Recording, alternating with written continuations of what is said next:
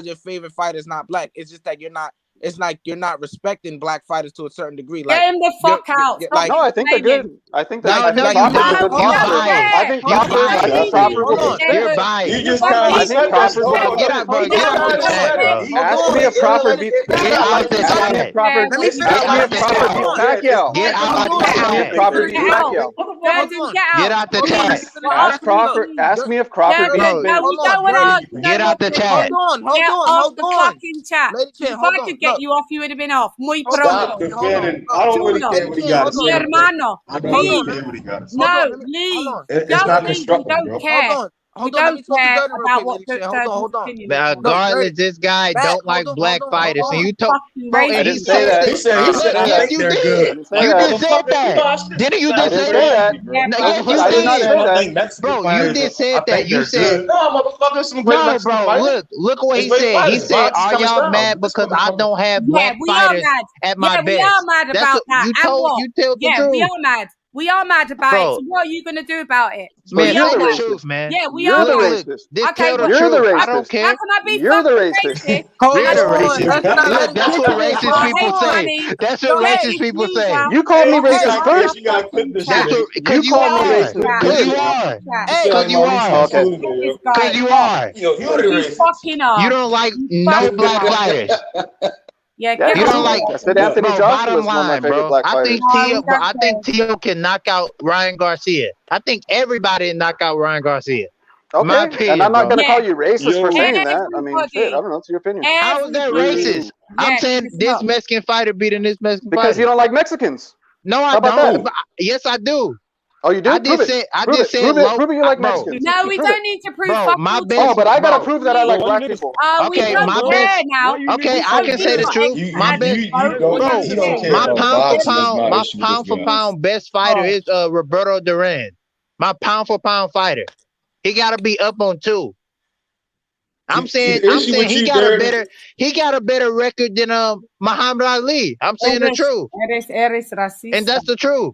Tú sabes. And that's why I'm not racist, because I'm telling the truth. Roberto Duran do have a better record than I have the Ali. same opinion. I rate Duran on my list higher than Ali. I would put Ali me too. As far as on my all-time greats, as far as you see what I'm saying, I can understand it. You see what I'm saying? Because are we talking about records? It's better. If we talking about what he did the ring, Mac. It's better. Hold on, Mac. Look, salute to Mini Max. What's your opinion on the Mini Max? Go ahead, Mini Max. Oh shit. Salute, I actually just stopped by, so I'm not even sure what the topic is. Just all right, what the topic is this racist motherfucker down at the bottom of the chat. Lady Chan, come on, let's not hold on, let's bro. He's racist. Tell the truth. You're racist. Hold on, let's not let it. Hey, Mini Max. The topic is Ryan Garcia hating on Devin Haney from the sidelines when he could have been the one in the ring. And all the fans hating and not really critiquing the fight and saluting the champion. You get what I'm saying? That's the topic. All the haters hating, instead of saluting, like how they saluted Ryan when he got his ass laid out. Yeah, I'll be honest with you guys.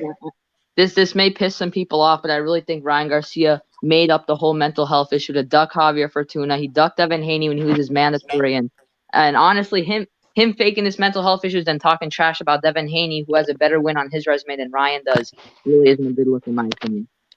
Yeah.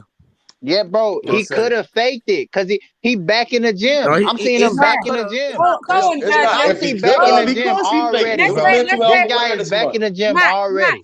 Let's hear what Durden says about this. Is Ryan faking mental health or is he really ill? Let me just hear what Durden says. Let's not interrupt. Nah, he don't want to talk. Ain't got no words now. Talk. No, Durden, bro. Yo, Durden's biased. Hey, because we know what you gonna say. We know what you gonna say. Are you guys gonna call Mini Max racist now? Just hurry up No, and Mini Max ain't no goddamn racist. He ignorant as a motherfucker, but he ain't racist. Oh my goodness. He's not racist like you. He's not racist like you. Kids don't know a lot. I think he's an intelligent young fella, but he's not like you, Durden. Durden, you You a piece of shit. Bro, you're telling me I have to say that Crawford's the best boxer, and then I get a pass? No, it's not that. No, it's I what did you it. said. I said, You do you like Crawford? You got mad when I said That's Crawford. all I said. I said, do you like Crawford? I never said that.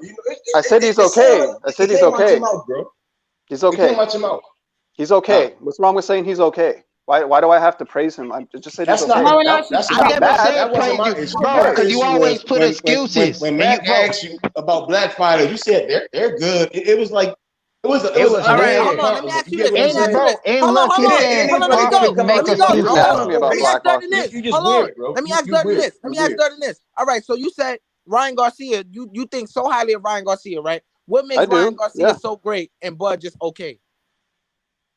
Well, no, Bud's accomplished a lot more than Ryan has. That's for sure. That's not boxing skills. That's not what I'm asking. Accomplishment skills. No, as far as prospect goes, skills goes, I think Ryan's got a lot of going for him in the future. Ryan has more skills. You know why? Because Crawford. No, listen.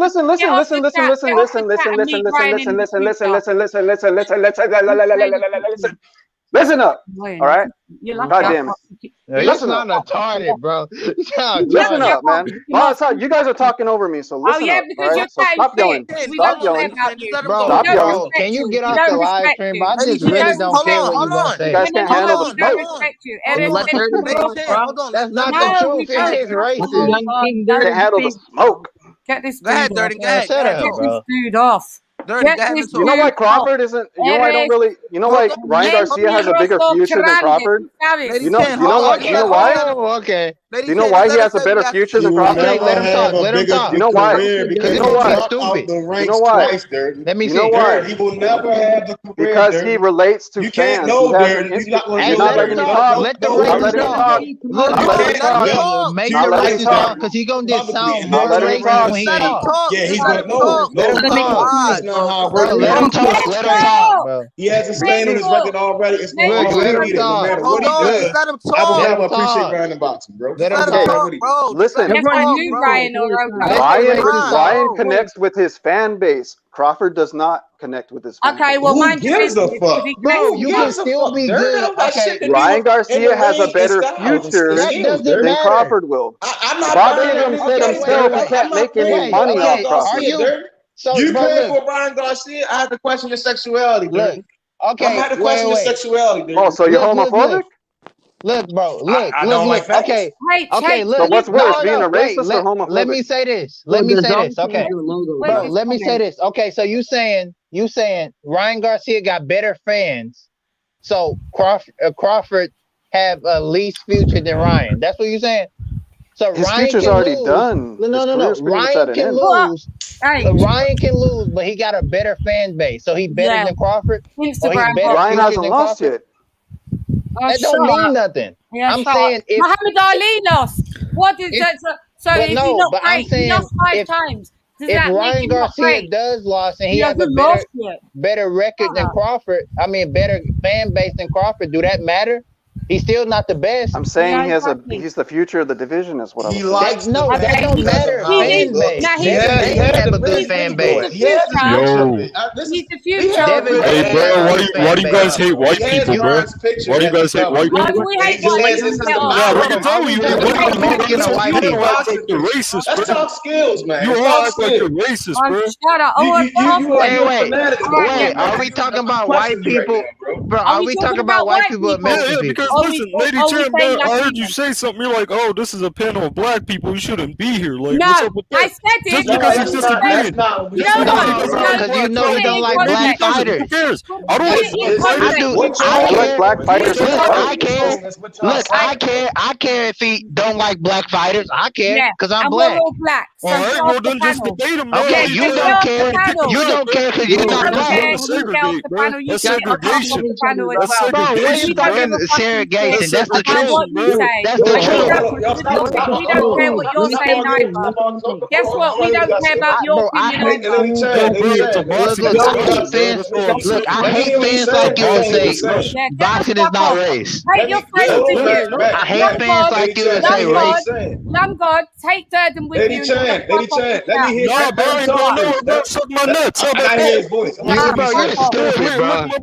Look, Look, you're stupid, bro. You're stupid. Get the fuck off. Take your friends. Why haven't you taken he trolling. He trolling. Y'all don't do no facts, bro. Y'all don't do no facts. Y'all just hate the black fighters for no reason. Hey, yo, can you guys Can hear I me? just say something? No reason. Can I get my opinion? I just jumped on. Hang on, he's addressed me. OG, He let said, OG lady, talk. Let OG hang on. talk. Yeah, He let's said, go see lady, OG. I What am OG said. Disappointed in you. Somebody's Yo, just shut up, bro. I don't care if you disappointed at nobody. Can I talk about this topic, Yeah, bro? somebody's just addressed me, so I'm just going to reply Alright, to come the on. chat. Come They on, said, OG, Lady Sham, yeah. why do you not keep the same energy when sisterhood hates on white fighters? You don't call him racist. You obviously haven't seen any of my lives. I actually go toe-to-toe with the LGBT. They're all black, and I call them racist. So what the fuck? I don't go with any type of racism, any type of angle. So if that Come on, answers your OG. question. Come on, OG. Okay, yeah, you guys are bringing up good points. OG, don't talk about the race. Let's go talk about boxing. No, I'm gonna speak about Devin Haney, bro. Devin Haney, he had a good performance. I like what he did, bro. But at the same time, man, fuck niggers, fuck y'all motherfuckers, bro. That's all. See what I say? What I say? I told you. I said, bro, that's your people. Look, I said, that's the people. Bold, bro. They bold. Look, that's the people. You see, bro, that's the people. Look, that's the people I'm talking about. I'm not going to stop. That's the people. Don't worry. That's the racist people I'm talking about, bro. The racist people. Let me try Ruin boxing. Let me try Ruin boxing. Them racist people ruin boxing, bro. That's not right, bro. I'm gonna be honest, bro. Hey, let me chime in. They ruin That's boxing. not cool, bro. That's not cool. Let me chime in. Let me chime in. Maybe this is why Y'all just heard that. Maybe this is why Devin Haney's receiving the hate. We just see That's the truth. That's Devin Haney. Bro, that's Devin Haney. That's the people who don't like Devin Haney. That's the people who don't like Devin Haney. That's the people who don't like Devin Haney. Let me chime in. So, I ain't racist, bro. I said racist. So this is where we at, right? I told you guys this though, didn't I? Hold on. I got you, man. That was a dead racist. Hold on, check it out. That was your people, wasn't it? That was your people. Let Minimax talk. Hold on. Listen up. So this is where the guy was, right? This is what the guy said. So he said that Ryan Garcia has a better future than Crawford, right? Did I hear that right?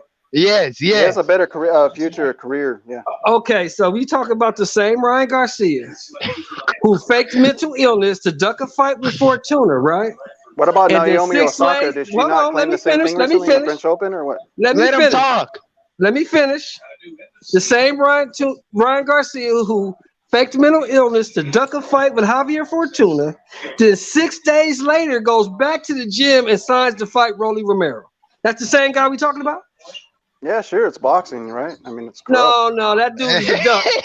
Because everybody. Okay, he's a duck, but he's still the future. Hold on, everybody knows he can't be the future and be a duck. Did Crawford not duck Rolly Pacquiao Romero's in his trash. No, he did. What? He's a worse fighter than Javier Fortuna.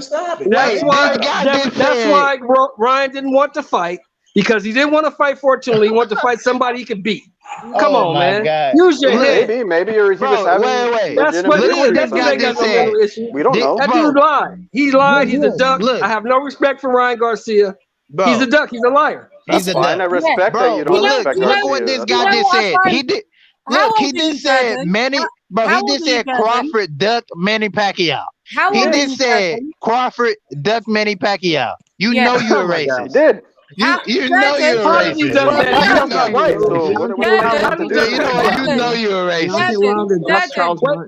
How did he duck Pacquiao? I want to know how he did that. He just said that. He just said that. Brandon, how old are you? If you don't mind me asking. I'm pretty old. Huh? Pretty old. In your 30s, 40s? Wait. 30s, 40s? 30s. It's worrying to me that you've got a picture of a fucking 22-year-old as your AV. That's sad. He might be. Yeah, he's a good-looking guy. He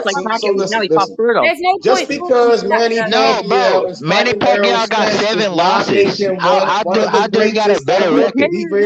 That is why he's great, because he was willing to lose to be great. Unlike Mayweather, who's not willing to lose. No, he Can I was explain this? willing to lose. He All right, was was he? willing to Let's see. lose. He go to Mayweather weight was never classes. He willing to go to lose. like 3 or 4 Did he? weight classes. What? He going to Hold 5 on. or 3 Never weight willing to lose a classes. fight. What are you Hold talking on, about? hold on. Ryan He Garcia never is not fought going to the 3 weight fighter classes. He's not in his moving up. prime at the Wait, time. wait, hold on, He hold on, is hold on, not hold on. moving up. So you saying Hold on, 40 y'all. fights Hold were on, fixed? y'all, because y'all No, I going didn't say back they're Bro, and you fixed. know He how fought many? fighters when they Hey, were Matt, when he hold on, fought Matt. Shane Hold on, Mosley, Matt. it wasn't Hold the on. best Shane Mosley. If You he fought done, the Bro, best Shane yes, Mosley, it Shane Mosley was. would have knocked his ass You out. done No, it Let's be wasn't. honest. Shane Did Mosley Shane would have Mosley knocked beat Mayweather out. him? Let's be honest. But that was the prime Shane Mosley. When That was not the Canelo prime fought Shane him, Mosley. when Canelo fought him, that's who was No, it when Hold on, when Matt. Shane Hold on, Matt. Mosley was off. Matt, hold on. Shane Mosley was 39 years old. No, it wasn't. Come on, man. As far as Manny Pacquiao fighting Errol Spence at 42, right? And that's a good thing. You know, he has to win the fight. You know, he has maybe have a belt on the line. Floyd has already achieved what he had to achieve in boxing. And within his achievements, Manny Pacquiao was one of the fights that he accomplished. No excuses. He barely even lasted against Manny Pacquiao. He beat him convincingly, wasn't even close. I had to turn the fight off. In a defensive campaign, I can't pay to watch this fight. Bro, you don't make sense. So you ignore him, bro. He argued like a. I box. I'll outbox any of you motherfuckers in this panel. I'll outbox any of you guys in this panel or anybody you know on YouTube. I don't want to box you. I don't want to me. I don't want you to box me. I don't want to with me. I'll guarantee you. I'll give you a master class. You don't care about boxing. You should. Why is it a coincidence? Everybody who don't like is black. Yeah, we don't why, care. bro, why is it a coincidence? And your gran. Look, why is it a coincidence? Everybody he don't like is black. I didn't say that. Dude, you're putting words in my mouth. Okay, is this a coincidence then? It's a coincidence. Matt, I've already been ticked off. Somebody just sent me a message. They told me that he does this racist. He's a part of that like Aryan type of shit. Aryan Nation. Someone just told Spaniard. me. Someone about the Aryan Nation. Someone just told me, and Spanish. You said you can outbox anybody on the panel. Yeah, well, I'm you can outbox me. You can outbox me. I'll outbox you. No, I actually box, stupid. I actually box. I'll get in the ring with you. You want to get in the ring? You should be able to outbox me. Yeah, bro. Yeah, I'll get in the ring with you. Yeah, I'll box you. But I'll slap you, bro. I'll slap you. I'm an old man. You should be able to outbox me. That's not saying too much. Shelton's maybe old, but the other guy. Outbox me. All right, outbox me. I promise you. I'll outbox you, Mac. I'll outbox you. Bro, I promise you I won't let a fruity boy like a gay boy outbox me. Wow. You know how embarrassed you'll be getting your ass beat by a gay fucking Latino? I swear I ain't even gonna play with you. You will never show your face again. You're not a fighting guy, bro. Don't care. You're not the fighting guy. You the loving guy. You the huggy guy. My hands are too gonna be hugging and shit. He gonna want to hug. He the huggy guy. Let's get back to boxing, fellas. Let's get back to boxing. Let's get back to boxing. Let's get back to boxing. Stop all that bullshit. Let's get back to boxing. This guy gay. Why is he coming back on? Hey, but look, get him off the panel, bro. Get this racist off the panel. He pulled us a nigga. That's the same one. Get OG off the panel, bro. No, that's not OG. That's Jose. That's not. Jose. Listen, Jose, a different person. Man, bro, that's Ryan Garcia fans, bro. Fucking listen, he's a different person. That's Jose, bro. He's cool. He's straight. Oh, that's Jose. Hey, but that's Ryan Garcia fans. Of all the prejudice, that's Ryan Garcia fan. Ryan Garcia fan. That's fine. That's fine. That's okay. Ryan Garcia fans, bro. That's okay. That's okay. That tell you why they don't like Devin Haney. That tell you why they don't like Devin Haney. They can't compromise the skill set. That doesn't matter if they like him or not. He's still a professional fighter. He's still getting paid. He's in the top 5 of the division, and he's gonna be the man eventually. He got to get the fight to Tio. I hope it will to them people, bro, because they hate Devin Haney because of that. Just because how he looks. And that's fine. I got a question for the panel. I got a question for the panel. Okay, go ahead, DJ. Go ahead, DJ. What do y'all think Devin Haney can improve on? He needs to improve on. He needs to improve on staying engaged and staying engaged in the fight and not taking a fucking. If you don't have power, you don't have power. Start. Say it again, brother. Hold on, fellas. Hold on. Here I come. Hold on. He needs to work on. I'm sorry, but hey, he needs to work. Look, Method, you're gonna moderate the panel. You gotta go one person at a time. So you ask each person the question one at a time. So here it goes. I responded power, and then he said you can't improve power, and then they're not letting me answer back to them. Hold on, Mini Max. Let Brother Shaw finish his thought. I was talking first, Mini Max, but that's okay. Here, he needs to stay engaged in the fight. In the Linares fight, he got complacent, and that's why he got caught. He was winning the fight convincingly. He got complacent. That's why he got caught. He needs to work on stamina and staying engaged for 12 rounds, not taking his foot off the gas. What do you think, Mini Matt? I think he got to work on his power. And I know someone say he can't improve power, but Jermell Charlo was a guy that had barely any power before. He wasn't known as a puncher. He's knocking everyone out probably the biggest puncher at 154. So you can definitely improve power. We've seen it happen time and time again. Even to a lower extent, someone like Canelo Alvarez. I'm not a Canelo fan. I know he's on my picture. I'm a Triple G fan. But, at 154, he's barely moving guys like Cotto. And, coincidentally, magically, I'll even say at 175, he's knocking out Kovalev and hurting Saunders. Yeah, We know it's the Canelo. we know it's the Let him beef, but we finish, know every fighter's on steroids anyway, so I don't really even care anymore. What's your opinion? What you think, Matt? Man, I think he need to improve first on his mindset. I think he improve on if he outbox a person, don't let the fans get in his head. Because he let that get in his head. That's why he got hit. In my opinion, he didn't try to outbox him, do his style. He shouldn't have did his style in the first place. He should have never got hit in the first place. That's what I think. What do you think, Lady Chan? Everything what Matt just said, I agree with. Same. What about you, Jose? Salute to you, Jose. What's up? Yo, what's good with it, guys? Wait, so what was it again? What do you think Devin Haney should work on or improve on going to after his last fight? His offense needs to be his defense, honestly, because I feel like he caught in some rounds, not all rounds, in some rounds. So you mean improve his defense then, not his offense? Oh, okay, yeah. No, like his defense needs to be like his offense. Yeah, that's better. Yeah. Okay.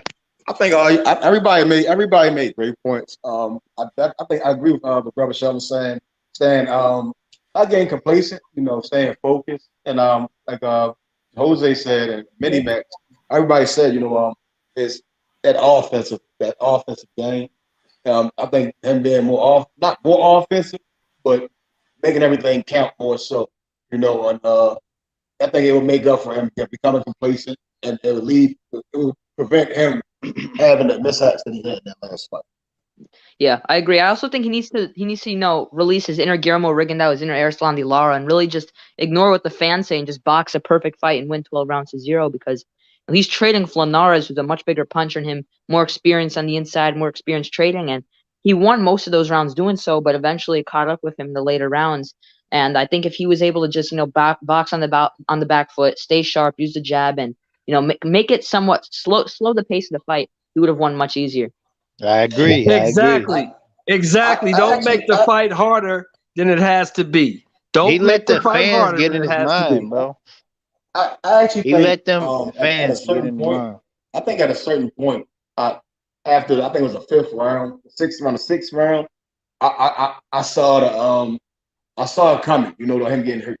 I just felt it. You dig what I'm saying? Like that's what he was doing, and that's when I was like, this motherfucker gonna catch him sooner or later.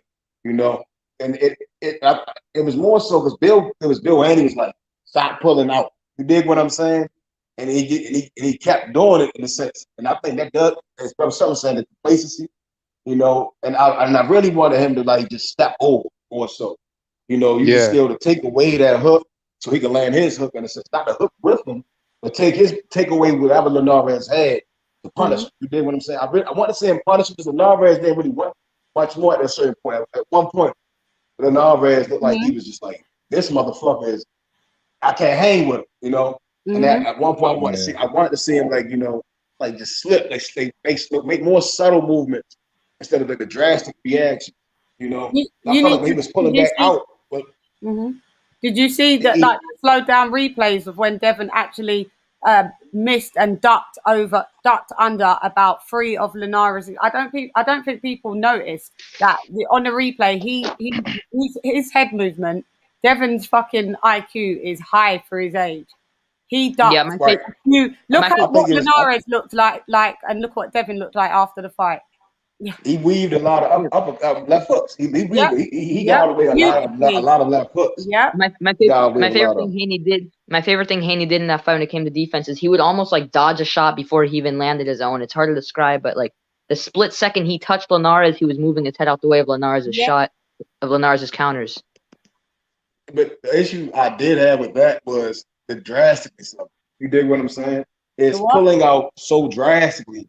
He can't truly capitalize in a sense to create more penetrate more. You know, be more effective. I'm sorry, y'all. Let me address this comment. EA said Linares said he barely felt Haney punches, and when Haney asked him his power to compare it to Lomo, he didn't answer. He just said, "You got power." Yeah, let me talk about that because when Devin Haney. Let me say this. Let me talk. When Devin Haney asked Linares how was my power, Linares said it was good, and then when he did an interview after that, he said I didn't feel his punches. So which one is it? First, when you in front of the person, you say, "Oh, you got good power." Then when Devin Haney is away from you, now you saying he don't have power. Linares is a fucking liar. Yeah, no, he's not a man, bro. You gotta judge a man face to face. That was a fucked up move, but what I think it was is that he was in front of Devin's dad, and it was almost it's still a rat What move. a coward. But what I'm saying, he probably just accommodated it. Like, yeah, you did everything well. Yeah, you have power. But I just think he was doing it just to be like, because Bill was there. And, do you know what I mean? Of course, Devin Haney had power. He heard it. Let me say this. I'm going to step out because, his wife was there. Now, you got to be a man of honor. Be a man of your word. Because I seen Devin Haney hurt him with body shots. I seen Linares on the ropes, and he was hurt. So he's a liar. That's what he is. That's a full lie, bro. Full lie. He's not being a man. What's the next fight we got? What we got next? Oh, we got Shakur. Shakur's next, right? Important this week. We're not talking about that Floyd Mayweather. That's not a fight. No. I said Shakur's next, right? Shakur's on the 12th. Hold on. I'm trying to quickly say. Shakur's next, right on the 12th, right? No, Camboso, Tio. Daniel Dubois. That's the 19th, Lady Chan. That's the 19th. Daniel Dubois. That's the 19th. Shakur's next on the 12th. Right, go ahead. I think Max has something to say. Go ahead, Max. Yeah, I'm trying to say that Daniel Dubois fights on June 5th also against Bogdan Dinu, which is I know. That's a good fight.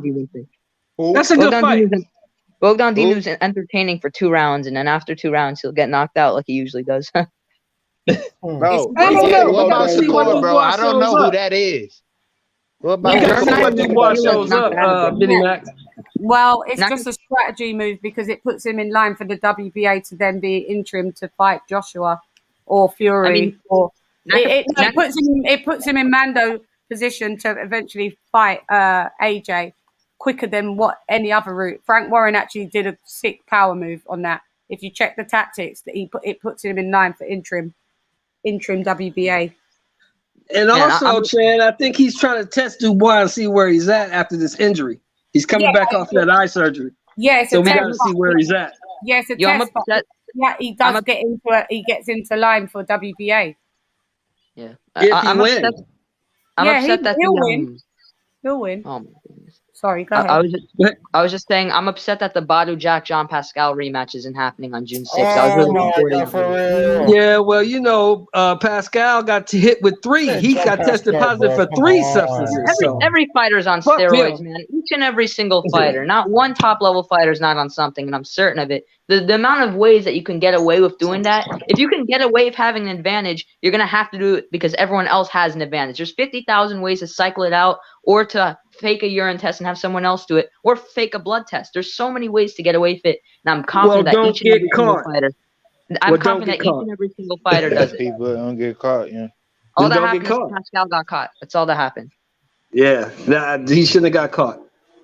Yeah, that's he should have got caught. I messed about that fight. So we got Shakur next, right? I'm gonna say this. I disagree, Max. I disagree. We can't take away from the clean athletes in the sport of boxing that put in the hard work. We can't say everybody, bro. That's not fair to the clean athlete. But how do we know who's clean? Because there's so many ways to cycle it out. They didn't get it because we have VADA tested. We have UCAD. Let me say this. We have VADA. We have UCAD. They've been testing, bro. So we can't say everybody. It's not fair. Now, let's see. EA Loop with the super chat. He said, "What black fighter y'all think can?" He said, "What black fighter y'all think Tio can beat?" Haney and Tank. He can't even spell. He can't even spell. I mean, he said, "What black fighter y'all think Tio can beat?" So he beat Richard Comey that was black. I don't even know. I bet he can beat bum black fighters. I bet he can beat bum black fighters. Bro, Teofimo Lopez he could beat a lot of fighters, bro. Don't matter what race it is. It ain't about race. Like Nick, people Right, get but y'all fucked up talking about. this I'm race talking shit. about the Bro, big it's about ones, who bro. got the best fucking skills. Get this race shit out of boxing, bro. Yeah, I don't know know. I know it exists in the sport of boxing. It always existed in the sport of boxing. But Teofimo Lopez is a very good fighter, bro. He's a good fighter. He's number one. No matter what you like to say, he's number one at 135 right now. He's number one. He got the belt. And I'm not saying that. Yeah, I'm saying, bro. I say T.O. is way more better than Ryan and all the money, bro. I think he the top 3 with Devin Haney and Tank, right? We're gonna know that he's not undisputed though. I think he beats Haney. Honestly, I'd pick him to beat Haney. Okay, that's good. That's good. Okay, the other guy was racist, bro. Okay, that's good. And that's good. I'm not saying you racist. I think Haney beats Teofimo Lopez. I think he got better skills. I think he can outbox him. That's what I think. And we will find out when they fight. We will definitely find out. We can disagree, bro. We can disagree. Yeah, we can definitely disagree on that. No, he's not undisputed. Here's the thing, though. Now, here's the thing, Mini Max. This is a question for you. What's next for T.O. if he gets past Kambosos? He will. I think he's gonna move up and probably face. He's gonna. I think Taylor's gonna try to go up to 147 for Crawford. I think he's gonna move up and face someone for a vacant title, either Jose Ramirez or Arnold Barboza or some random. So we forgetting Devin Haney.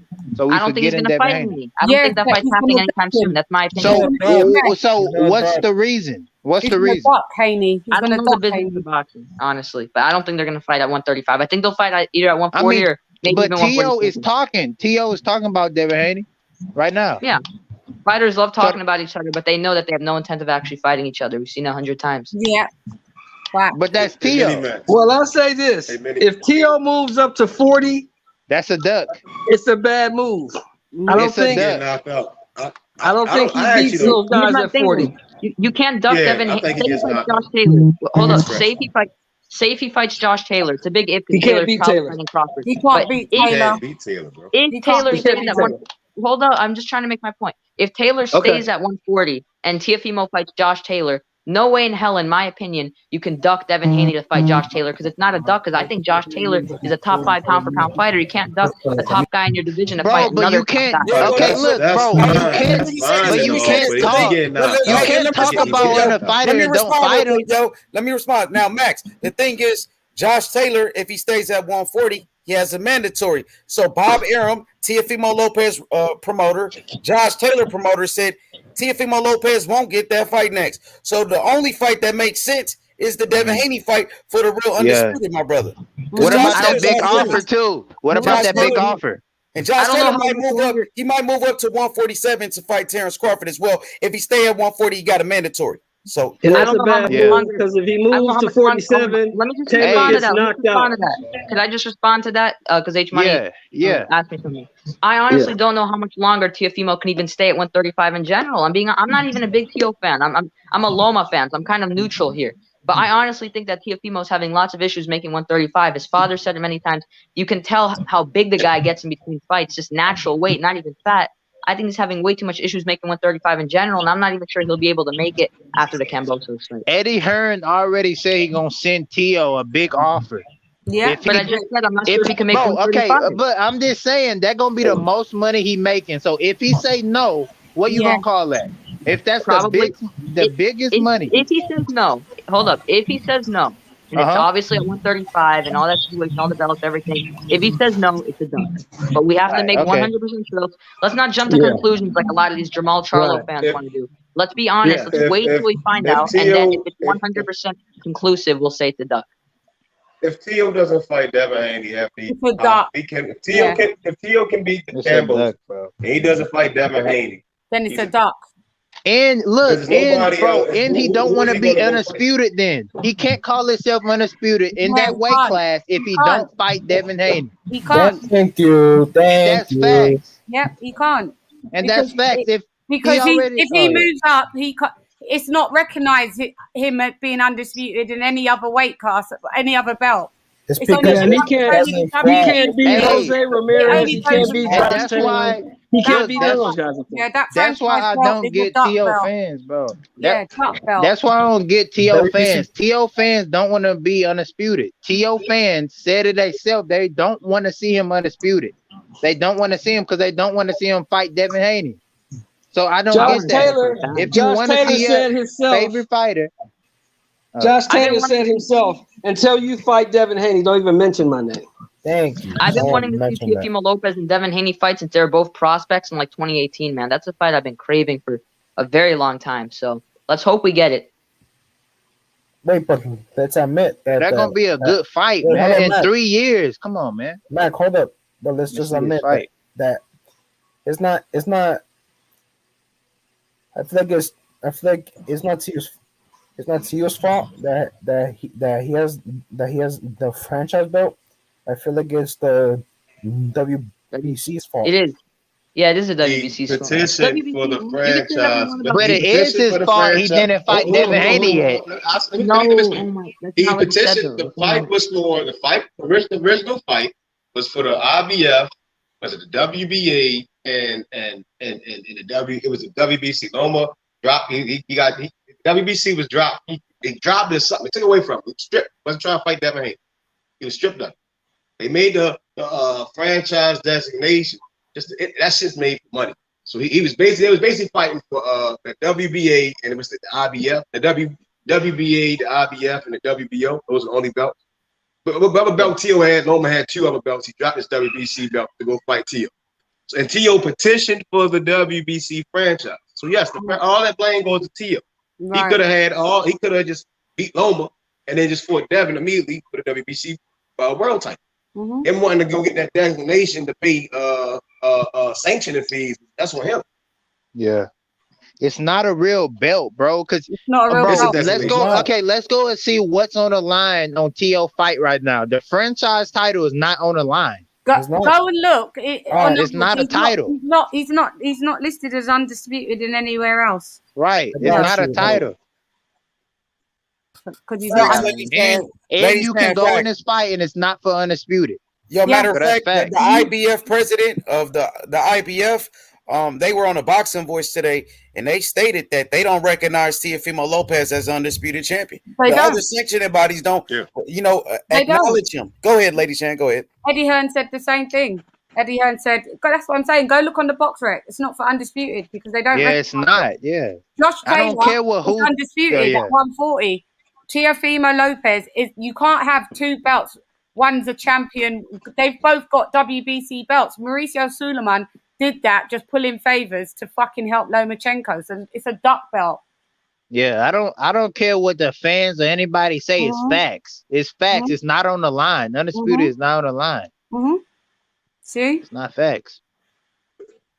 But that's why certain platforms and people were telling Devin to Bill to drop the WBC belt. So Tio could easily pick up the belt and say he was undisputed. Hopefully, if Ryan would have picked up the belt, that was the game they was running game. That was going on. Yeah, I know that won't happen. Yeah, and those people know who they are, and this fucking people don't disrespect to the Lomachenko. Fuck y'all out there. Lomachenko should rematch Gary Russell. Nah, I want to see that rematch. Gary fights once every 2 years now, man. I don't even know what he's doing next. He's small for 126. If he fought Loma now, he'd lose a lot clearer than he did the first time. I like his brother more, Antoine Russell. Me too. I think Antoine Russell can knock out Tank, in my opinion. Who is now? Shakur fighting.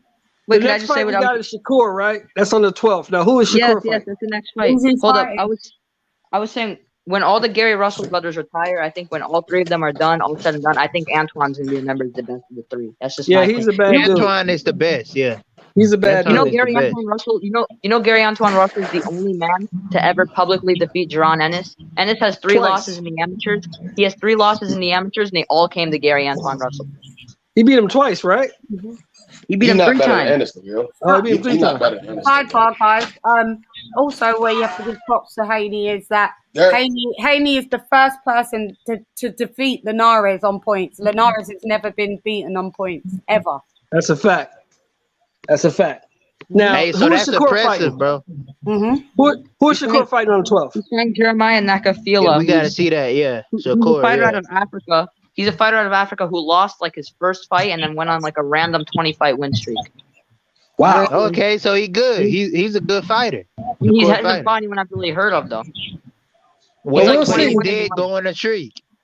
We gonna see. That's the next fight. Then after that, do we have a title? Do we have a title? No. Okay, No, so he just defending his title then. That he just defending his title.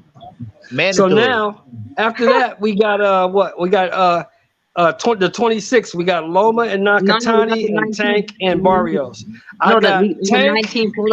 Hold on. On the 19th, you have Naoya Inoue fighting. You have Jamal Charlo fighting. Munguia's fight got scrapped. We also have Teofimo versus Cambosos. Oh, that's right. That's right. Let's talk about those, people. Let's talk about those. What about Jamal gonna knock him out, bro. All those fights are mismatches, man. All of them. I don't know. I don't know. I think Jamal beats him. I think Jamel beats him on points. And Jamal, I think Jamal knock him out, bro. At least it's going to be. Isn't Jamal? Hold on. Isn't Jamal fighting this one? Jamal. What about Jamal? When's Jamal's fight? Jamal's doing that. Jamal fights in July. Jamal fights in June. Yeah, I'm going to Jamal the knockout. Oh, Jamal's fighting Monte Cristo or somebody, right? Yeah, Monte got stopped in 3. That's an easy fight. Monte got stopped in 3 rounds by Jaime Munguia. He's not very good. Yeah. I don't even know who that dude is. So Yeah, it's gonna be a knockout. I don't know who that fucking dude is. Okay, so we got Inoue. Who is he fighting? Michael Dismarinas, who's his mandatory for the IBF, I think. He's How a do we fighter. see it? He's a fighter. I think it's on ESPN Plus. He's a fighter out of the Philippines who I don't really know much about. Okay. Well, we'll see what happens. I don't know too much about either of them, to be honest. I know who Inoue is. I think the Inoue fight was a set in place for the winner of what's his name? Casemiro and Rigo. So then whoever won that, they had for Inoue. Yeah, that Rigo fight got scratched though. Showtime's already saying that the winner of Casemiro Rigondeaux is fighting Donaire. Oh, okay. So now let's move on. We had who else we got on the 19th? We had Jamal. We got Inoue. Who else is on the 19th? Jamal. Teofimo and Cambosos. Oh yeah, well, yeah. Everybody's Isn't picking Donaire with Teofimo. PBC? Who? Sanchez Jr. Isn't Donaire I with go PBC for the sometime? upset, bro. Yeah, the Donaire's with PBC. Yeah. Sanchez Jr. I don't know. I don't even know Cambosos though, so yeah. I don't even know Cambosos. Okay, so let's move on to the 26th. We got Barrios and Tank, and we got Nakatani and Loma. That might be an upset. That might be. Barrios is good, bro. I got Loma getting stopped, and I got Tank getting stopped. No, we don't. Whoa. Okay, are you gambling on that fight? That's crazy, bro. That's look, you, bro. We don't even know Loma, bro. I'm betting Tank getting stopped. I already got my bets laid down on Tank to get stopped. Man, Nakatani almost lost to Felix Verdejo, man. I don't think he's gonna lose to Loma. Yeah. This fight. I think bro, I'm so sorry, you think Loma can't be I just want to say Nakatani? one thing. Ryan Garcia is a punk bitch. Fuck Ryan Garcia. Well, I think Nakatani's gonna bully Loma. I don't know, bro. Nakatani doesn't really have an inside game, beat, man. but dang, bro, y'all underrating this guy. He's still a good fighter. Yeah. One of the top. He's still one of the top Loma's fighters. overrated, bro. I mean, that's your opinion. I can't argue with your opinion. I think the motherfucker's overrated. Loma's overrated, but look how he did against Linares versus how Haney did, bro. Similar performances, except he fought a much better version of Linares. You can't. That's triangle theory. Don't try. That's the triangle theory. We don't subscribe to that. I think that might. Okay, I'll go for the upset for that. Because Loma did. We don't subscribe to the triangle theory. We can debunk that. So Max, I go for that upset because I'm sorry, Max. I got a question for Max. Max, you said who was you talking about? Loma versus Linares? Is that what you mentioned? But you remember, Loma got dropped, right, by Linares. Yeah, flash knockdown, but he got up right away and won the rest of the round and stopped him a few rounds later. Yeah, he got dropped though. He got dropped. That doesn't matter, right? He got dropped. Can I just answer? Because when you guys say something to me and I try responding, everyone talks over me. And okay, Max, go ahead. So Loma got dropped. He beat the count. He won most of the rounds after and stopped him. When Haney got buzzed, not even dropped, he was badly hurt in round 11 and held throughout most of rounds 11 and 12. Haney clearly won the fight and had a very good performance, but you can't make a big deal out of Loma getting a flash knockdown where he got up immediately, came back and stopped him a few rounds later, and then ignore Haney where he got buzzed and it seemed like he never truly recovered the rest of the fight. I thought he did, Max. He only got buzzed. Let me say this. I thought he did recover, Max. He came back in round number 11 and he was fighting. Now, getting knocked down is worse than getting buzzed. Yeah, but here's the thing. Loma wasn't even hurt when he got knocked down. Look at him. He got up immediately and was not shaky at all. But that doesn't matter. If you get knocked down, that's telling you got a knockdown. It's just a buzz. A buzz is not counted. A buzz is not counted, right? But could I just ask a question? A buzz is not counted. Could I ask a question, please? Look, okay. Am I not allowed? Who stopped Linares out of the two? Who's the one? If you guys care so much about him getting knocked down, answer this. Who's the one that actually got the stoppage against a better version of Linares? So you're diminishing. How do you know it's a better version? Hold on. Well, 3 years younger than that doesn't matter. He's still young. Let me answer the young brother's question. Now, he did get the stoppage, but at the end of the day, he took more punishment. Now, when somebody, let me finish. Now, when somebody gets knocked down, that's a 10-8 round. If you get buzzed, it's not a 10-8 round. So, to be honest, Devin Haney was younger than Lomachenko. He's only 22 years old. He hasn't even reached his prime yet. So he's going to get better and better, my brother. Now, I would say Devin Haney had a better performance. He won more rounds in my book than Lomachenko did against Linares. It was very close between Linares and Lomachenko before that stoppage. Yeah, but here's my thing. Here's my response to that. So you bring up Haney's age. You say he's 22, which is definitely true. But you guys act like Haney can easily beat Loma and school him now. But when it comes to their performance against Linares, you guys. Why am I getting talked over? I'm just trying to answer, and people are talking. Loma was in the amateurs. Look. All of his career. Could I just answer what he said to me? Okay, wait. Look. Let the young man answer the question. Yeah. And he's talking over me. So you guys say that, Haney, he's younger than him, which is true and all that stuff. But you guys act like Haney's so much better than Loma already right now. So you can't use his age for one thing and then ignore it for the other. Wait, okay. So you saying Linares? So are you gonna say? But are you gonna say is Lomachenko too old? After Devin Haney beat him? Old one time. Hold on, let me answer. Okay, you said, so why are you saying Linares? Okay, no. So why are you saying Linares is so old with Devin Haney? I didn't say that one time. Now you're putting words in my mouth. I said Linares is the worst. You just said a better version, didn't you? You're not letting me answer. You just said it's a better version. Oh my goodness, let me answer the question. So you said, let me answer. So you said that I said Linares is so old. I never said it. I said Linares is a worse version because after he lost to Loma, he got stopped in one round by Pablo Cesar Cano. So you tell me what's a better fighter? A fighter with a world title coming off a huge win streak, I believe at least 10-fight win streak, or a guy who lost to Loma, got stopped in one round by Pablo Cesar Cano. But he always gets stopped. But don't he always get stopped? Tommy Hearns got stopped by Marvin. Don't he always get stopped? And he wound up knocking out Roberto Duran. I don't get. You can't. Let the young man finish, bro. Let the young man finish, bro. Please. You just don't let him finish, H-Money. They keep interrupting me every time I try making a point. So I know he always gets stopped, but he was on a 10+ fight win streak with a world title. After he lost to Loma, he got obliterated in one round by a guy not ranked in the top 50. But he always gets stopped, so I don't care. Not letting me finish again. Just let me finish my point, please. After that fight, he gets stopped in one round by a bum, honestly. Pablo Cesar Cano's a nobody. He got stopped in one round, came back, fought 2 nobodies, struggled in both fights, then fights Devin Haney after nearly a 2-year layoff. What weight class was that at? Bro, why every time Devin Haney fights what weight class was that at, Mini Max? What weight class was that? Against Pablo Cesar Cano? 40. Didn't he move up in weight? That was 40. He moved up to 140. All right. Thank you. All right.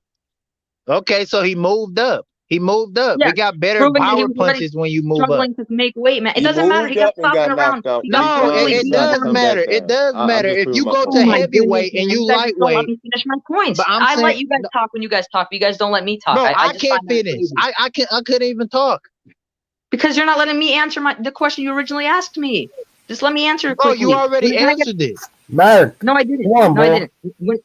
When a guy gets stopped in one round, you're telling me they don't take punishment, getting dropped 3 times and destroyed in a round, and their belief in themselves doesn't go down. You think that? You think he was the same confident guy as he was when he fought Loma for over a 10-fight win streak and a world title? I don't Maybe know. he I'm not did go inside that up. guy's mind. Look, he did go up, so he had to be confident to go up and think he Oh my gonna goodness. fight the guy going up. So he got to Pedraza be got knocked confident. out. But He Pedraza fought a got knocked bum. out by Tank Davis, and then he's now at 140 campaign. That You see what I'm doesn't saying? matter. Huh? No, I'm saying I'm using that as an bums. example. I'm saying Linares learned the lesson that he couldn't go up to 140 when he got knocked Right. out. You can't use Kano at 140 and Linares after him fighting and losing his title to Loma at 135. Then going to 140 to fight a guy who was campaigning at 140 that beat him to say, well, to excuse him losing to him. Yeah, You see so what I'm he saying? had That's kind confidence. of what you're doing. You're excusing. Yeah. He So you're lost. telling He me a guy lost. He who's lost. 30 He got years old, outboxed is the difference. He got outboxed. Linares, who's You already can't. in You his say mid-30s when he fought Loma, he goes up, he loses another fight. So he's coming off back-to-back losses. He comes back, fights some random guy in Japan, gets hurt multiple times and wins a decision, then fights Carlos Morales, gets cut and struggles in that fight, and then has nearly a 2-year layoff before fighting Haney, is better than him when he fought Loma on a 10-plus fight win streak and the world title. And the ring champ, by the way. Anything? I'm That's a not. good I'm not point. You getting can't what you're argue saying. that point. I can't argue that. I That's don't a know, good but point. That's a good point. I think Max was right that Loma fought a better version of he got a good Linares. point, He's bro. right on that. But at the same time, I think Haney had the better performance because Haney won more rounds. Haney didn't get dropped. He got hurt, but I think people over exaggerated Mini Max that Haney was so hurt. Man, if he was so hurt, why he didn't go down? If he was so hurt, why? If he was so, if he was so hurt, why he couldn't finish him? He wasn't that hurt. I think people are trying to make it bigger than what it really was. To be honest, I agree. And Linares never got boxed, I right? agree. H-Money, I agree with you for sure. I think people are definitely overreacting. He was a little buzzed, and he clearly wasn't 100% rounds 11 and 12, but people acting like he was out on his feet about to get stopped are definitely wrong, and I think people need to give Haney more credit for his performance because winning rounds against Jorge Linares is not easy. It's one thing to knock him out, but to win rounds against him and outbox him, that's not an easy thing, especially against a guy as good technically as Jorge Linares. Yeah, Linares never got outboxed. That's true. In the first So place. now Wait, that's what I'm saying. so So that how means can we Haney sit is there a and better say boxer than how can we sit here and Lomachenko? say what kind of Linares is in the ring when he said he was in great shape? He said, you see what I'm saying? It's like you can't put what you think on how he felt in that ring. You get what I'm saying? Right. And that's all I'm saying. I can't say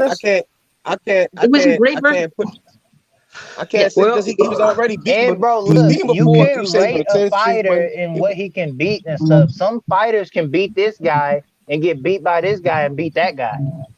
I'll tell you this. I mean, just like Ali, he got beat by Joe Frazier and then he beat George Foreman. So you can't just rate that on this person that beat this and beat that. You know, the triangle theory is really dumb, so we can't use that. And on the side note, Boston just got smashed up out of here. They're going home. Adios. Expected. Yeah. As I was saying before, it was a very good version of Linares. We can't act like he was this bad fighter.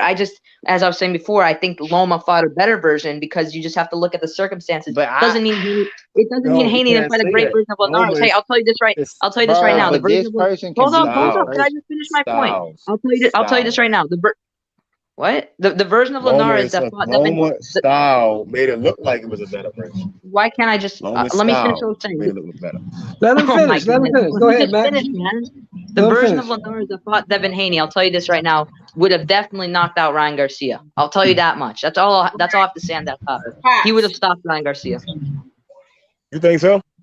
I know so. I think so, man. Look at the tough Ryan's getting beat by against Luke Campbell. His defense is awful. I'll give Ryan that respect. Ryan would have knocked him out. No, he wouldn't. I don't think so. Ryan Ryan got dropped. No, wait. Okay, bro. So look. Ryan got dropped. Didn't Linares beat the guy Campbell? Campbell. Yeah, Campbell. A minute ago, though. Didn't Linares beat Campbell? A minute ago, you guys just said triangle theory doesn't work, and now you're using it. Doesn't work. It doesn't work.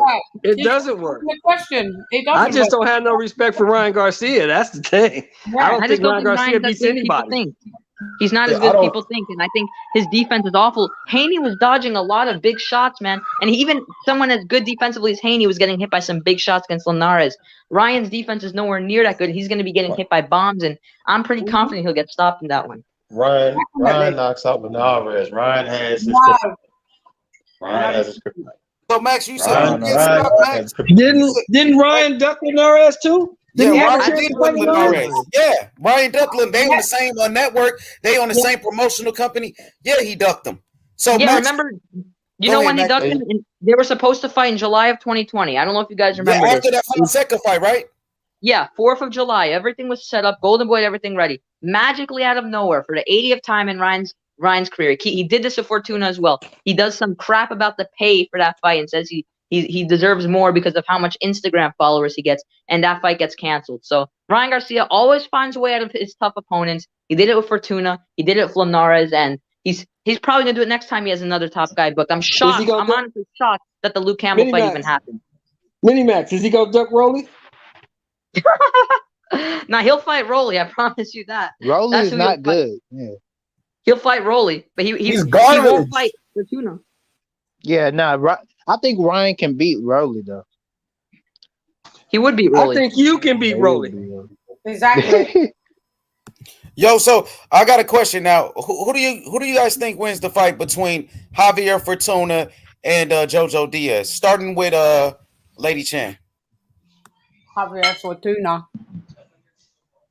Explain why, Lady Chan. Javier Fortuna.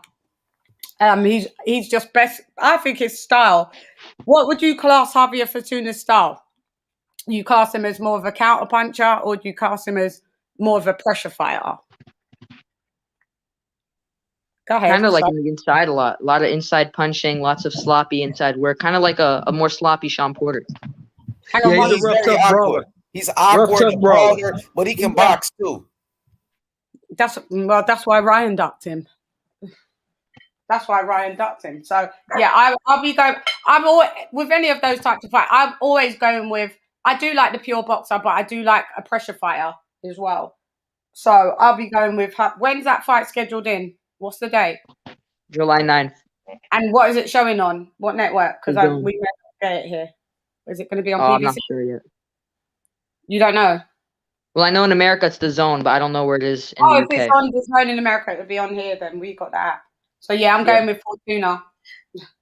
I'm going to do an official. I'll do all of those official predictions though. So stand by. Yeah. All right, I got. Go ahead.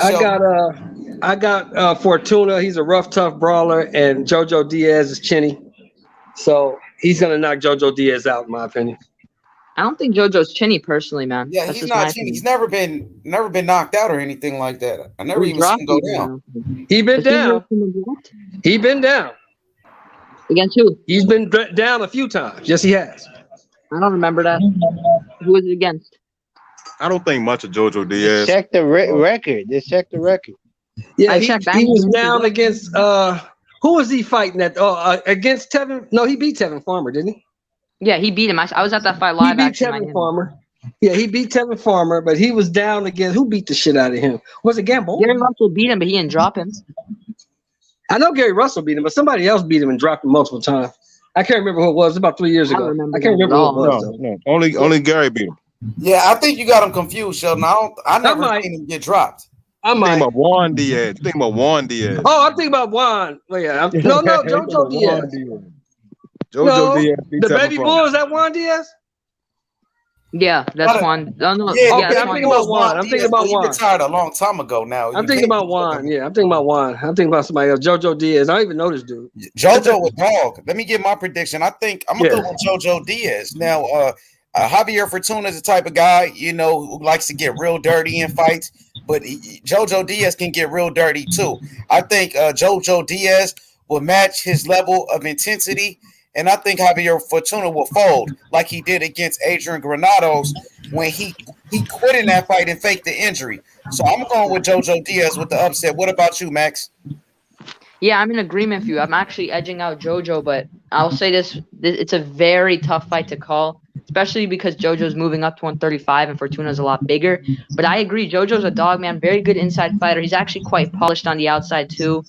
Good speed, good fundamentals, and I see him winning a very tough, very tight decision. I also think Golden Boy's backing him here, so it's a very close fight. I see JoJo getting the nod on the cards as well, but it's going to be a tough one, and I think that's actually a very solid fight for Devin Haney, the winner of this fight. I think obviously we'd prefer someone like Teo, but if he's going to fight another contender, I think someone like JoJo or Fortuna is a great start and a great step in the right direction. Yeah, that's a good matchup. I like that too.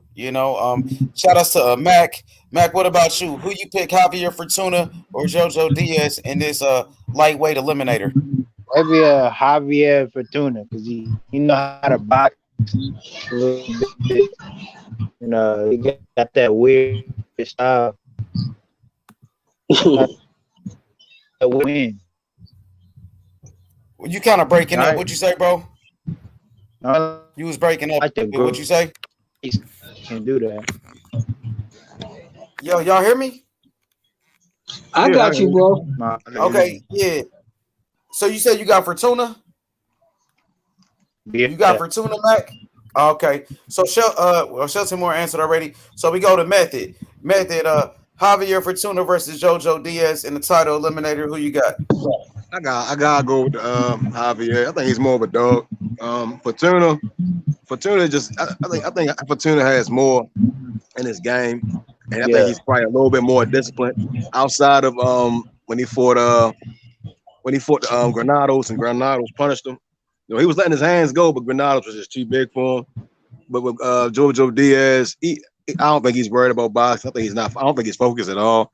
He came in out of shape. He seems to be worried about women and the celebrity life. He's enjoying it. I think he's going to get embarrassed when he fights Fortuna. Okay, Jose, who you pick? Jojo Diaz or Javier Fortuna in this matchup? Yo. Yeah, I hear you. All right. Well, compared to Diaz and Fortuna has been knocked out in his career. He's been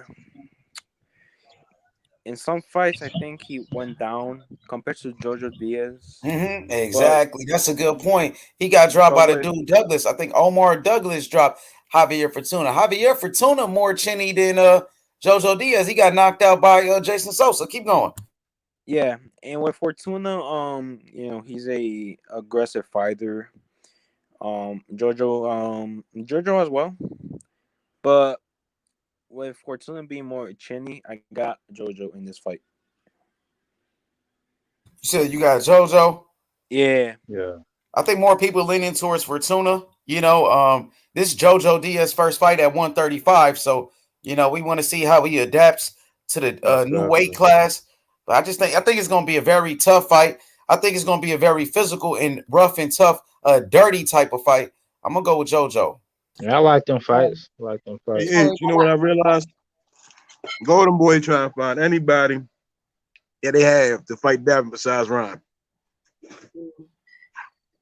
It's like because Ryan won't take the fight. Ryan won't take the fight, bro. Can I ask a question with this Fortuna guy? Is he southpaw? Yes. He is a southpaw. He is a southpaw. Do you think him fighting Ryan that would pose problems for Ryan at all? Because he does definitely. Not necessarily. Well, definitely. I guess because he fought Luke Campbell, who was a southpaw. Luke Campbell. Yeah, that's correct. He was a southpaw. And Luke Campbell dropped his ass. Yeah. Yeah.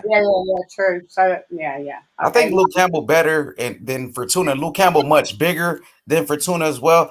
I honestly pick Ryan Garcia to beat Javier Fortuna. I think Ryan Garcia knocks him out, but I don't know if Ryan believes in himself. I don't know. Ryan don't think he knocks him out. That's why he ducked the fight.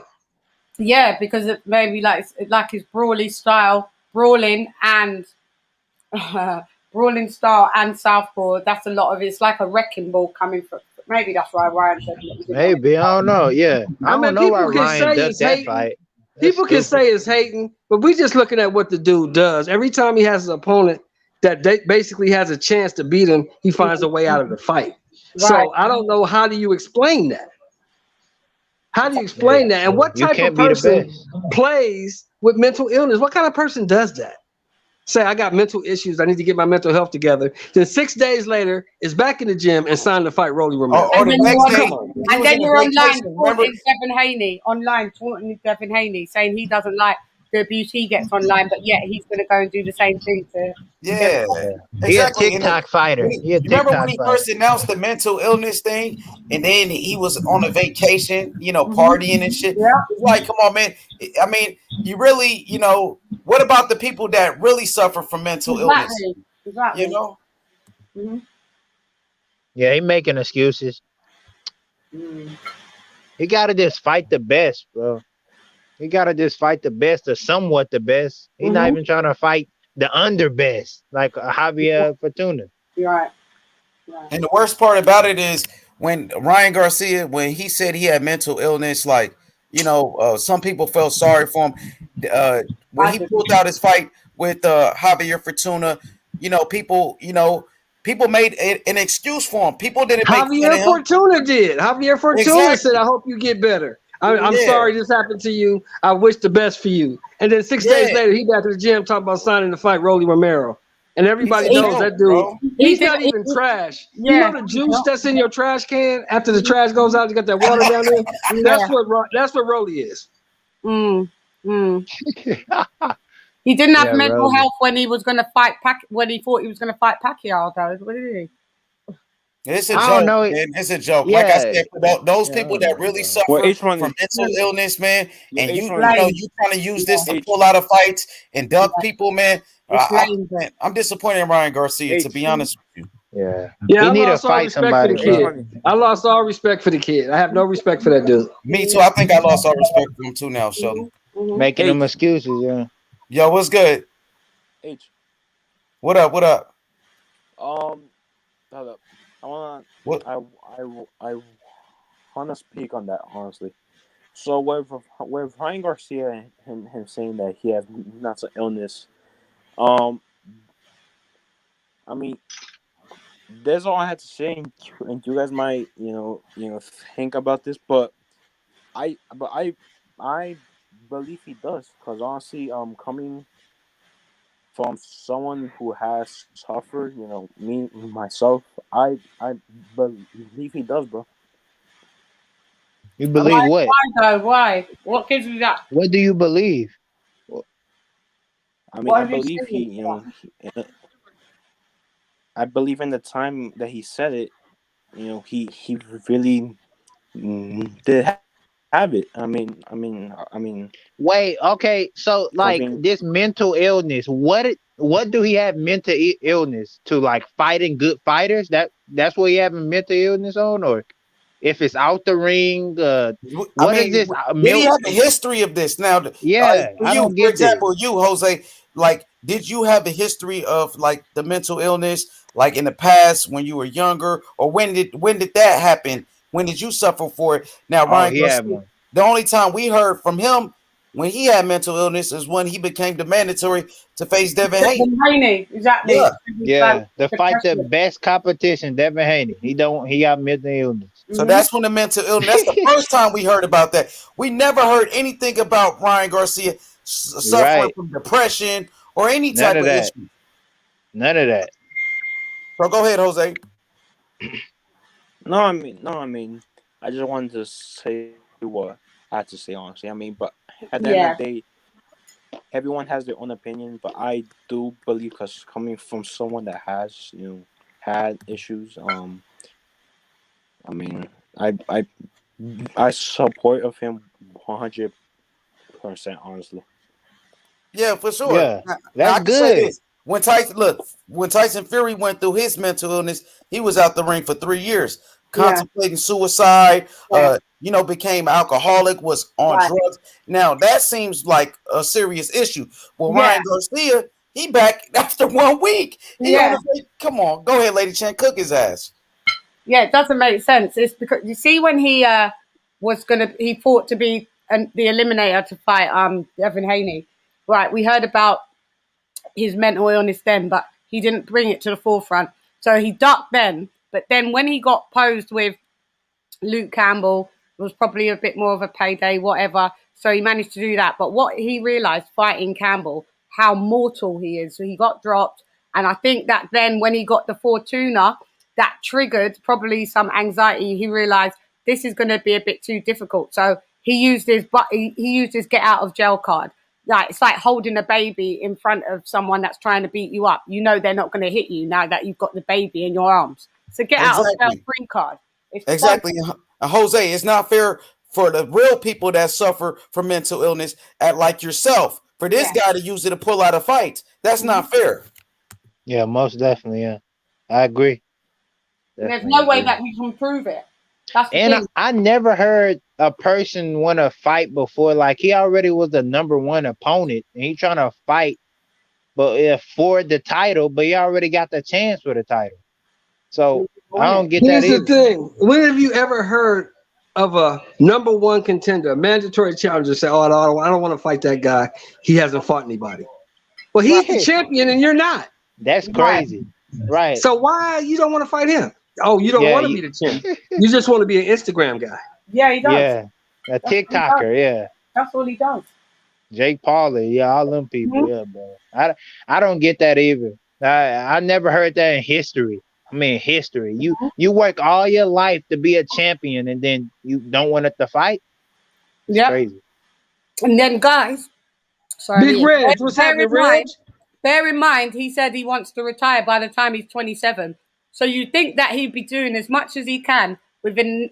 He's only got 4 years left in his whole career. He makes no sense. Dang. Hey, if he retired, gonna be the worst career of his life. That's what he said. Gonna be the real bad career. Yeah.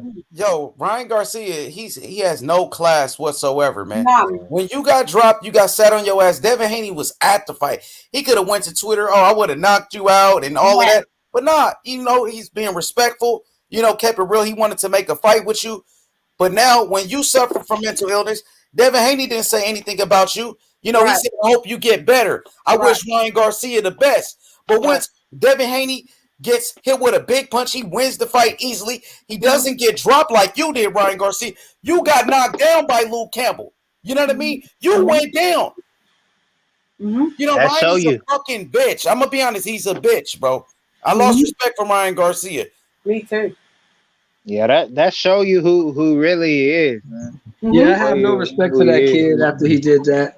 I don't really care to see him fight. I'm not paying for none of his fights. If he's on the zone, I'm watching basketball. I'm not fucking with that dude. Hey, I think it's 3, bro. I think it's Tank Davis, Teofimo Lopez, and Devin Haney.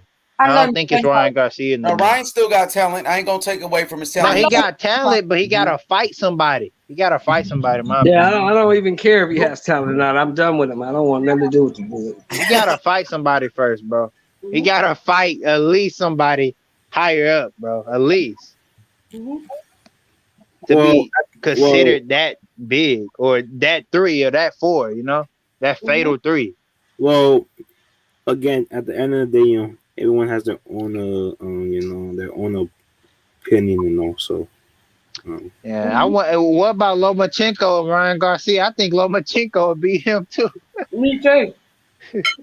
He should, but I mean, Ryan got a good left hand. I ain't gonna lie. I ain't gonna take away from his talent. He got power in his left hand. So that's I never saw him beat that champion.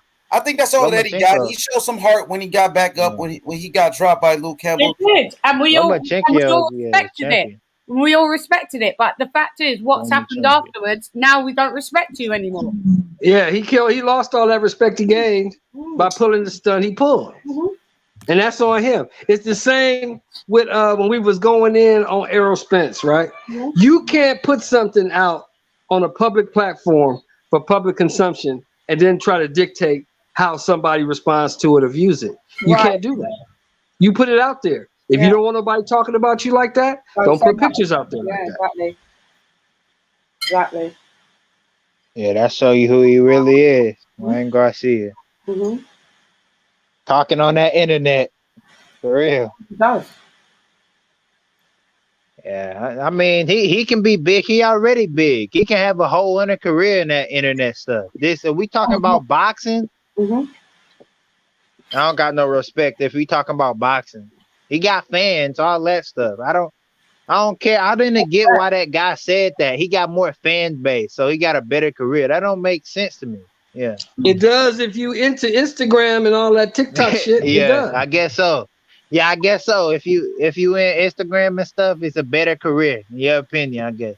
So I'm talking about boxing, man. I'm talking about full boxing. For y'all. So as you can see on this picture right here, we got the Fab Five. You know, the five best lightweights in the world. You got Devin Haney, Teofimo Lopez, Gervonta Davis, Ryan Garcia, Lomachenko. On this picture, we know only two of these guys fought each other. That was Teofimo Lopez and Lomachenko. Now, who do you think will be the next out of these five to fight each other? Who will be the next? Teofimo and Haney. You think Teofimo and Haney? Why do you think so? And do you think it can happen next? Or All right. when? When do you think it can happen? All right.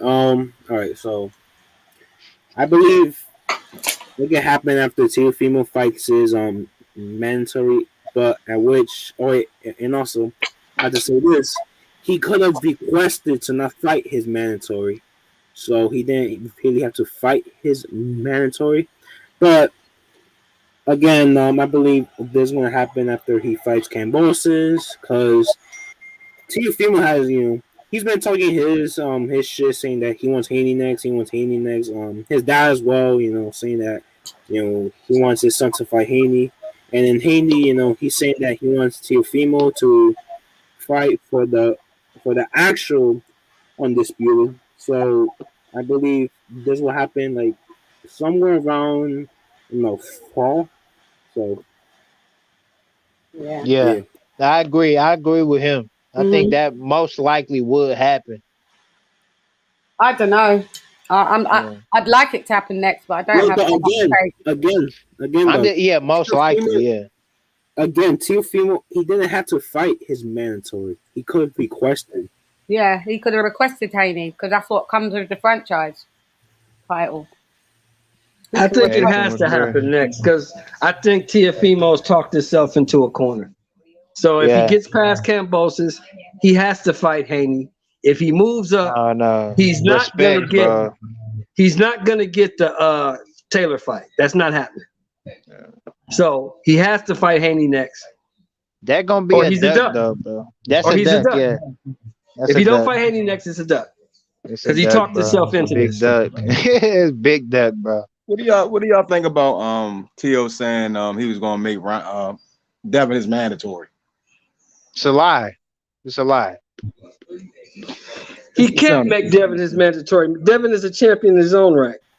So he can't make Devin his mandatory. He can't do that. He don't have that power. He can't.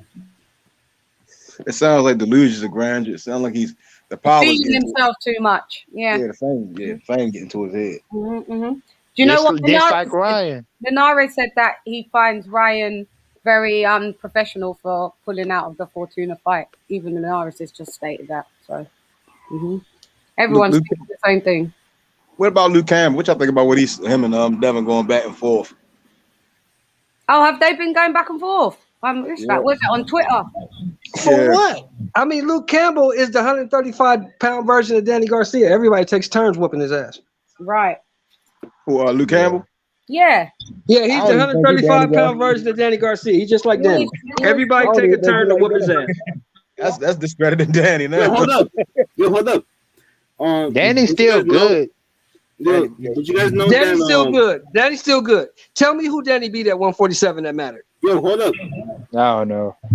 Okay, there you go. That part. He's not a legend. I'm just saying he's a good fighter, I guess. I think he's better. He should get more credit than Luke Campbell. Luke Campbell. He bad, yeah, but he bad though. He's especially bad. Okay, let me say this, DJ. Yo. Every time Luke Campbell stepped up, what happened? He fell short. Every time Danny Garcia stepped up, what happened? Same thing. What's the difference? What's It's the not the difference. It's not a difference. It's not a difference. Has Colosso ever had a title? Yeah, Luis Colasso had a title. Huh? Damn. I can't even think of anybody. I can't think of anybody that can be like Luke. He has never won a world title. He loses every time. Yeah.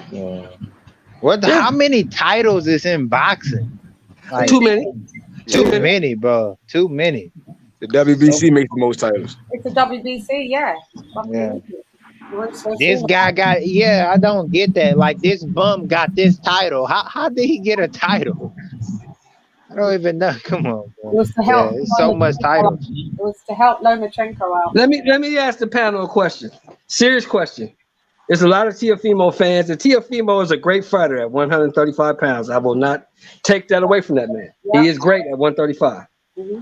Does he have a shot at beating Josh Taylor? No. No. He doesn't have a not shot at all, bro. Do we know what Josh Taylor is right now? He's one of the pound for pound people. Exactly. I don't even think he can beat a Barbosa. I don't think he can beat a pro grade or a Jose Ramirez, let alone a Josh Taylor. Hey, you know who else? You know who else a blast? You know who else will beat T.O. ass? It's the dude I watched Saturday night, Subriel Matias. Fucks him up. Don't forget about him. That's a bad boy. Yeah, and that's Gary Anton Russell beats his ass. Oh yeah, Gary Anton Russell, bro. He beats a lot of people. Like, they sleeping on Gary Anton Russell. He beats a lot of people, in my opinion. Just clean out his division before moving up, mate. I think he can beat Tank, or maybe a 50-50 fight. That's a 50-50 fight for me, if they fight. Well, Tank got his own problems right now. He better not be sleeping on Barrios, because he gonna fuck around and get knocked out. Do y'all think Barrios is better than Cambosis? Yes. Come on, man, definitely. I just want to make sure. I just wanted to make sure. Barrios is really good, bro. Definitely. Yeah, he is. I saw his fight too. He pretty good. Barrios. That's a 50-50 fight. Now that's a definitely 50-50 fight. Mm-hmm. That most definitely Barrios and Tank. Yeah. Somebody gonna get knocked out. Although I got Tank knocking Barrios out, I think it'll be a good fight until Tank turns it up. Yeah. I'm so confident in Tank getting beat that I bought tickets and a plane ticket and I'm going to the fight. That's how confident I am. Hey, what about Barrios and Anton Russell? About that. Oh, Gary Anton Russell beats Barrios. He beats Tank. Okay. Yeah, me too. I think that too. I bet they hate, but I think Anton Russell can beat Tank. Tank need to go back down, bro. Is he gonna stay? Is Tank gonna stay at 140 then, or is he gonna after this fight? Tank need to go back down, bro, because he trying to beat Antoine, it's gonna be bad, bro. Lady Chan, he gonna go back down after this ass whooping. You better go back down. I disagree. I think this would be his coming out fight. I think it will silence a lot of critics, man. I think Anton Russell is in shape, bro. I think Barrios is good, but I think Tank will separate himself. Maybe. I don't know. Yeah, well, you know what? I'll go for Tank. I'll go for Tank. You know what, DJ? We damn sure finna find out, brother. We damn sure finna see. You know, Pedraza's up there. He handling his own up there. Yeah, we gonna see though. We ain't talking about Pedraza right now. Tank already beat him. We talking about a dude that's a champion at 140, undefeated at 140. And 25 years old, and it's probably a little bit ticked off that they brought this 30-pounder up to his division. So we damn sure finna see. Yeah, it's gonna be a good fight. I know that. It's gonna be some knockouts, man. Because everyone forgets that Tank is actually older. He's nearly 28. He like 27. Hey, Jed, that's fucked up, man. How you gonna say some shit like that, Jed? You're supposed to be on my team, homie. Yeah, Tank. I don't know. Tank look fat to me compared to Gary Anton, bro. I mean, it's body. Gary Anton look real in shape compared to Tank. Hey, Richard. Oh God, bro. Oh, he ain't talking right now, bro. I love all the people like Ryan Garcia, all them. You got, you know what I mean? They keep the sport. They keep the sport alive. You know what I mean? Saying exactly. Stupid That's stuff what like we're trying to do. They keep the sport alive. How? That's what we. It's like Manny Pacquiao fans. Yo, Richard, what's good, Rich? Rich, my boy, what's good? He dropped off. Yeah, I know you're gonna say something stupid. Bro. Yeah, he gonna be talking that craziness. Yeah. Yeah, we gonna whoop his ass though. He gonna get his ass whooped, and it's gonna be a beautiful thing. Yo, bro, but why do you think Tank can get beat in this fight? Because the guy is 5'11". He got a 73-inch reach. If he knows how to use his jabs, the guy has decent power. He gonna keep Tank on the end of them punches and catch him. Because Tank has to get inside to beat this guy. He cannot beat this guy from the outside because his arm's too short. You think so? Yeah. You don't think so? He can't. Well, but okay, let's go and see what Tank power is. Let's go and see how Tank power gonna handle. But here's the thing: will his power carry to 40? That's the question. So. I think so. Well, you know what? We damn sure finna find out. Yeah, we gotta see. We gotta see because we don't know if Tank power is still there at that weight. You know. Hey, Shelton. Exclusive said Tank shit in your coffee back in the day.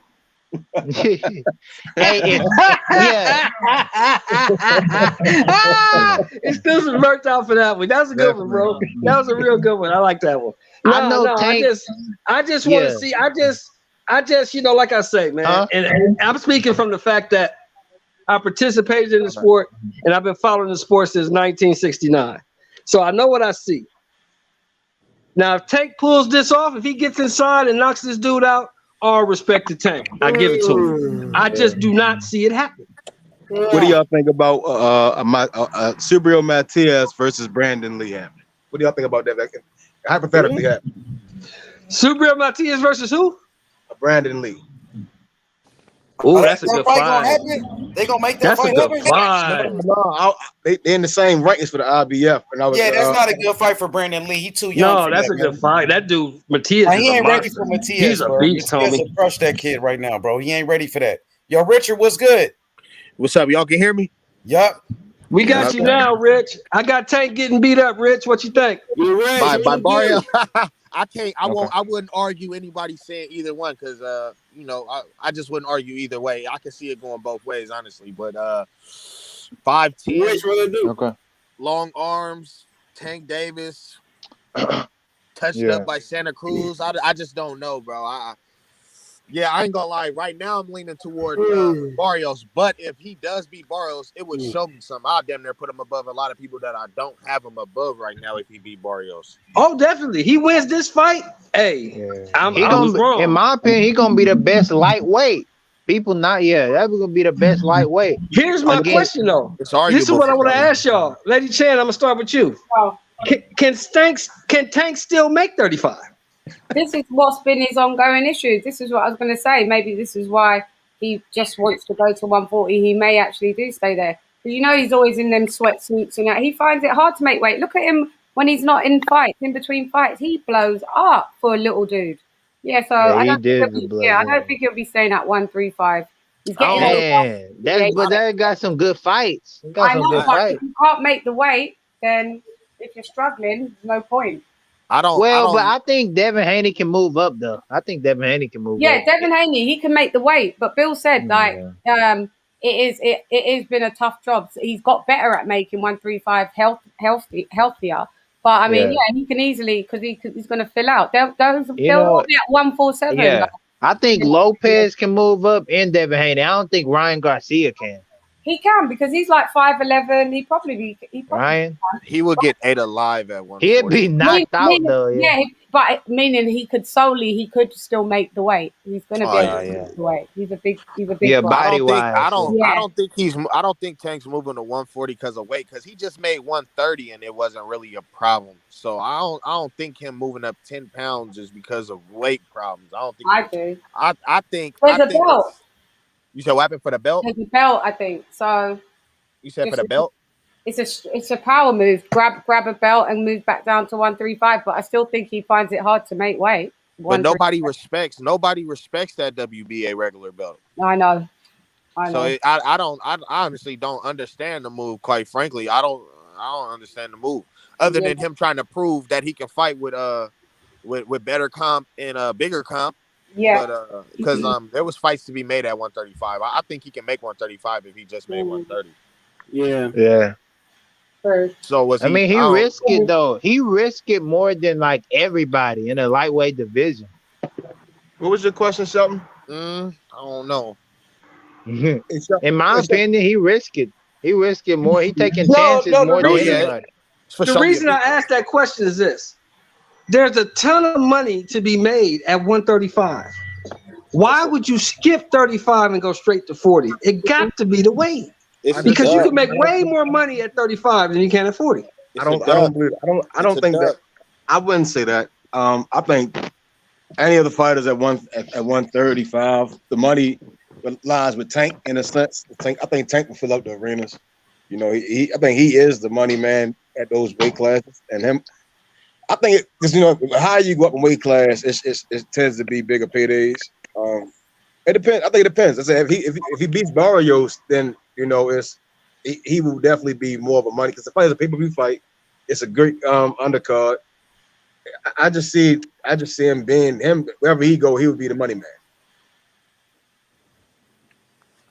You get what I'm saying? Like, yeah, Tito, he's betting on. He's wishing on front of star that Triller fight does great numbers. Haney, he gets paid well, but he hasn't had the pay-per-view fight yet. And Ryan, he just Instagram likes, and that don't count for shit in boxing. I think Tank, as far as with production in boxing, him being behind, doing fights with Mayweather and him having his own status in boxing and people coming to the fights, and the outcomes of people being in the fights. I think if he beats Barrios and the card turns out well, then yeah, he will be the money man. If he goes back to 135, 140, no matter where he go, he'll be the money man. Well, look, check this out. Now, this is something I want to tell y'all. Those tickets were on sale for 1 week. We waited. They went on sale on a Wednesday. We waited till Tuesday. From Wednesday, Thursday, Friday, Saturday, Sunday, Monday. Tuesday, we barely got our tickets. It was almost sold out. And by Wednesday, my other homie wanted to go and the shit was sold out. So in 7 days, that entire stadium sold out.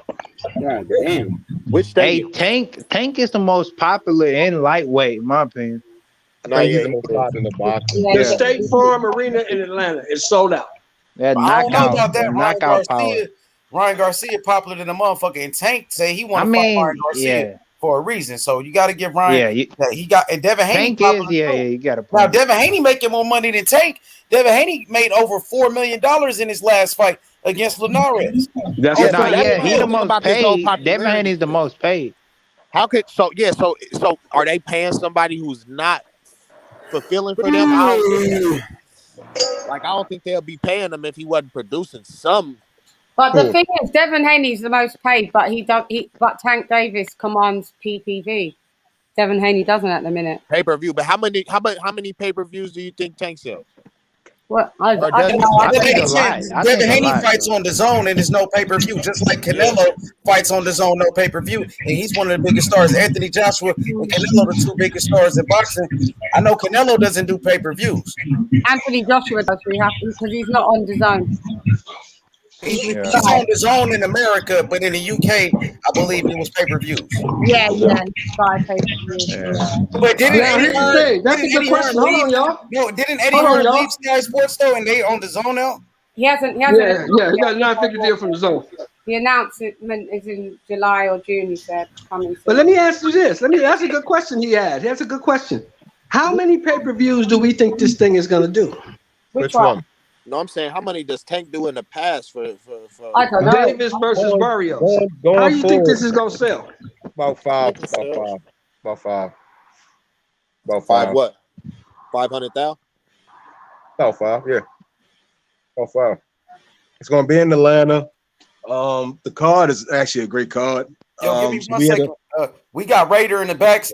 I'm gonna add you, Raider. What's good? You can start cooking when you get on. Go ahead, D. Yeah, I think I do five. Barrios has a great. He comes from a boxing family. His sister box, he boxes, so I think that would play an effect. Tank, he has his own name. Lubin has a great following. We saw when Lubin was going to fight Jamel Charlo. That was a big fight. Rosario, his people, at least Puerto Rico. I don't want to be wrong, but those guys, they will have a great following. That pay-per-view might do about 500,000. Yeah, I want to start. Yeah. Yo, Hey, wait. Oh, okay. cracking, homies. You gonna talk? H Money, what's up? Yeah. Yeah, H Money So on what here. you guys talking Hey, what about? you think about the fight though? Yeah. What you think about the fight? Which With fight? Devin Haney and Linares. H Money. H Money. Fucking Devin Haney. He did his thing. He won. I had it 8-4, but yeah, he did his thing. what rounds you had Linares winning? Shit, on the top of my head, I don't remember. I think I had like one of the early rounds and some of the last rounds where Haney was early rounds. Early rounds, bro. I said, Haney beat him the hold first on, 9 rounds. hold on. Let me talk. Let me finish. I said one early round. You beat him all of them. I don't remember which one it was. I had him winning 4, 10, 11, and 12. Yeah, I think it was 4. I can see how somebody see what happened in round 4 was that Devin Haney didn't land 50% of his shots, and because it wasn't as lopsided, you guys are giving them a round. I think that's what you guys are doing. But I don't think any round before round 10 is even debatable. Yeah, I gave Linares 2 rounds. Yeah, I think I had him round 7 and 10. You didn't even give him 11 and 12? Yeah, I say 7 and 10 too. Yeah, it's debatable. You're right. It's definitely debatable. Absolutely right. Yeah, I say the later rounds. I had Devin Haney dominating the fight though. He dominated the fight. Yeah. Yeah, he dominated. I think after the 10th round. Yeah, no, he won the fight. But I mean, you know what I mean? That's the end result. He won. Good decisive. Yeah, he definitely won that fight. Who y'all think the most underrated fighter is? I guess all of boxing. Yeah, all of boxing right now. Underrated. Shakur. Shakur. I got Gary Russell. Not Gary Russell. Anton Russell. Yeah. Underrated. Yeah. Anton Russell. Yeah, I think Anton Russell can knock out a lot of people. I think Anton Russell can knock out a lot of people. But he should be doing more though. He's a good fighter, but I mean, he's older than most of these guys. He's older than Devin Haney. He's older than Teofimo Lopez and Ryan Garcia. I think this kid should be doing a little bit more. Yeah, he should. I hope he is doing more. I like him right now. I hope he do get the big fights because he is getting older. Yeah. I would say the Charlo brothers are the most underrated fighters in boxing. Both of them. Oh yeah. I agree on that. I agree. Because nobody knows Charlo. Some people never mention Charlo. If you go pound for pound, anybody, bro, they forget Charlo all the time.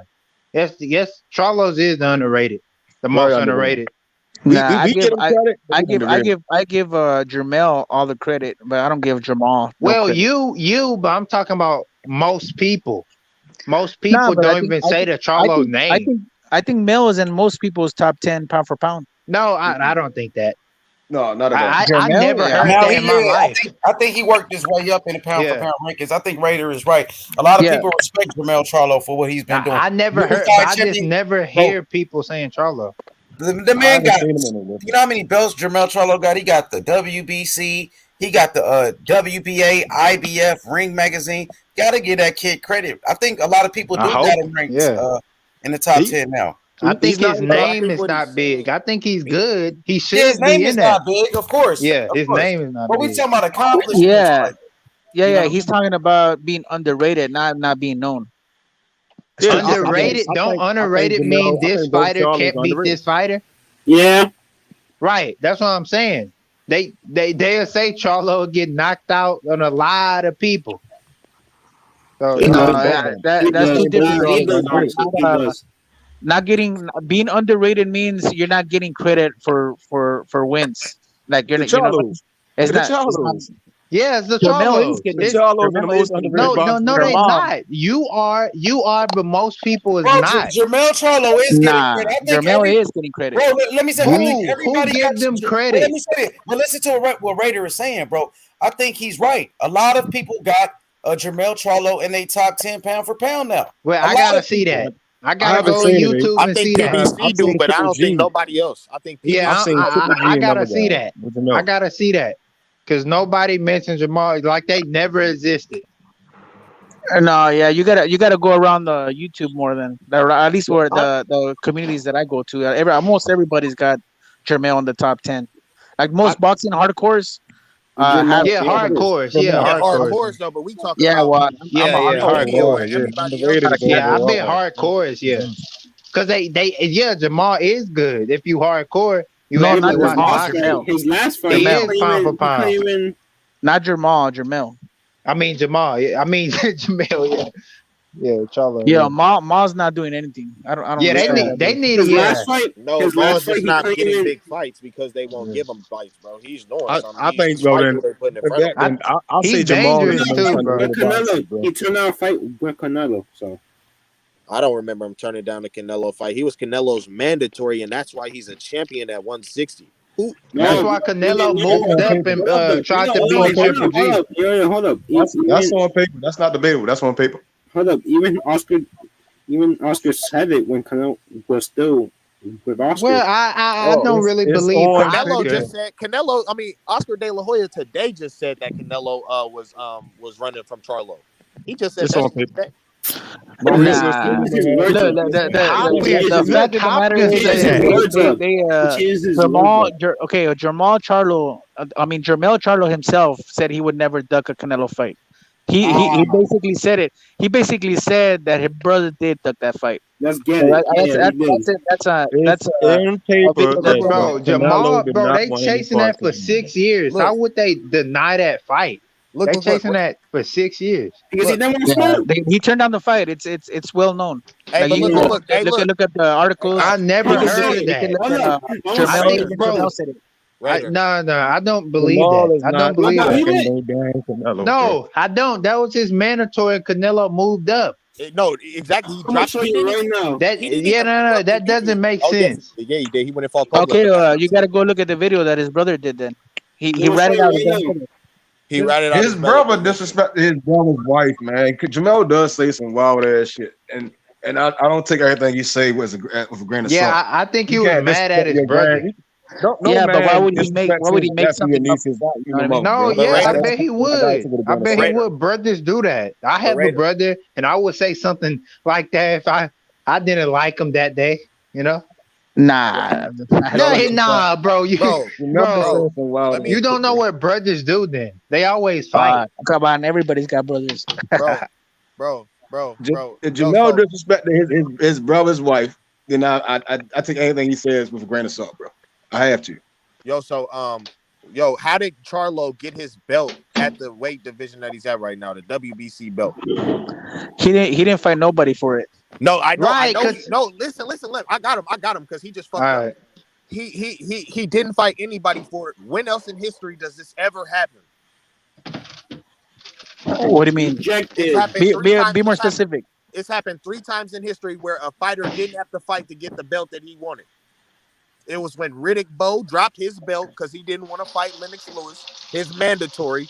It was when Canelo dropped his WBC belt because he didn't want to fight Charlo, his mandatory. And it was when Vasiliy Lomachenko dropped his WBC belt because he didn't want to fight Devin Haney because he was his mandatory. You see what I'm saying? So you telling me that Charlo ducked him is ridiculous. The only mandatory who's ever ducked a champ is Ryan Garcia. That's the first time this has ever happened. So you telling me that Charlo turned down the fight, it just contradicts everything that actually set in stone today, because Charlo's actually still the champ from when Canelo threw his belt away. You feel what I'm saying? So yeah, well, first off, Canelo was elevated, right? Elevated to that's what franchise. You don't get elevated to franchise. Yeah, you don't know what franchise mean. You don't know what franchise means? You gotta request that. You gotta request that. You have to request it.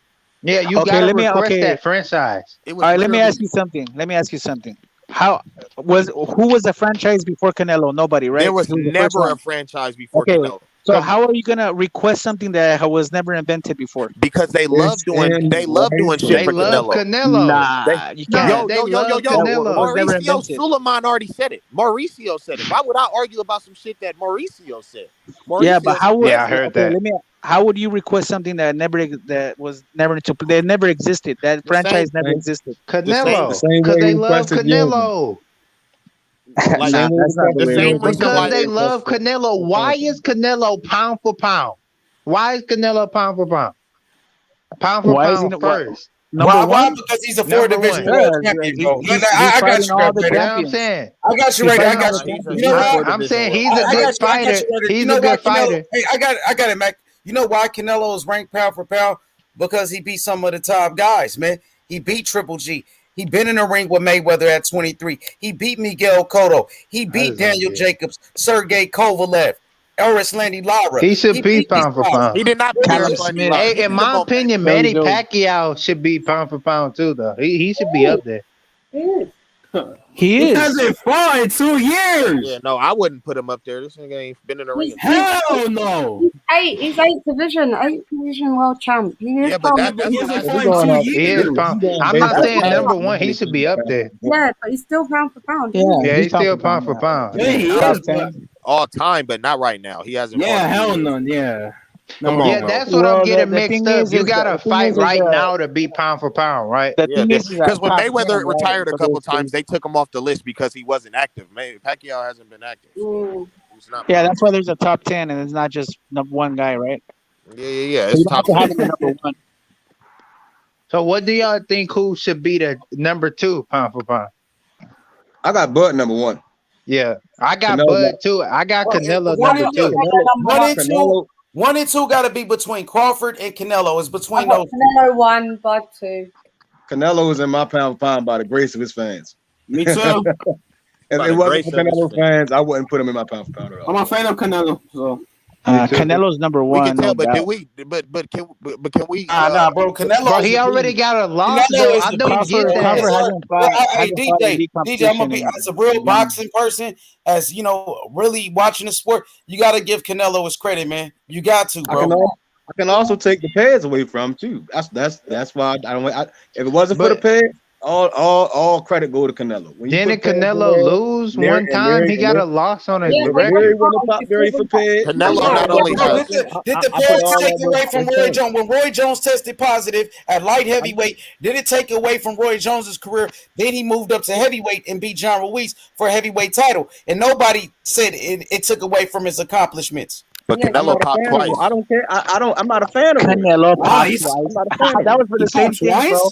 Yes, he popped twice.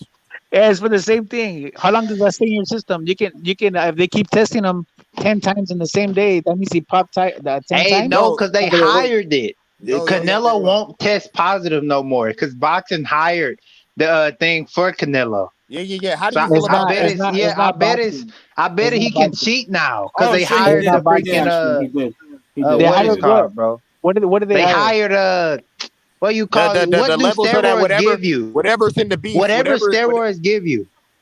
Nah. It's not a steroid. Yeah. No. It was a PED, and whatever it is that's supposedly in the Mexican beef that no other Mexican fighters ever blamed the beef on them testing positive for. They I think it's called clenbuterol or whatever. I don't know. Yeah. Clenbuterol. Yeah. Some weird shit like that. How you gonna raise the levels because one Mexican fighter, the one fighter who started this franchise shit, how are you gonna raise the level because he was testing positive up for it? And well, let me tell you why. Yeah, I bet he can cheat. I bet Manny Pacquiao can cheat the now. first thing he says is, "Let me tell you why." Tell us why. It's not just boxers that have tested positive for clenbuterol. No, it's only been Canelo. entire national teams. Defending It's Canelo. What other boxers have tested positive? I don't really. Manny Pacquiao, right? Manny Pacquiao. Give Raider opportunity to explain. Go ahead, Raider, explain. Yeah, like I said, like back in the World Cup, even some of the Mexican players, soccer team, they tested positive. Yeah, like, people in the Olympics have tested positive. It's a well documented case. It's not just because of Canelo. What about you just proving our point. You proving our point. Canelo did take steroids. What about the boxers? Okay, but here, hold on. Okay, well, one thing is in digesting that purposely or not on purpose, right? Knowing and not knowing is two different. Purposely. He's right. No. Purposely. How? Hold on. He had it in his system, yeah. Okay. But did he know that he was ingesting that? Listen, okay. Wait. Let me talk. Okay. Wait. Let me talk. Okay. Let me respond. Canelo just did a world tour before the Billy Joe fight. He was bashing Mexico and how Mexico's this and that. But he goes down there and eats tainted beef. He's already aware of it, bro. Come on, it's excuses, bro. Two times. All right. We talking about 2 times. Wait. Me personally, I don't care for the excuses. He popped dirty. He's a paid user. I'm always holding in my mind that because again that led to the second Triple G fight, and we saw a totally different Canelo. Look, you can't. Canelo's not the only one. I'm always in my. Okay, that don't matter. He still popped. Okay, look. Let me talk, bro. He did pop. So let me ask you this. Y'all can't say that. So if he got popped from the first fight, why did he do better on the second fight? Because look. Look, he had to know what he was doing. He's done over 100 VADA tests. Bro, look, you can't do something this first time. Okay, maybe you made a mistake, but after you do it again, you did it on purpose. How you can't go? No. You can't rob a store and then rob the store again, bro. And then what? Let me. He didn't do it on purpose no more. Let me school you something. Let me school you real quick. Okay, the same thing that he got popped for, he got tested on. So basically, what happened is he popped, and they tested him again, but it was for the same thing, and the levels were lower. It's basically like this: if you go to say you're doing weed, right, and then you go and you get tested, and then they test you the next day, and they test you the day after. You still have that in your system. That doesn't mean you popped 3 times. So what's the excuse for Canelo popping dirty again? Oh my God! He already popped. He already popped. Oh, he popped. Hey, I know. It's the same thing he had, bro. He knew other athletes were popping dirty in Mexico, but he popped dirty. He popped, but that doesn't mean he did on purpose. And I bet he popped again. I bet he popped again on his last fight. I bet he popped again on the last fight, but they hired the stuff, so he didn't pop in their decision. You can't make accusations like that. Yo. Juan Manuel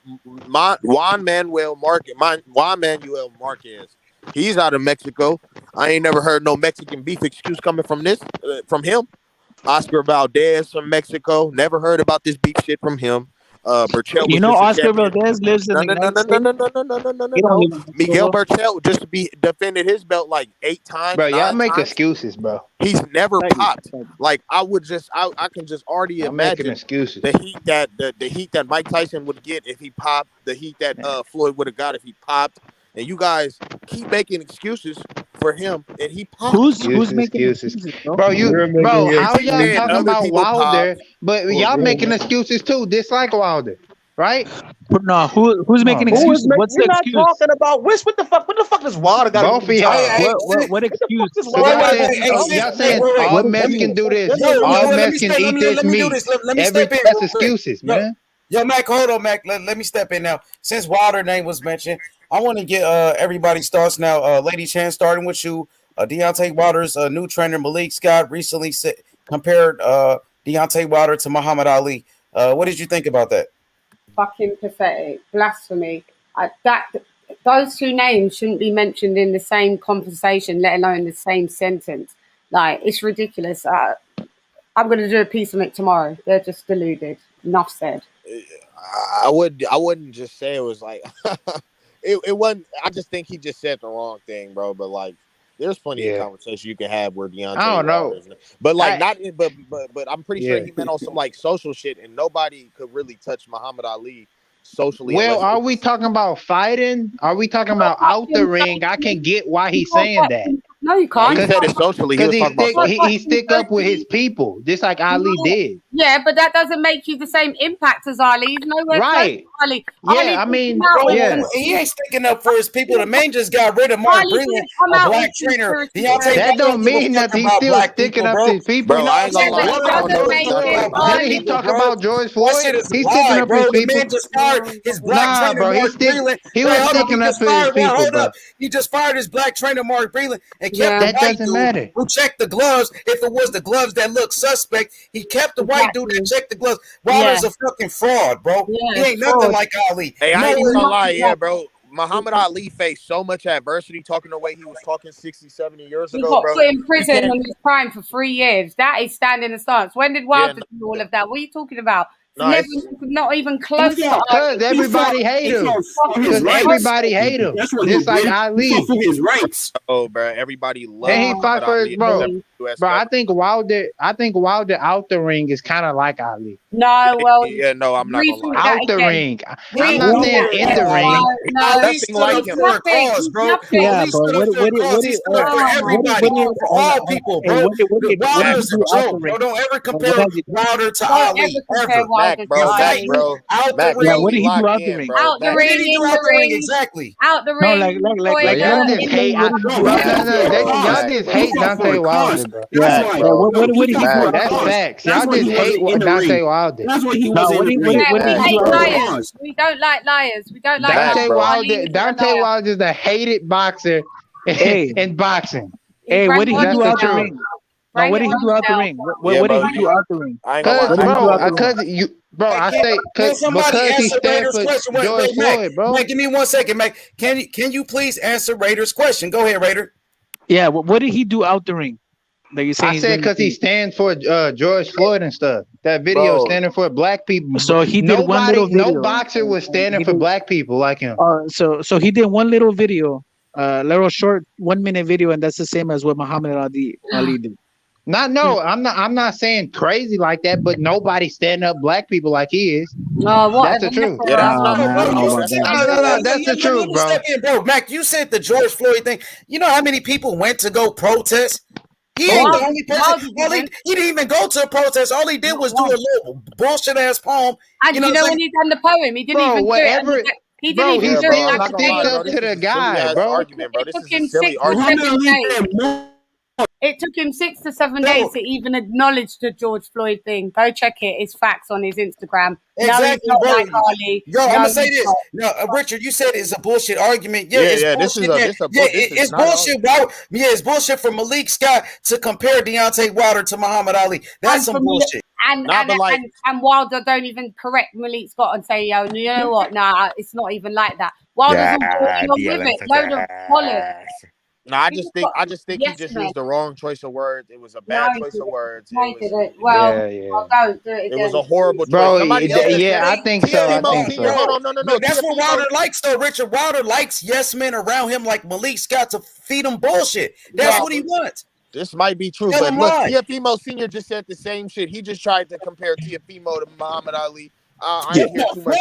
Well, get the fuck out of here. I didn't hear any uproar about that shit. I didn't hear no uproar about that. That's crazy. I didn't even hear it. Wow. No, I heard it. He said it on. That's crazy. That's laughable as well. I pay attention. I really Same energy. Nah, I don't know, bro. Nah, but listen, nobody's like him, bro. Because listen. Today, you could not be like him unless you said unless you said some quote unquote conspiracy type shit, because nobody today talks out of the realm of what pretty much the powers that be like people to talk about, bro. Back in the day, Muhammad Ali was saying shit about the war and shit, and the government for real didn't like that shit. The government right now, like the Biden administration and them, like they're not tripping about somebody being on some Black Lives Matter shit. You feel me? So it just doesn't equate, bro. And I don't. So Mac, let me ask Mac a question. So Mac, what you trying to do? You trying to say a man going to court to try to get another fight is equivalent to a man fighting the entire United States government trying to keep his freedom, who lost 3.5 years of his career, was stripped of his title, and lost millions of dollars. You saying those two are the same? Please. Nah, but look, I'm not saying he disliked Ali. That's what I'm not saying. No. You didn't answer my question, brother. Are you saying those two are the same? I'm not saying that. I'm not saying that. I'm not saying that. So that's what we're saying. Why there's should a not few even people, put his name in the same breath as Muhammad Ali? Saying that. I'm not saying Muhammad Ali. Look, that was a wrong choice of words. Just like the other guy said. I'm saying he did stick up for black people. And barely people I know did in boxing. Mac, bro, he did not, bro. You know who really stuck up for black? No, listen, you know who really stuck up for black people in the last year? I ain't gonna lie. The only athlete to really Colin Kaepernick. But y'all saying Deontay Wilder didn't stick up for his black people with that video. Tell you, bro, because listen, that wasn't sticking up for his people. Bro, listen, bro, listen. That was something. That was at least something. That was something for black. No, that when was it's all something. done with lies and it's been contradictory. Look, bro, you're standing up for black anything people. y'all said, Everybody bro, black. He fucking desecrated. That wasn't in his little cult. Kenny Bayless was a crab in the barrel referee. All of a sudden, he was drunk. That's not pro-black. He sacked fucking Mark Breland. That's not pro-black. Anybody that doesn't go blowing smoke up his ass, he gets at them. So no, he's not pro-black. Ali wasn't that type. Ali, but he wasn't crazy. Lady Chen. Also, he said Floyd Mayweather was jealous of him. He talked shit about Floyd. He talked shit about Andre Ward. He talked shit about Anthony Joshua. He doesn't give a fuck about black people. All that till this day shit. That shit was bullshit, man. Wilder is a fuck boy, man. I will go on. I will say Ali didn't care about black people at one point. He wasn't this motherfucking saint that everybody making him out to be. No one said he was a saint, but he wasn't. I'm saying at one point in his life he was. He was kind of fucked up. He was kind of fucked up. Voice people. DJ, you're making excuses to make. It was a different time. You're making excuses to make Wilder. He came up in a time where you couldn't even sit at the front of a fucking bus. Hardly. He become a Muslim, bro. Because of people like Muhammad Ali is why Deontay Wilder can exist. So do not even fucking put him in the same fucking conversation. Hey, I agree with Lady Chen. Let me finish what I'm saying. What adversity has Deontay Wilder gone through? He went through arbitration. Let me finish. He went through arbitration. I didn't even get to finish, Lady Chen. I'm not putting Ali on this motherfucking pedestal. That's what I'm not going to do. Yeah, well, I knew we put in fucking Deontay Wilder. DJ, I will put Ali on the pedestal. What did Ali do? What did Ali do that was so bad, bro? Ali gave back to his people, bro. I think outside. Don't do that, DJ. We will put Ali on that pedestal. He is the greatest of all time. He is the greatest of all time. We will put him on the pedestal, bro. Come on now, bro. Come on now. Ali was the greatest of all time. Come on now. Come on, bro. Listen, I understand everybody's point already. Deontay Wilder does not exist. He went into an arbitration, which is a white fucking old money from ages ago, blue-blooded system, and he fucking won. Do you think Muhammad Ali got thrown in prison by the same fucking people that Deontay Wilder's winning cases on? So it's not the same. It's not the same. Without Ali, Wilder wouldn't be Wilder. So no. I think Ali did some things that I would disagree outside of the ring. And I think that when he was disrespecting Sonny Liston, he disrespected Joe Frazier. That wasn't pro-black. No, it was trash talking. It was trash talking. It wasn't about race when that was happening. It's a fight, bro. At least I didn't lie like Wilder. Bro, come on now, bro. Don't do that, bro. DJ, I thought you knew better than that, man. Disappointed. I'm not done talking. If I can finish talking, I thought y'all getting emotional about my thoughts. No, I am emotional. I'm not getting emotional about what y'all saying. Yo, can I say something? Hold on, Rich. I think Matt has something to say. Robert Ali, he completely shunned the shit out of Malcolm X before he died, and he felt bad about it. So I'm not going to sit up here and say that. Come on, man. Did he agree? Look. He was with Malcolm X. Come on now. Did He was with Malcolm X. He was with Malcolm X. Come on now. DJ, you're tripping. Come on now. You are tripping, tripping. Come on, bro. You sounding crazy, bro. Now, bro. DJ's tripping. You're tripping. Let me finish what I'm saying. Okay, Let him finish. I understand, because again, that's at a point in his life, and he changed over time. Look. Let him finish. And we go to Rick. Let him finish. Don't tell me how to. I hate that shit, bro. Because people think they smarter than you. Don't do that. So please don't do that, bro. Please don't. Let him finish. Let him finish. The man did some shit that he didn't have to do, but he did it. You dig what I'm saying? So that's cool. And I said to put Wild on there. I don't get that. It's 10, 19. The greatest black man in the world. So my idea about what Ali has done, I would compare a Clarissa Shields, what she's trying to do with women activism in the sports and getting them paid. No, it's not the same. In my opinion, I think compare no. Clarissa Shields and a woman. Okay, let's go to Rich. Let's go to Rich real quick. Let's go to Rich. Go ahead, Rich. Look. I was Ali never lied, bro, because I see. Go ahead, Rich. Go ahead. Like come on, please. Go ahead, Rich. It's your turn. Go ahead, Mac, bro. We was talking about athletes and how you were saying Deontay stuck up for black people. I won't say he did, and I won't say he didn't. But what I'm saying is the only athlete in the last year to really say some shit that will really shake something up and that showed that he really cares about black people for real was Kyrie Irving. And if y'all don't really pay attention to basketball, then you won't really know it. But it was really Kyrie Irving. Anybody saying any Black Lives Matter shit, that's status quo right now. You get cool points for saying shit like that. All right, and then method, bro. I can hear what you're saying about Muhammad Ali shunning Malcolm X, because I really do this shit too when it comes to all this Black history shit for real.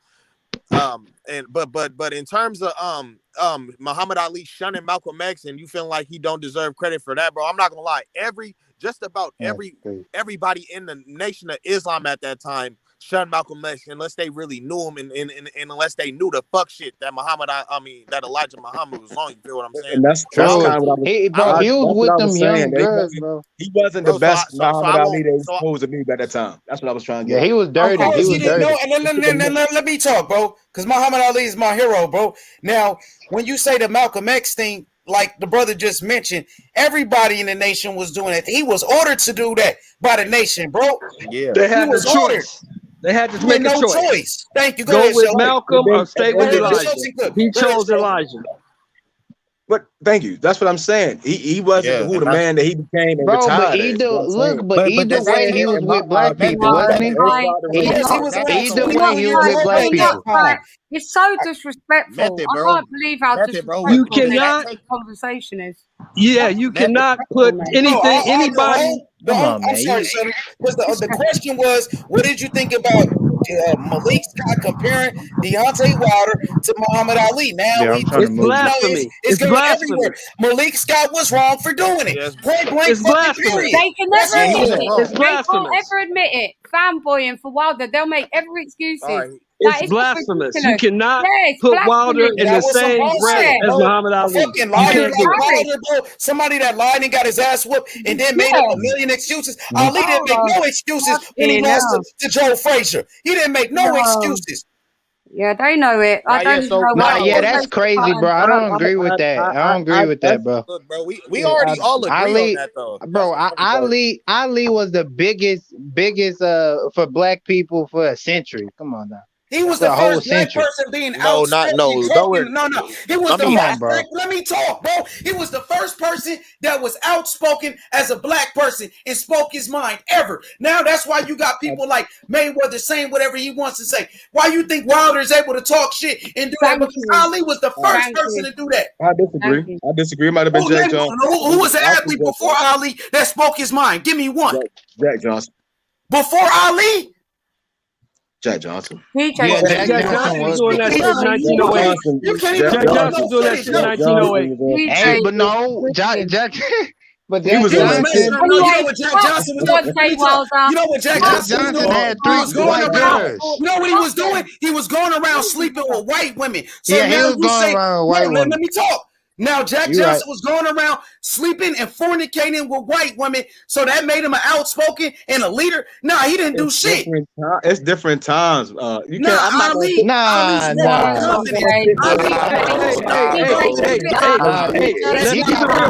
Hold on, y'all. Let's keep it real. Let's keep it real. Do you know what they was doing to black people in 1908?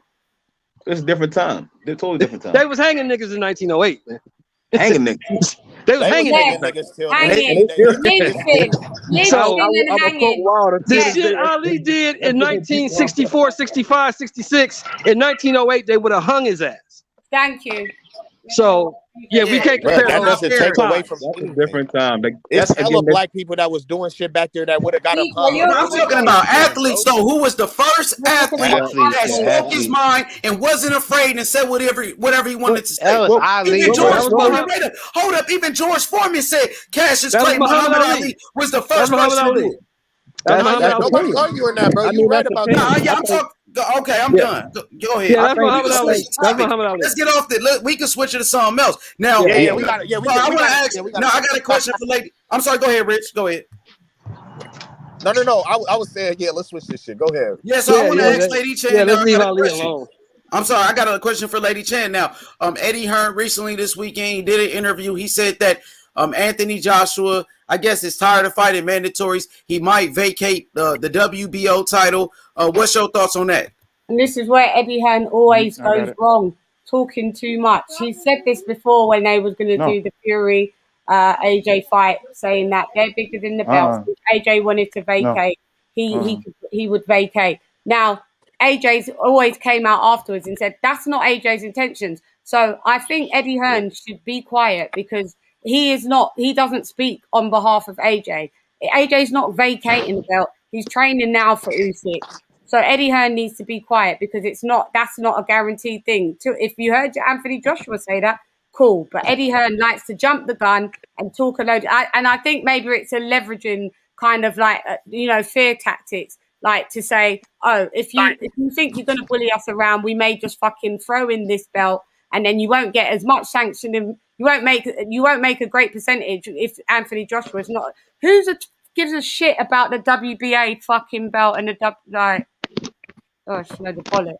It's bollocks. So no, I don't think he's gonna vacate the belt. But let's see. Okay, because I've been saying some people make videos. Hatman, it was Hatman and a couple of other guys, and they were saying, they were accusing. Let me finish. Now they were accusing it. Anthony, somebody got some background.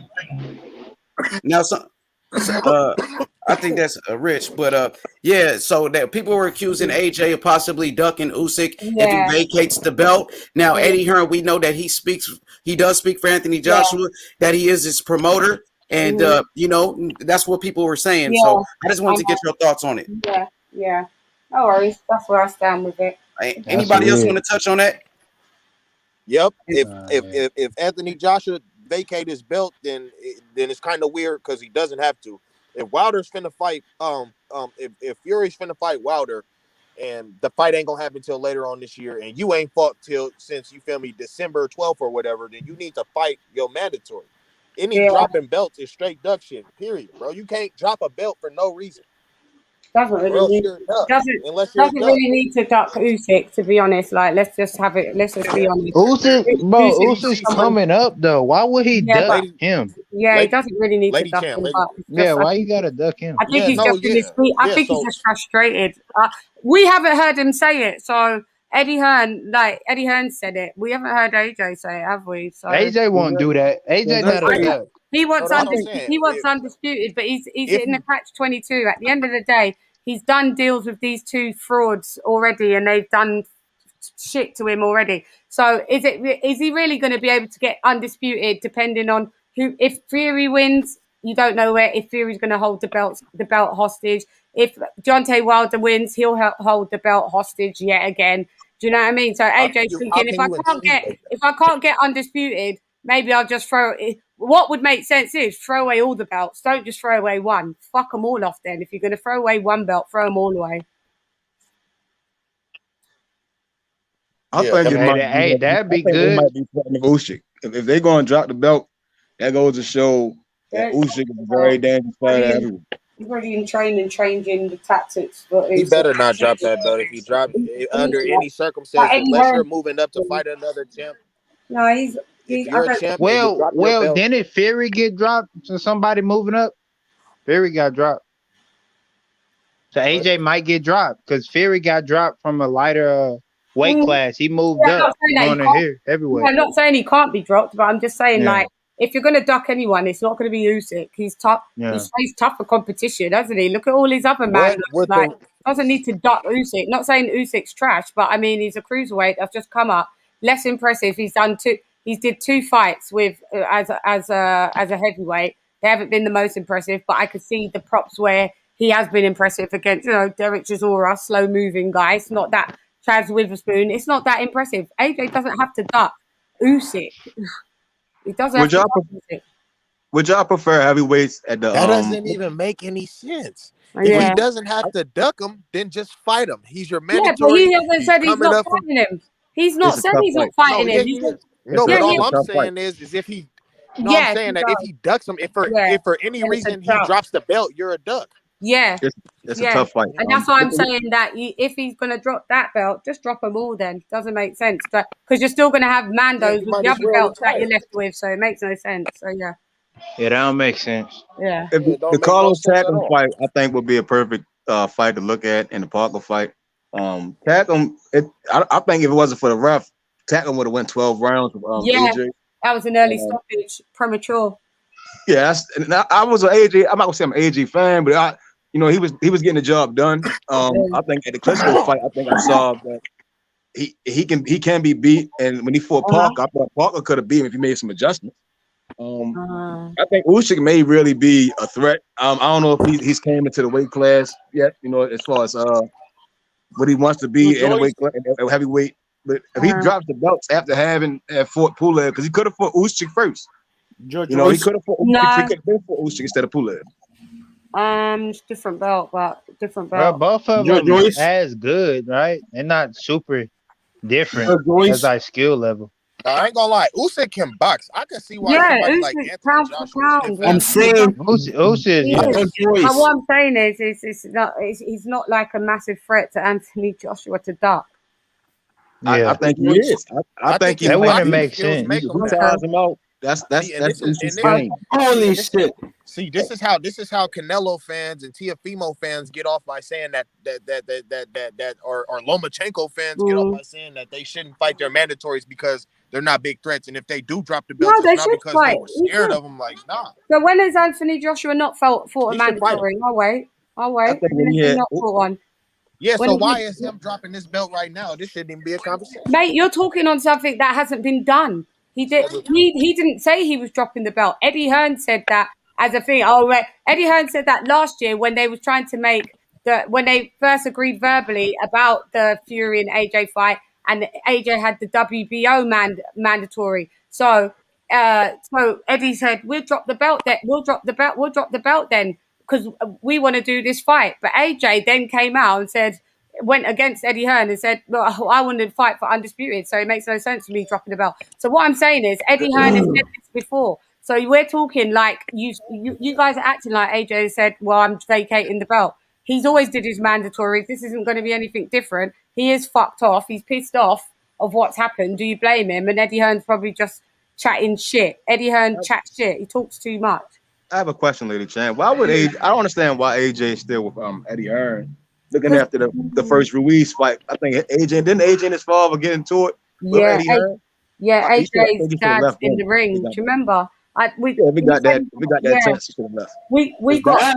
Everyone heard the rumors. It's like AJ got dropped in sparring, and before that, so he was supposedly concussed, but nobody knows. So nobody's spinning out conspiracy theories, but that was what the dad was pissed off with Eddie, saying he should have cancelled the fight instead of letting him go in days. But I don't know, that's not confirmed. But I think he stays with Eddie because Eddie's a good promoter, and at the end of the day, he's been with Eddie since his pro career, hasn't he? And Eddie's delivered fights.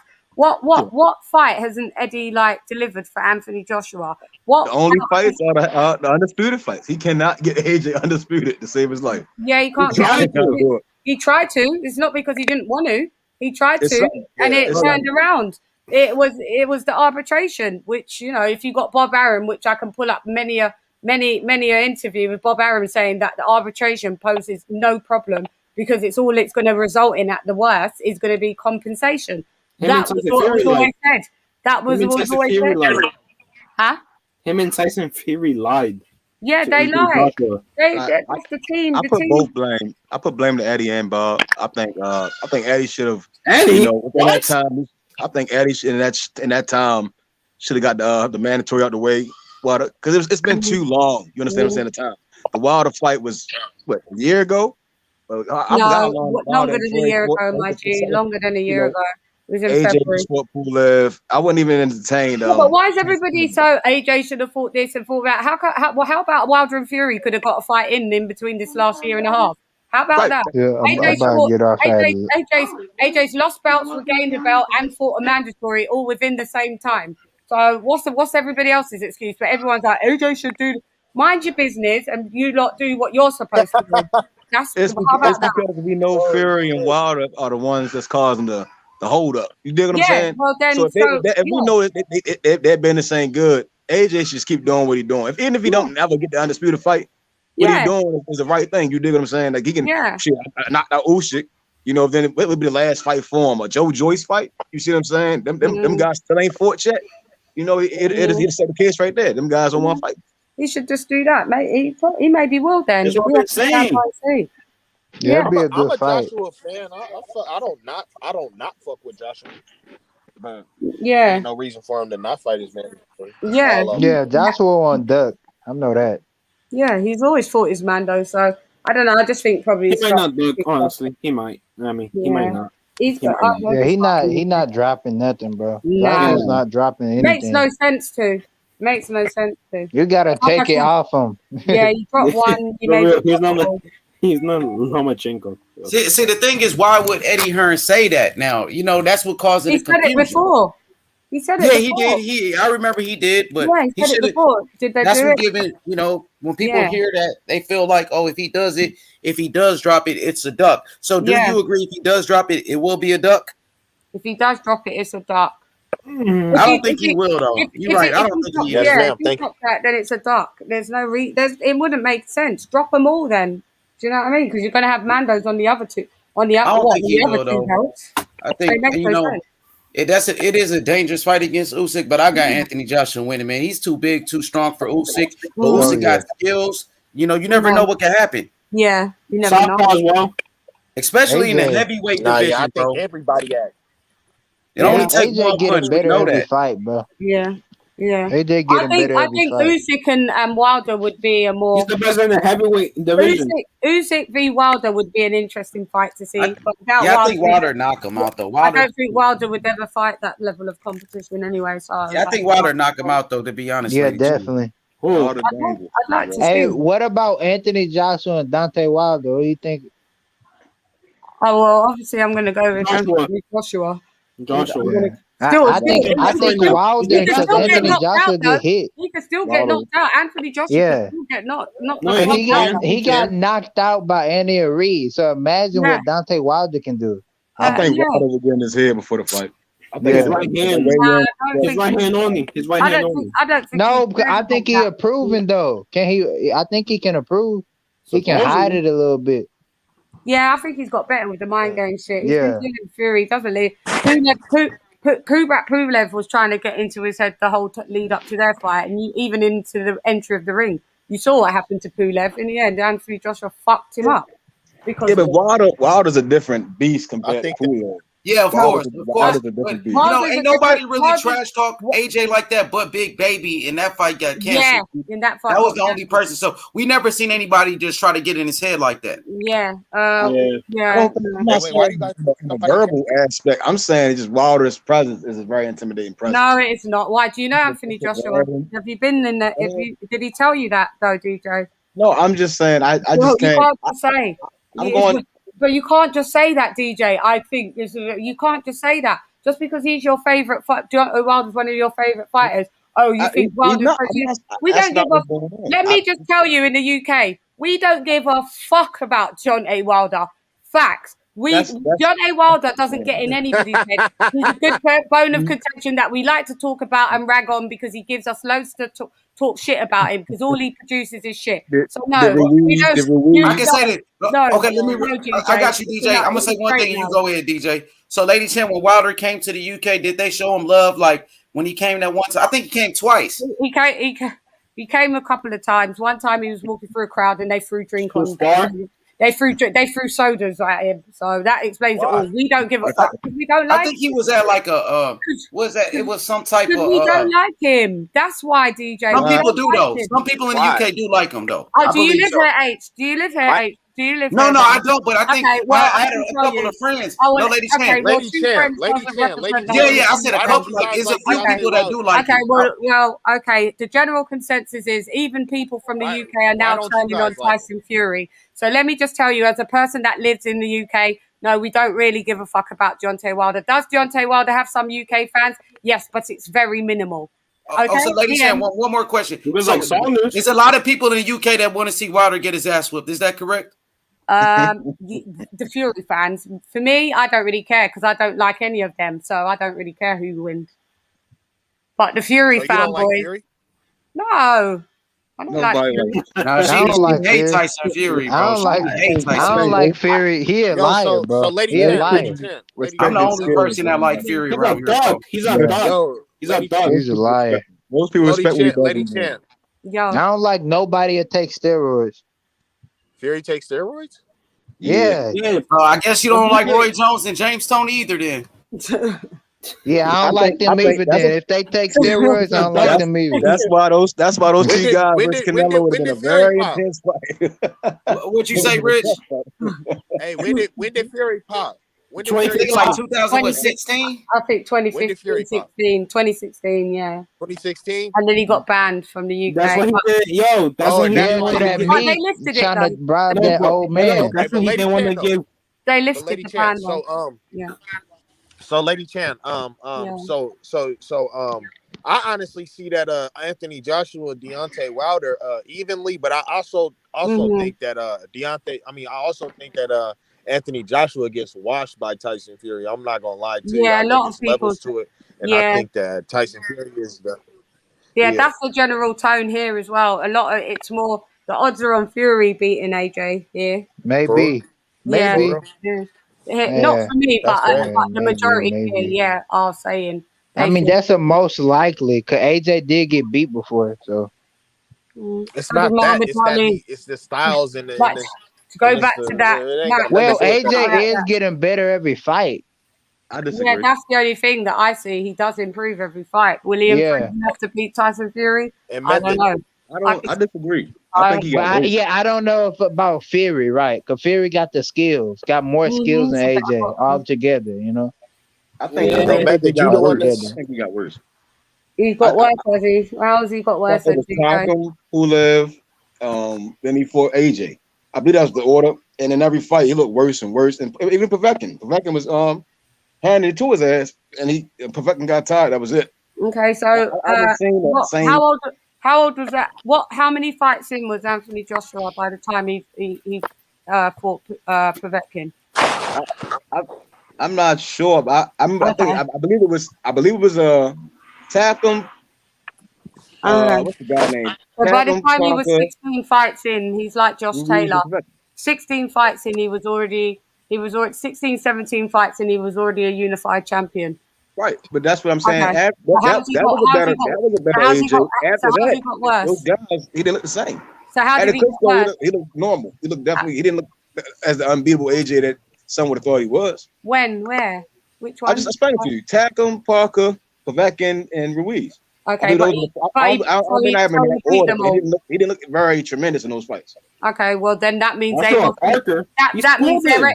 Hang on, let me finish. That means they're extra. If he didn't look tremendous and he beat them, that means they was extra trash. Then, yeah, was they? They definitely were trash.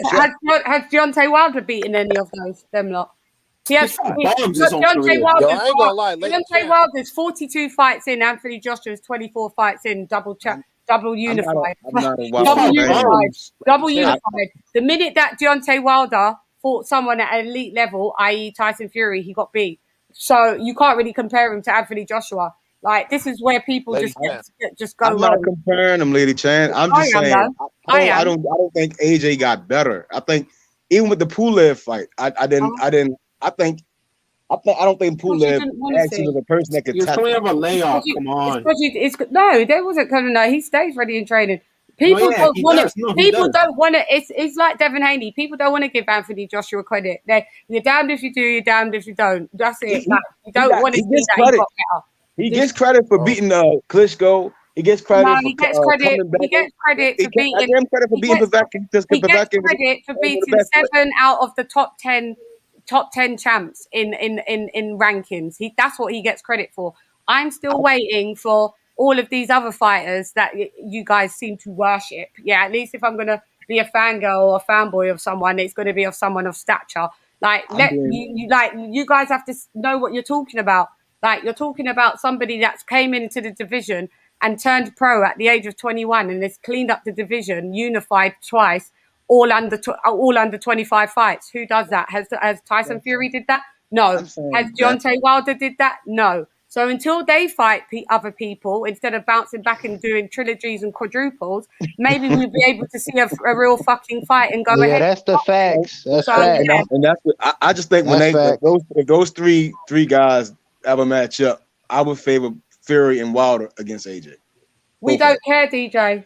Sorry, we don't care. It's not that. You're basing it on bias. We've seen what AJ does. We've seen what AJ. AJ do get hit. AJ get hit though. Didn't we just? Yeah, AJ get hit too much. Yeah. Okay. Oh God. Wait, yeah, he got a point. AJ do get hit too much. Devin Haney got hit too much. Parker gave AJ trouble. Everybody gets hit. It's heavyweight boxing. It's not fucking welterweight. It's not fucking flyweight. They get hit. They get hit. Deontay Wilder got hit, dropped twice, bounced off the canvas, and beaten up. So but he still can get knocked. He still can knock out AJ. So what's your point? Yeah, he could still knock out AJ. Is that the point you're making? If that's the point you're making, can Deontay Wilder knock out AJ? Damn right. Can AJ knock out Deontay Wilder? Damn right. I will give AJ full credit if he can beat one of those. If he can beat one or both of those guys, I think he'll solidify himself into like one of the best. Yeah, one of the best guys in his. Well, what needs to happen is they need to stop being in this love affair, Fury and Wilder, and keeping doing their bouncing back. Is what we're saying. Hey, I got AJ. The only reason, hold up. The only reason Deontay Wilder was overhyped was because of the people he fought, which were all trash. Yeah, which were trash. Bums. I got AJ. I got AJ beating Wilder and Fury. You think so? Me too, yep. But hey, you know, AJ beating Wilder and Fury. Yeah, he has. He has. I don't see it happening. I gotta see it to believe it. I gotta see it to believe. Okay, then I gotta see it. I gotta see AJ big beat. Let me ask y'all this. So Fury have power now. Do we or do he not? Yeah, his right hand has improved tremendously. His right hand has improved tremendously. It depends what fight. What fight? I mean, it depends what fight Fury want to take it to. I mean, it'd be kind of stupid to go against AJ and try to brawl with him. Yeah, that'd be pretty stupid. Yeah, I think AJ's smart enough to not go for that irky jerky stuff and to go to the body. That's why I think that he would be Fury. Well, I don't think he's going to be stupid. After Deontay Wilder, AJ's the second hardest puncher in the heavyweight division. That's a fact, by the way. Yeah. You're right. AJ got a lot of knockouts. Maybe Ruiz. I don't know about all that. Nah, AJ is. Look, go and look, DJ. H Money, can you pull up the stats, please? I'd love you just to pull up the stats. Pull up the stats on AJ's knockout ratio. Okay. What does a knockout ratio have to do with power? Parker slowed down.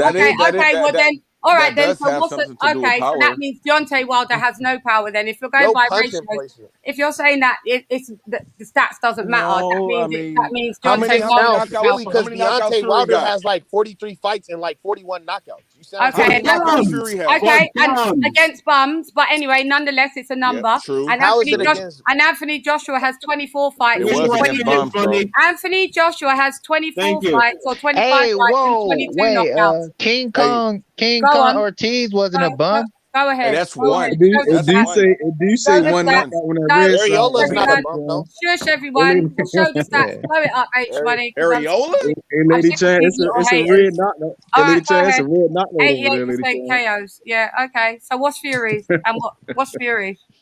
What's Nobody Fury's cares now? about power. What does it's- power have to do with anything? It's All I'm it's saying one red is that knockout over because there. I'm saying what I'm saying is, but Well, he because the asked reason why I about bring up the power, power, Lady Shan, let me get this real quick. Yeah. Hey, reason why I bring up the power aspect because I don't think that Fury has enough power to really keep AJ off of him like that. I don't think Fury that has he's a 67%. I don't think that he's an Andy Ruiz. I was Andy gonna Ruiz is say a little bit 68%.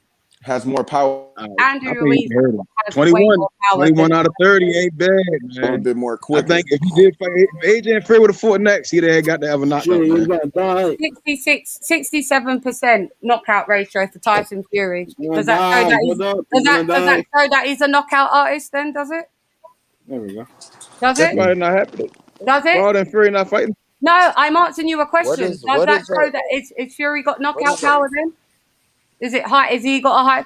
As I don't think Deontay Fury. I Wilder don't think has. Fury gonna Look at John. outbox AJ. Look I at don't think Deontay Fury's gonna Wilder's outbox numbers. AJ. Look at Deontay Wilder's numbers. He definitely's got a high knockout ratio. Whether they're bums or not, he's knocked them out 93%. And I AJ's think second. I think you AJ's would have to second. knock out AJ. I think you would have to knock out AJ to beat him, in my opinion. Yeah, because he's not going to In my outbox him, opinion, is he? you're He's not gonna outbox and I the think only and I one. think The yeah, only he's one I not a think that bum. could do that, the only one I think that could do that is Deontay Wilder. But the thing is, Yeah. Wilder hasn't he hasn't built his skills enough to be able to beat AJ. In my opinion, this is my opinion. I don't think Keep that up there. but I just think that because Wilder, he's trying to work on different stuff in practice, but practice is not the actual fight. Like, you feel me? When you get into a fight and you start losing, you're gonna resort back to what you normally do. Yeah, he could still knock out AJ though. But he could still do it. But Yeah. I just see AJ being smart enough to stay away from the right hand. I mean, that's just my opinion. AJ is smart, bro. Because that's what he did in the second fight in Andy Ruiz, right? And that's how he gonna fight, and that's how he will fight. That's the only way he could beat Ruiz. Yeah, that's how he will fight. I think if y'all basing the Andy, well, Andy but it's Ruiz different. fight Reach That's though. why I'm It's the saying reach. about him getting better, because it's game plans. Every fight he's got better. He adjusts he adjusts to his game plan every single time and executes it well. Yeah, you got a point. I can't see Wilder getting to 36 and he's Hey, only now learning that tell you. fundamentals. You know. Yo, Lady Chan. I think Fury can knock Lady AJ. Chan. Lady Chan. That mean Anthony Joshua got a better knockout ratio than Andy Ruiz. Yeah, I know, Yeah, but Andy Ruiz is power. Andy Ruiz do got power. Yeah, that's what I'm saying. The knockout ratio has nothing to do with power. That's what I'm saying. Bro, Andy Ruiz got beat though. Didn't he just get beat? Knockout winning ratio and has losing got has something to do with power, because his power is still, he hasn't got a low knockout ratio, has he? So obviously, but it's not higher than Anthony Joshua's, is it? That's what I'm saying, but it's still high. What does that have to do with anything? He still knocked him out. Yeah, because he's a fucking power puncher. Let me say this. Now, let me say, Andy Ruiz is not a power puncher like that. He could have knocked out a 41-year-old Chris Areola, who been stopped plenty of times. Oh, well, this Andy Ruiz. Yeah, he could have knocked out Chris Areola. In my opinion, let me say this. I'm gonna step in out. my opinion, Because I gotta step out. Andy Ruiz. Let me say this, y'all. I gotta step out. Let me just say this now. Andy Ruiz. In my opinion, this new Andy Ruiz wouldn't have been able to knock out the Joshua. Not He the was one in that better fought shape, Angola. actually. You know what I No, mean? he wasn't. You could see he lost weight. He lost weight. It doesn't matter. Yo, can I talk real quick? Let me just say this. Let me say this because I gotta step out. And you always bang on AJ, Bro, can I say something real quick? Can I say something, please? And that's what you do. Can I talk, please? Can I please talk on my channel, please? Can I please talk, please? Well, let's just have it right. Yeah, so but basically, Anthony Joshua got knocked out by Andy Ruiz, who's not even a power puncher. Andy Ruiz ain't who did Andy Ruiz knock out besides AJ? We don't even know. I've no clue. But what's his stats? What was his knockout stats? Not a power puncher. He could have knocked out a 41-year-old Chris Areola.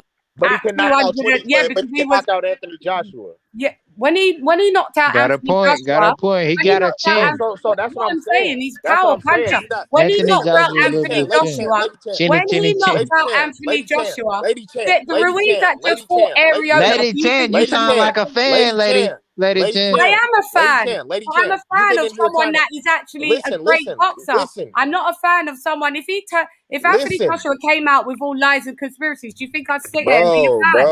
No, I wouldn't. Bro, you've been in here over talking everybody as if it was your Yo, I'm channel. finna listen. I'm finna cook everybody on this panel. Listen, I'm finna cook everybody. You know why? I'm gonna tell you why. I don't mean to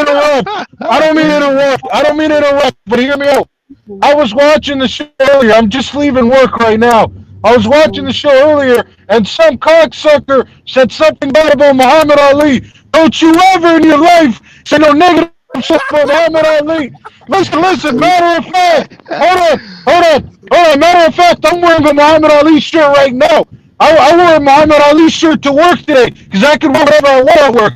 There ain't no dress code. You know what I'm saying? Don't you ever in your punk ass life say no shit about Muhammad Ali. You bitch made motherfucker. Hey, Slugger fan.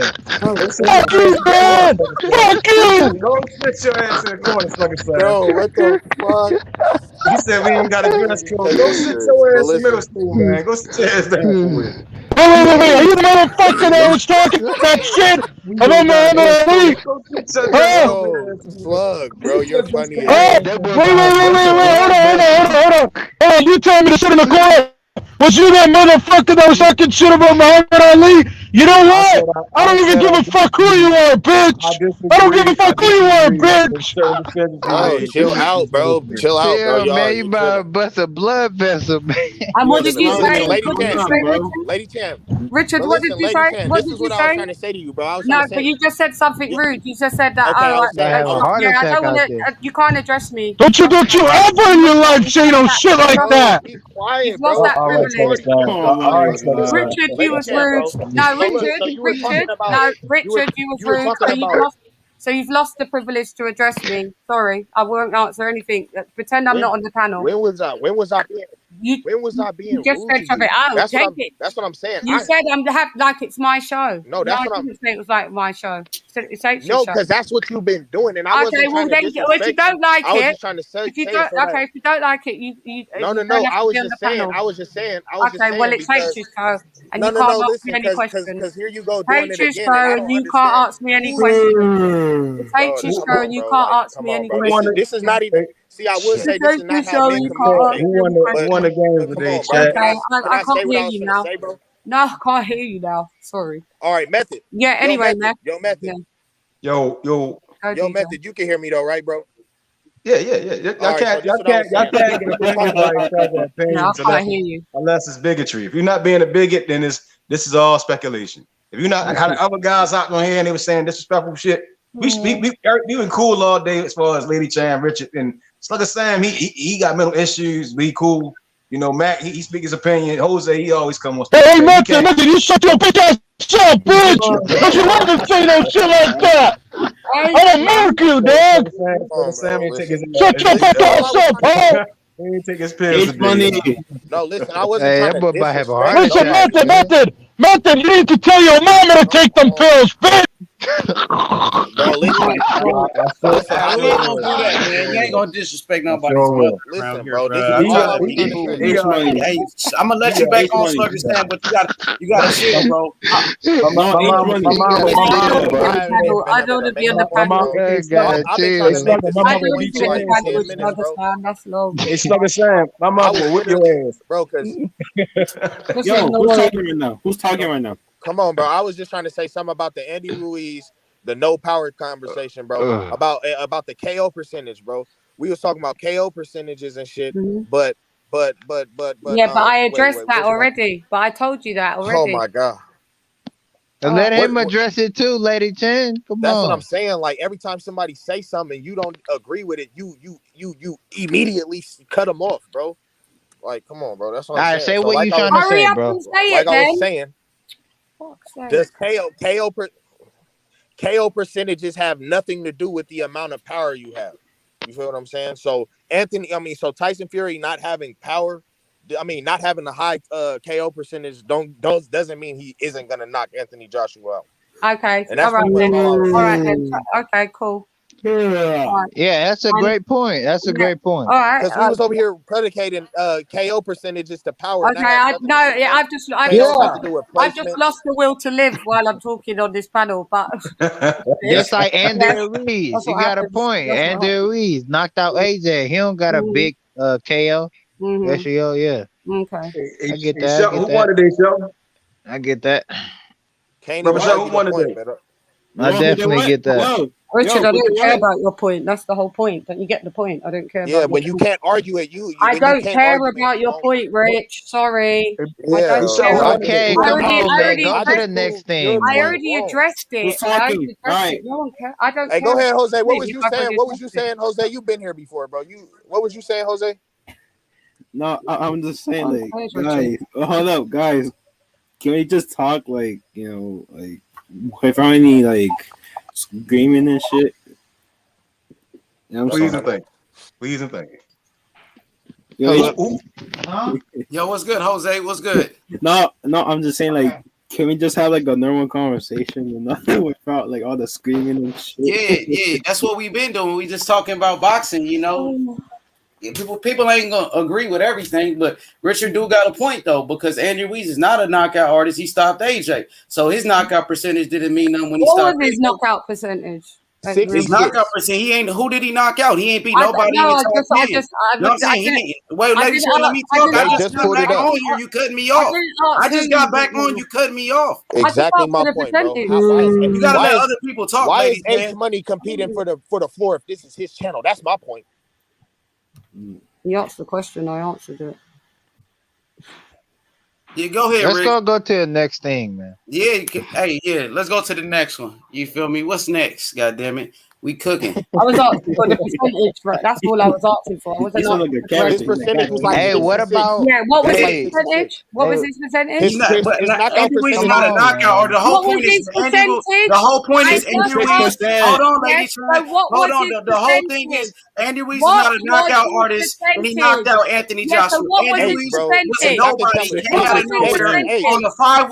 What was his percentage? Everybody, because All Anthony I Joshua asked, got what was knocked his out. percentage? Everybody's not going to All I agree that asked is Anthony what was Joshua his is so percentage? great. You can't tell me the Everybody don't percentage. agree that he's So the what- greatest thing so on the what earth. was People his don't. percentage? Lady Chan, you over See, talking like, what is everybody wrong with again. you, bro? What is wrong Hey, with Lady you? Chan, All I asked, you gotta let what other was the people talk, Lady Chan. percentage? You gotta Well, let other prove me people talk. up. You out of What control was right the now. percentage? You're out of control. Bro, nobody cares about what you talking about, bro. I What was literally the said it 10 percentage? times. That's all I asked to learn 66%. something. Exactly. It was Andy Ruiz was a 66%. nobody. Okay, He was a wasn't a knockout nobody. artist, and he All I knocked want to out know. AJ. And he Exactly. folded Anthony Joshua. Exactly.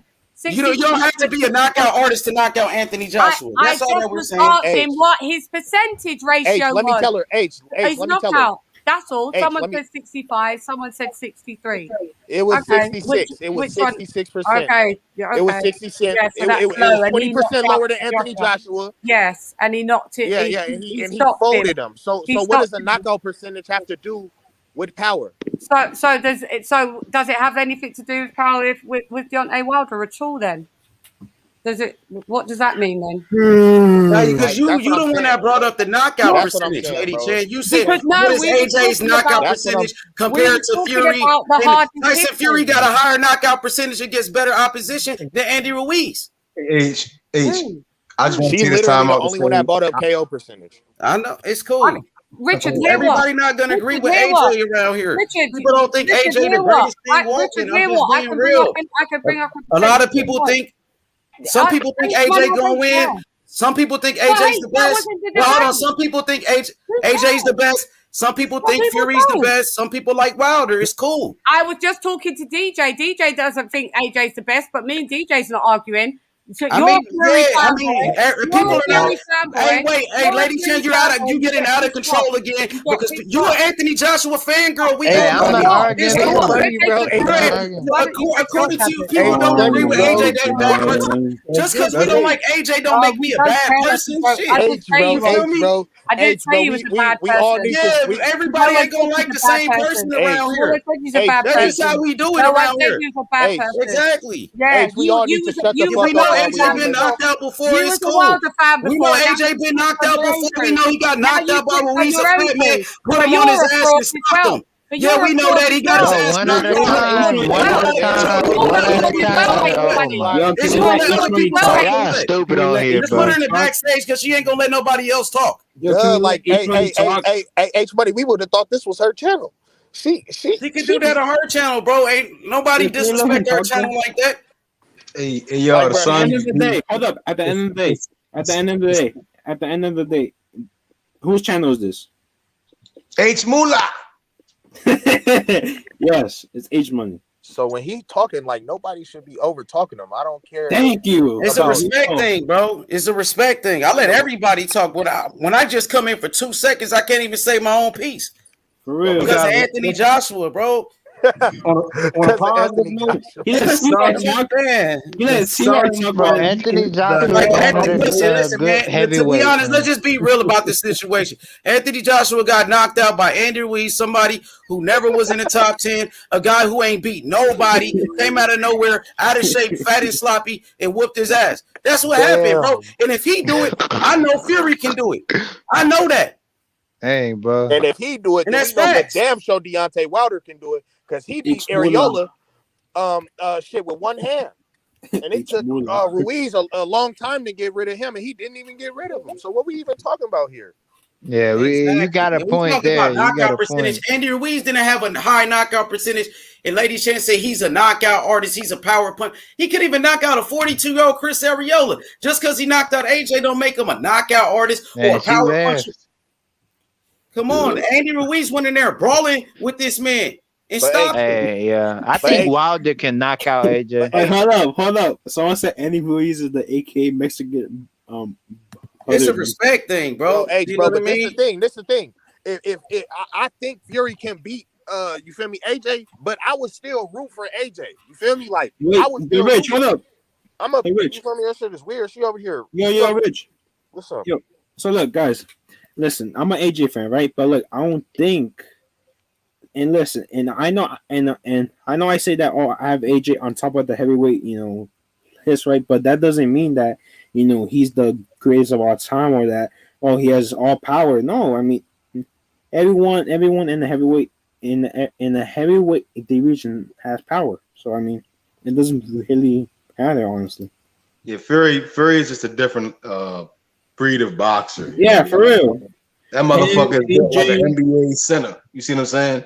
Yeah. That's how big he is. He's huge. He's a big guy. And if he shifts his weight around, he can fuck your whole day up.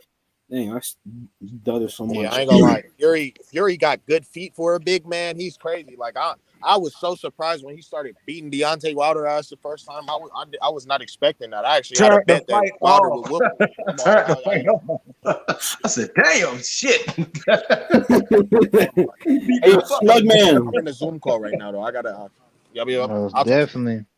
Yeah, Fury got skills. Definitely with that. Man, what they do? What's up, bro? It was good. It's cracking, dog. Hey, I get you with that Ali though, bro. I get you, man. Ali is the greatest, man. Don't talk about Ali name. Definitely. The greatest boxer of all time.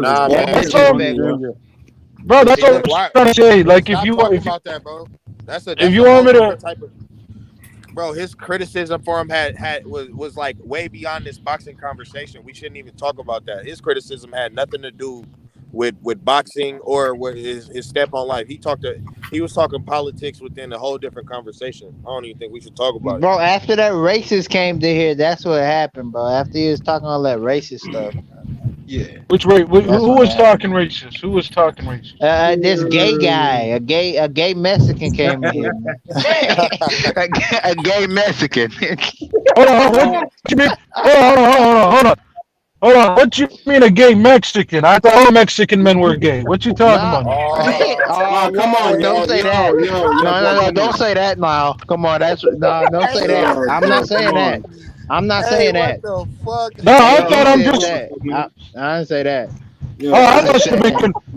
I must have been confused because I thought all Mexicanos were. Okay, never mind. I'm not gonna say it anymore. Then. Yo, come on, bro. Come on. Listen, bro. Listen, man. I Come didn't on, say those are that, my bro. peoples. I didn't say I that. could joke. Listen, I don't I say could that, joke bro. like that. I could joke like that. Those are my peoples, man.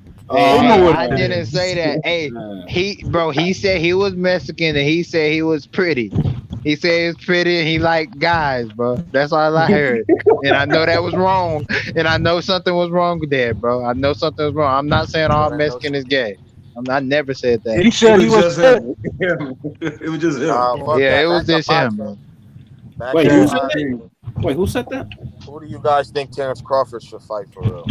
Who got? Terrence Crawford. I Oh, mean, Terrence I, Crawford should fight Eric The Spence. Come question, on. I'm No, gonna it should be the Spence fight because reword your Spence got question. back Which though. Eric one of them guys Spence. gonna get in Who there? Which got? one of them guys no, gonna get no, in no, there? no. Virgil Ortiz. I think he should fight Virgil Ortiz because that's a fight that's easier to make. Virgil Ortiz is a WBO international champion, so shouldn't be too hard to make. What about John Taylor? I actually I wouldn't don't like mind that either fight. one of them. I don't even care anymore. I think whoever get in there, they gonna get the shit beat out of them, man. Yeah, whoever go against Crawford gonna be a bad day. Who got? It's gonna be a bad Yep, fucking yep. day. He fights Gonna be a Ugas. bad day. He fights Ugas. Wait, what do you And mean it'll he be no, fight it Ugas? won't What be do you no mean? point in fighting who got. Not like he Like should fight Ugas. Yeah, I as think far he as should like fight business, Ugas. all right, business wise, it would be between Virgil or Josh Taylor or Earl Spence. Those would probably be the only likely fights to happen. Ugas don't have a damn belt. He just got his belt taken from him by the WBA. So I don't. He'd be fighting. Would he fighting for what? To say, oh, I knocked this guy who Sean Porter went life and death with. On the other fight would Wait, be wait, hold Porter. on. Hold on a sec, Method. I'm new to this. You're saying Ugas lost his belt? Oh yeah, he might lose his belt. The WBA said they're going to reinstate Manny. Oh, that's some bullshit, man. Yeah, He but just he's gonna got go that back down belt. there. He's gonna go back down to the regular champion. If they Yeah, take his it'll be no super damn champion, point. they Oh, gotta. what? That's some bullshit, man. He just got that fucking belt. Ugas. I don't know, bro. I like that Ugas fight, bro. I think Ugas is good, bro. I seen him beat Sean Porter with my two eyes, and I think that if he beats Sean Porter the way I seen it, I think he can make a better fight than anybody else other than Sean Porter with Terrence Crawford, or maybe like Keith Thurman or something like that. But Yeah, Virgil Sean Porter. Ortiz, Virgil Virgil Ortiz Ortiz would be a better. is Would literally be Virgil and Josh Taylor would be no. better. Virgil Ortiz is Hey, yo, Richard, you know who else beat Vir- Sean Porter for real, for real? You know who else beat Sean Porter? Danny Garcia, man. Danny Garcia They whipped already that boy. fight. Danny They not Garcia. already Did he beat fight. him? No, that's what I'm saying. Danny Garcia beat Sean Porter. He whipped that boy.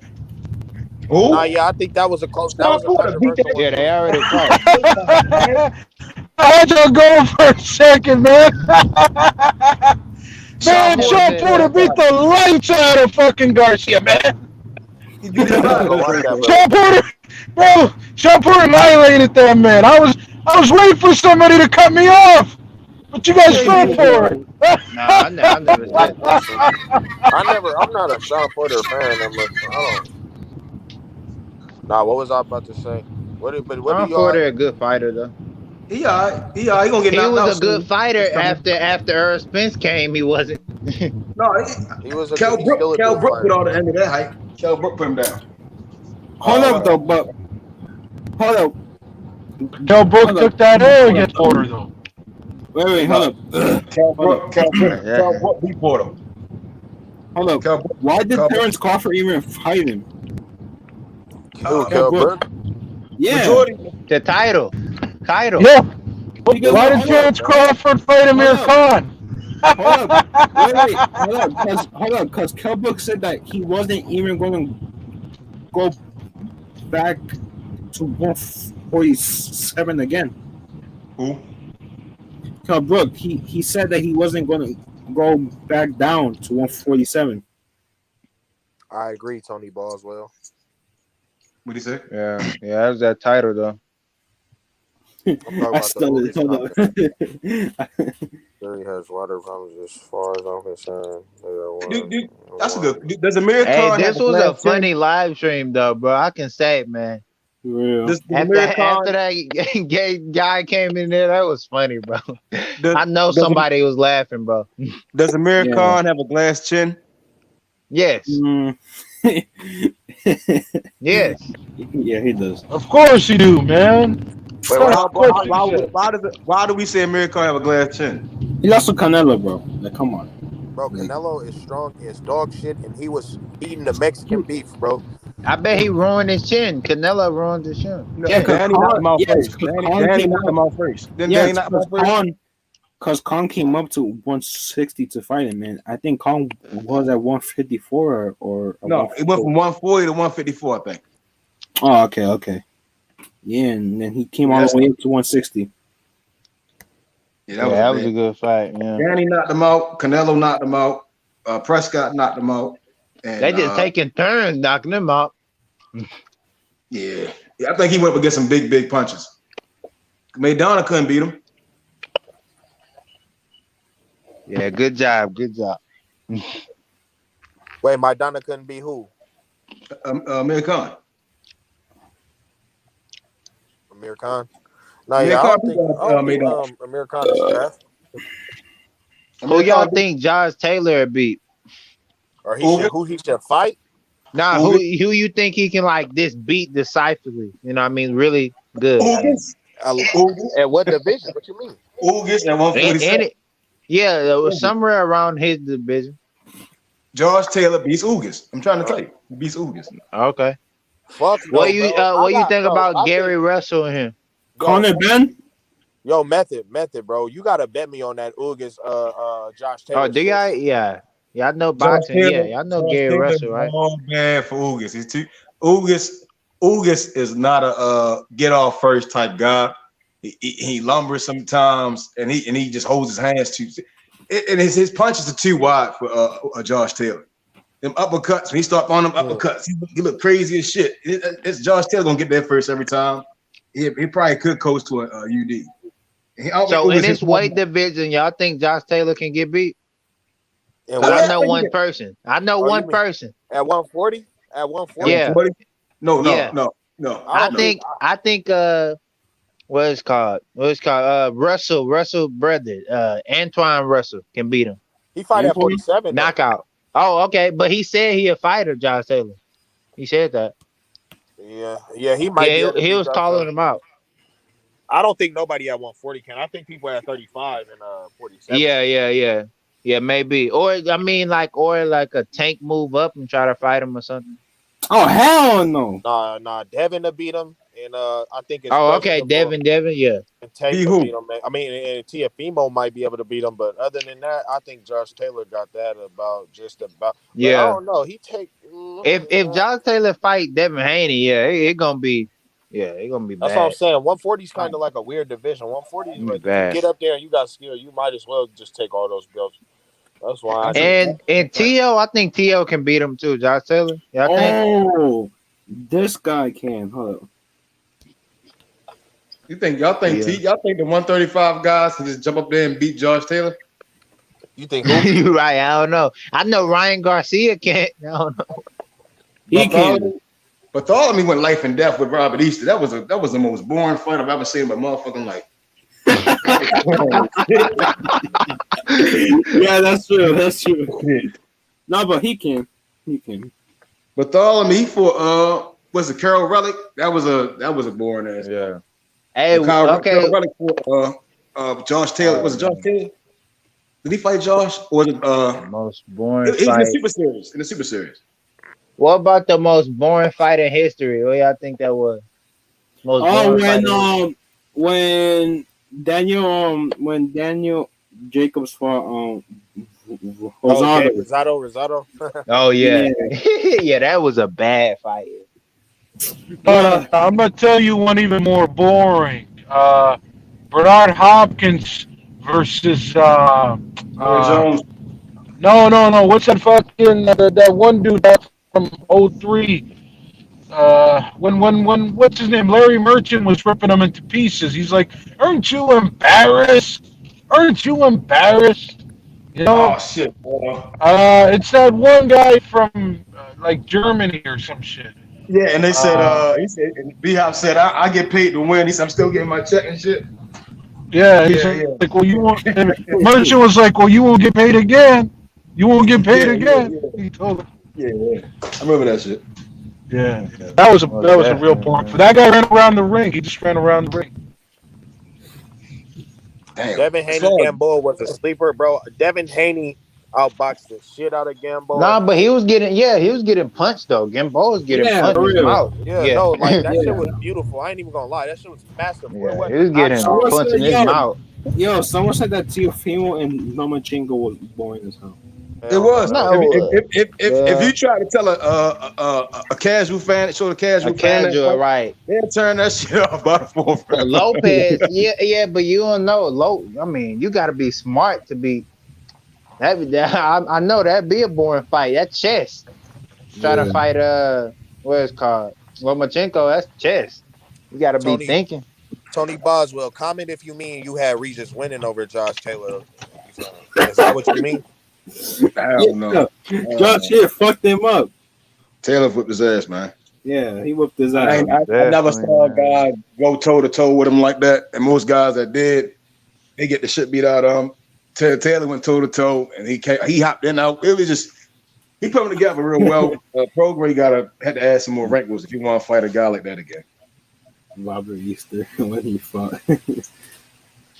Yeah. What about Manny Pacquiao, Earl Spence? What y'all think? Earl gonna beat the dog shit out Manny, yo. The dog shit out of him. Like it's gonna get again. It's gonna get bad. Manny gonna look live early. Once that that age kick in, that motherfucker, they gonna beat the shit out Manny, yo. It's not.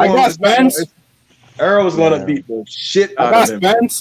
I got Spence, but I wouldn't be surprised if Pacquiao, wins.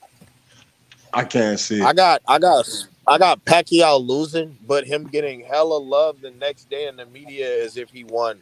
That's smart, bro. That's smart. Yeah. And then hold on, bro. Did y'all be on Instagram and be seeing the boxing shit, bro? Yeah. Yo, I ain't gonna lie, bro. The last couple of days, I didn't see so many posts. I done seen so many posts of Devin Haney of that shot that he took in the 10th round. I barely see any Dev highlights, but I see hella Linares stumbling Devin in the 10th round, bro. And then even the zone was posting that shit. Like, I don't know. Did you was that Chris Mannix or was that Sergio Moro? Who was like, wait a minute. Who was that? Yo, Chris Mannix talks so much, yo. Yo, it's not even. It was probably Chris Mannix though, bro. He didn't want to be like. Who over exaggerated the punch? It was, I don't know, it was Chris Mannix or Sergio Mannix. I bet Chris Mannix. They sound damn exactly alike. It's hard to pick up like who is who sometimes. Yeah, bro. Didn't Chris Mannix, he was the first one to say Ryan Garcia can fight anybody, you will still be the champion. Yeah. Like that's they say crazy. little bullshit like that. That's see, crazy. Ryan, like you can be a people's champ. If he can hear me, Ryan, you could be a people's champ once you actually win a belt in reality. Like you've never been a actual champ. So you can't call yourself the people's champ. It's not like you left boxing and you've been getting cheated and all this other bullshit. Like, no, you're not even a TikTok. champ. Yeah, he's a TikTok champ. Yeah, the TikTok and Instagram champ for sure. I'll give him that. That shit crazy. Yeah, he really hard. No, definitely. Everybody coddling Ryan, but then don't got nothing to say when he talking shit. Like, I ain't gonna lie, bro. I don't like Ryan. I think he's bad. Oscar De La Hoya going on the rant right now. Yo, to be honest, when he talked about all that, he'll do y'all think this year gonna be some good fights though? There's some good fights coming up. No, it's been good fights so far, but yeah, this year. After I don't know. I don't know. I think when some good fights. I think we probably have to wait for another generation to come. Like the Ennis generation, them guys under 25, 20 around that age. Once they hit that 28, 27 mark, like next year probably or year after that, it's going to be real competitive. Hope so. All those guys coming out the amateurs and stuff and just going pros and the pro guys that's like the contender level, the Brandon Lees, it's going to be like bigger style matchups. You know, I think going into next year should be way better, especially if like Josh Taylor move up and he drop all the belts. We should probably get another Super Series. It's a lot of fights to be made after next year, after this year. After undisputed fights, after the undisputed fights, it's a lot of big fights. Yeah, I think Anton Russell is like the best upcoming boxer. Yeah, definitely one of them. Yeah. Don't he fight at 47? Yeah, I think so. Yeah, man, he just knocking out people. He the best wrestler in my opinion. I think already, bro. I think little Gary. I think oldest Gary. I think he's more comfortable in his style. Antoine, I gotta watch him again probably. There's some things he does that make it seem like he's uncomfortable in the ring sometimes. I guess so. I think he's just knocking out people like he is. He making people quit and stuff, bro. I want to see him. What's the competition ain't. I want to see him good. In there. You know, if he at 147, he gonna run into somebody a good fight. Yeah, he in a good weight class. Good weight class. Yeah, I think he upcoming. One of the upcoming people. No, who is what was I about to say? Y'all what y'all think about did y'all see the undercard for Dev this weekend? The one dude that fight at 170, he fought at 175 for his debut. Oh, Cole! Yeah, Khalil Cole. Yo, he's a beast. I don't care, yo. He's gonna be a beast. No, yeah, this is my thing, bro. I want that work against Berlanga because Cole looked real composed as a. Nah, he said that. He said he's going to 168. Exactly, Berlanga's at 168. Yeah. Berlanga. That's why I said next year maybe the year we get those. I want to see. Yeah. Next year, probably. Nah, I ain't gonna lie, but you said Jerron only 23. That shit crazy, huh? It's crazy how these niggas they so young. That's a big ass youngin, yo. That's a big youngin. 23. Man, bro, this shit is looking lovely. For real. That's crazy. That's why when Ennis hit like 25, 160. Who? What? Say that again. Huh? Yeah, Ennis gonna love him. Ennis is gonna cap out at like 68 for sure. Yeah, he probably can get to 175. We don't know if he stopped growing. Let me see 40, 47, 54, 60, 68. But maybe if Canelo can get to 175, he can get to 175 for sure. Yeah, he bigger than Canelo for sure. He taller and longer. Yeah, he gonna get big, man. Yeah, man. Yeah, that'd be all good fights for real. I think Canelo said he'll fight Earl Spence before anybody. He'll fight Earl Spence. That's whole shit. That is he'll fight, before Charlo, all of them. He'll fight Earl Spence. I think that's some whole shit. I don't know why that shit ever passed his lips. Well, I don't know, bro. That'd be a good fight too. Yeah, I don't know. It ain't no good fight. Think Earl Spence is big enough. If Sean Porter could hold Earl that big, what the fuck? Canelo gonna knock that nigga out that's early. What I'm saying. Like that's not a good fight, bro. If he gonna sit there and say Andre ain't nobody and all that, and then turn around and say I'll fight Earl Spence, I don't like that either. Yeah, because Andre is not nobody, but he fight Earl Spence. Yeah. Well, that tell you he ducking Andre. That tell you. It's because guys Andre are fighting at heavier weight classes, and it doesn't matter who the name. You fight nobody. You fight nobody. They not a big dudes, So the power difference. He didn't want to smoke with Landy. Who don't want to smoke with Iris Landy Law?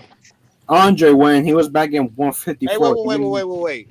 Jose, did you just say he fight nobody? Is that what you? No. Well, I'm saying no. Listen, I'm not saying that fight nobody, man. No, listen, I'm not saying he don't fight nobody. That's what Canelo said. I'm just reciting what Canelo told him, but you fight nobody. Get the fuck out of here, man. Get the fuck out of here, man. It was Landy Law at 154. Man, he just need a chance. Hey, I mean, hold on. Let me just recite that whole post-fight interview. Who I fight? Huh? Who I fight? You fight nobody. Get the fuck out of here, man. Get the fuck out of here, man. All right, y'all can go now. Yeah. Yeah. Yeah, I think Demetri Andres should fight the Charlos, definitely. For real, bro. That's it. Yeah, like Charles and then afterwards, like, yeah. No, I mean, because I don't think it's no chance Canelo gonna fight him. I don't think Same it's no weight chance. class. They're in the same weight class. And Yeah, they're in the same way. Like So is that Canelo. fight should happen. That fight should So with happen. Canelo. We had But a not with long Canelo, right? conversation. Canelo just man. No, Canelo was in the same weight class. They always say in that same weight class shit. He Unless it ducked, got something to right? do He with goes up, Canelo, bro. bro. Like He I ain't gonna ducked lie, and bro. I goes don't up. like that shit. Cause they'll and He should. He like, ducked and yo, goes up. wait, guys, look. All right, look. Hear me out. As a Canelo fan, I believe he should have fought him. I believe he should have fought him. Yeah, I mean that's good. You a good Canelo fan, actually looking for the Honestly. facts and not fanboy, bro. And I believe Canelo, when he fought Triple G the first time, I believe that they should have given that to Triple G. Triple G, yeah. Yeah, clearly, bro. It was clearly Canelo lost that. Mind you, in my opinion. That should be crazy because they only use that shit on us, bro. Like, bro, they'll say, man, that shit is crazy. Never mind. Canelo ran all fight. I ain't even That was running.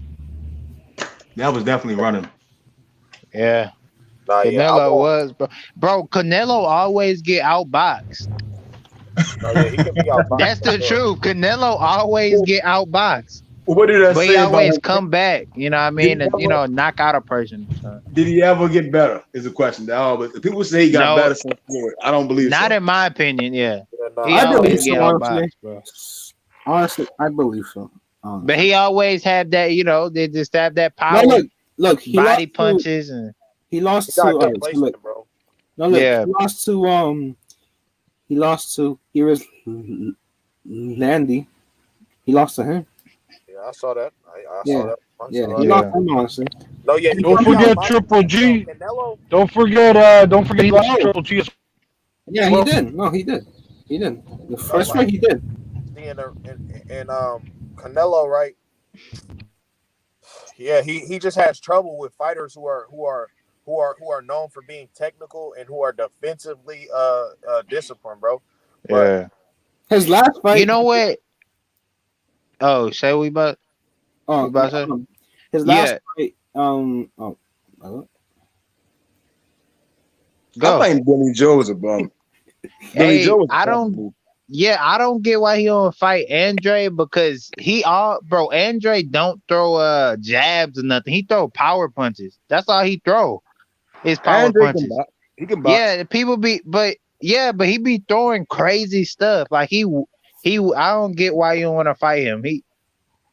Because he throw crazy punches. First, Andre is not boring to me because he throw them crazy, unorthodox punches. Like, no, yeah, but when he fought his last fight, I mean, they should fight him. No, yeah, but when he fought his last fight, I believe, I saw him like getting a bit. He got hurt. He Yeah, got hurt a little bit. Yeah, he got hurt, honestly, but doesn't mean that he's a bad fighter. Yeah, I mean, yeah, you're right. I mean, it's the same thing. Canelo get outboxed, Andre got hurt. Yeah. It's really no reason for champions to not try to unify. Yeah. And for champions to not fight their mandatories, bro. Any other bullshit, you feel me? It's just bullshit, bro. Yeah, that's what I'm think saying. Like, motherfuckers. Canelo wouldn't be getting the hate he gets if he would never change his tune all the time. He comes more of like a politician when he wants to than some. It's just too much stuff with him, in my opinion. If he would have tried to go undisputed at 140, what was it, 154, 160? Then I would have a difference of opinion about him. You see what I'm saying? But it's like he chose a division where all the guys were like, well, Billy Joe, he's a fucking bum. Caleb, he didn't really do. He won the Super Series, but that was it. He never went against Robert Styles. Plant, I think Plant. No matter how many people say, hold on.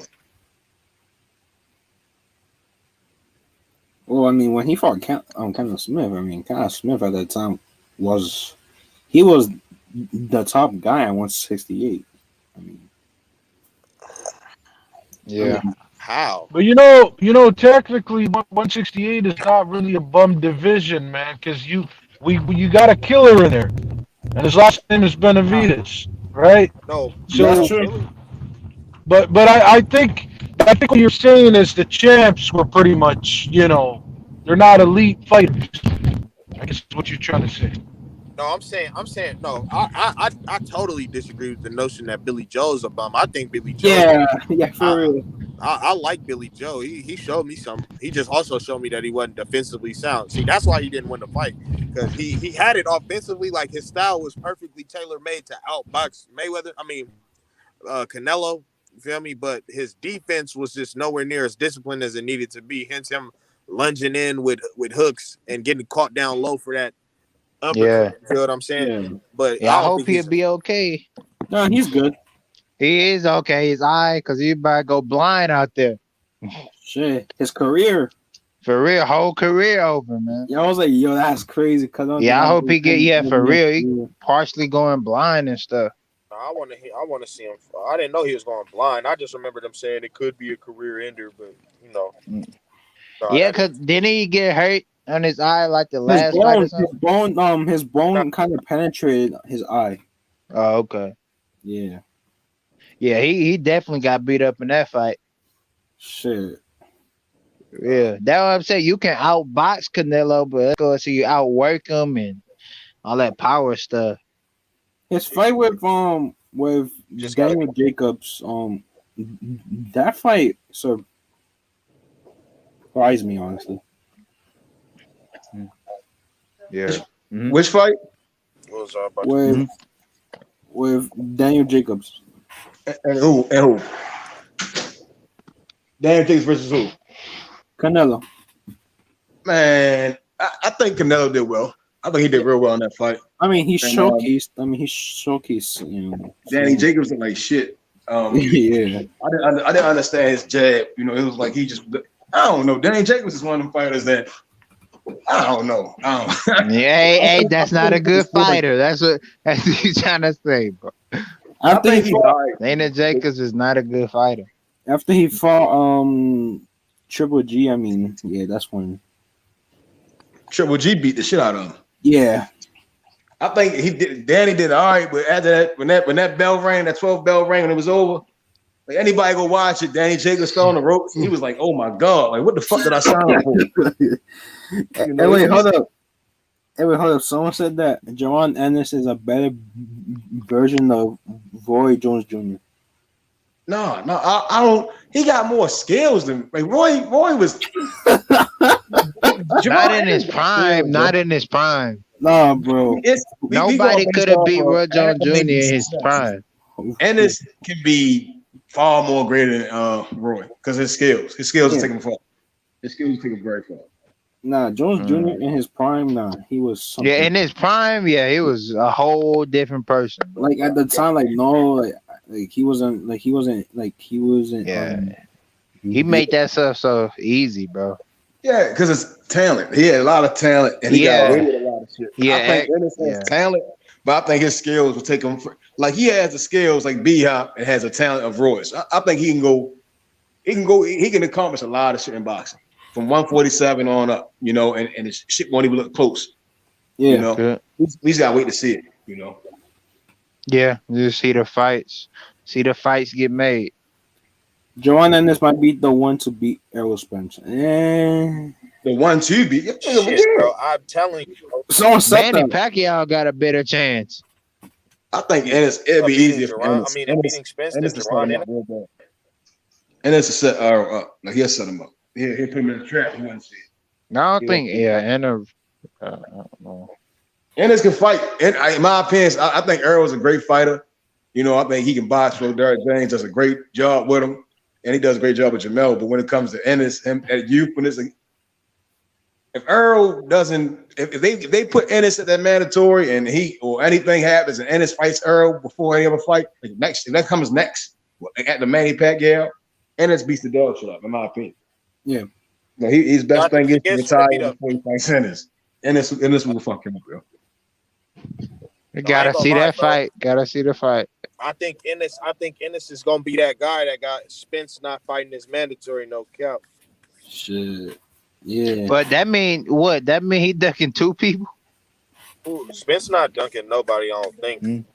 Oh, okay. If it's walk like a duck, talk like a duck, then it's a duck. Spence is a duck. It's Mr. AKA easy route, man. I'm gonna take the easier route. There's something wrong with he a politician now too. He a politician. He don't want them fights. You know, he talked all bad about Keith Thurman, and then they look at him. You know, because he know when a guy got his number. He know it. You know, I ain't gonna say he's scared, but he know damn well all that shit that he thought he had great fall right out of his hands. He don't want to take them fights. Wait. Hold on. So someone said that James Toney isn't a all-time great. What James Toney ass? Who the fuck said that, huh? It's all in the comments. They just want to get people mad, It's all in the bro. comments. They just want to get people mad in the comments, bro. Bro, James Toney,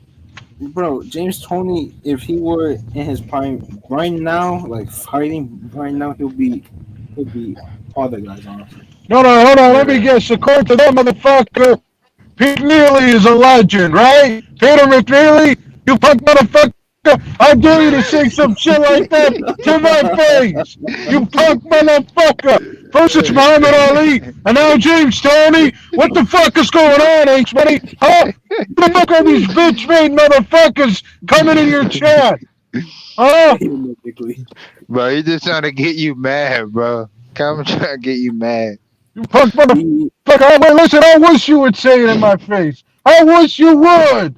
Bitch-ass motherfucker. Are they trying to say Canelo's an all-time great? Bro, listen. Bro, Canelo. After his career, maybe. After his career. I don't think so yet. He got to fight the people. Did way.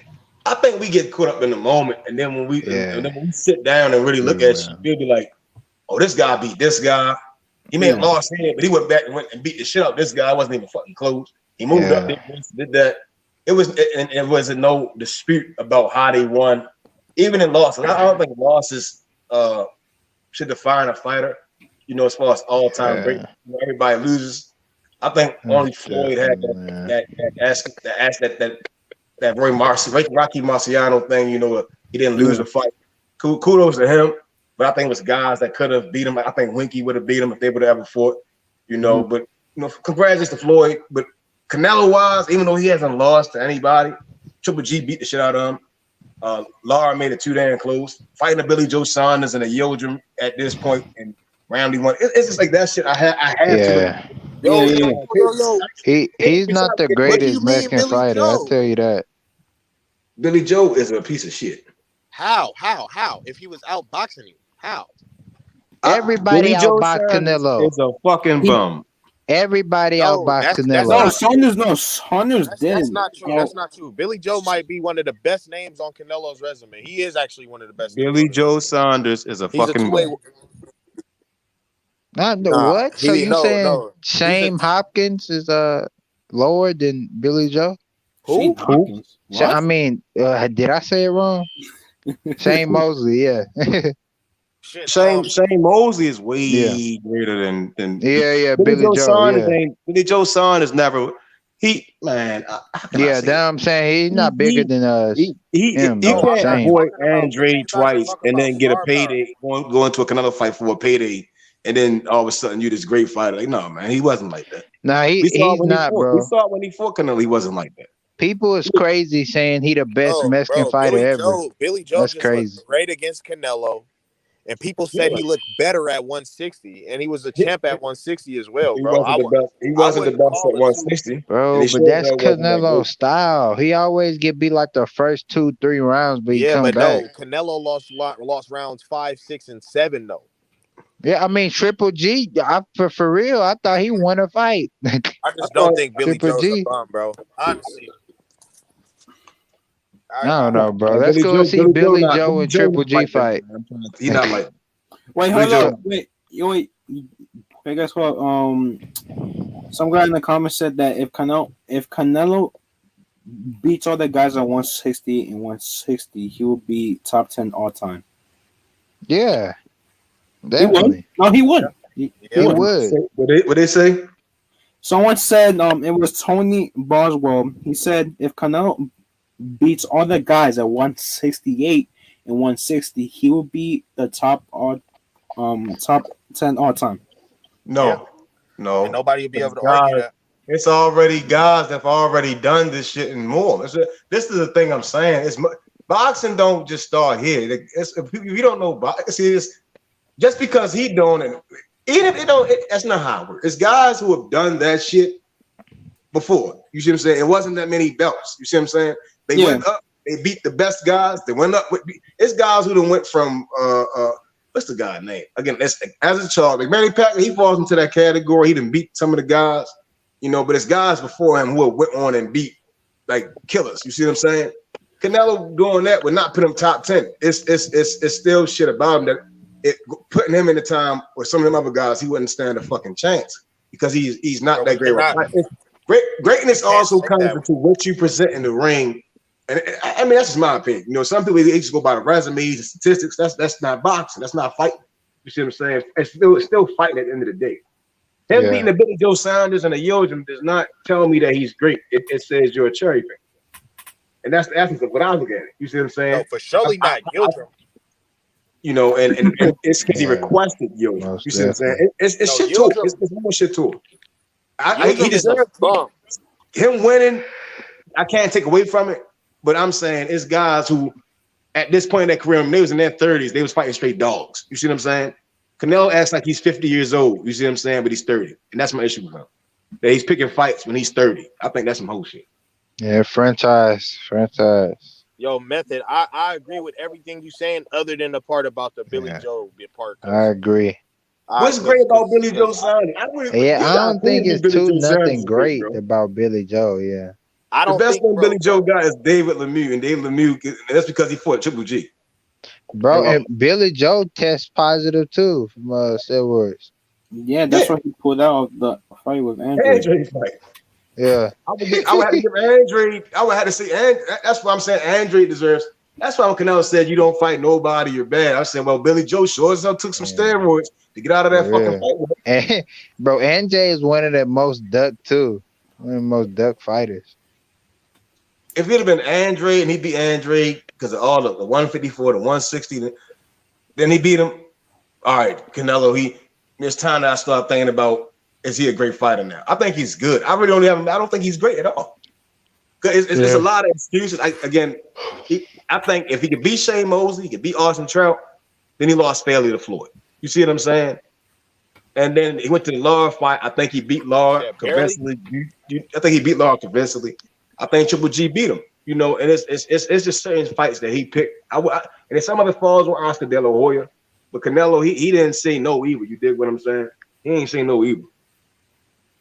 You think Canelo? You think De La was trying to hide him or was trying to protect him when he put him in there with Mayweather?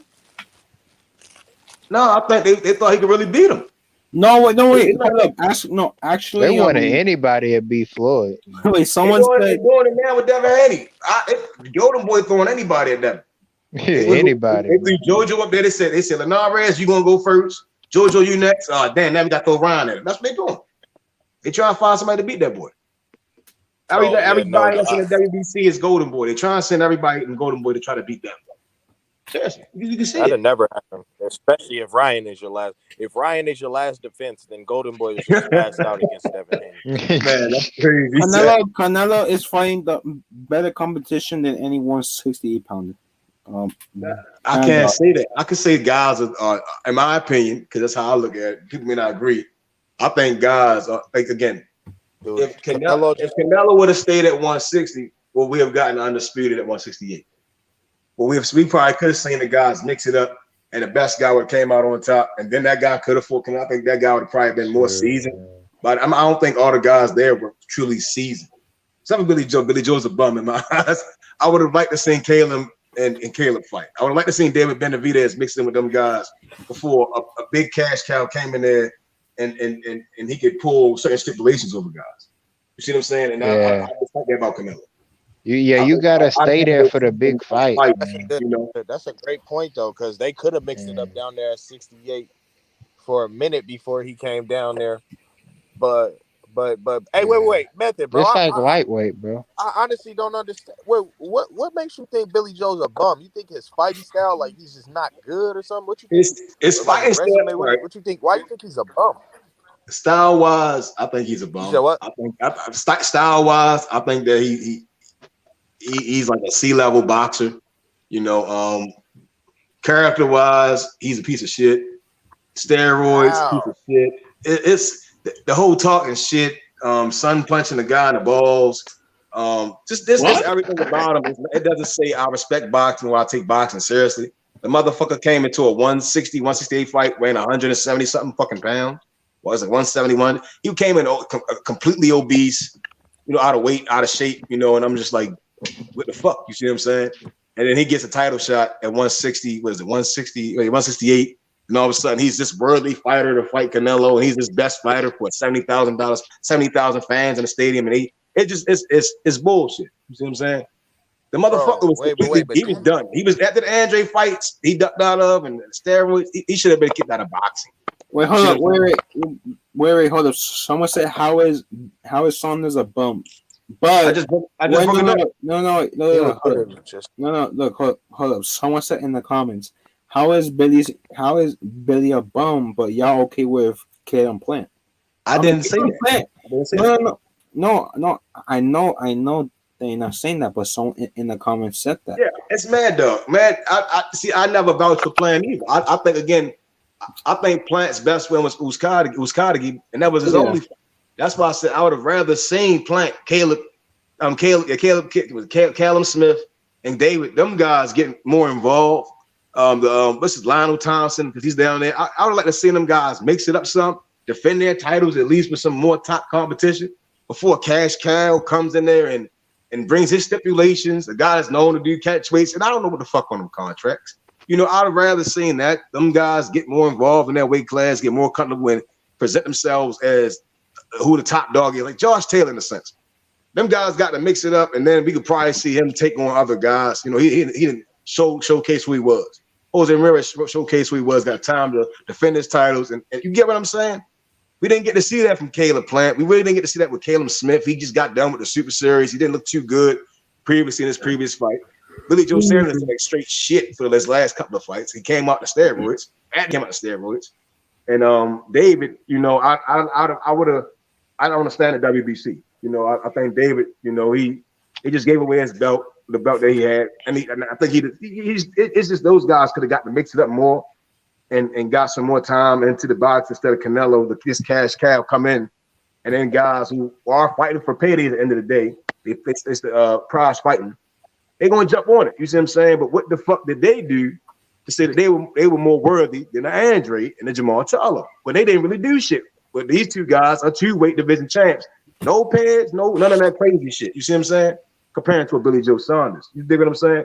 I think Billy Joe's a two-weight champ too, though. But he don't count in my eyes because he's a pad user. He popped completely dirty, and it was gifted a bum to fight for 168. To be there, and the Canelo all of a sudden wants to come back and be undisputed, you know. And I just think it was. I just have the same thing. I'm not because I know Canelo doesn't want to fight Andre and Charlo for some reason. I'm not disputing that, but I think Billy Joe been calling his name for just as long as well, bro. I just can't say he a bum, bro, because if he a bum and he ain't fought nobody, then Charlo's a bum and he ain't fought nobody. Andre's a bum and he ain't fought nobody. We can't say weird that. Shit like that. Yeah, because they didn't get a chance to fight Canelo. No, I want those fights, bro. Than Billy Joe.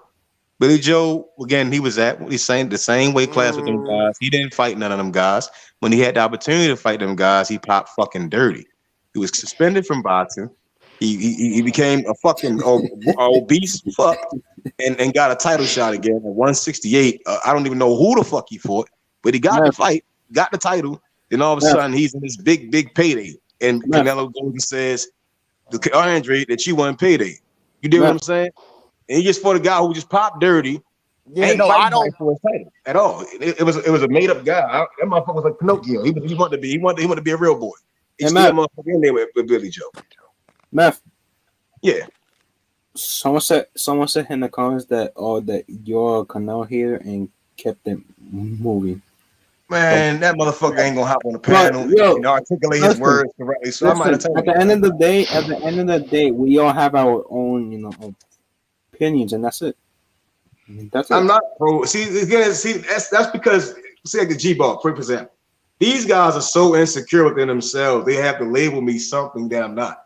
Because they don't know me, and because what I'm saying they disagree with.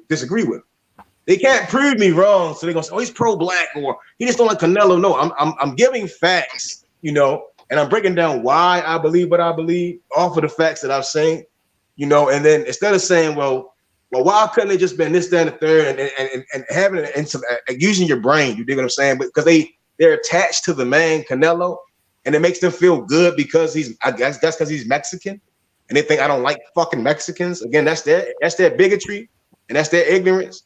They just can't accept it. But it is what it is. You see what I'm saying? Again, Billy Joe popped fucking dirty and was just gifted another title shot. Similar to how Triple G was gifted title shots. You see what I'm saying? And got a belt back, and then they saying he defended his title. All this crazy shit. That's the politics. I think Canelo's a politician more so than this all-time great. You dig what I'm saying? I just think it's all-time. It's guys who really represented boxing better than Canelo. Even if he don't, I don't give a damn he win, none of that shit. I think he's more of a politician. I think it's guys who really represented boxing better and did more better shit in boxing. Mad Dog said that. I agree. Wait, hold up. Someone in the comments said that you can't call someone a hater just because they have a different opinion. And I mean, that's facts. I mean, G-Bo, I don't care what you saying, what you think you're saying. You again, it's the internet, bro. You can see all that shit on the internet. I can fight. I know how to box. I'll beat the shit out of you. But I ain't going to entertain you again. You can't articulate your words, so you're not going to want to fight me. I'll thank you every time. So just leave it there. If you can't articulate your words and come on here and hit that link and say anything to prove me wrong, then shut the fuck up. Get out your Why wouldn't you be able to talk to somebody that was pro-black? It don't even make no sense. And I'm not even. What the fuck I got to do with anything? I'm actually pro-human. I'm anti-abortion. That's if you want to see anything. I don't like oppression. That's the difference. Oppression. I don't give a fuck what you look like. None of that. I'm not for oppression and none of that bigotry shit. I'm just not for that. And I just think Canelo, compared to his peers, I think it's other guys in boxing that are doing boxing the right way. LT, what do you mean? No, Say like gonna make Devin Haney. What is? LT is delusional, yo. No, we gotta get LT back in here. Yo, LT, HLD, rap star. Oh my god, yo. It ain't no arguing rap star, yo. I don't even know. Bro, they funny though, man. You need people like them though. Oh yeah, yeah. Because bro, they so funny, man. No cap, you do need people like LT. But yeah, bro, just to laugh, bro. No, yeah, LT, get in here, man. What you doing, man? We Yeah, that stuff was cool, bro. Yeah, AOT, bring that crazy shit to the panel. I want to hear your crazy ass. It needs some stupid stuff. Some stupid stuff. He take a sip. He went that link. He went that bottle. Hit that link. Watch. that nigga, he getting juiced up. He getting ready right now. He taking shots. He on his way. LT drinking that 40. Yeah, bro. I like this live stream. I got something for you. I got something for you. Come on. I want to see Come you. Come on. Yeah. Come on. Yeah. Yeah, see that. Get some arguments going. LT, don't listen. I only showed them one picture. I only showed them one picture, LT. Don't make me expose the other pictures. I got everything, bro. We need some T.O. fans in here. Wait, hold up, yo. What happened to T.Y.? T.Y. He mad at H, yo. He mad at H, yo. He said H money. H money. He mad at H. He said he mad at H. Yeah. Bro, you know what be funny? That freaking that gay guy with TY. That'd be crazy, bro. I can imagine what they'd be talking about, bro. Oh, LT playing it crazy. He ain't trying to converse with the fellas. He playing. You know what I'm on. LT know wherever I'm at. It's free smoke. See, he already know. You not getting past that bullshit, man. You can't come with a bullshit narrative. And you can't just talk shit to me. Talk shit back. LT, no, that's why he hopped on. LT hopped on every day. I hopped on there. He said, "Shit, fuck that." Right. Hey, H Money. Thank you for all the great conversation and opinion on these fighters. Work comes early. Much respect. H Money and the panel. Salute to the chat. Yep, H right Money, on. man. Salute, man. Salute back. H Money, though. What's good? Hey, look, hey, you gonna do the live stream for with Israel Adesanya fight UFC thing? Yeah, of course. When they fight this Saturday? No, yeah. They gonna fight on the 12th. Dang, Yeah, Adesanya back in there. He fighting again. He just got his ass whooped, didn't it? yeah. Damn. Yeah, he gonna fight again, bro. I don't get how the That's UFC. crazy. No, that was heavyweight though, bro. Don't get on him. No, That's that was light heavyweight. He was at light that was heavyweight. light heavyweight. Yeah, he back in his he better at weight class. middleweight, of course. Yeah. I'm gonna check it out. But who boxing? Who they got boxing Saturday or Mayweather Sunday? Yeah. Mayweather on Saturday. Mayweather Sunday though, ain't it? Yeah, Sunday. Saturday. Mayweather Sunday. He's gonna fight Sunday. So UFC Saturday. Any boxing this Saturday? I don't think so. Yeah, I don't think so. Hey, yo, H Money, you want me to tell you why they made it on Sunday? Because Mayweather's finna fucking baptize that white boy. That's what he's gonna do. He's gonna baptize him on a Sunday in front of national TV for everybody to see. You gonna get baptized, boy. YouTube. Hey, think about it. This dude is a fucking YouTuber. Like, bro, I mean, he don't know shit about boxing. You going against the best boxer possibly of all time. He got beat by KSI, man. Look, the only chance he got, that motherfucker, he better come in there just slugging Mayweather, try to make it a street fight. You know what I mean? And hopefully he can land something. You know what I mean? He need to fight dirty, man. Yeah, he got to fight dirty and shit like that. Y'all need to fight dirty, man. He goes in bite there. his ear off like Mike Logan Tyson. Paul gonna be the first person to knock Floyd out. I got Logan Paul, yo. What? Nah. I mean, come on, man. He 200 pounds of Floyd 150, so he like a 50 pound difference. Hey, let's go see 50 Cent, man. I need 50 Cent and Logan Paul. I want to see that fight. I want to see Mayweather fight with I want to see Floyd fight fucking De La Hoya. De La Hoya out here talking about he trying to train and shit. Oh yeah. I see that fight. He didn't look too good. I seen him at that Devin Haney Linares fight. De La Hoya don't look like he in good shape. That'd be a good fight, bro. That stuff. Old seniors fighting, man. Yeah, he didn't look like he was in good shape. He looked like he was intoxicated. Bro, he was high as hell and shit. Yeah, he looked high as hell that day. I ain't gonna lie. I know what the motherfucker high. That boy drinking and training at the same time. He said he looked intoxicated. Bro, he looked high as a kite at that DAZN fight, man. At that Devin Haney fight, bro. That's them perks. Ooh, that nigga asked for them perks. Devin Haney.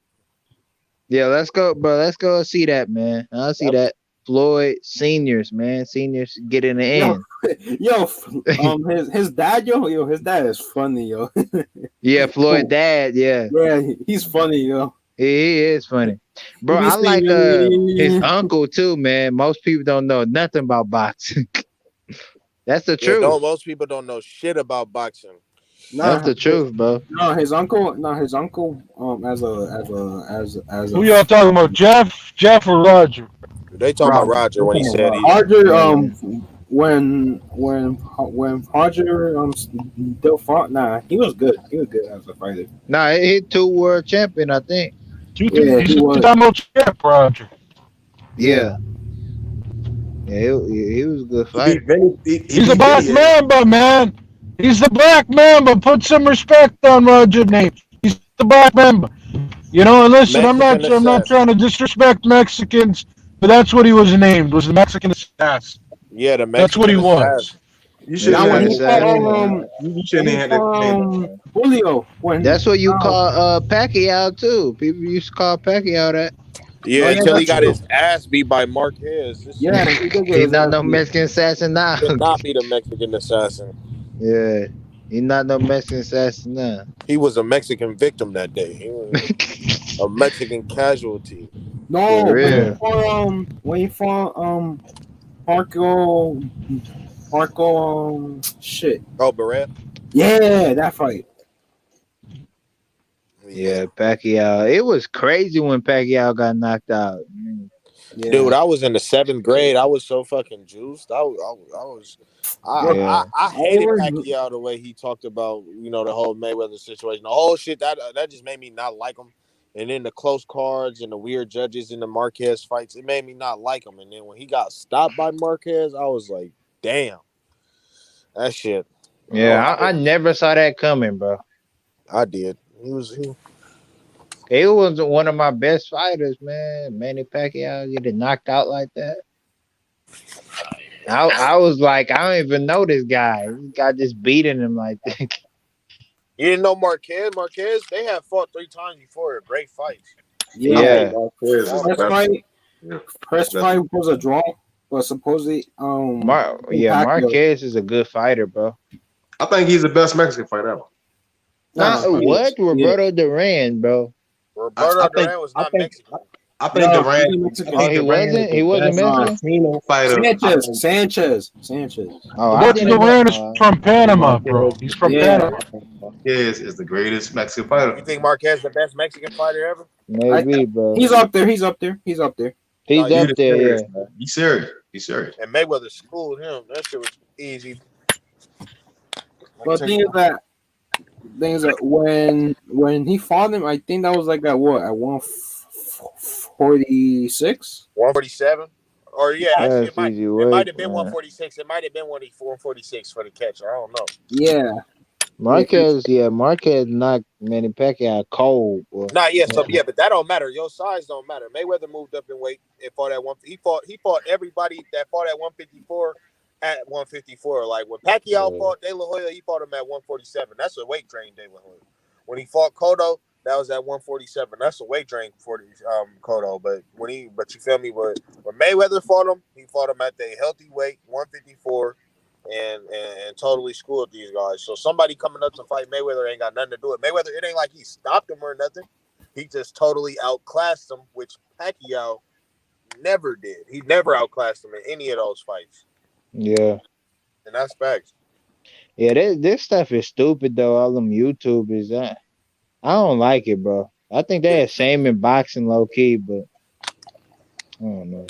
They bringing a lot of soft ass cats over with them. That's what's going on. Man, they bringing Garcia fans like Ryan Garcia fans, man. I bet they're the same fans with Logan Paul. I'm telling you, man. Same fans. I think the YouTubers, they're not bringing like boxing fans. They bringing it's weird fans, yo. I don't. Yeah. People, guys who ain't never boxing in their life, they say, well, they might start boxing, watching boxing. I say, hell no. After that fight, they're gonna go back to TikTok and shit. They don't give a shit. That's so stupid, man. Short attention span. But I can't hate on Jake Paul, bro. Like he just got that Tyron Woodley fight, bro. People gonna buy that fight. I ain't gonna lie, bro. But that's stupid. Tyron Woodley is dead. I bet he gonna get knocked out too. And he gonna get his chin is gone, man. Nah, I ain't gonna lie. If Tyron Woodley gets knocked out by a non-boxer, then the UFC is gonna look very bad. I think they already got knocked out. UFC. Listen, brother, you don't see what's going on. It ain't that Tyron Woodley can't beat him. It's that Tyron Woodley is getting paid so much money to get. You know what I'm getting at. You know where I'm getting at. They're all taking a dive. You think Ben Askren got his ass beat? Ben Askren took a dive, motherfucker. Don't tell me otherwise. The fight on Showtime, Woodley might not. Ben Askren took a dive. It's not Triller. It's Showtime. It's on Showtime. It's on Showtime. It's on. Hey, we about to have a heart attack, man. Listen, man. You guys want me to believe that a natural fighter, Ben Askren, got his ass beat by some white boy YouTuber? Fuck no! I don't believe that shit. That's all staged, motherfucker. That's all staged. Askren went in there looking like a damn Teletubby. They told him to look like that. Listen. They told him to go in there looking like he's never used his hands in his life. Not even a finger of his own wife. You know what I'm saying? He looked like he didn't do shit in his life, but they told him to do it like that. They said, look, man, you fit the part. You an ugly-looking motherfucker. You fit the part, so go ahead and do what we're telling you to do, and here goes this $10 million check. Bitch boy. Now what else you gonna complain about? Like I said, Willie going on Showtime, and Willie gonna beat his ass, man. I'm trying to tell you, it ain't Triller. It ain't gonna be beating I don't know, bro. Oh, you said Willie, but do Showtime. y'all see? Okay, so You do said y'all it's see Showtime. Woodley Okay. last fights though? Do y'all see Woodley last fights? He's Bro, dead. that was He's against not there, man. Bro, that was against the Woodley is not there. No, he Listen, losing to listen. Bomber, Woodley's man. last fight. Let me tell you something. He Let getting me tell you beat. about Woodley's last fight. Let me tell you, Woodley's last fight. He went to the barbecue joint and he said, "Let me get some ribs. Let me get some ribs. That's what he was crying, that motherfucker. Jesus Christ. Fuck out of here, Woodley's last fight. Fuck out of here. It sounds like he's on Talk crack. about Woodley's last fight. I don't know why I'm angry. I was tapping on the ground talking about, oh, my ribs. Disgrace. Bro, that's what I'm saying, bro. His ribs be hurting, man. Get injuries, man. He not Woodley no more, man. Yo, that's crazy. He has an advantage because I think he has an advantage in this one. Hey, but look, bro. I don't know. Woodley can box though, and I don't He's know not a a boxer. YouTuber, man. He's not a boxer. You got me? Woodley is a boxer, ain't he? He knocks people no, out. when he was a champ, he knocks people out with his hands. No, he's not a boxer. That's you have striking in the mixed martial arts is nothing like boxing. It's nothing like boxing. I guess so, yeah. It's nothing. You ever see a mixed martial artist in the boxing gym? You would see the difference in skill. Yeah, it's totally different. It's totally different. Yeah, cause look, cause a lot of these guys in the UFC came from wrestling, taekwondo, kickboxing, Muay Thai. Yeah, shit like that. Yeah, like kickboxing and stuff. Yeah. Nah, Tyron Woodley, he's not even known as a stand-up guy. He's a boxer, but I just don't think he's like Ben Askren. I think he'll win the fight, but I think it should be a good fight. That's what I want to see. Bro, I don't know, bro. I don't know he win. I think it should be a good scrap. And that can be staged too, bro. I can get why it be staged too. It's gonna go one round. Somebody gotta get knocked out because it's the bad blood. I don't think they're gonna have it. I don't think it's gonna last 2 rounds. Man, I hope Woodley knock Jake Paul. I mean, whoever Paul, bro. I hope, man, to end his career, man. I don't want to hear no Pauls again. Showtime. I want to hear real boxing, man. Triller not Showtime. We want real boxing. Showtime gonna make sure you fight. Showtime ain't gonna be with that bullshit. Showtime this time. Yeah, Showtime. Showtime gonna make sure he's not gonna get away with that bullshit, motherfucker coming in looking any kind of way, man. He gonna have to fight Woodley. Listen, all I'm saying is when the fight gets made, I don't want to hear Oscar De La Hoya's bitch ass commentating. Listen, that mother sounds worse than a fucking 5-year-old bitch. I don't want to ever hear that cocksucker ever talk in his life. He sounds like a fucking fruitcake faggot. Know what I'm saying? Along with the other fucking bitch he said he had with them. There was all a bunch of homo motherfuckers, including Snoop Dogg. Snoop Dogg sounded like a pillow biter. All of them. All those bitch motherfuckers. Don't ever let those bitch motherfuckers commentate ever again. Fuck Thriller.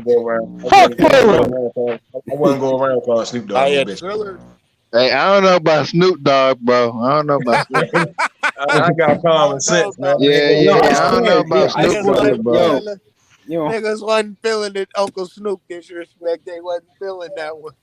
Yeah, I don't know about Snoop, bro. Yeah, I swear. Hey, I get you though, bro. I just don't get them commentate all that stuff, bro. I don't get that, bro. No, yeah, I think Triller is a joke. I think they can't. Yeah, Triller is, bro, and they lied about the views they had. They lied about that, bro. Oh yeah, I didn't even know that. But they lied. They said 2 million something views. That's stupid, man. That's a lie. Hey, but look, a lie. But look, and I think this move for Teofimo is finna bite him in the ass, bro. I think they're gonna do some clown ass shit on the card like they did every other time. That Mike Tyson shit, bro. The whole card shit, like the whole card from beginning to end is corny as hell. A concert as well. Yeah, it's a concert. I love concerts, yo. Yeah, I was like, what the fuck is this? No, yeah, that shit was trash. This is not boxing. This is not If I want to watch music, I'm gonna watch Not that shit yet, on bro. YouTube, man. I want to watch boxing, you know. Yeah, man. Hey, it was that one guy, man. He looked a little bit weird, man. Oh, yeah. One guy rapping on there, Mike Tyson show, yeah, dreads or something, man. That guy look weird, man. I don't get these new rappers. They wearing dresses and stuff. I don't even Hey, listen. man. That's I ain't get them. nah, rap. Oh, wait, we can't even talk about it in here. Method, bro. Yeah. Method. I'm here. You can hear me? Yo. So you That boy was asleep. You hear me? You got a channel, Method? Hell no. I'm thinking about it. Hell no. I'm thinking about it. He needs one. Man, I'm thinking about it. I say a lot of shit that will get my channel shut down, man. I say a lot of wild shit. I just be like, damn, that you know, certain shit you can't say, you'll get strikes and shit. I don't got a channel either. No, yeah, I'm already knowing. You know, so I've been thinking about it. I've got to fix my words up and shit and be more kind to all people. It's hard, man. It's hard to not be myself, and then you know, it's hard. That shit is hard. You gotta have a filter sometimes, you know, respect people. Yeah. Nah, yeah, but Triller, yo, it's more of like people singing and shit more than, you know, people. Triller is shit, yo. It's I ain't gonna say it's dope. I think it's good. If they just kept the music and it's left it as music, it'd be fire for the people that's into that shit. Yeah. When you try to put boxing in there and we gotta wait an hour at the concert, in another concert, you know, they just dragging it along. That shit is bullshit. Just let me watch the fights. Y'all could do your concert at them, you know? Yeah, for real. You know, people want to sit there and watch the music, all that other shit. They can watch that after the fight. But you say I don't want to wait for music to go off, and then guys they supposed to be warmed up, and they got to wait another hour to get in the ring. That's corny.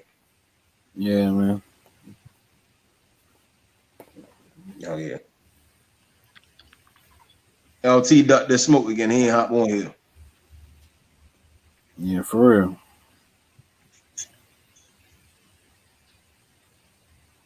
Yeah, Pez. He said he working. It's like a sign. Wake your ass up. Yo, H Money. No, I'm right here, man. Oh man, what's this the Floyd fight this week?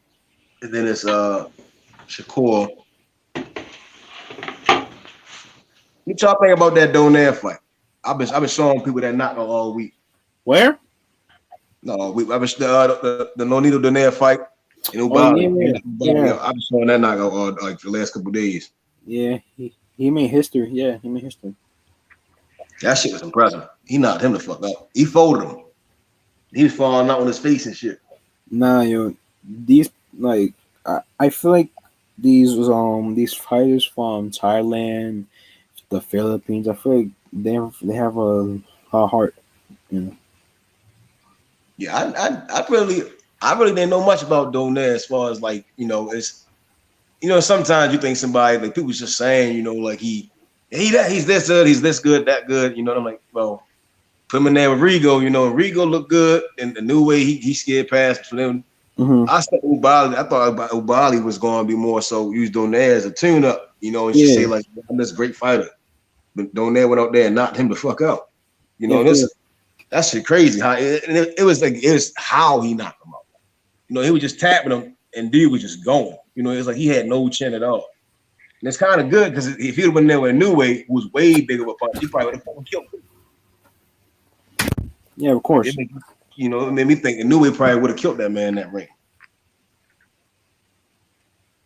For sure.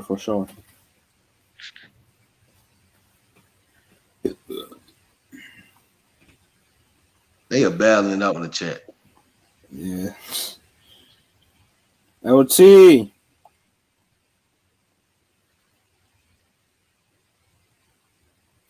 Oh, he Filipino. Yeah, he's Filipino. He was Filipino.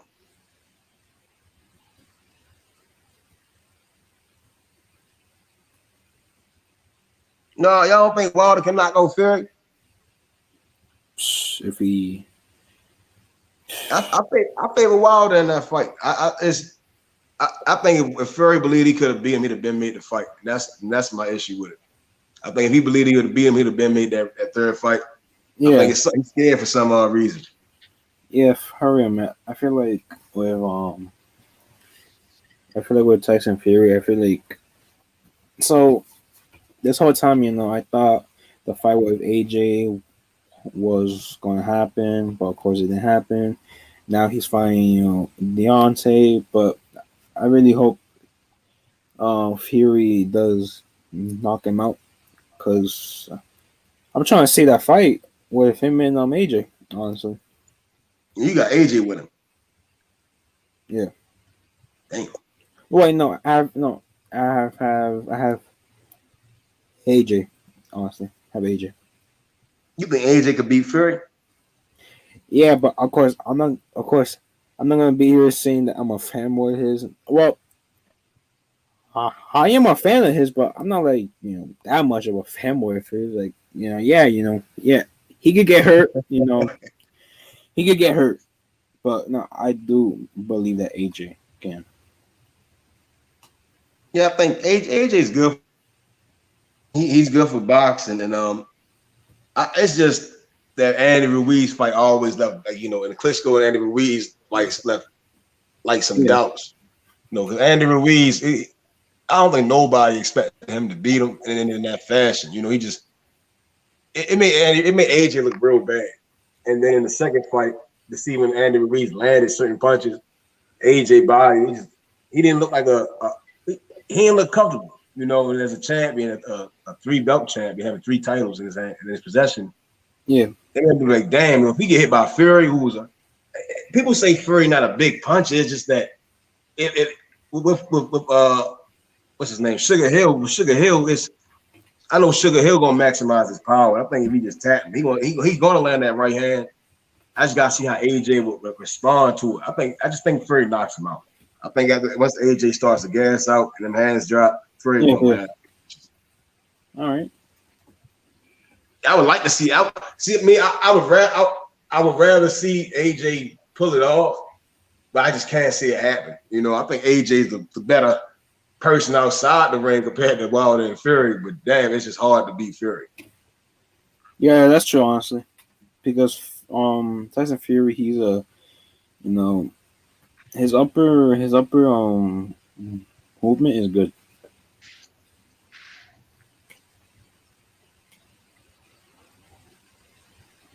No, I think with Wilder, I think the thing with Wilder is, to me, it seemed like he boxed with so much shit on his brain. He be stiff as shit. His legs locked up. He the motherfucker, and every fight he look like he fighting for the first time. Like he fighting on the street sometimes. But he has certain mechanics down pat. I just don't understand what the hell he be going through. But recently I saw a video and he was flowing. He was landing some good punches. I think he was. What? No, he was out. I do want to see his hooks get better. His hooks. Certain punch, and that's just me thinking if he fight AJ that way and he don't hurt him off those initial combinations and then try to go down with a hook and hook with AJ, that's stupid. You can't sit there and hook with AJ. He's a better hooker. He gonna knock his ass out. Yeah, of course.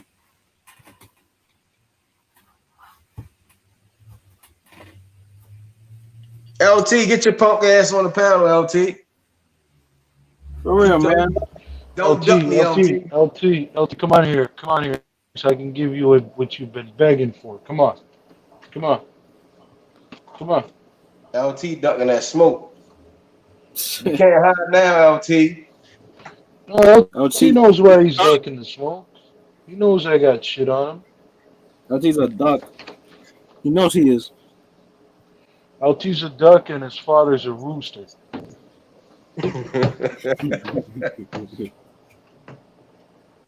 Ain't that true, LT? I'm trying to figure out how to fuck piss him. He got to piss him off to get him on the panel. I'm trying. You got to piss him off. No, you don't got to piss him off. That boy loves talking, man. He come on here for nothing. Slugger thinks he's scary. Damn. But they talking shit in the chat. I can't see him just moving around doing. Yeah, LT. He said that Slugger thinks he's scary. He's ducking you, Slugger. He trying to duck this. Yeah, I'm the boogeyman. Listen, man, I'm the boogeyman. Listen, first of all, we're in two different divisions, bro. You're a featherweight, and I'm a super heavyweight. We don't compete. Bro, listen, it takes but only one punch for me to knock your head down, and your head would hit your brother, and your brother's head would hit Oh, his father. He's on here. Oh, there he is. Come on, LT. Come on. Here, LT, I'll do you a favor.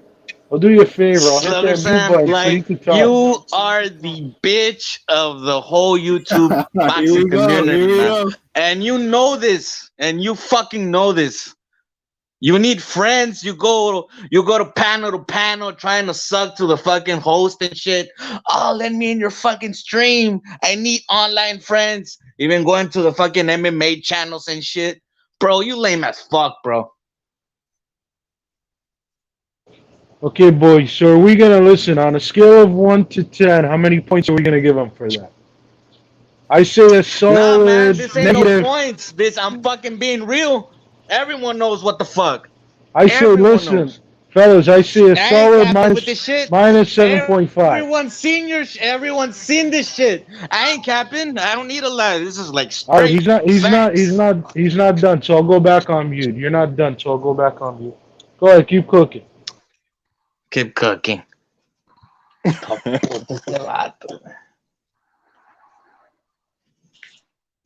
that it? Faggot. That's all you brought? Faggot. That's all you... Wait, that's it? You didn't bring nothing else?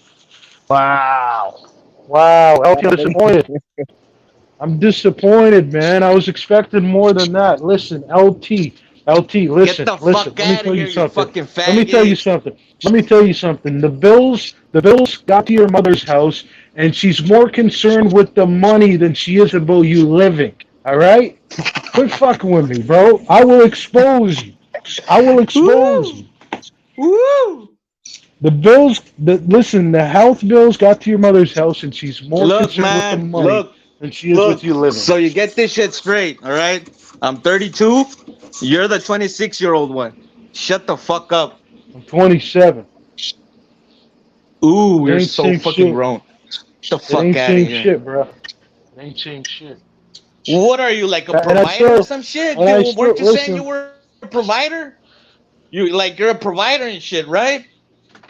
Fuck provider? What do you mean a provider? You talking? Yeah.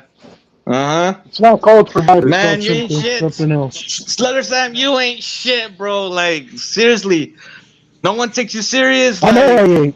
I ain't shit. I ain't shit. You're fucking pathetic, I never said I was shit. I never said I was shit. I know I ain't the truth. Shit. I just come here to tell you the truth, and you just have to no, but listen.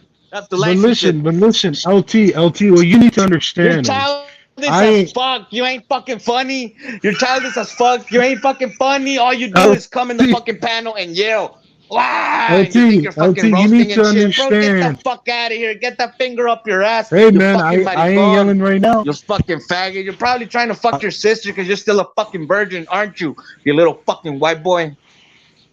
Well, first of all, I already told you, punk ass, don't call me a white boy or I'll stick my dick in your ass. I told you that, motherfucker. I already told you. Don't play with me, boy. Don't play with me, boy. He left. He left? Yeah. Hey, that was a tad bit raunchy, man. That was zesty, man. That you said, hold on. What you talking about, cuz? What you talking about? Hey, Slugger Sam, you got hold the fuck up. Pause, man. Pause. Wait, what you mean, pause? Pause. Listen. Do you want me to explain to you that last part? It's not what you think it is. That's exactly what the fuck it was, man. Holy shit. Nah, listen. Let me tell you something, man. Let me tell you something, all right? Listen, let me tell you something. to make a man feel like less of a man, you don't beat his ass. You don't fight him or knock him out. You do what I just explained, bro. That's how you take a man's head away from him. You a I'm sick guy. serious. I've explained this many times before. I It's thought not you was gay, being bro. so It ain't gay. shit. There's nothing gay about it.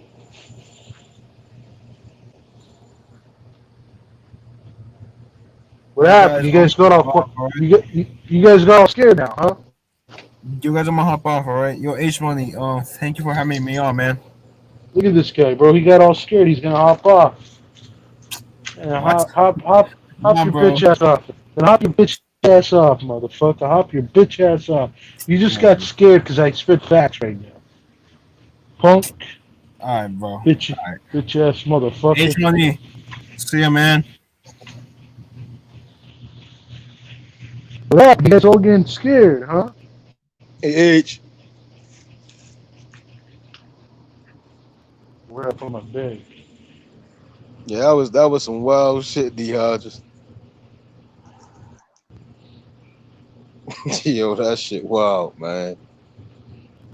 You gotta apologize to that man. That's like a saying. That was wild shit. Wait. You tell me to listen, motherfucker. I've never apologized in my life. Who the fuck you think I Yeah. am, huh? Listen, I can go anywhere in the five boroughs. Listen, I can go anywhere in the five boroughs. Ask anybody about me. They tell you they know me. Ask anybody about me. I'm known in the five boroughs. Who the fuck you think you're talking to, Method? You know what I'm saying? Don't listen, Method. Do me a favor, bro. I kind of like you. Don't make me cook your ass tonight, bro. You know what I'm saying? I You already was caught sick 10 bodies. individual. I already caught 10 bodies today. Don't make it 11, motherfucker. Hey, H. Yo, that shit wild. See? He's stuttering. He ain't got nothing to say. Method stuttering, bro. He ain't got shit to say. I'm sorry, H. I'm sorry for cooking your whole panel. You know, it's what I do. You know, listen, I'm like Omar from The Wire. I'm like that bully guy that nobody likes, bro. I go around and I just make everybody stay miserable by bullying you. You I know? don't think you gonna be like an Omar, man. Oh, listen, I'm more tougher than Omar. Omar needs a gun. I don't. You know what I'm saying? Yeah, So, anyways, man, I bro, get let's it. get back to this boxing, man. What you want to Thank cook you, on? What you want to cook thank on, you. cuz? We were talking about Devin. What's your opinion on the hate that Devin Haney is getting, especially from Luke Campbell and Ryan Garcia? Ryan saying if Holy that was shit, I him, he just would have. got a fat check, man. I can't believe this.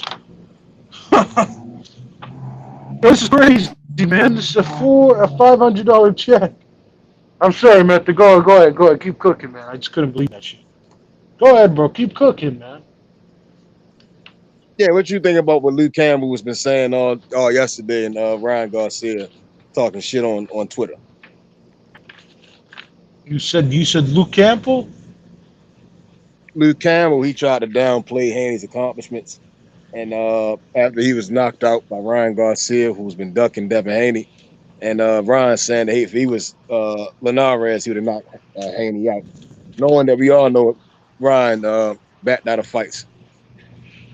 Yeah, well, you know what? Listen, man. This is what I could say, bro. Is like talk is cheap.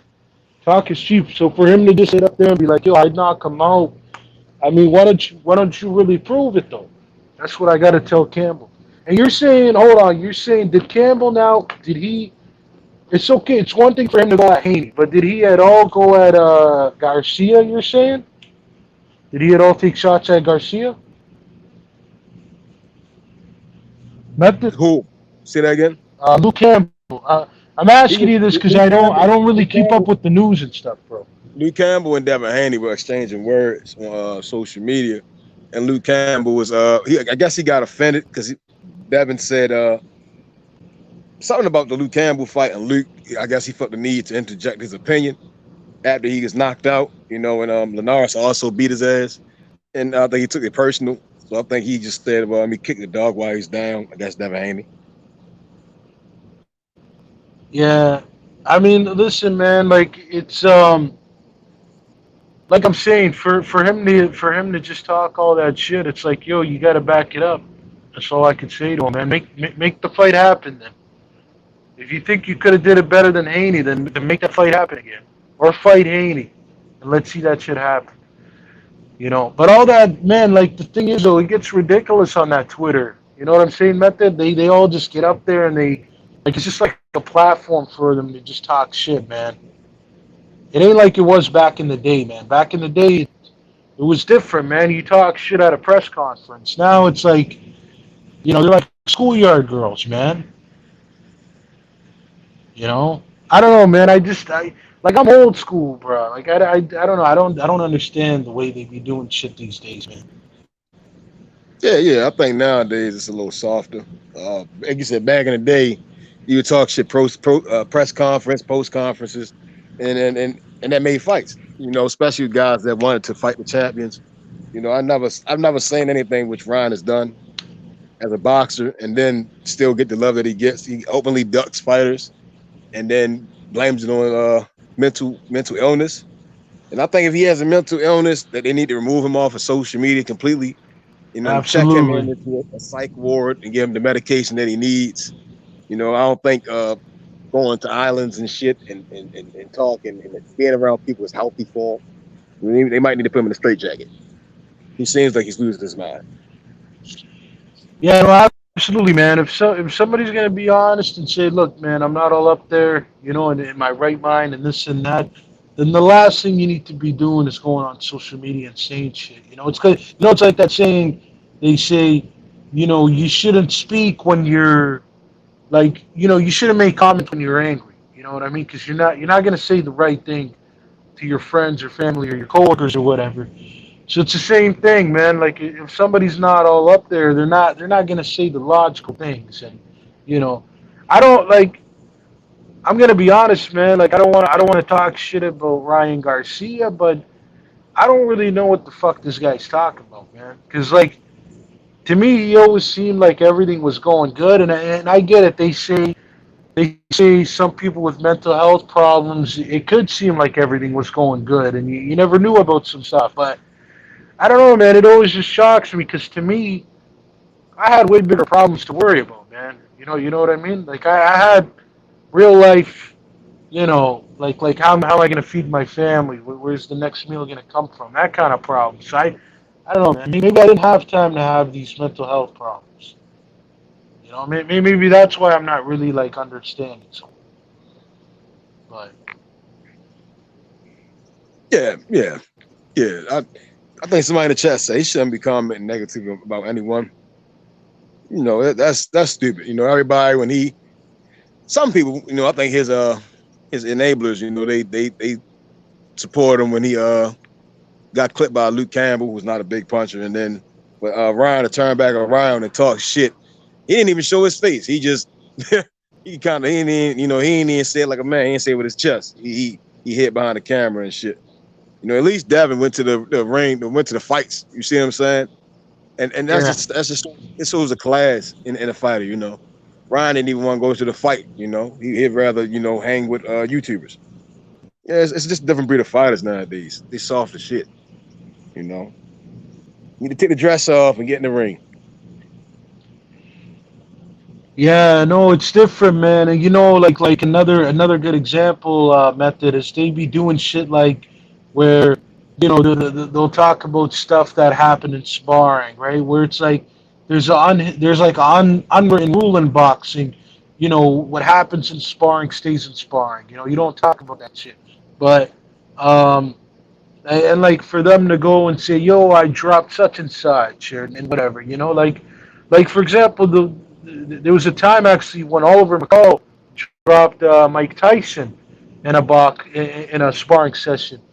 And nobody really spoke about that. Like somebody through the grapevines, like was just like, "Yeah, man, I seen Oliver McCall back in the day. He's tough. He actually dropped Mike. This and that." Like just saying it years after it happened, just to make conversation. But the way they do it, it's different, man. Like especially I didn't like when Tank was doing it to was it Red Catch? I think it was Red Catch. Yeah, that was embarrassing. I disagree. Yeah. I disagree with that. I had the same opinion on that. I don't think sparring should be talked about. or even I don't think it should be used as a way to showcase yourself. I think what you do under the lights for that bread, I think that's the best way to showcase a fighter. As far as training wise, you know, I think just bag work, mitt work. I think that just it goes to show sometimes, just drills, running and like that shit. I think that's good to show when do Instagram and those other routes, and you want people to see the dedication to boxing. But as far as sparring, it's you kind of you're showing another guy in his working process at his weakest. You dig what I'm saying? I don't know how the guy's in shape or who the fuck it is. His head game, I don't like it. I think there's other ways to sell a fight or even sell a fighter to the public without degrading him to make yourself look better.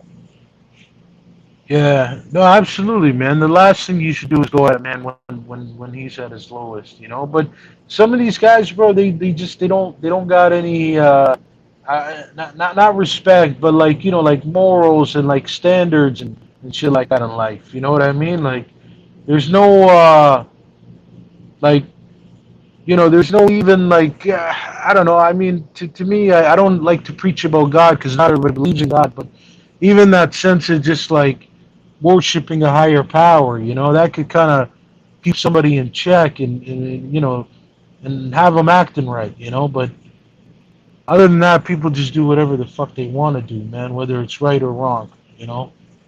But what are some? I'm just curious, Method. This year, man, there's a lot of great fights coming up. What's the one you're most excited about? Damn, that's actually most excited. Damn. Yeah, because I bet like I'm not even listen, man. I hear people talking shit all the time, but I'm not gonna front, man. This year is a stacked year, bro. It's unbelievable. Like we're gonna have 3 undisputed champions this year. You know what I'm saying? Crazy fights every month. I can't believe it, man. So what are you looking for? It actually might be this damn, because we still haven't gotten to the second half of the year. That winter time. It might be Ruben Rosario and that Tank Barrios card. I think that might be the most, like, with Tank being as short as he is and Barrios being as tall as he is, that could turn out to be a great style fight. And if a new way had a bigger, it's guys. It's just like I want to see. Outside of Castano and Jamel, but I think Jamel beats him easy. Damn. I'm trying to think the biggest. Besides that Taylor and Ramirez fight, I think that was the closest 50-50 fight. Right now, I'm gonna go with that Tank Barrios and Rosario Lugan. I think those fights are gonna probably be the biggest fights until the wintertime. You say the Rosario and the Tank fight, or sorry, the Barrios and Tank fight, and then you got Lugan Rosario, because those guys, the 154, yeah, the 140, 154, those guys, those are actually probably the most the toughest divisions right now that anybody can lose any day. Wait, which month is that again? Say that again. Which month is that one going to be in again? Who? I said what month? What month are they going to fight? June, this month. Oh, it's going to be in June. Month. Yeah, I think the 20 something, 20, I don't know, the weekend, the third weekend of the month. They don't, for some reason, they don't got that card up on the one website I normally use. Yeah, all you gotta do is put in I think which website is that? I usually put like boxing schedule and it'll pop up. Yeah. I usually do the fight nights one. The fight nights. It's got the you know which one though? I was gonna tell you, man. I'm really surprised you didn't say it. And look, I get it. A lot of people are hating. A lot of people are not appreciating it. But I'm excited about that trilogy, man. I'm excited. Fury and Wilder. Yeah. I'm excited, man. Because listen, this is what I told people. Whether you want to see, like, again, I was really excited about Joshua and Fury, but if Fury is going to beat Wilder and Joshua will be losing, and they said that fight is going to happen in October, I think it is, right? So either or in October, the winners of those fights are going to fight each other. You know, and it could possibly be Usyk versus Wilder, right? Possibly. It's just Yeah. I'm not really. If I was born in like the 80s and 70s, I'd probably be more excited about the heavyweight division. It's just so much politics and antics and not enough talent and skills going on, not being used and promoted. I Because agree, man. Lord knows if that fight goes to just imagine the third fight goes to a draw. You see what I'm saying? It's just like it's so much shit. I'll be pissed because it's gonna be a full fight. You never know. You talking about Wilder and Fury? Yeah, but who's to say? Well, let's say hypothetically, this next Wilder Fury fight goes to a draw. If it does, that'd be crazy. But there's no way that fight's going the distance. Somebody's gonna get knocked the fuck out. Somebody one of them. Get knocked out. I'm telling you, man. Somebody is gonna get knocked out. Somebody. I'd be pissed if it was another draw. But you know what? Listen, but this is what people are not understanding. Like a lot of people are putting Wilder down. They're writing him off. This and that. They're not understanding how many fighters in history took an L, got knocked out or whatever, and that made them that much more hungry. They came back and knocked the other guy out or won or whatever, right? So I'm just saying, man. Like Wilder's got that upper edge, where he's the more hungry guy. He's not the champ. He's a contender. So he's hungry from a contender's point of view, I think Eric Texas, I think that's what he's saying. And the chat said, would a good win help Ryan Garcia redeem himself? Yo. What's good, DJ? What's good? That's exclusive? Yeah. Listen to this question. Would a good win help Ryan redeem himself from the bullshit he's been doing in boxing? Yeah. Yeah, I would think You think so? Yeah. A good win to get to it. That's a good question. Who? I think the only way Ryan could redeem himself would be beating the guy that he's been ducking. Devin Haney or Javier Fortuna? Devin Haney. He would have to go in there and beat Devin Haney for me to even to. You see what I'm saying? Like, yeah, not just fighting him, you have to beat him. All the shit you was talking and all that, you got to beat him. Yeah, he publicly ducked Devin Haney, so that's. I mean, I don't know how people didn't people were sharing this stuff. He talking about he don't want to fight Devin Haney. That could wait. He want Tank Davis. People was sharing. I don't know. People just hate Devin. That's what it is. They know Devin gonna beat the boy. Yeah, I think the only way he'll ever get my respect is that he'll have to beat Devin. You see what I'm saying? Yeah. Not just get in the ring with him. You talk the shit. You said you'll knock him out. You said you'll not Tank out in 2 rounds. You want to fight Manny Pacquiao. He's his idol. Javier Fortuna, you fell out with that fight. You got mental illness. You talking shit. And, I just think he doesn't respect the sport. Only way he'll ever redeem himself is by beating the guy he's been ducking, and talking shit about, just playing games. If you don't beat him, still you never get my respect. Can't talk shit and not back it up. Absolutely. I mean, Ryan, I don't know what he on. I mean, he got a lot to work on, and he don't need to be judging all the fighters. He need to worry about himself. He's claiming he got mental health issues, and he laughing and carrying on about Devin Haney, who just beat a guy that that you wouldn't be confident that you would beat. So the guy that you ducked, though, right? Exclusive. Yeah. He's supposed to fight Linares. Yeah, and he didn't, and that just goes to show you the type of threat Linares still is to this day, and people want to say, "Oh, he old," and all this other stuff. Yeah, he's a lesser version of what he was when he fought Loma, but it's not by a mile. I mean, he's coming off a knockout win, and nobody wants to recognize that. You feel what I'm saying? So, however you want to gauge is however you want to gauge. But Ryan Garcia has no room to criticize any fighter because he has the most flaws in the Fab Four of the lightweight division. So,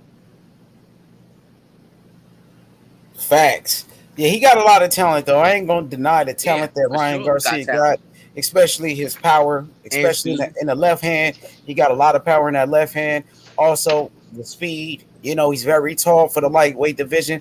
I believe he's like 5'11". He's coming off his best victory, but you had a chance to go to this world title fight against Devin Haney, and you bitched out the fight, and you decided to do other things, man. Then you got into the fight with Javier Fortuna, pulled out that one.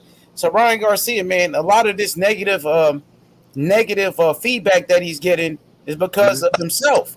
He did this to himself, Ryan Garcia, I believe, man. I lost respect for him. Yeah, and I was arguing with just a pure fanboy on Facebook, and I know he was just a Ryan Garcia fan, and the thing that came out of his mouth first was the race thing when I was defending Devin Haney's win, because people were saying, "Oh, he's chinny." It was some picture of Devin Haney, and then they revealed his face off of Amir Khan. I was like, that's bull crap, because Devin Haney got hit by a puncher, and Ryan Garcia, he got hit by a person that's not a puncher. He got hurt, right?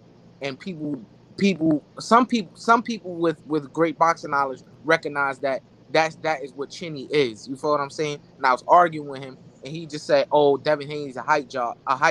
So I was like, "Okay, Ryan Garcia is a hype job," and then he hit me back with, "Oh, you're just another brother trying to defend a brother." I'm like, "Bro, just answer the question.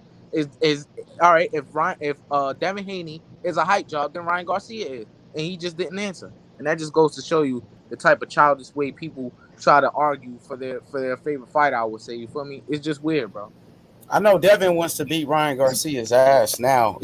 I know he really wants to whoop his ass, like, because Ryan used to tried to be friendly around Devin. Like, even after that Luke Campbell win, Devin was at the fight. Ryan walked up to him, shook his hand, all smiling, and all of that. He wouldn't even call him out. That was a title eliminator against Luke Campbell. So the winner of that fight became the mandatory. He could have just called Devin Haney right there. Devin Haney's at your fight. Matter of fact, that was the second fight Devin Haney went to. The Dino fight. Garcia's. Even the Fonseca fight. You remember? Fonseca. Yeah, Fonseca. It was the Fonseca fight. You remember? Devin Haney hopped in the ring. He interrupted his interview saying, "When we gonna make the fight happen?" And Ryan said, "I'll fight Linares and all these other guys." You know what I mean? But then he ended up ducking Linares, and Ryan is full of shit, man. You can't deny it, bro. You got a lot of his fanboys trying to protect him and all of that. The man is capping. People try to give him the benefit of the doubt, but then your actions speak louder than words, man.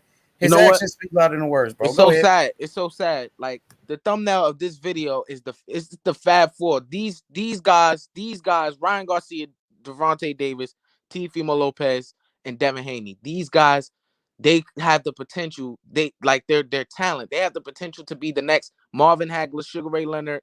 I'm not saying like the legend status. I'm just saying of what we have now in boxing as far as stars in one division. You feel me? They have the ability to make mega fights between each other, and it's like nobody want to fight each other at 135. Tank, he's going to 140. You feel me? Then Ryan Garcia, he's ducking. Devin Haney wants to fight everybody, but no one seems to want to fight him. Teofimo Lopez, he's fighting Cambosos, but we really don't know if it's set in stone that he's going to fight Devin Haney next. But Devin Haney knows that he wants to fight Teofimo Lopez next. It's so weird. And 154, I want to give so much respect to it, because 154 is all dogs at 154. Everybody's being everybody, and the top guy at 154, he's beat all of them, and he's really separating himself, because he's about to become the undisputed champion at 154 in the division where it is not easy to be it's not easy to go undefeated. No top guy at 154 is undefeated. I'm trying to figure out what type of people these guys are hanging around that let them do that type stuff. Like Ryan and shit. Ryan, T.O., I just don't get how could I couldn't lay down next to my lady at night knowing I'm ducking the guy and I get paid to fight. You see what I'm saying? Like, what kind of friends do I have around me that would claim yes, man, bro. They call it, you know what it is? It's called a whole bunch of yes men, bro. And then it's no different than what Wilder got. Wilder got a whole bunch of yes men around him. The same thing going on with Ryan Garcia, bro. And then I saw something with Tank Davis's camp. They was laughing at Devin Haney when he got hurt. His legs were a little off balance. What are y'all laughing at? What are y'all really laughing at? Tank Davis is a tremendous fighter, and he's one of my favorite fighters to watch. But what are y'all laughing at? Tank is not the most perfect fighter. He was getting hit by Gamboa, who had allegedly a torn Achilles, and he left the fight with 2 black eyes. So What are y'all laughing at? His last fight, he was getting touched up by what people like to call a smaller Leo Santa Cruz. I don't agree with that, but he was getting touched up by Leo Santa Cruz, who was a one-dimensional fighter. So what are y'all laughing at? Because Devin Haney just fought Linares, who is a fearsome puncher. I don't see Gervonta Davis fighting any punches, except for now. So I don't get what the joke was. I think that they showed no class. I mean, they did give Devin Haney his credit, but I don't think they should make fun of that because they're a bunch of yes men around Gervonta Davis who has the potential to be really, really great. You feel what I'm saying? So I don't think anything was funny. Yeah, it's all good, man. You know that it's the name of the game, man. When Anthony Joshua got knocked out by what's the name, Andy Ruiz, you know, a dude that came out of nowhere. You know what I mean? One of the biggest upsets in the history of boxing. You know, Wilder was talking shit about him. So that's just how it is, I guess, in the sport of boxing, bro. You know, but some fighters got respect, some fighters got class. You know, like when Ryan got dropped by Luke Campbell, Devin Haney didn't make fun of him, you know, but Tank Davis did. Tank was like, oh, I would have knocked him out if that was me. And you know what I mean? It's just crazy, bro. I think Ryan seen the opportunity to talk shit, you know, so that's what he did. Bro, this is crazy, bro. But hey, that's what they do, bro. Like, you know what I'm saying? When Fury whooped Wilder's ass, then Andy Ruiz made fun of Wilder. When Anthony Joshua beat Andy Ruiz in a rematch, Wilder made fun of Andy Ruiz. That's what they all do. They all do that. That's like they rival. So that's my rival. So let me try to make my rival look bad. That's what they be doing. So funny, they rivals and they doing all this taunting each other and carrying on, hopping on Twitter and all that. But the likelihood of them fighting is really low because of themselves. You feel what I'm saying? Nobody really feels that we're probably gonna get 2 matchups out of the Fab Four potentially. That being Devin Haney versus Teofimo Lopez, and probably Devin Haney versus Ryan Garcia. I really don't think Devin Haney versus Ryan Garcia will happen. It's between Devin Haney, Tank Davis, and not Ryan Garcia, and Devin Haney and Tank. Wait, am I getting confused? It's 4 of them. So Devin Haney, Tank Davis, and Teofimo Lopez. Those 3 are most likely to fight. Ryan Garcia will duck those three men to the best of his ability. He doesn't want smoke with Tank Davis. He's clout chasing. He's trying to use Tank's name for more publicity. He just wants the attention, and it's sad because he has so much talent. And him and Tank will be a good fight. I don't think it will last more than 30 seconds, but hey, a lot of people will tune into it. Facts, yeah. It's all good, man. One thing about Teofimo Lopez, I respect what he did, man, in the ring. Gotta give that man some type of respect because he beat Nakatani, he beat Richard Comey, knocked him out, and he beat Lomachenko, man. The man at 16 only got 16 fights to accomplish what he did at 16 fights, man. That's greatness, man. Yeah, you know what I mean? And also, H, you got to take into account he's put in a position that not a lot of fighters get. And from me, I don't on top rank. He was on top rank though. And at the same time, you know, he's going through a situation with Top Rank where he feel like he's being underpaid. So, you know, he's not happy with his contract right now with Top Rank. But they did, you know, give him those fights. They built him up and made him the star that he is, you know. So, I mean, I give fighters credit, man. I'm not here to say, oh, this. Go ahead. And people give credit to T.O. I understand that, but I believe if Devin Haney was given an opportunity, if Loma were to give Devin the opportunity that he deserved, I don't think we would be having this conversation about, oh, Teofimo this, Teofimo that, because Devin Haney, I believe, would have probably defeated Lomachenko in a 50-50 fight. I think that's a 50-50 fight. Either one of them. I think Devin would have beat him. Yeah, I think Dev would have beat Loma. Devin wanted that fight first. Matter of fact, Devin Haney was the first person to call out Lomachenko, you know, and the fight didn't happen, you know. But I think Devin Haney he would have won that fight. Even Eddie Hearn is on record saying that Devin Haney should have been the one that fought Lomachenko. Devin Haney would have beat him as well. So, I mean, it is what it is, you know. T.O. got the fight. So, you know, now it's between Devin Haney and Teofimo Lopez.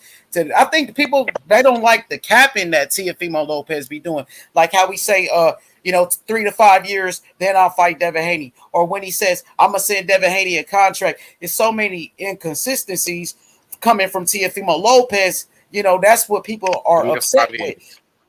Yeah, the 3 to 5 years. Then he said, "I'm gonna send a contract," and you never did. And it's you confuse the fans like that, and people don't like the lies. He lies a lot. You know what I mean? Yeah, and like Ryan Garcia, I think Ryan Garcia and Teofimo Lopez, I think, will like it's. I feel like this how it is. Like it's between Tank Davis and Devin Haney, who will be the most difficult to beat. That's how I look at it from my perspective. You feel me? Because Teofimo Lopez, he's not nobody in 135 is invincible, but I believe that Tank Davis and Devin Haney just stand out. You feel me? And I believe Tank Davis sometimes we discredit his boxing ability because I've seen him box very, very well, and he hasn't done that as of late because he's fallen in love with other people who has fallen in love with his power, and that brings a lot of attraction to boxing, and that's what he enjoys to do to get his opponent out of there. You feel me? That's what he's fallen in love with because he doesn't have to rely on boxing ability, and when he does, it only does his power even more justice. You feel what I'm saying? And I think we need to stop discrediting his boxing ability. But I understand why people do that because we haven't seen it as of late. And hopefully we can see it in the Barrios fight. You feel me? But, I just don't think he should be discredited because I think it's between him and Devin who are the most difficult at 135. Yeah, man. You got some great fighters, man. You got, of course, Devin Haney, Teofimo Lopez, Tank Davis, man. I give Tank Davis credit though for stepping up and taking that Mario Barrios fight, man. That's a dangerous fight. Mario Barrios can box, he can punch. He's not a joke, man. He got a great trainer, Virgil Hunter. He believes he could beat Tank, man. I think that's gonna be the biggest upset in boxing. It's gonna be the upset of the year, man. I know method you roll out with Tank, you ride with Tank. But I think Barrios is going to be a tough test, man. It might be like Broner versus Maidana all over again, man. That's what I'm thinking. Wow, that's a good way of looking at it. It might be. That's a good way of looking at it. I think if Tank box like T.O., then yeah, I think Barrios will knock him out. But I think Tank got him. I think Tank is just his levels above him, and he does the subtle things. I think that's why, because again, iron sharpens iron. We've heard that Tank and Devin Haney have done work. I think Tank and Shakur have worked. Those guys come up around each other and they do good work, and and they learn from each other. T.O.'s been in there, but I think he takes that shit for granted in a sense. He thinks he's better, Ryan, he thinks he's better than these guys, and it's not showing in the ring. I think he has some issues outside the ring and certain decisions and choices we may not all agree with. But I think, like Exclusive said, Tank and Devin are light years beyond their peers. And Shakur, I think if he ever moves up and starts to prime, I think he's among that mix. Those three guys are representing box. But Shakur and Devin represent box, and Tank has to get there. Yeah, and I think even though I do think that Devin Haney and Tank Davis, they are the most difficult at 135, if you understand what I'm saying. I think the best fight at 135 is Tank Davis versus Teofimo Lopez. That would be a fire fight because they both marry each other in certain aspects of how they fight. You feel me? They're both power punchers. They look for their shots. They're patient. You feel me? I really would like to see that fight, but I honestly don't see it happening. And if it were to happen, I think Tank Davis, he has a better IQ than Teofimo Lopez, and I believe he'll get T.O. out of there because T.O. is chinny, for those of you who don't know. Yeah, that chin spaghetti. That chin soft as shit, man. I don't know if he's chinny though. I don't know. Like, I mean, shit. I ain't really. I mean, Loma did tag him a couple of times. I ain't really just seen him. I mean, the sparring footage, I seen him get dropped. You know what I mean? In sparring, but I mean, his first fight he got dropped. I don't know if he's chinny though. I wouldn't say he's chinny, to be honest. Y'all could rebuttal though. Go ahead. It's response. I think it's response to certain shit. Like I did see the Tank and T.O. sparring, and what I'm gonna say, if that headgear wasn't on, he'd have been gone. Nah. Tank was at that point. Tank was 18, and I believe Tio was 15. That's a big difference, especially when you're younger. And Tank was already pro at that point. So I don't know, man. I sparred some kids, man, and they done took some punches way better than and responded better to certain shit. I know a dude, he was 15, 16. He was getting down, into Tio's credit in that sparring, he was smaller, and you could obviously see he was smaller in that. I'll give you that. I think now. Well, as far as now, is how Tank lands the punches. I actually don't think. I think he's talented. I really don't think he can. I think to the casual eye, it looked like he can box, but when you really watching him and studying, it's like he not like that. Here's what I say about Teofimo. What he does, like, he's a fighter that will shock you. Like, come fight night with a fight between him and Gervonta Davis, he will shock you. He will do something that you didn't expect him to do. Like, that is a factor. Like, he's a wild card, I would say, Teofimo Lopez, because I wasn't expecting him to spark Richard Coleman in the first round, because I believe he was the underdog. In the second round, because I believe he was the underdog in that fight. And then with Loma, for the first 6 rounds, he was dominant. I didn't expect that, regardless of Teofimo being the bigger and stronger opponent. You feel me? He has the ability to pull things out that I am not expecting from him. So I would not be shocked if he were to get to Tank before Tank gets to him, because he has superb timing. That's what I would say. Yeah, that'll be a nice fight, though. That shit'd be explosive, though. That'd be like a war type of fight. Yeah, I think the first time Tio misses, that's the end of the fight. Or the first time he does certain things that's a no. You know, and you could say the same for Tank Davis, because Tank Davis does get wide on his shots as well. You could say the same thing. But with Teofimo Lopez, I get what you're saying, because with Teofimo Lopez, he is not a swift counterpuncher like Tank is. Tank, he moves his head and when he moves his head off of a shot, he gives you a shot. Like when he's like, say for example, with Leo Santa Cruz, he slipped his right hand and he gave him an uppercut. We don't see that with Teofimo Lopez a lot. A lot is just him doing counters off the back foot from time to time, or just something that's just not with him slipping a punch. You feel what I'm saying? Yeah, I just think skill for skill. Tio, I think he gets away because of his talent, his youthfulness, and him. He seems like he's strong.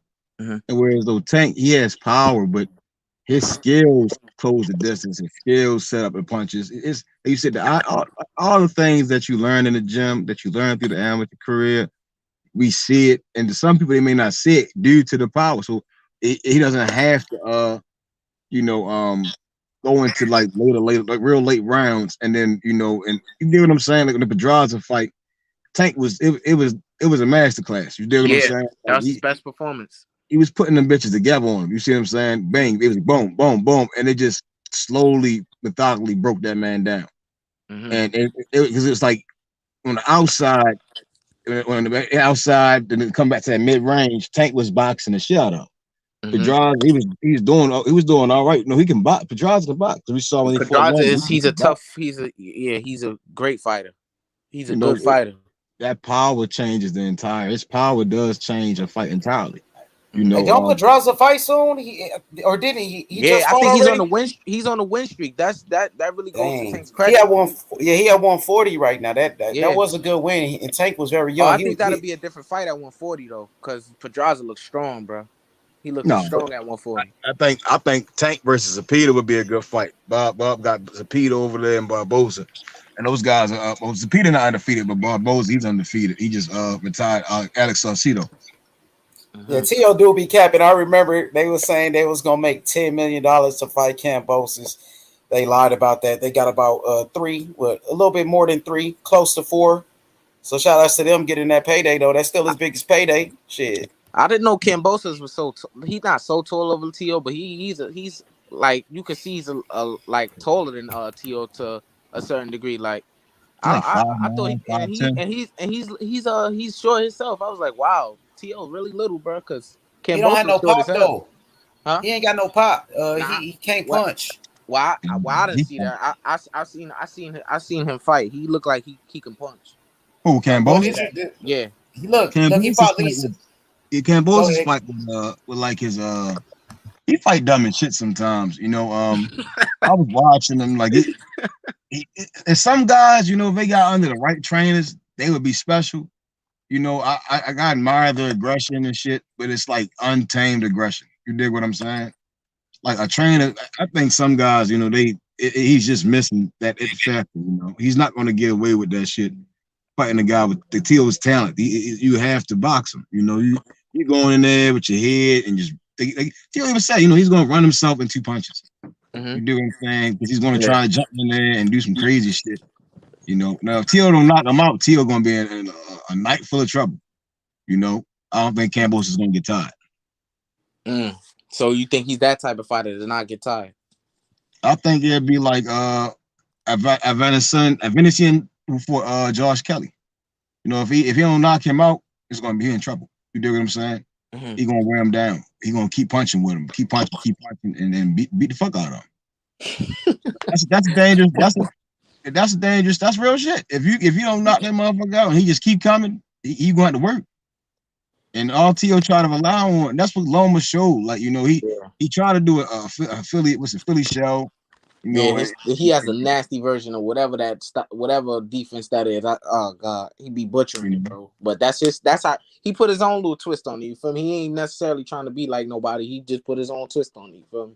But it's just bad. It's not effective. And I think that's what Cam Moses might be working on is to bait him into the shell to land a big punch. And test his chin. I think that's what they're trying to work on. I don't know. With Tio and them, it's like I don't understand why everybody wants to do the Philly show. I think he has a Mayweather show, and that works for him.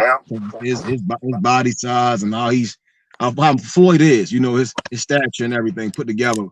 Shit went perfect for him. Everybody doesn't have that build, that reflex time, and I don't think all the fighters have the same understanding of the fundamentals of boxing or the understanding of the sport of boxing to do a Philly show. Right. I think that's damn near done. And it's times you do it and it's times you don't. Like when I'm messing around in sparring, I tend to do it, but I realize sometimes it's not the right time to do that. You know what I'm saying? It really is not, because you can get caught up in a nasty situation trying to do the Philly shell, because the straight right hand is the neutralizer for that. And if you got your face wide open for it, you're gonna get tagged, bro. Yeah.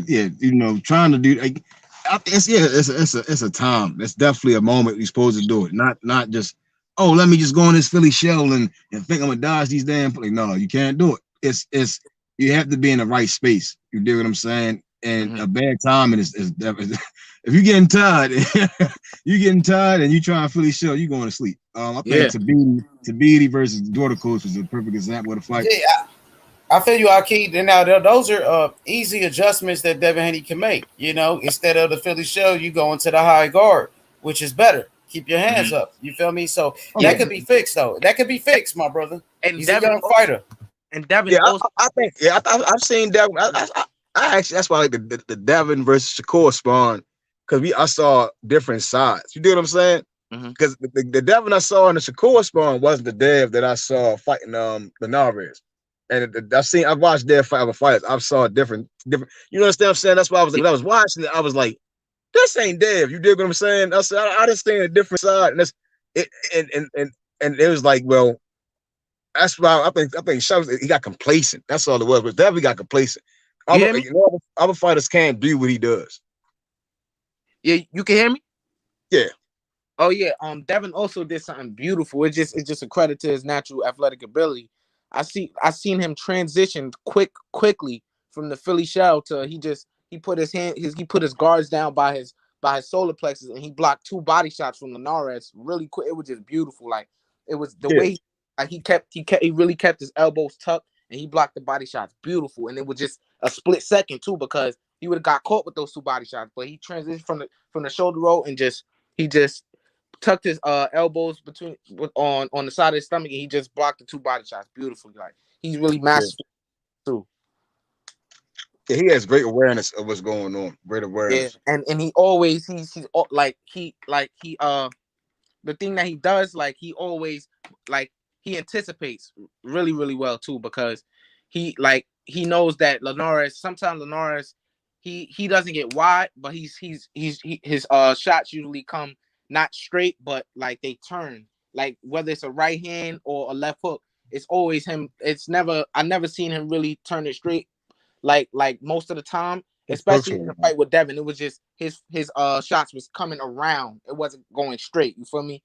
But when he did throw it straight, he caught Devin. But the thing is, Devin, he kept rolling under. Even if Linares wasn't throwing the punch, he was always rolling under. He would turn his shoulder like he was slipping a jab, and he would go under every time, even if the punch wasn't coming. I think that was beautiful too. Yeah, his hooks were definitely real wild. He was loading up.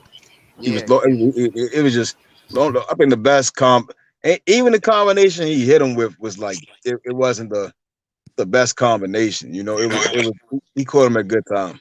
And with Devin, his type of style, man, oh my God, he has tremendous hand speed.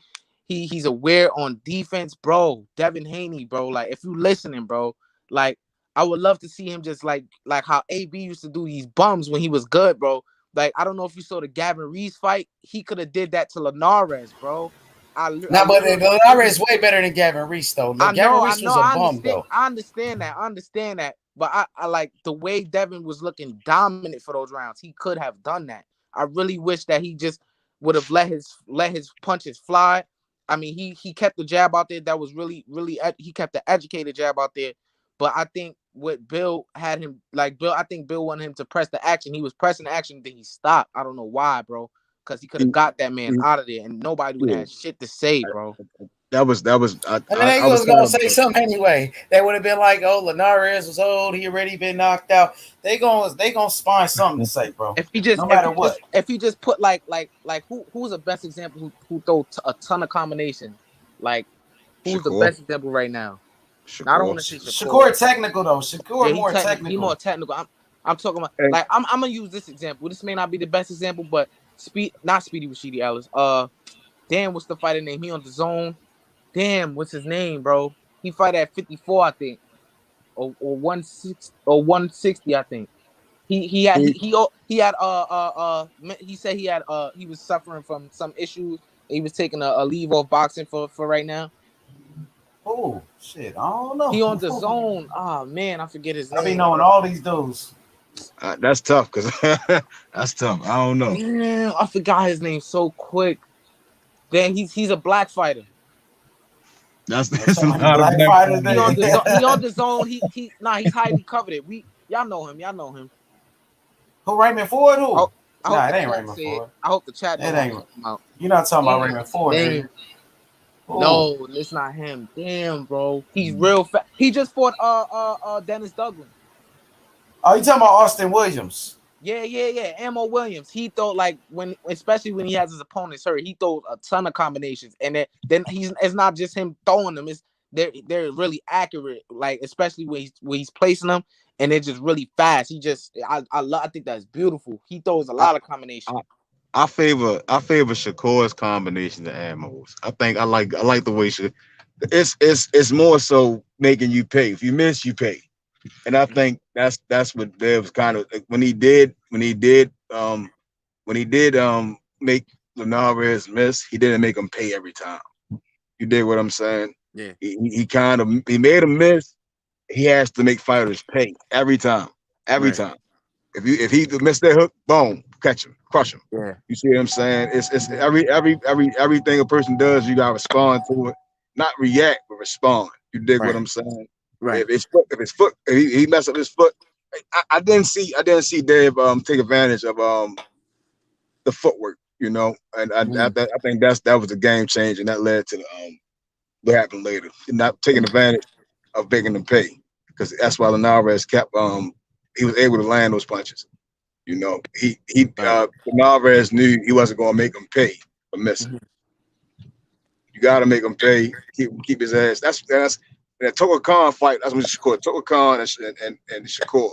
Shakur made him pay almost every time, and that put him on the ropes, beat the shot and he could have got the damn stoppage for real. That's what Tim Brady was saying. He could have stopped that motherfucker.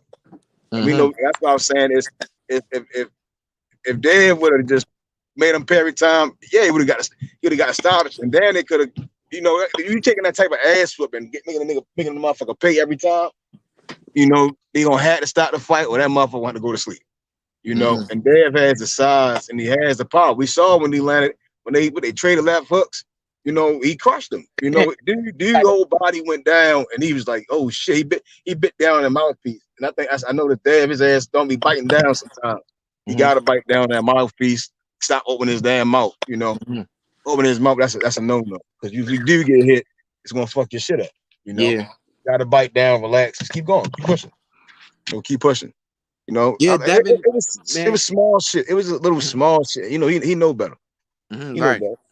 And I think people now I don't even want to say that. I really don't want to say that because Tank hasn't really fought a puncher like that, but I've seen him get hit flush on the chin numerous amount of times. He hasn't been shaken, but he hasn't really fought somebody that's as strong as Linares and stuff.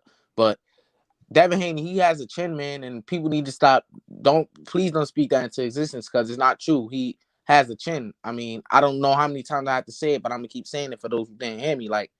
Like with what being chinny is what Amir Khan is. Anybody who hits him flush, it's night. You feel me? It's night for him. Anybody like from what I've seen with Luke Campbell versus Ryan Garcia, he got hit by Luke Campbell. Who gets up off the canvas against Luke Campbell? Who has ever done that in life? All his stoppages was probably from the referee just jumping in. I've never seen this man knock out anybody, and you got up off the canvas against that man who was not known to be a puncher. That is what chinny is, bro. I think Ryan is the definition of chinny. Like, Ryan, come on, like it's so obvious. People, I wouldn't even say Amir Khan is chinny. I'll say because when we look at Amir Khan and who the fuck he fought, them motherfuckers sitting like they were sitting like atomic bombs, you know. Yeah, that's true. That is true. Ryan Garcia is chinny. Luke Campbell hit him with a punch, and it wasn't like a short, you know, a short crisp punch, like how they puts his punch together. They can be short and crisp, or like how any other guy. Luke Campbell punch was kind of wide. It wasn't a very technical punch, but it landed. You dig what I'm saying? And he. Wait, you mean when he caught him? Yeah, when he caught, it wasn't the best punch. You dig what I'm saying? Yeah. It was an odd punch, and he got it there, and Ryan's whole body folded up like a lawn chair. Oh, I thought you were talking about Linares. My bad. I got mixed up. Yeah. And then we look at the punch that Josh Taylor landed on Jose Ramirez. That was a beautiful ass uppercut. Beautiful. You dig what I'm saying? And he was out. What's his name? Kenny Baylor saved his life because he could have got the knockout. That was a knockout. You know what I'm saying? It was short.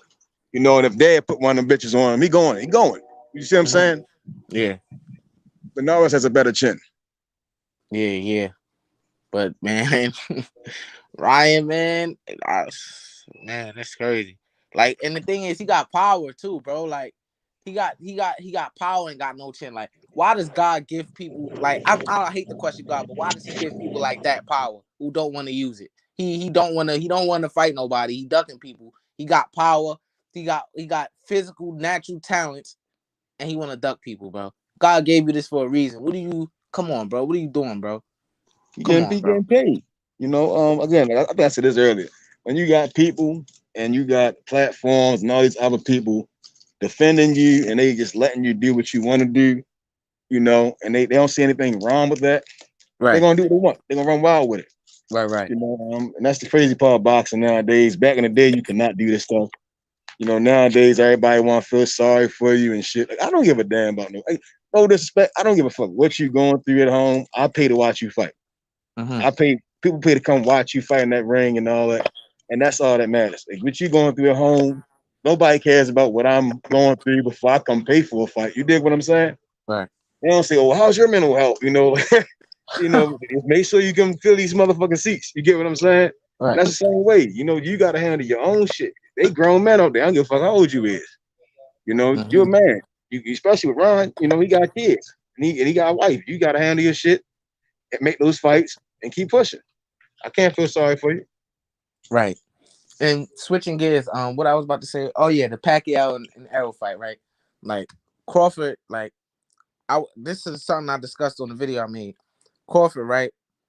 His contract is up October of this year, if I'm not mistaken, right?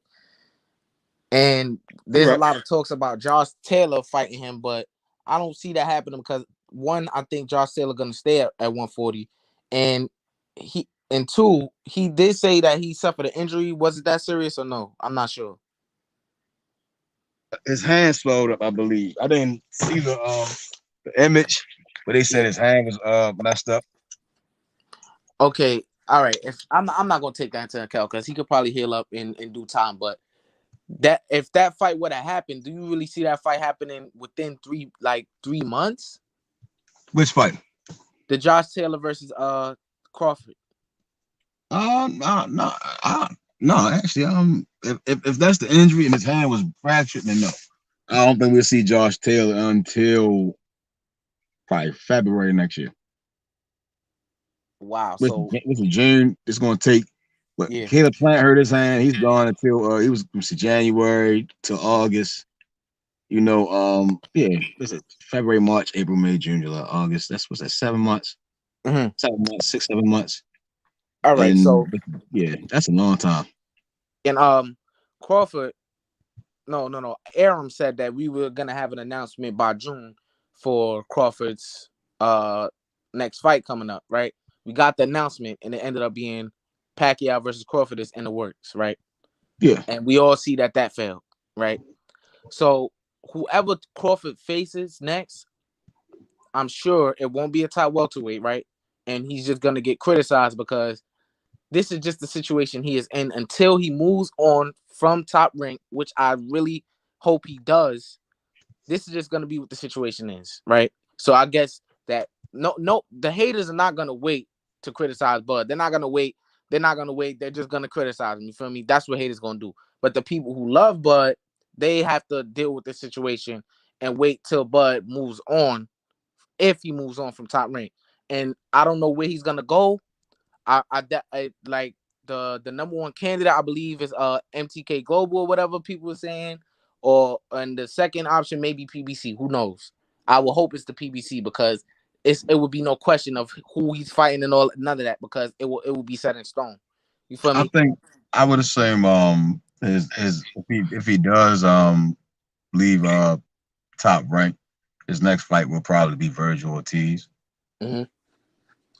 It'll be Virgil, Keith, or Porter. I don't think because I think the only other option would be Spence coming up. But the first fight, if he does leave, it most likely go towards like the MTK, and they'll try to make that Virgil Ortiz fight. Mm-hmm. That's what I think. I'm thinking they'll go for that Virgil fight because the Virgil fight will be big, and it can define it could possibly make that a pay-per-view. You know, possibly. Sean, I think he done burned his bridges for people.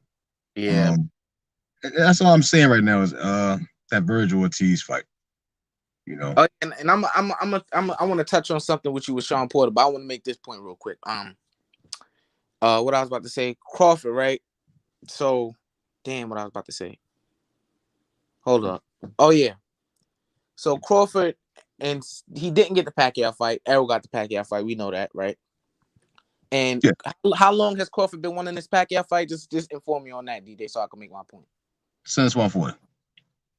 Since 140, right? What if Pacquiao would have win, right? Bud gets you think Bud would get that opportunity, or Pacquiao gonna call it a quit? If Pacquiao wins, damn, that's actually what I was actually like contemplating on for a minute. I've been trying to think how Pacquiao would do it. I think it all depends on the damage that he takes. Mm-hmm. Earl's a big guy, and he keeps coming. Right. And if Pacquiao suffers any injuries, he's definitely going to retire. I don't think his family would condone him to continue to box. Mm-hmm. It all depends. Like if he goes up there and knocks Earl out in the early rounds, 3-4 rounds, then shit, he gonna go there and test his mic with Crawford. You know, I don't think he really is interested in fighting Crawford because of what Crawford presents in that ring. He's a very dangerous fighter, very dangerous. Mm-hmm. You know, Earl's a strong guy. With Crawford, he beats the shit out you. You see what I'm saying? He's not gonna sit there and play with you. He's not gonna play with you. I don't think Errol play with nobody neither. Now it's just that he doesn't have pop that Crawford got. Crawford got. It's a difference. It's a difference. Crawford punches with mean intentions. Errol is like, I'm trying to think of a perfect example how to make this. Like I really think he's Ford and Errol are damn near similar in a sense. Like they try to bully you, but they don't really mean no harm. Crawford really tries to fuck your day up. You see what I'm saying? Like I can't tries to agree kill with you that. I think we all know that Crawford is just a bigger puncher. You feel me? Than Spence. Spence It's can more punch. so intentions. It's like when you fighting a Crawford, he gonna go up there to break your shit. Early, it's like he machine, but I don't think I don't know. That's how I take it. That's how I receive it when I'm watching it. Well, you see what I'm saying? he did break Sean Porter shit now. Yeah, but Porter got up and proceeded to work him. You see what I'm saying? Yeah. And it's I don't know. It's like Earl works, he works, but it's not the same. You dig what I'm saying? Crawford gonna hit you with some shit, and then that's his way when he finished Cal Brook. When he finished Cal Brook, he truly beats the shit out of Stocks, and he's motherfucker staring into the. Even when Gamboa heard him always say that motherfucker started laughing and shit. You see what I'm saying? That's a different guy that you're in the ring with. It's a whole different temperament. The temperament of Crawford is insane. He's going to try to go up there and kill you in that motherfucking ring. I think Earl tries to get they both trying to win, but Crawford tries to separate himself completely every time. Completely every time. That's a good way of looking at it. But let me get on Sean Porter, bro. What did Sean Porter say about Devin Haney, particularly? What he said, if you know? I can't say it verbatim. I think it was he was trying to imply it was a fixed fight. He was trying to say Linares. What the fuck he say? He said some crazy shit. I didn't even know he said it till I saw people make videos about it. He said he said I believe him and his father. They said it was something like a duck, some crazy shit. It was something insinuating that Linares didn't try to finish Haney when he could have. You see, that's why you shouldn't have platforms like that when you're still active as a fighter, bro. When you giving your opinion and you still a fighter, that is toxic, bro. Like that's not good, bro. I don't think he should be doing that, bro. Like I really don't like to see when fighters when Showtime call fighters up to get their opinion and things like that because it may be taken wrong. These are still fighters that are active. You feel me? I don't think that's right for them to have a pedestal to criticize anyone. And anybody could criticize anyone. Anybody has a freedom of speech, but as a fighter, I don't think people should be given that opportunity, bro. And he's been given that opportunity numerous times on Showtime, and he has his own platform on top of that on YouTube, giving his opinion on fights and politics of boxing and things like that. Like, why would you say something like that? And Devin Haney and his father respect you the utmost. That's completely disrespecting him, bro. Like you work with this kid, like you seen him grow. Like, why would you say that, bro? Like, it's sad, bro. We gotta take consideration. This is the same fighter who said he would not fight Jerron Ennis and Virgil Ortiz. He said he would rather retire before fighting those guys. So I think we gotta take with Sean Porter with a grain of salt, because it shows that he does not have that integrity. He didn't have his time in boxing. I kind of wish that we did get the Crawford and Porter's fight on to announcing and do whatever the fuck he want to do. Is to say some shit like that was very disrespectful. And then when you have this new era of fans, Porter said this, yep.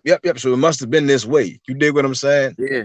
They don't really know shit about boxing. I think that was out of order. Yeah. Especially when he has a platform and that YouTube shit. I think that was out of order. You don't say like that. I didn't see it that way. I saw it as that motherfucker was tired. That motherfucker took a lot of punches. He was wore down. And he knew if he chased. What makes that statement even more blasphemous? This man hurt Devin Haney, bro. What are you talking about? This fight was fixed. What are you talking about, bro? How you want to talk about this fight being fixed? But do people talk? I'm not even gonna bring it up, bro. What the motherfucker would say the fight with him and Earl was fixed? He took it. He dropped his. You see what I'm saying? Like bro. You ain't never, you let Earl drop you some crazy shit. Deport, he don't really get knocked down like that. You just let Earl win. That shit sound dumb. You get what I'm saying? It sound dumb. If he said on his platform, on his YouTube channel, the Porter podcast, and I think that's out of order. And that's just uncalled for. But each his own. I get this this feeling from this feeling that Sean Porter, no disrespect to him, he's a world-class athlete, but I get this feeling that he believes that he's the best in the welterweight division, and he knows he's not that. He believes that I don't know. I believe he think he's better than what he is, and don't get me wrong, he's a tough competitor. He's not an easy out for anybody at welterweight. He very well has the ability to beat anybody, although that his campaign at 147 hasn't been a result of that, but I believe that he thinks that he's better than what he is. Therefore, he can say a lot of the things that he wants to. And case in point, why he made this platform for him to voice his opinion. I mean, bro, like you're not above anybody, bro. Like, have some respect. Like, for you to say something like that about Devin Haney and that fight against Linares is crazy, bro. Like, that is just crazy. And like, I love to go back and watch when Errol just completely embarrassed him when they were talking about who sell out arenas and stuff like that. I know you saw that, DJ. And this guy was trying to argue with Errol that he brought this person, he brought that. Errol doesn't have to call anybody to come to his fight. They're gonna come. Sean Porter was making a statement about, he called this person, he called that person, and then Errol just ended the whole conversation. He said, I bet you won't be on pay-per-view after that. And guess what? Sean Porter wasn't. And Errol remained to be on pay-per-view. Like, these are the things that Sean Porter just tries to argue for himself being better than what he is, whether it's talking about who's selling the fight or who he believes he can beat, or I just get that type of vibe from him, bro. That's what happened when you beat a Danny Garcia, man. You beat a Danny Garcia, your head blew up. I don't know. That shit crazy. If anybody if Porter piss you off, just go back, throw that Keith Thurman fight on. Throw that Keith Thurman fight on. Keep Thurman breaks bombs. Keith Thurman hurt him twice in that fight. That was a good fight, man. I like Keith Thurman. Man, Keith Thurman overbit. He overthrew a punch. If he wouldn't have overthrew, he'd have knocked him out. Keith would have knocked his ass out. He had him. Yeah, Keith he had him hurt a lot of times, but Keith he a killer, but he, like you were saying early, he just sometimes he has that uneducated aggression, bro. He just throw them bitches, bro. Like, he just bad intentions, bro. Yeah, I don't sense that killing Keith Thurman no more, because he was a lot more aware against Manny Pacquiao, and I understand that because it's Manny Pacquiao. He could catch you at an angle that you ain't see coming, and when Manny Pacquiao is usually the shots you don't see that get you. So I can understand why he was a little bit more aware, but I don't sense that killing him no more, especially from his last fight with Pacquiao. I don't like. He need a new trainer. He needs a new trainer. And maybe that may be the case, or maybe not. Who really knows? But he needs to get uncomfortable. You have to get uncomfortable again to box. Sometimes I think he's too comfortable, especially with having the same trainer. And then, and then how I think Adrian Broner pointed out before the fight. He needs someone if he wants to ever come back in boxing. He's not too old. If he wants to make a statement, get with a trainer that's going to hold you accountable and make you uncomfortable. That's how. That makes you strong, and that makes champions being uncomfortable. He needs a trainer that's going to make him uncomfortable.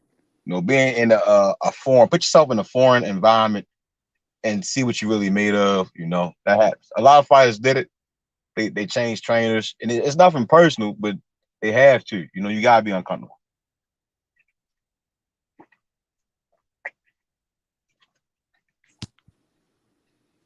I don't know what the fuck Keith Thurman was thinking.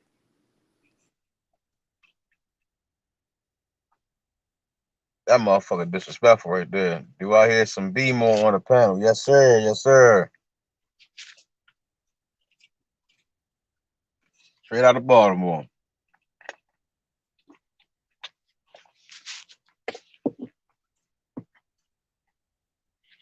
Yeah, the chat. They lose their mind sometimes, man. I don't know what they be smoking.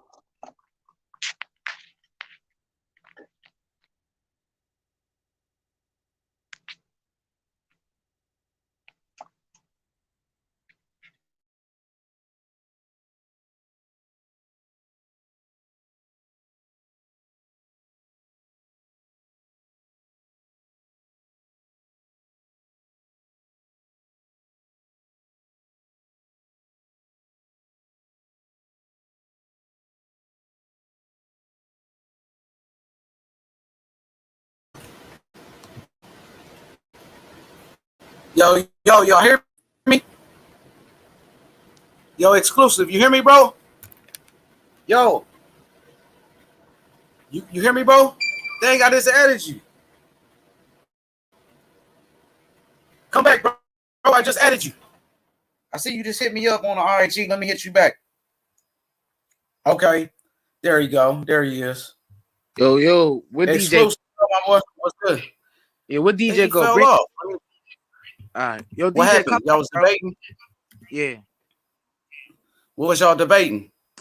We was talking about the Crawford situation, like that. Oh, there you go. That's DJ. Oh no, we talking about the Crawford situation and what we think he gonna do next and things like that. Where he gonna go? It's just crazy for Crawford, man. I wish the best for him, bro. Mm-hmm. Yeah, the reason why we talking like that because Spence got that Pacquiao fight. You know, Spence got the Pacquiao fight, so it's like, damn, what Bud gonna do? Yeah. And Sean Porter he's supposed to fight Sean Porter. He was talking all that shit. Yeah, he was the mandatory for the. I was asking DJ about that. He's talking about the fight was fixed. Where is that coming from, bro? Yeah, they said Sean Porter did an interview on his YouTube channel saying Devin Haney's fight was fixed with Linares or something. I even hear him say it. I'm just hearing what people are saying about it. Like, you know what I mean? That's crazy though. Bro, oh god, man. Sean, ain't he supposed to be like in cahoots with Devin and his father to some degree? They sparred before and things like that. Yeah, they sparred exactly. Devin Haney sparred him. I think Devin whooped his ass in sparring. That's what happened. Probably a little salty. And I think of course, Bill Haney is cool with what's his name? Kenny Porter. Yeah, they cool. They was on the show recently with each other. Oh, DJ back. Let me add him up. All right, DJ. Shout out to everybody in the chat. Hit the like button. Subscribe to the channel. Let's get to 7,000 subs, man. Subscribe to Exclusive News right now, Insider. Check him out on YouTube, man. I'm about to drop the link to his channel. Y'all keep cooking. Hey, H, you said Lolo got a new trainer? Yeah, Lolo training with Bomac now. Bomac is new trainer. Yeah, them guys over there work hard, bro. Like they look like, and the thing is, they look like they having fun while they doing it. Like they just look like they, like I always see Terrence on Instagram posting his guys, bro. Like they all just look like they have fun training. Like it's always like when they it seems like when they wake up, it's like, damn, I want to go to the gym today. Like that's the type of vibe I get from them, bro. That's beautiful, bro. Oh yeah, they get it down to business. Like man, Lolo went out there. Go ahead. I'm sorry. Go ahead. A happy fighter is a dangerous fighter, H, for real, bro. Mm-hmm. Absolutely, man. Like, and I know they over there having fun, bro. They learn. Yeah, they straight boxing.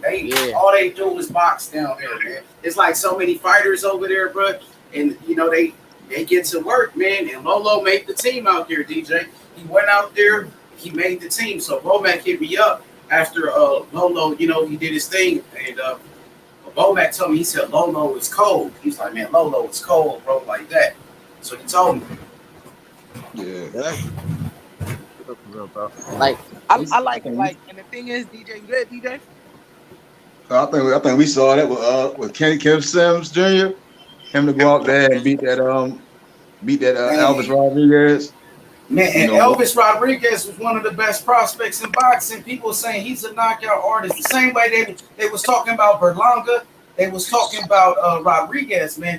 And they matched him up, man, with a tough opponent. And, man, I think that was only his 9th fight, too, Rodriguez. Maybe his 10th fight, and he took a loss, man. That's crazy, man. I wish I really watched that fight, man. I didn't sit back and really pay attention. Yeah, I should go back and watch that, because I caught it at the end when he was doing the decision.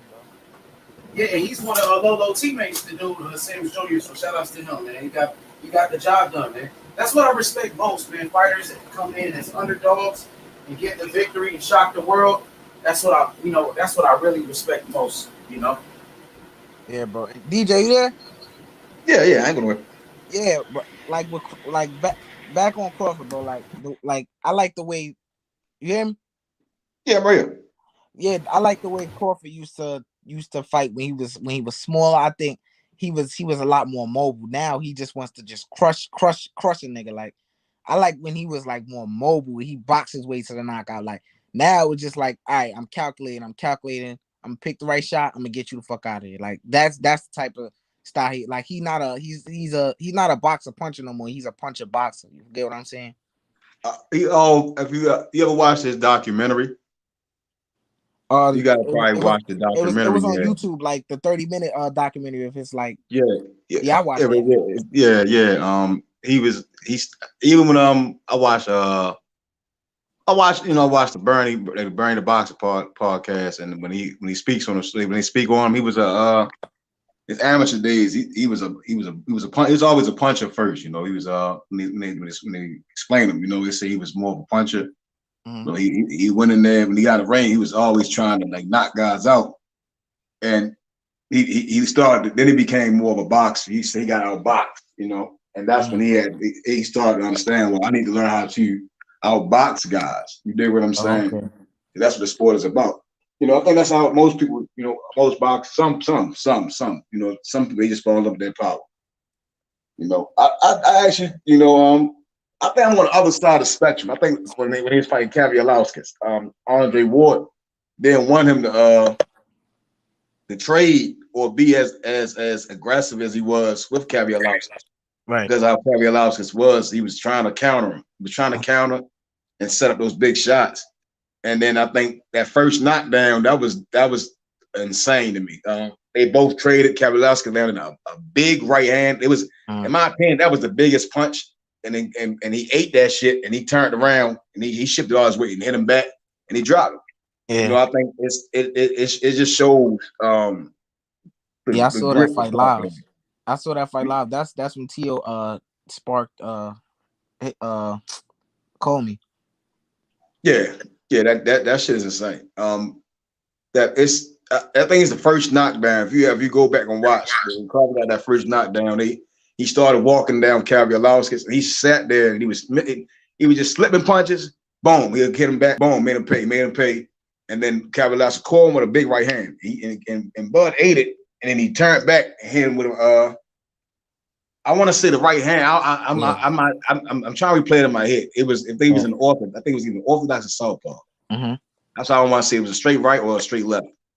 You know, when he landed it, it sent Kavialauskas to the canvas. It was insane because he ate it. He kind of like absorbed it and sent his punch back with him. You know, they traded this thing. And the thing that Terrence did in that fight that was brilliant, that only Timothy Bradley he highlighted when Bud did it, is I think, all right, so he threw the right hand and had him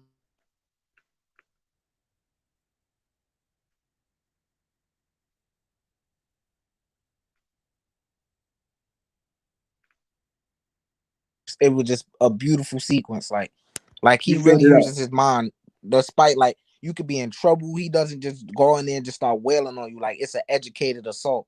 You feel what I'm saying? It was just beautiful, bro. You faded out, kind of.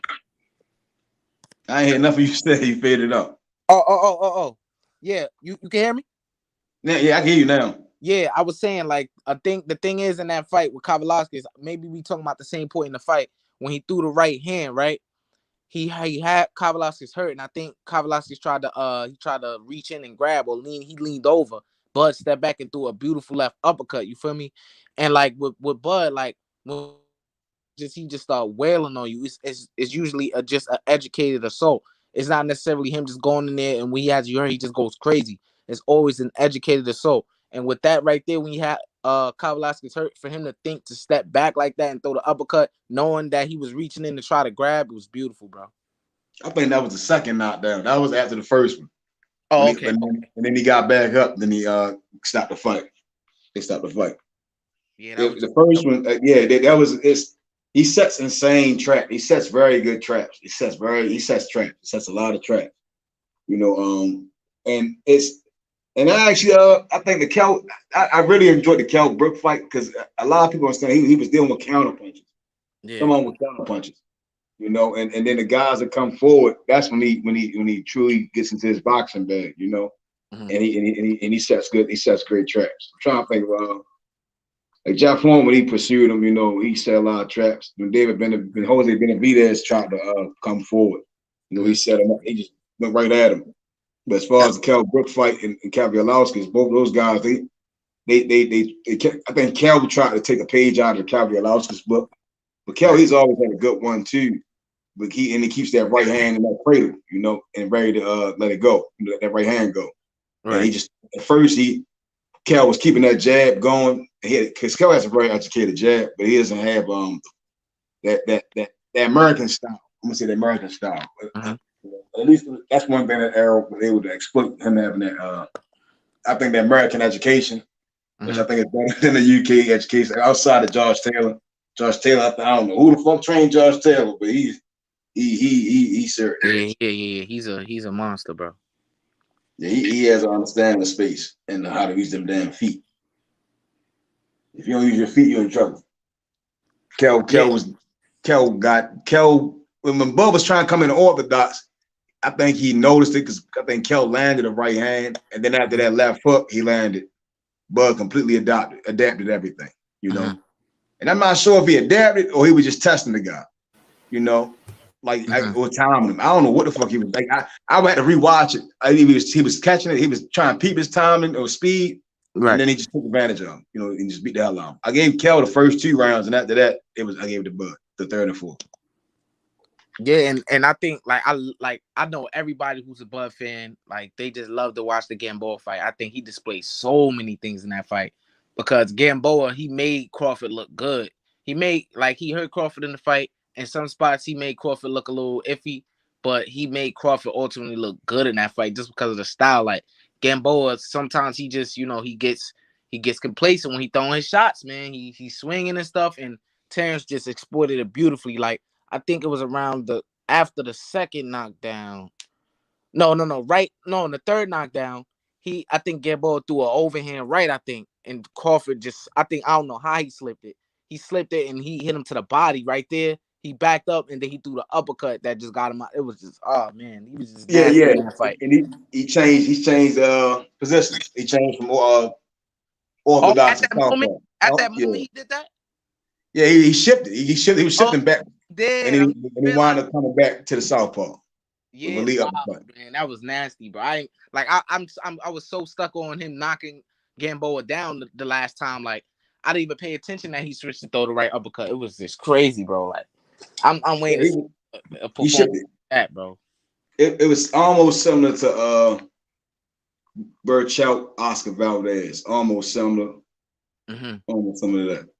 But it was more. He was shifting. He was kind of shifting his weight backwards and then brought it back frontwards.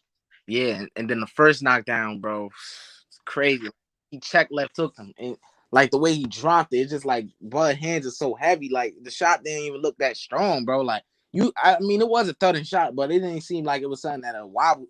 He just dropped it down on him, poof, and then it was just crazy, bro. And then the way he fell all flat on his stomach and face. Did you see the Molina fight? Oh yeah, he crunched Molina, bro. Oh my goodness, I love watching that too. That was an ass for me. That was an ass. I think did AB fight him, or he fought the other Molina? Ain't he got a brother or something? Or that was the same thing I'm thinking of. I don't know. I think I'm not sure. AB beat the fuck out of him too. I think. Yeah. Probably. Yeah, cause that was right after the game. No. That was John Molina. AB fought. Yeah, Bud fought John Molina. Oh yeah. Then that's the same guy. Yeah, AB beat the fuck out of him too, bro. Yeah, that shit crazy. When he got him on the ropes, when they stopped it, that shit was insane. I think that was probably one of the worst ass whoopings he took outside of Yeah. I mean, it's by looking at when he fought what's the motherfucking name? The fuck the guy that retired him. Shit. He fought on PBC. He fought Keith Thurman. Riverside Rocky. Riverside Rocky. Yeah, I was just about to say. Yeah, I can't think of his real name. That's no Riverside. Damn. It's Jose. Nah, it's not Jose. Damn, I know this dude's name. You know what I'm talking about? Riverside Rocky. Fuck. Hold on, somebody in the chat probably goes, nah, they not even worried about what we talking about. Damn, I know his name. Wow, that's crazy. Lopez. Josecito Lopez. Yeah. And they was going at it, but that's why you can't. We as boxing fans and people that study boxing, we can't use triangle theories. Yeah. You know, because it's styles make fights. You dig what I'm saying? That this Josecito gave Keith intermediate problems. It's styles make fights, you know, and then to see how, you know, and in my opinion, like I honestly believe. Sorry to cut you off, DJ. Yo, Shout, get on, bro. Hop on, Shout. He back. Yeah, he's sitting in the chat, man. Wake your ass up. Hop on this conversation, bro. We need you in this conversation, bro. But what you saying, DJ? Shit, what was I saying? The styles definitely make fights. Some guys, you know, due to their skill level and talent, we can try to predict that they might win. And sometimes we get that shit wrong. That underdog, that guy that we underestimate can have that advantage. Like, the power might be the advantage, or they might just have better feet. Some motherfuckers, they can just they not gonna lose, you know. What's the convo, bros? What's the convo? We talking about. I'm, in my opinion, the pound for pound best boxer in boxing. Right now? No, we talking about the guy that I consider the best in pound for pound in boxing. We talking about Crawford, man. Yeah, Crawford, Terrence Crawford. Yeah, number one guy. Okay, what about him? Well, we just talking about his skill set. Yeah, and like man. I was talking about the many things that he displayed in the Gamboa fight, despite a lot of things that he exposed about himself. You feel me? The little things he exposed, but other than that, like the things that he displayed, I think he displayed the most I've ever seen in any of his fights in that fight. Speak on it. Keep going. Yeah, basically I was saying when the third knockdown, I believe, Gamboa threw an overhand right, and I don't know how he did it, but he slipped the overhand right and threw a left uppercut to the body. Then DJ explained to me that I didn't even catch it. After that moment, he stepped back and he switched to southpaw and threw a right uppercut and got Gamboa out of there. I even realized he switched at that moment. I was just so caught on him knocking Gamboa out in that fashion, I didn't realize that he did that educated thing, which is step back, turn southpaw, and hit it with the uppercut, get him out of here. I didn't even realize that. Well, see, this is the thing about Crawford that people don't get, right? It's just my opinion, but this is the thing that people don't get. He's ambidextrous, right? Which means he has equal power in each hand, right? So what he usually does is the first couple rounds, he tries to see what you got, right? He analyzes what you're doing, right? And by the time he figures you out, he decides if I can fight this guy orthodox or do I need to switch? As in, let's see Kell Brook. Kell Brook was out jabbing him and was winning the first couple rounds, maybe even the first 3 rounds. But once he figured out what Kell Brook was doing, you notice he switched. He went lefty and hit Kell Brook with a jab, and the jab stunned him. And once the jab stunned him, he jumped on him. When he came bounced off the ropes, he got caught with the right hand, and the fight was over. Yeah, he timed him with that beautifully, bro. Yeah, like I think he jabbed over Kell Brook's jab. He did. He jabbed over his jab. Yeah, he took away that lead foot. Yeah, that's what he does. And you rarely. The thing about what's said about boxing is a lot of boxers they don't box the right way. They'll box with themselves into a fucking right hand. You're supposed to cycle outside the lead foot. Bud gets outside of that lead foot and punishes guys. You know, he makes you pay not just with the hands, but footwork. If your footwork terrible, he gonna split that shit. Now let me ask you this. Let's look at the top of the, who you got at the, just take Bud out the equation. Who you got at the top of the welterweight division? Spence. And who else? Spence. Well, let's go with the consensus of the people. I'm gonna throw Boots just cause. I'm gonna throw Boots. Okay, let's put Boots in there. Now, we know Boots is a switch hitter also. We know Boots is big, Boots is young, and Boots is fast. Right. But see, the difference between a Crawford and a Boots in this, right, is Boots, to my knowledge, has never been in any adverse situations. So but they talk about experience all the time in fights, right? Experience means what are you gonna do when the shit you trying to do is not working? Right. And if you've never had any experience with that, it's gonna be hard for you to figure that out. So usually what happens is, with the shit you doing is not working, you go back to what's most comfortable or what you've been doing most of your fucking career, right? Mm-hmm. Yeah. You know what I'm saying? So if he gets in there with a Crawford and he's trying this, he's trying that, and none of this shit's working, he's going to be in a confused state. And that's all a fighter like Crawford needs. Once he sees that you don't really know what you're doing, I'm on you now. Sheldon, I got a question now. Sheldon, I got a question. Eddie Hearn this weekend. I'm sorry, go ahead, y'all. Y'all good. I'm sorry, go ahead. With Boots, like, I was watching it. I watched the last fight, I think, live.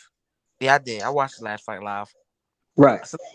It's a lot of things that he does that, like, the flashiness, like, it's hard to see a Roy Jones come around. Like, a lot of these fighters do things that they're not doing as good as Roy Jones. They have the athleticism, but they're not necessarily doing it as his reflexes. Don't get me wrong, are beautiful. The way he evades punches is really, like, flashy.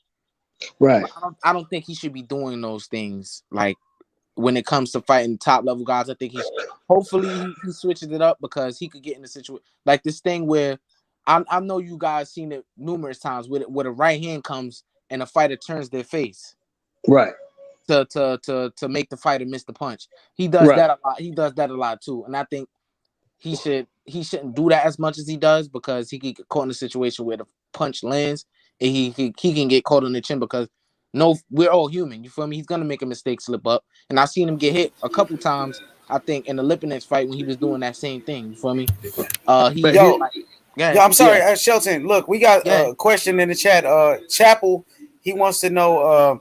Go ahead. I mean, let's see. He said, "Hey, so what's the reason Bud and Earl fight won't happen?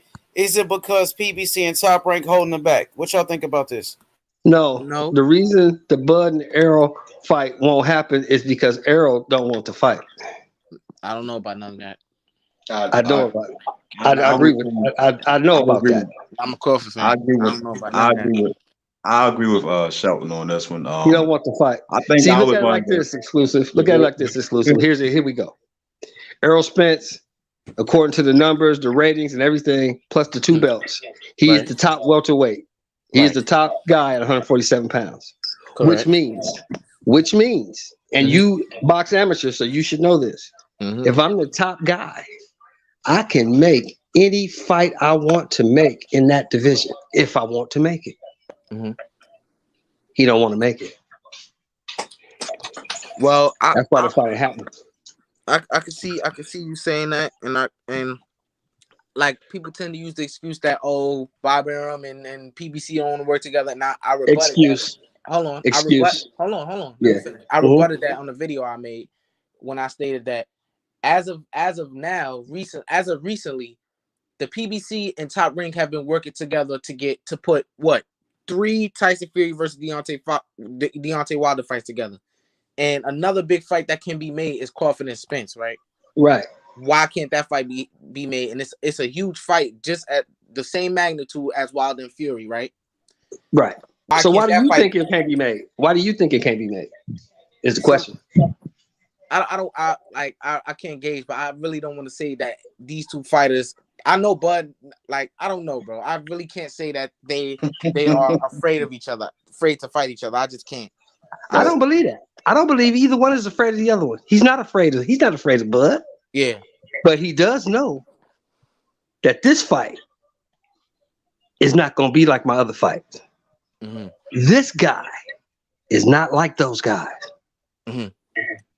There's a very good chance that this guy can take all this shit I'm trying to build. Why do you think he keeps going around, Bud? He didn't have to go get the WBA title first. He can go get that WBO title. He didn't have to get the WBC title first. He could have went and got that WBO title. WBO is a major section body, ain't it? This is another thing we got to take into account. These two, it's not just solely on Errol. These two, like, from the outside looking in, these two have had issues with sitting down and trying to make a fight. Like, they like I know that they've had discussions, they've been DMing each other, not as of late, but in the past, you feel me? These two have had problems sitting down and negotiating a fight, and for Errol to come out and do what he did and just that, I think that was really embarrassing, you feel me? For Bud to have to for Errol to have to do that, you feel me? To say, oh, how is it embarrassing? now listen. I'm listening. I don't know how it's embarrassing.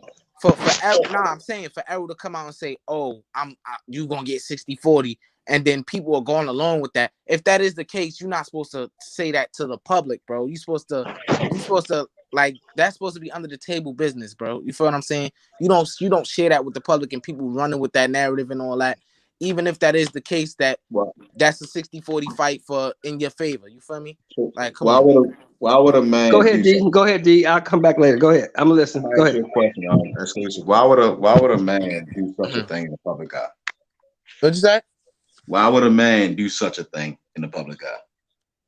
Why would a man, say, well, 60-40, you're gonna get 60-40 or you're gonna get 80-20? Why would a man do such a thing that he's supposed to respect? You dig what I'm saying? Right. But I'm asking you, why would he do that? And as you said, people will go along with. Why would he do that? I'm gonna take a guess. To maybe, I don't know. To me, it's just to embarrass Bud. It's your opinion. It's all your opinion. To me, it's just to embarrass Bud, and he knows that Bud is not gonna agree with it. You feel me? And it's gonna make it look like Bud is ducking. You feel me? I'm gonna chime in now. Look, this is how this goes. This is just straight up, right? Number one, anybody who's been around boxing, who knows anything about boxing, knows that fighters nowadays are signed to promotional companies. Mm-hmm. I have a promoter. I have somebody who makes fights for me. I can tell them what fight I want, but they do the negotiating. The fighters don't. From negotiating fighter to fighter, the fight was never going to happen in the first place because we're not in a position to make the fight. Mm-hmm. Our promoters have to get together to make the fight. Mm-hmm. So it doesn't matter what he says publicly. That's not been negotiated. So that's nothing. That's not an offer. You see what I'm saying? That's not an offer. So that's, all right. So my thing with Bud is, what's the frustration when he was in the corner of Maurice Hooker for the fight with Virgil Ortiz? What's his frustration on? He's not worried about the fight. Like, you need to be worried about this fight because this. No, he doesn't. Yeah, he does. Yeah, he does. No, I'm gonna tell you why. I'm gonna tell you why. Bud Crawford is a 3-division, 3-weight world champion. Mm-hmm. Bud Crawford's been fighter of the year twice, but if Bud Crawford's been the lineal and undisputed 140-pound champion. That means he's done way more in the sport than Errol Spence. Okay. That means if he retires right now, he's going to the Hall of Fame. That's what that means. Mm-hmm. Second of all, when Bud Crawford came to 147 pounds, listen, let me finish. Mm-hmm. When Bud Crawford came to 147 pounds, they asked him, who do you want? He said, I want to fight anybody with a belt. Mm-hmm. Anybody. Mm-hmm. He called out Thurman because he had the belts. And I think Porter had a belt. Was it Porter or Garcia, DJ? I think Porter had 2 belts. It would have been Earl and Thurman. Because I don't know if Thurman was stripped yet. Yeah. So he had Porter. Errol had 2 belts. Thurman had 2 belts and Errol had 1. He said, I want to fight anybody with a belt. Mm-hmm. Errol was the one that came out of his mouth. Was it Errol or Thurman? Damn. Oh shit! It was Jeff Horn. If he didn't fight Jeff Horn, no. I said which one told Bud go get a belt? Both of them. I think Spence for sure, because Terrence Crawford told him to his face, like, you told me to get a belt and I got one now. Yeah. You know what I mean? He said, go get a belt. So what y'all think about this comment? I'm sorry, what y'all think about this comment from Chappell? He said, hey, do y'all think Earl Spence is 100% after the car accident? He said he was. I think he's going to he's the best he can only be. That's what I'm looking for. He said he was. He's the best he could possibly be. He's the best he could possibly be after a situation like that. I don't know if he's 100% because in that Danny Garcia fight, he looked good, but he looked like he wasn't the same Spence, man. He did to me. He didn't seem the same. What did he say? He said, yeah, he said he was 100. You right. He said that's all we can go with. He said he was. So now let me finish back. Let me get back to exclusive, and then I'll be done. So he said, "Go get a belt." Terrence went and got that belt. So now what's the problem? Well, then we come with the 60-40, 70-30. Do you see where I'm going with this exclusive? Yeah. He keeps making excuses not to make the fight. Where if you really felt you're the best and this guy can't hold a candle to me, you know what? Make the fight. Let me knock this nigga out and go on and do what the fuck I gotta do. All right, but here's why. And get a belt in the process because it's strap season, right? Right. All right, but here's why I say that. But I'm not saying. All right, let me just make this clear. I'm not saying Bud necessarily needs Spence, but he needs that signature. Let me finish, though. Let me finish. I think this is my opinion, right? Unless you voice your opinion. I think that Bud needs that signature win because he's going to the Hall of Fame. That's no question. First ballot, right?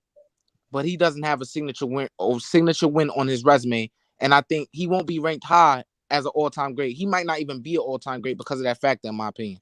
He hasn't fought anyone of significance on his resume, although he is a former undisputed champion. You feel me? I think that with all the greats, we take into account who they have fought. You feel what I'm saying? We don't talk about how many world titles they won. We talk about the great fights that they put on, the great opponents that they have fought. That's what we look at.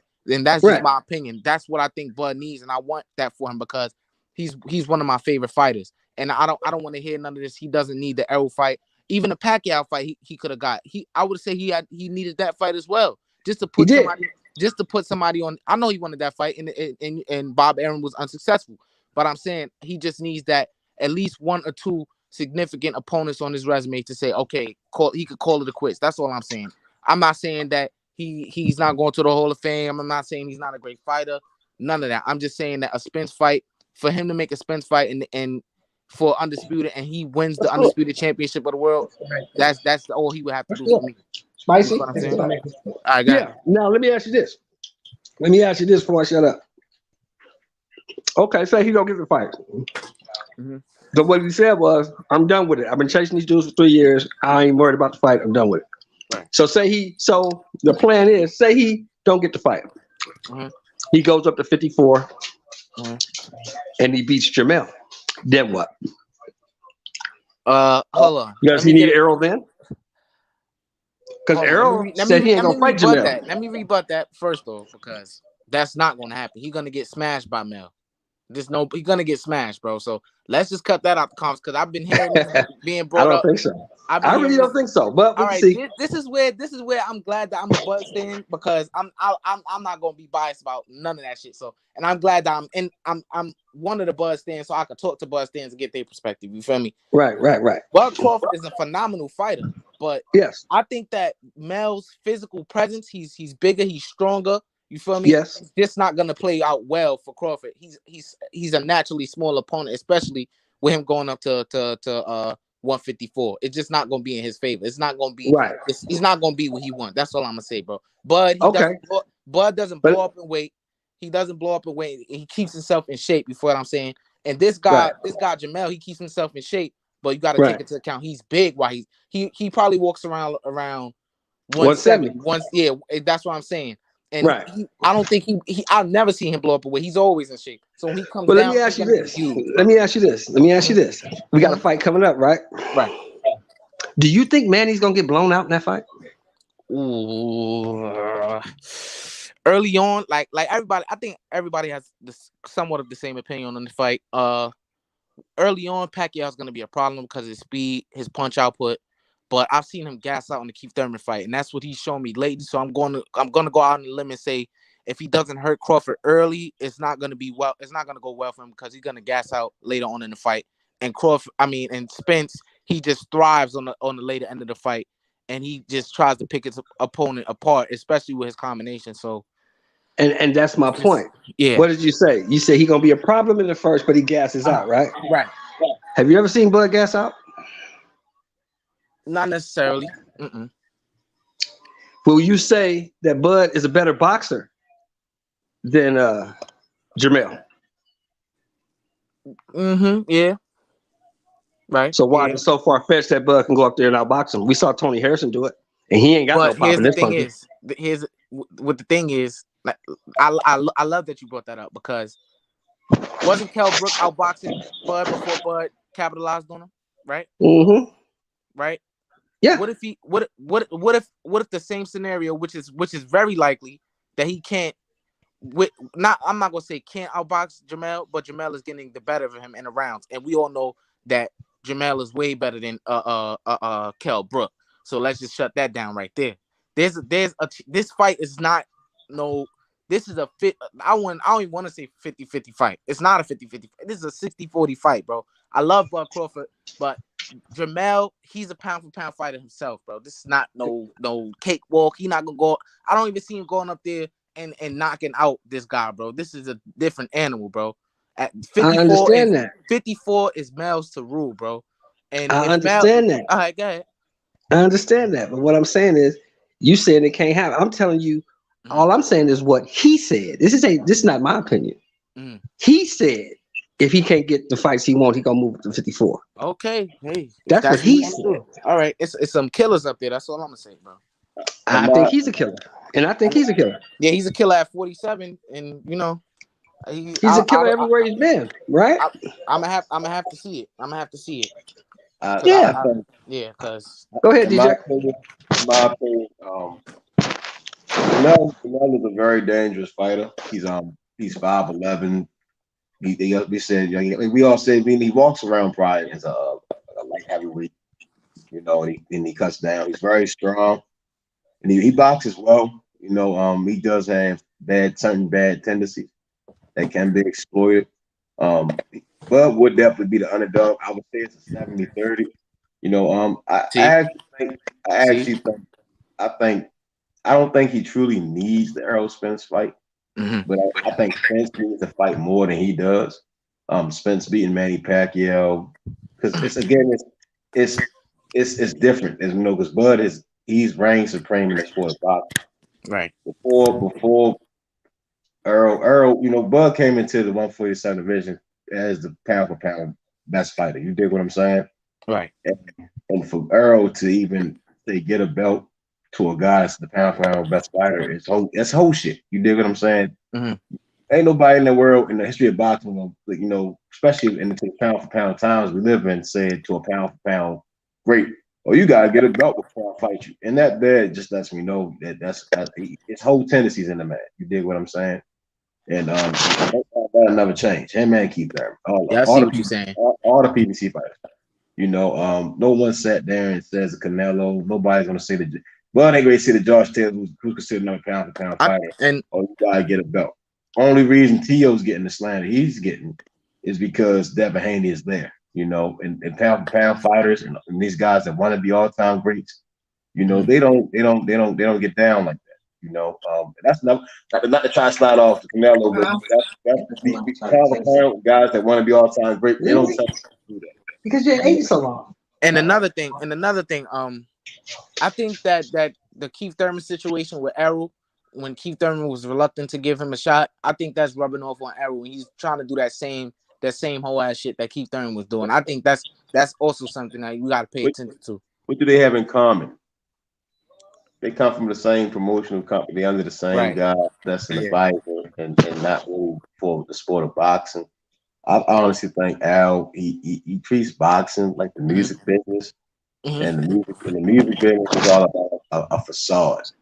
You know, it's really boxing. The music is a facade. You put the chains on the guys, you put the flashy clothes, the cars and shit, and you tell somebody this motherfucker is the hottest thing out here. You know, and you take away that competitive. In the music today, there's no competitive edge. Right. You know, we see that in the sport of boxing now, the competitive. And Al Hammond came from a music background, so he's using that same model in boxing. Yeah, right. All right, so DJ, let me get your opinion. You said the Jamel, you gave your opinions on the Jamel versus Crawford fight. Who do you think wins in that fight? Honestly speaking, I think it depends on which Jamel comes to the fight. I would say that. Okay. If the Jamels that fought I'm better yet, if Jamel can't knock out Bud, He has to knock Bud up. Oh, cannot outbox Bud. Y'all don't see what I see, man. I'm sorry, but I call No. He can't. You have to knock him out. You dig what I'm saying? Because if Bud can do things that Jermell can't do, you dig what I'm saying? We've seen that with the Tony Harrison fight, both fights. You know, I don't think Bud will have to really. But I don't. All right, but I don't think. But he can easily win to a unanimous decision. That's one thing that we're seeing. And here's another thing that I think is Terence Crawford hasn't had any split decisions. He hasn't had any majority decisions. It's been unanimous decisions and knockouts. But against who? That's what I'm saying. This guy at 154, Jermell at 150. There's a lot of it's stiff competition at 54. Like I said, everybody is being everybody. Crawford is fighting people that he's supposed to beat. Let's be honest. He's not supposed. I'm gonna say this. Bud is not supposed to be where he's at, in my opinion. But he is. So we cannot say that. Come on, bro. Bud didn't have the backing, none of the things that most of the guys that has these glitz and glam to him, especially like Earl. You know, he was from the amateurs. Caleb Plant the same way. Bud was a different thing, you know. Like, all right, but he's knocked off that narrative. We know what type of fight he is, so you can't say that, bro. You cannot say that. Right. You can't say you said, and that's what I'm saying is that we've seen Jermell wasn't supposed to have any split decision. I disagree with the scorecards of the Tony Harrison second fight. Jermell got a knockout. I thought Tony Harrison was winning the fight. Oh yeah, me too. I thought that too, honestly. You know, and he would have to knock Bud out. Yes, a disciplined Bud is a very disciplined fighter. Okay, can I say something? Yeah. Honestly, I haven't seen Bud. Bud is not the same fighter he was at 40. I'm not saying I would say he's a better version of what he was at 40, but a different version. Is what I'm saying. He's a more mature version. He's bigger. He's not as fast as he used to be. He's not as fast on his feet as he used to be, I would say. You see? And listen, hold on. Let me finish. And him going up to 54 does not improve that. Tony Harrison is a very fast fighter. I'm not saying he's a better boxer than Crawford, but Crawford now is a different fighter. He's not that same boxer that he was. And I'm not saying he doesn't have that ability still, but I haven't seen that from him. And he would have to bring that out versus a fight against Jermell because he's not going to outdog Jermell. He's going to get hurt. Did you see the Jose Benavidez fight? Huh? Did you see the Jose Benavidez fight? I seen that fight, but that's Jose Benavidez, bro. It's the style more so the style match. I'm using size, just the size of Jose. Right. You can even use Postal because he had height on him. Oh yeah, true. You know, now when it comes to the intangible of power, you know, it goes to Jermell, but power doesn't always just win fights. You get what I'm saying? Yeah. Jermell's flaw in boxing is the mental. Boxing, 80% mental. We saw it. I saw in several Jermell fights. If he can't get certain shit going, it's frustrated. You know, and that's where Derek James, trainer comes in. You did what I'm saying? All right. That's where I think Bomac and Bud would take complete advantage. They could take complete advantage. Let me ask y'all this. What y'all think of his last performance? His recent performance against Rosario? He looked good. He looked good in there, but Rosario had his moments as well. Rosario was putting pressure on Jermell Charlo. He won some of those rounds. He won a lot of those rounds, to be honest. Right. But you know, Rosario, he can't really take a punch like that. So you know, Charlo got the knockout. I don't see the evidence of him not being able to take a punch. I haven't seen him knocked out. You talking about Rosario? He got stopped by Nathaniel Gallimore. He's already stopped. He ain't got no chin. But remember, he got stopped by a jab to the body too. And he got hit in the solar plexus and went down and was shaking. Yeah, he did. So he did. All right. So look, this is the type of fighter we dealing with, bro. Y'all talking about Crawford? I understand the greatness of Crawford, bro, but he's gonna get smashed to bits, bro. I'm trying to explain to y'all. I don't agree with that. I don't agree with that. I don't agree with that. Not going to play out like it. Wouldn't play out like that. All right. Let me ask. Hold on. Let me ask the chat. Chat. In the comments, tell me who y'all think will win between Jamel and Crawford. Just name who you think will win in that fight. Hey, I'm gonna say this though. Let's go to the chat though. We see what the chat say. Crawford versus Mel. Who the chat got? The chat. Crawford versus Mel. You would have to favor Mel, but Bud can definitely possibly beat him. We got one Crawford. Crawford versus Jamel Charlo, chat. Who you got? Two for Bud. My opinion, Jamel. 4 for Bud. So we got Crawford, 1, 2, 3. Bud, Crawford, 3 for Bud. Jamel. Yeah. We got 1 Jamel. Okay. Crawford versus Jamel. Who the chat got? The chat. All right, I got a good question. Mm-hmm. Who do you think will have a better chance at beating Jamel? Errol Spence or Terrence Crawford? Terrence Crawford. See, one thing about Jamel Charlo, he got problems with boxers. Now, we seen him get outboxed by Tony Harrison in the first fight. Even though it was close, it was very close, but Tony Harrison had success even in a rematch with his jab and his movement. Now, Terrence Crawford could box. Terrence Crawford got great footwork. He got great. Yeah, I got Terrence Crawford. I think he could outbox Charlo. I love that. He could probably.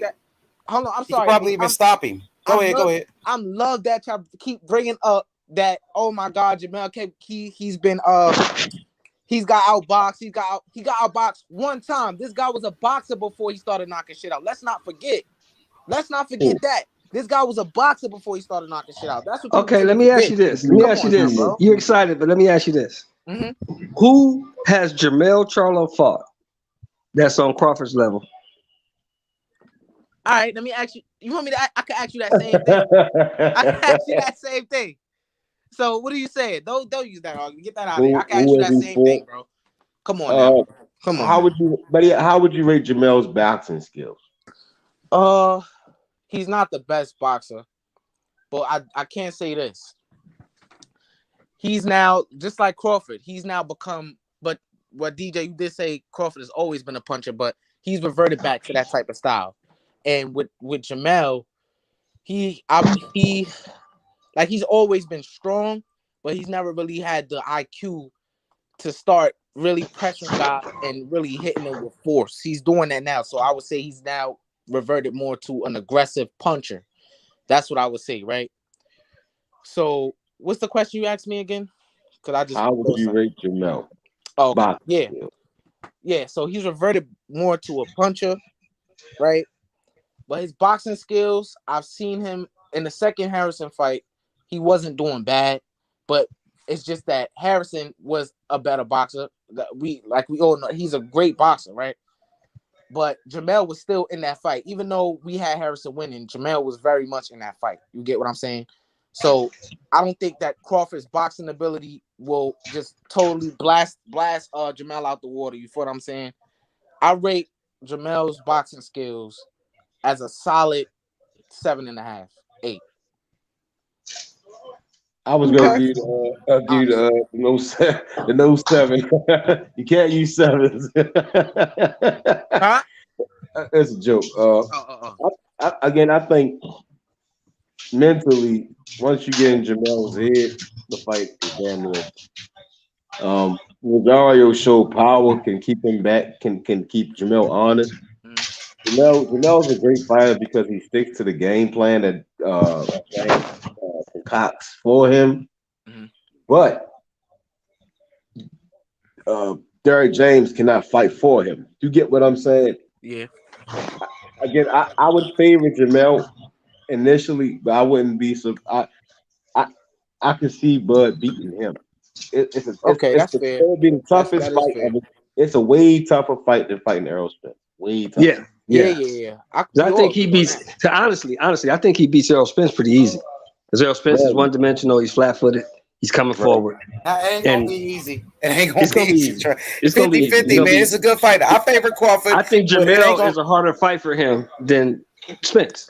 I do.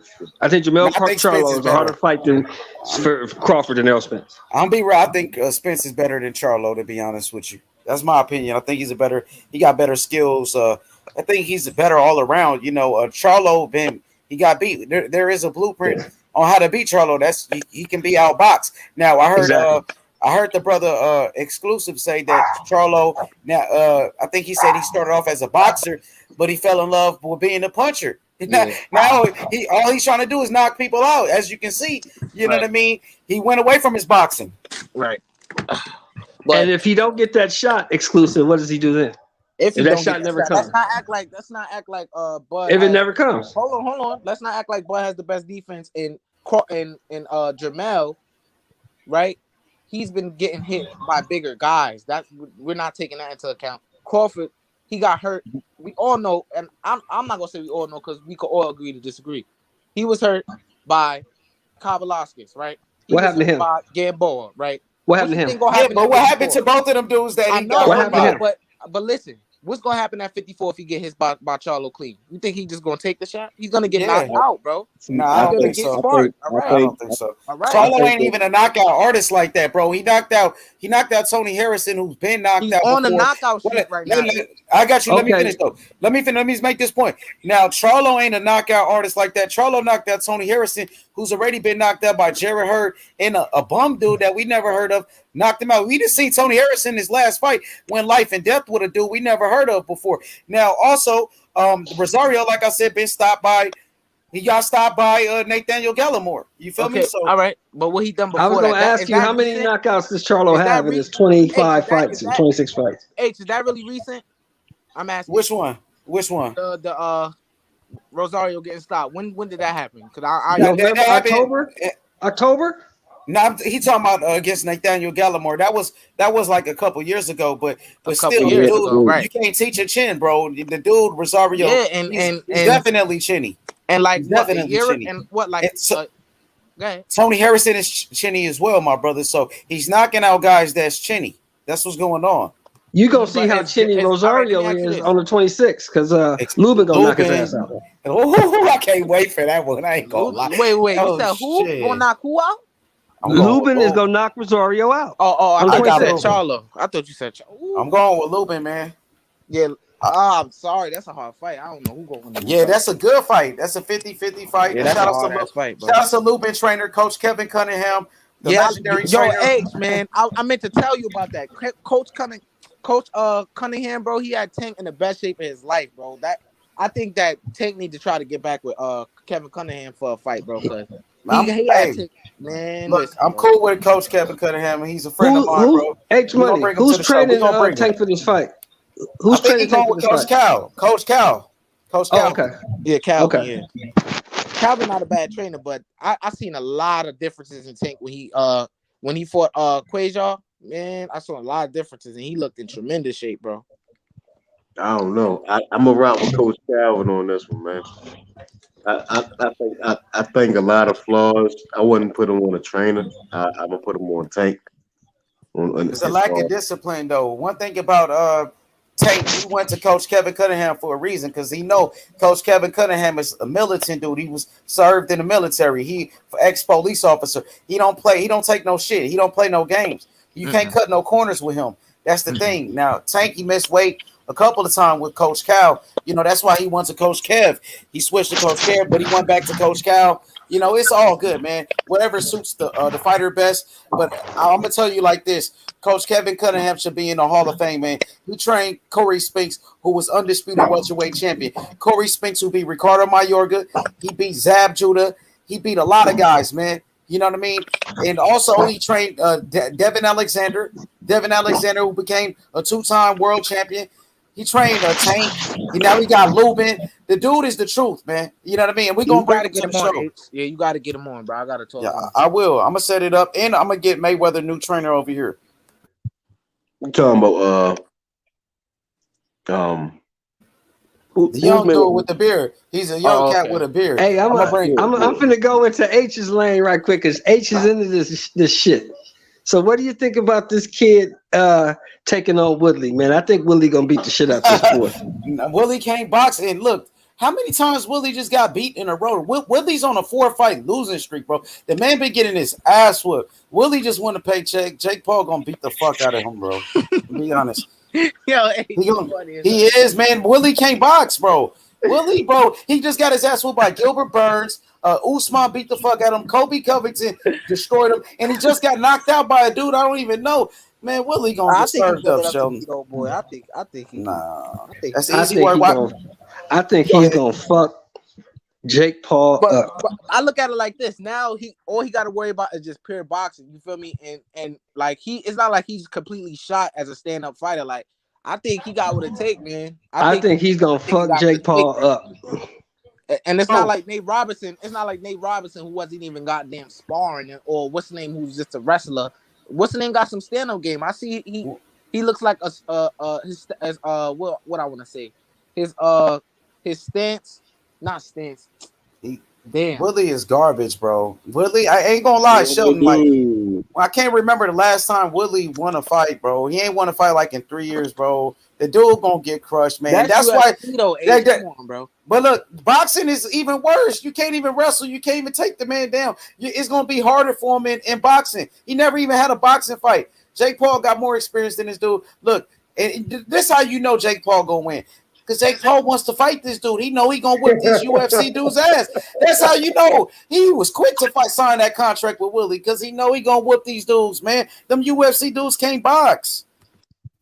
Jake Paul was offered I can tell you one UFC dude that could box for sure. One UFC dude that could box for sure. John Jones can box, bro.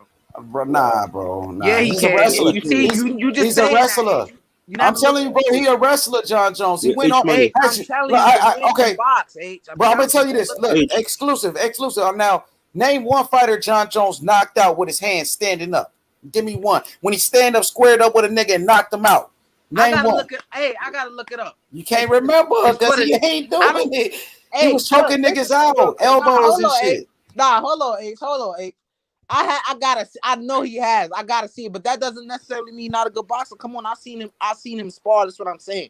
I know when a person has the composure and has the skills. He has a natural boxing stance. Like he can box, bro. I've seen it. That's what I'm gonna tell you.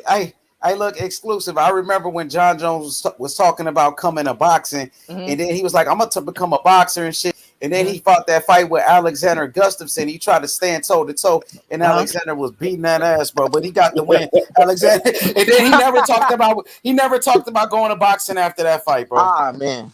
Well, hey, I mean, yo, what up, Jose? Yo, I'm not sure if you guys knew this, but Jake Paul was actually offered a fight by a cruiserweight champion. He ain't gonna fight real boxers. That's the thing. Yeah, That's how I'm telling you. He ain't gonna fight a real boxer. I think that fight with Willie gonna be on Showtime too. He signed a 2-fight deal with Showtime. Yup. And then after Willie, he gonna fight Floyd. It's set up. We all know. Floyd gonna whoop his brother ass, and then Jake Paul gonna beat Tyrone Willie ass. They gonna fight. I'm disappointed in Floyd. I'm not talking about for him taking these fights, but for him not giving us these opportunities to people like AB, who you claim is your little brother. Like you talking about Floyd is retired. Floyd been retired for 3 years. Listen, I'm talking about like the exhibition thing. AB asked Floyd for. I know nobody take AB serious and things like that, but this is somebody you claim is your brother. Like put him onto that situation, have a little friendly exhibition with him, school him, and that's it. He get paid. You feel me? If this is somebody you claim is your brother, come on, do that for him. You doing this for guys that you know gonna get paid a lump sum of money. You feel what I'm saying? You got all the money in the world. Try to help AB out. You feel what I'm saying? I know you fuck with AB, you love AB, but AB needs to go get up in the rankings, man, and do something in the sport of boxing. Yeah, AB only 32 years old. AB don't need to be doing no exhibition. That nigga needs to try to become a better fighter and try to win a title. Go fight against a motherfucking you know what I mean? Fight somebody good, man. And then AB, his last fight versus Santiago, I'm sorry to say, exclusive. I know that's your boy, but nobody really care about AB no more, man. Why don't he try to make weight? Why don't he try to make weight first? Do that. Exactly. If AB Nah, coming down hard on my guy, money, man. Come on, man. don't do that, bro. Bro, AB just got served up by a Santiago that we never heard He before, broke bro. his shit. Hey, you didn't see we almost dropped him. Come on, give him that credit a little bit. Hey, bro, I used to fuck with AB, man. AB disappointed me, man. I'm gonna be real with you, bro. Yeah. Exclusive. Yeah. What happened to Santiago Saturday? He got destroyed, bro. By a 40-pounder, right? Yeah. So let's tell AB to make weight. Because 47 has not been good to AB. He hasn't beat anybody at 47. That fight was at 47. You're right. He hasn't beat anybody at 47. Yeah. He needs to go back to 40. Make weight. Hey, I give AB credit for the little things. You feel me? Even though he be I see. I'm gonna give him credit. He is the first. Look, listen. He is the first person to drop Sean Porter. Come on now, let's give him credit for that too. Come on now. Come on now. Everybody beat Sean Porter, so that's nothing. He lost every round before that, bro. The nigga lost every round before that. Bro. I remember watching that fight. He lose every round before that. I remember Everybody watching that beat fight. Sean Porter though. He disappointed me. You know how many times AB disappointed me, bro? Against fucking Mikey Garcia, he didn't do shit. Against Sean Porter, he didn't do shit. The Manny Pacquiao fight, bro, that dude disappointed me so many times, bro. I don't fuck with AB no more, bro. I'm be honest with you. And why do people? Let me ask you this: why do people keep bringing up Sean Porter? Sean Porter, close only counts in horseshoes and hand grenades, bro. Close don't count. He been close. He never won. You can say that, but he's still a top welterweight, bro. No, he's not. No, he's not. Not everybody can beat him. Not everybody can beat him. Everybody has. Not everybody can beat him. And everybody has. I'm saying AB should fight Ugas. No, he didn't beat Ugas. They gave him a gift. He didn't beat Ugas. He lost, yeah. He didn't beat AB gonna get his ass whooped if he fight Ugas, man. Anybody that's any good, AB gonna get. I'm talking about. I'm being real, bro. I'm sorry, bro.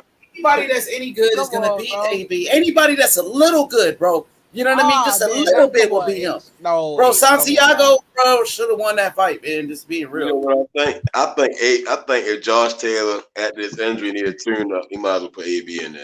Man, come on, bro. Come on, man. Throw AB in there, tune up to make a big fight. He'd be a pay-per-view fight by that. Come on, don't do that. Don't do that to AB, bro. Come on. I don't think AB could beat E-Bunny. He tries to be like. I don't think he beats E-Bunny. I think E-Bunny beats AB. That's actually funny. That's a funny ass fight. I feel like AB tries to act like Mayweather. He what? I feel like he tries to act like Mayweather. Yeah, everybody know that. I think he has mental issues, man. If he would have, if Floyd would have ever gave AB a shot, he would have dropped himself into a coma. He'd be fucked up for real. That's too much money for him. He don't know how to. What's his next fight? Is he supposed to fight Prograis? Nah, I think AB. He what people mistake is AB not signed to Showtime. He fighting on a fight to fight basis. He not signed with them. He just has a good relationship with what's the guy named that Conor McGregor cursed him out.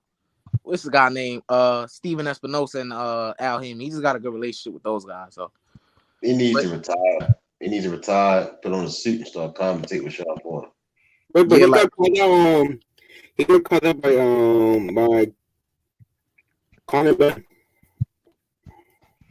Actually, you know what I think? Paulie Malignaggi and Adrian Broner need a talk show, man. They need a talk show. For Paulie and AB on the same talk show. Now I'm disappointed in Paulie, man. He from my city too. I'm disappointed in him, bro. Like he was really good at what he did, bro. He really knows boxing, bro. Like from the outside looking in, he knows boxing. And I just love listening to him talk about boxing when he was ringside commentating, bro. I'm disappointed, bro. Bro, he went into what was it again? He went to like some organization to fight bare knuckle. There we go. Who? Paulie. Oh yeah, he went to the bare knuckle fights. Yeah. That's not logical. That's not logical at all, bro. He lost, but he lost. Yeah, he lost. Bro, that's just dangerous, yo. I like they got Abner Mars as his replacement. Like Abner's good, but like I want to hear Abner talk, bro. I don't like Paulie was just good. It just Paulie just knew what he was talking about, bro. I'm not saying Abner don't. It's just like anything that came out Paulie's mouth was sometimes he would say some racial stuff. Like he would bring that stuff up. But other than that, he knew what he was talking about, bro. Like you can't take that away from him. Abner soft shit.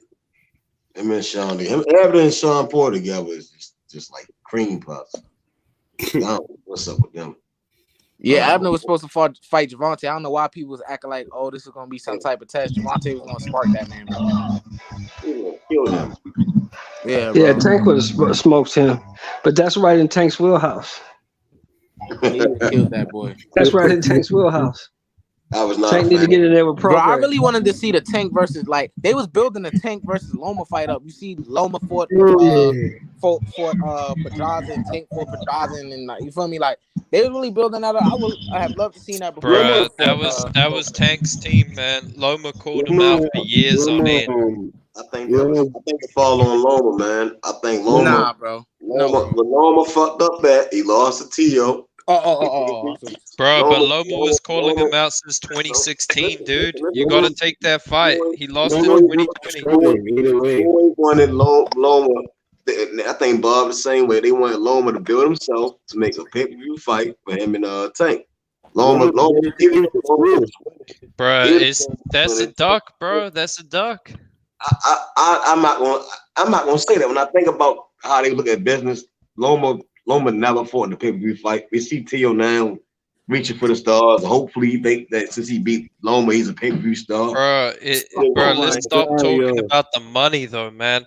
The best you fight the best. And guess what? Loma is a bigger name than fucking Barrios. So I don't want to hear that bullshit about he wasn't a big enough name. Listen, that Tank card is a bigger card than any card Loma's did in his life. That's not true. Yeah, Loma versus Tio is bigger than that Tank card. No, the fuck it's not, man. No, it was not. I bet you if it was on pay-per-view. In all reality, that Tank and Barrios fight gonna be bigger than Loma and Tio. All right, so what about Cuellar? What about Cuellar? What about Hugo Ruiz? Like, see, this is the inconsistencies, bro. By the end of that night, Loma Tio fight will be forgotten. Niggas won't even be mentioning Tio name. They won't even. They're not even gonna compare the fight. That's how the difference of Tank. They're not gonna try to compare him. That's the difference when he fights. He's gonna take himself further than Tio and Loma in that fight. Especially if he knocks that motherfucker out, bro. Bro, it's Barrios. Come on. He fucking got the shit beat out of him by Akhmedov. I don't even know if we act like Akhmedov is Loma could beat. Don't try to say act like Hold on, L Dog. When did Barrios lose? Bro, he really lost on When did he lose? He didn't lose, but he should have lost. Okay, that's it. No, he shouldn't have lost. No, he just got.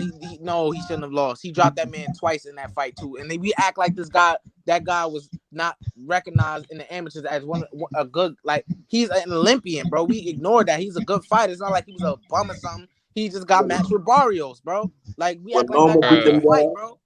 Would Lomachenko be either of those guys? No. Yes. No, man. Come on, man. Loma not beating anybody at 140. Oh, no. Nobody. And that's not.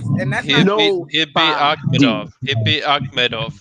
No, he's not, bro. No, he wouldn't, bro. No, he's not, bro. Akhmedov is not that good, dude. And Loma's not that big. If he's sitting up there struggling with fucking Linares and then fought a Crowler and then Luke Campbell was giving them some props. Like, come on, my guy, they're gonna knock Loma the fuck out. But come on, man, we gotta stop. We gotta keep it consistent. The truth is, Tank fought lesser opponents than Loma, and Loma called him out for years on end, and he said no. L Dog, have you ever thought about the fact that the reason Tank is going to 40 because he probably can't make 35 no more? I mean, maybe, but look, you say Loma can't sell, but he can sell more than Cuellar and Hugo Ruiz. He wasn't going to sell. He wasn't no pay-per-view star at none of that shit. Neither were Cuellar, neither were Ruiz. That's why if he was a pay-per-view guy, why he never had a pay-per-view? He was the number one guy, supposedly, right? Tio out here reaching for a pay-per-view with a man. Then why he didn't have a pay-per-view? That's on Bob? Right there. Beating him down your career. There is no, like, come on, dude. Not all fights have to be pay-per-view. Tank wasn't fighting it on. That's the road they going. They trying to. We got this Triller shit going on. You gotta think how. Bruh, that was a long time ago, bro. When Loma was calling Tank out, this was 2016, 2017, 2018, 2019. And you know what Floyd was saying? Tank isn't ready. That's literally what he was saying. He wasn't saying Loma needs to build himself up. He was saying Tank isn't ready.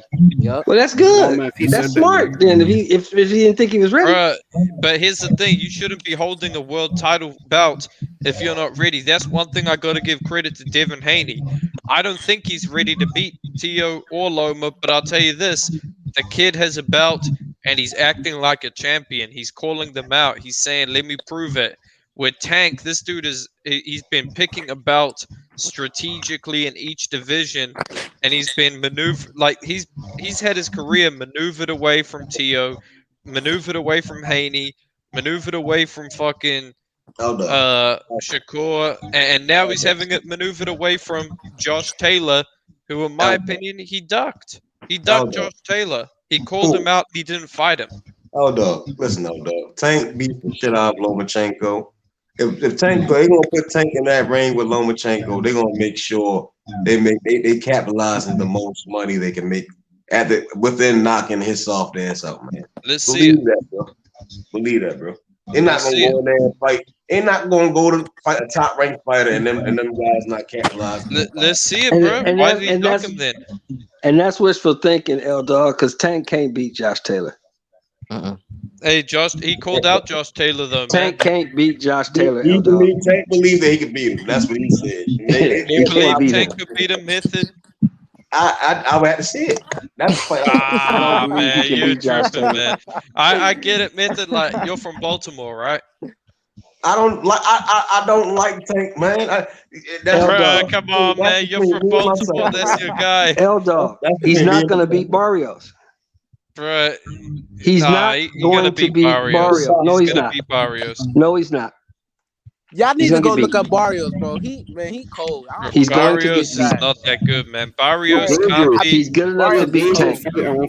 Barrios is not a top 5 140 pounder. He's good enough to beat Tank, bro. Barrios is cold, bro. Top 5 at 140.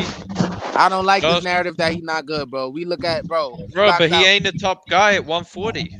He's good enough to beat Tank, bro. We don't care if he's a top guy at 140. He's good enough to beat the guy he's gonna fight on 26. I know what good is, but that's all I'm saying. Bro. Talking about Barrios not good. That boy is good, bro.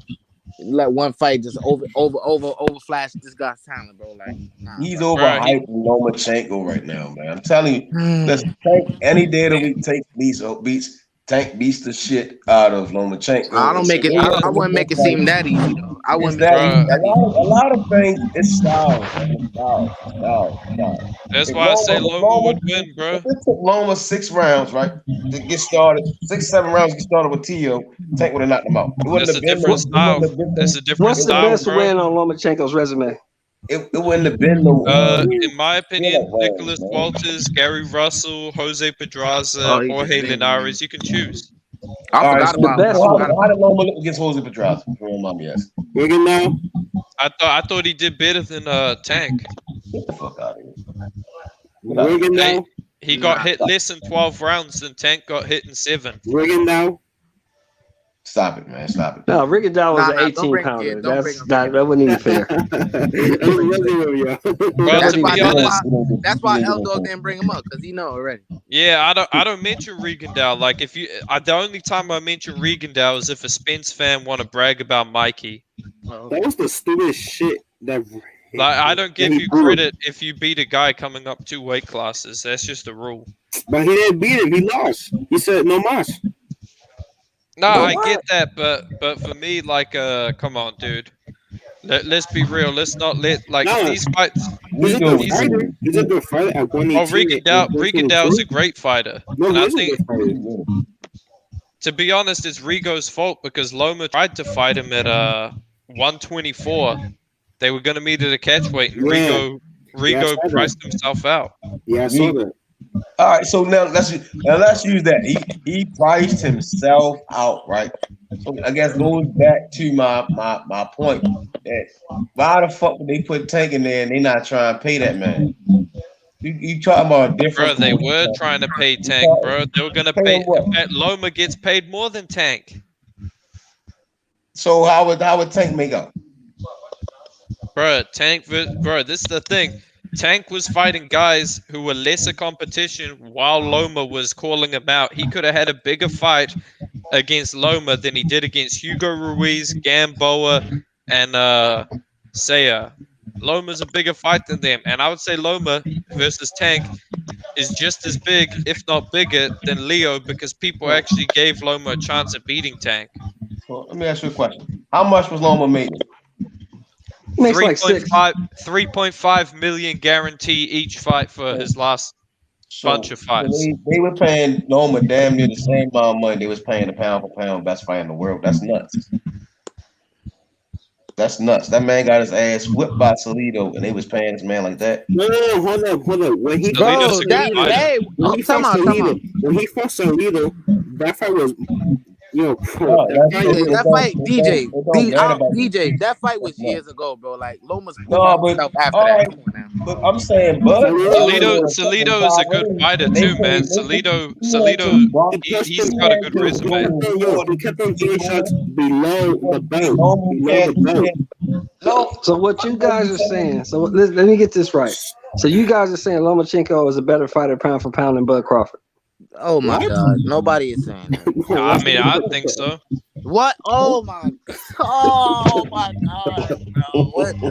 You can't speak for them. You gotta let them motherfuckers see what they gotta say. L Dog a little retarded. With Crawford, man, like I get it. A lot of people like him. He's good. But, I don't think Loma would be struggling with someone like Mean Machine level. He did. Oh, God. He stuck with somebody worse than Mean Machine. He's struggling with Salido. Okay, guess what? You know what the difference between Salido and Mean Machine is?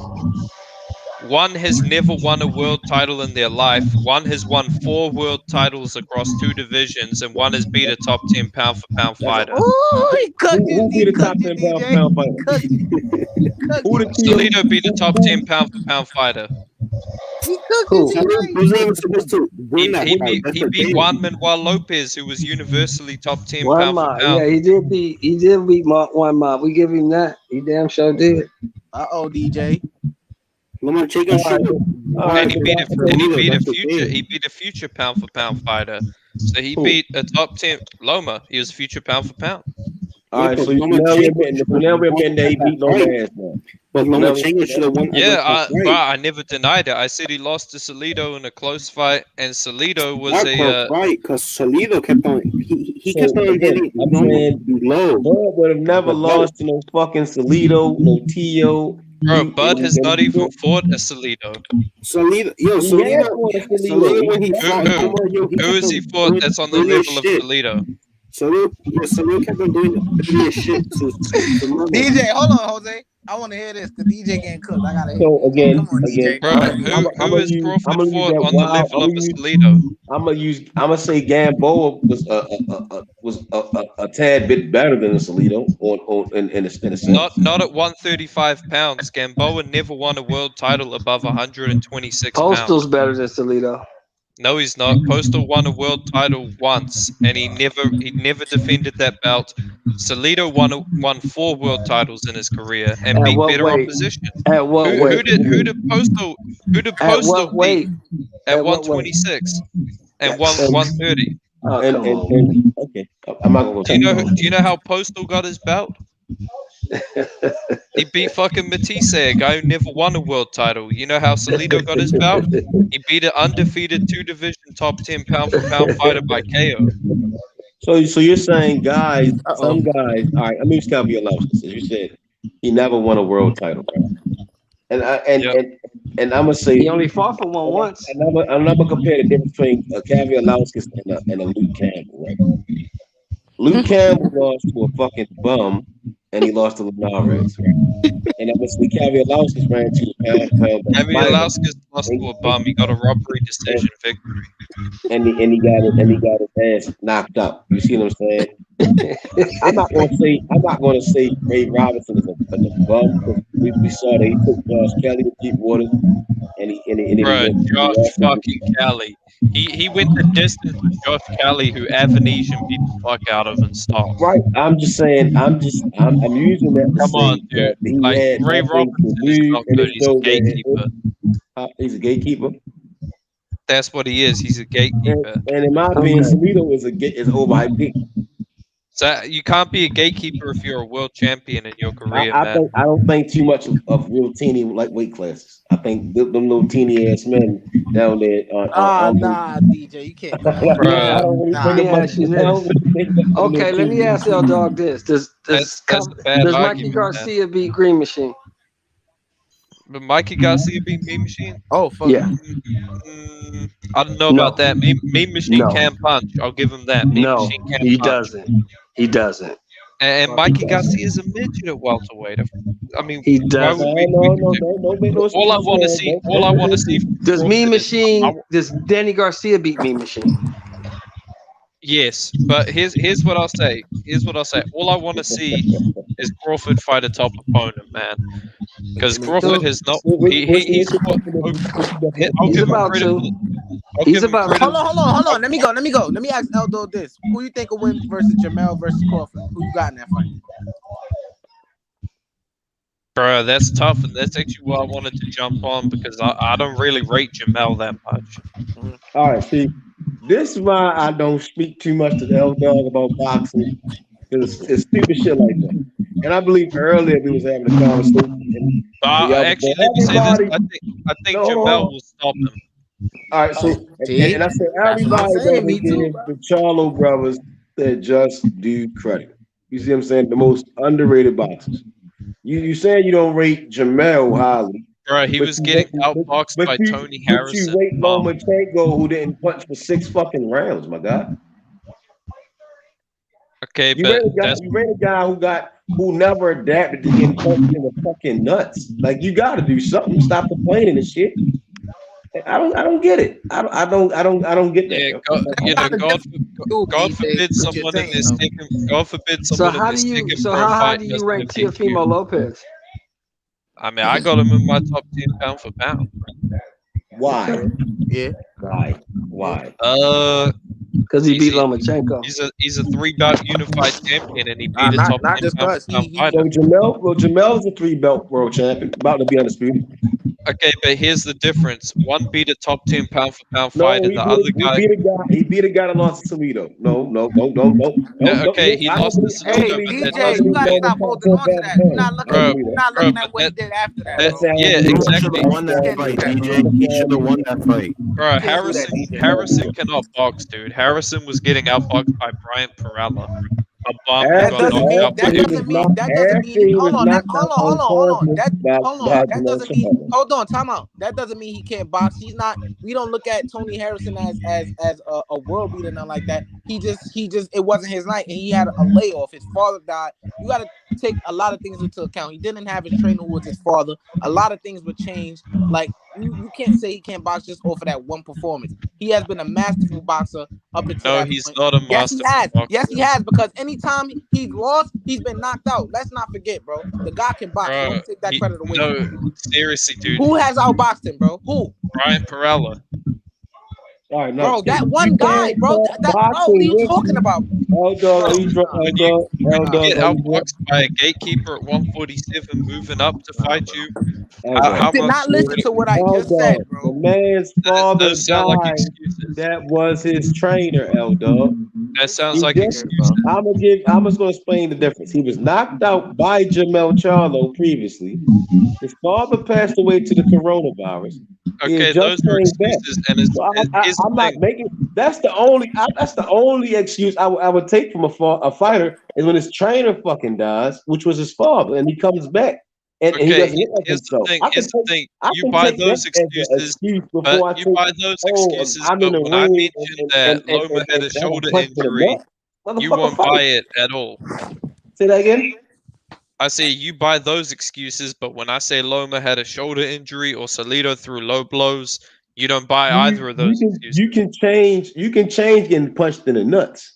Can you You change can the change. shoulder injury? You can't change my father as my Can you trainer change the dying, bro. shoulder injury?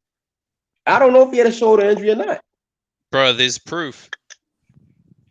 There's proof of what? DJ, and you can't. There's literally images of him after the surgery with his shoulder all stitched up and whatever. So are you saying that they faked it? So hold on. So Chris Eubanks, when he fought who we talking about? George Groves didn't pull his fucking arm out of the socket in mid-fight. That's a dislocated shoulder. That's different to a torn rotator cuff. So it's still an injury. It's an injury mid-fight. It's an injury mid-fight, and he ain't get knocked out. Yes. That speaks levels about how good he is. George Groves, right? Now we're using that to praise him. Yeah. I'm saying was the injury that Loma had pre-fight or post-fight? It was both. It was pre-fight. You do know he had to get exceptions from VADA. Excuses, L-Dog. Excuses. Yeah, see, excuses. It's like Wilder excuses. My bicep, my suit was too heavy. My drink was watered. I mean, my drink was like, drunk. The ref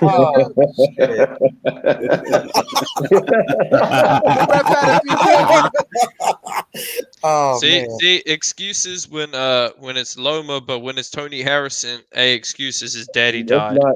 That's real shit though. Nah, that's some disrespectful shit. Like he lost. Like He talking about the man daddy died. The man got beat. I ain't making no excuse for nobody. You get in the ring, man. I don't want to hear no excuses, bro. You know what I mean? Me as a man, I can understand if again, like cause the Amato was like a father figure to Mike Tyson. And the trainer his whole life. We not talking. The fighter don't fight with himself. You have a trainer in that corner. You see what I'm saying? Which makes all logical sense. That I didn't expect. I expected. It's hard to grasp. Oh my god, L-Dog. It's totally different, bro. It's just totally different. L-Dog, I got a question for you, L-Dog. What do you think about Tay Jones? This guy is a school teacher during the day, but he goes around the internet acting like a Deontay Wilder yes man at night. He got knocked out by Julius Ndongo. You know, I know a lot of people that say Terrence Crawford ain't fought nobody. Ndongo was a bum, but that bum that you guys called the bum knocked out Tay Jones. So now, what do you think about Tay Jones being a 36-year-old prospect in the sport of boxing?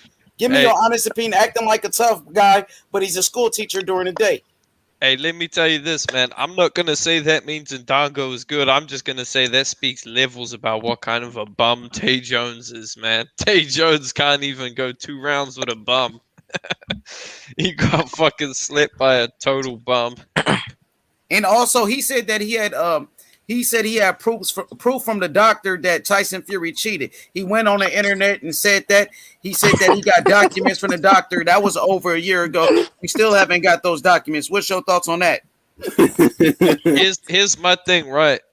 If you're going to go out there and slander Mark Breland's name and try and assassinate his character by saying he tried to poison you, you got to come with proof. Oh my Where's god. the proof, man? We've never seen the proof. Oh my god, my suit was heavy. Shut up. Yeah, I mean, this guy is a fucking school teacher. He's talking about he got documents from the doctor saying that Tyson Fury cheated. Like, yo, this shit just sounds crazy that a fucking part-time school teacher and a bum-ass fighter is going around saying he got documents to prove that Tyson Fury cheated. Where the fuck is Deontay Wilder's like real team? Where is the Shelly Finkles of the world? Where is the Al Haymans? I mean, I think they would have those documents rather than a bum-ass yes man who's a fucking school teacher. That shit is tripping me out. Like, yo, you a school teacher and a bum-ass fighter. How the fuck do you have documents from the doctor and Deontay Wilder don't even have it? That's what fucked me up. Have they showed them? He never showed it. It was over a year ago. Who do y'all think was the better? That shit is crazy, bro. Oh my god. Who do y'all think was the better school teacher boxer, Jeff Horn or Tay Jones? Jeff Horn, bro. Jeff Horn to fuck up Tay Jones.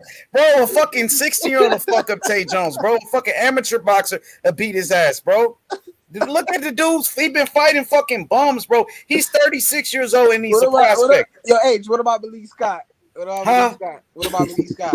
Malik Scott, the guy that took a dive against Deontay Wilder, his new trainer. The only thing I remember about Malik Scott is the only reason I know Malik Scott is because he took a dive against Deontay Wilder. That's the only reason. When people say Malik Scott is his new trainer, I'm like, yo, ain't that the guy that he had a fixed fight with? I remember. That shit crazy. You got a good eye for that shit. Because most people would have looked that shit over. Not even know who he is. Yeah, that's the only reason I know Malik Scott because of that fixed fight. That was fake. That was fake as fuck, man. You noticed the they first were one good. I point that out to me though, L Dog. I didn't even really think about it until you was debating those Wilder fanboys and you was cooking them. And you Bro, brought that was a fake ass fight. And I'm gonna tell you how I know that was a fake fight. Wilder and Scott were friends They were friends way before that fight, and then they decided to fight as friends. And then all of a sudden, Wilder misses with a punch, and Tay Jones goes down, and the fight is called off. And then they're buddies again after it. Like, and now that's his trainer, Malik Scott. And now that's his trainer. Exactly, fake as fuck, man. They were in it to get a bit of money together. Hey, L-Dog, what do you think about Chisora giving his opponents cheeseburgers at the fights? Hey, man. He don't do that, bro. Derek Chisora, I don't mind Derek Chisora, man. Del Boy's entertaining. What y'all think about Clenbuterol versus Caleb Plant? Oh my lord, yo, chill, bro. What y'all think about that fight? I think Canelo is the best fighter in boxing, and he's gonna knock out Caleb Plant. That's the thing. You say he's the what? I think he's the best fighter in boxing. Yeah. Hold on, say that again. I hear you.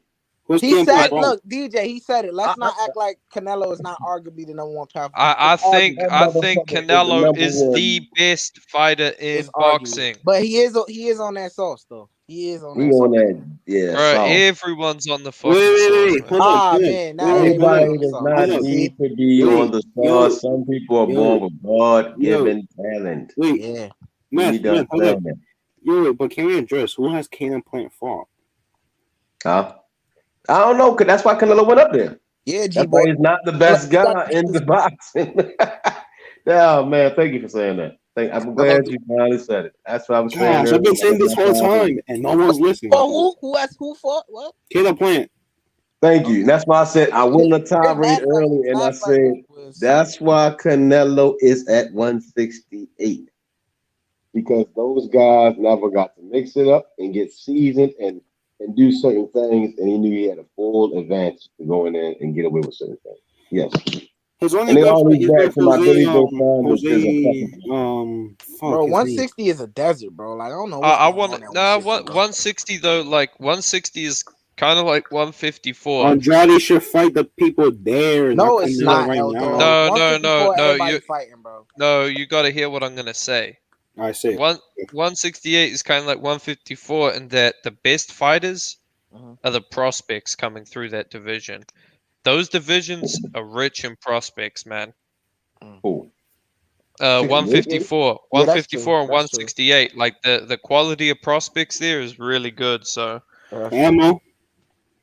Nah, he 160, but 168. I really like Pavel Silyagan. I've been watching him for a long time.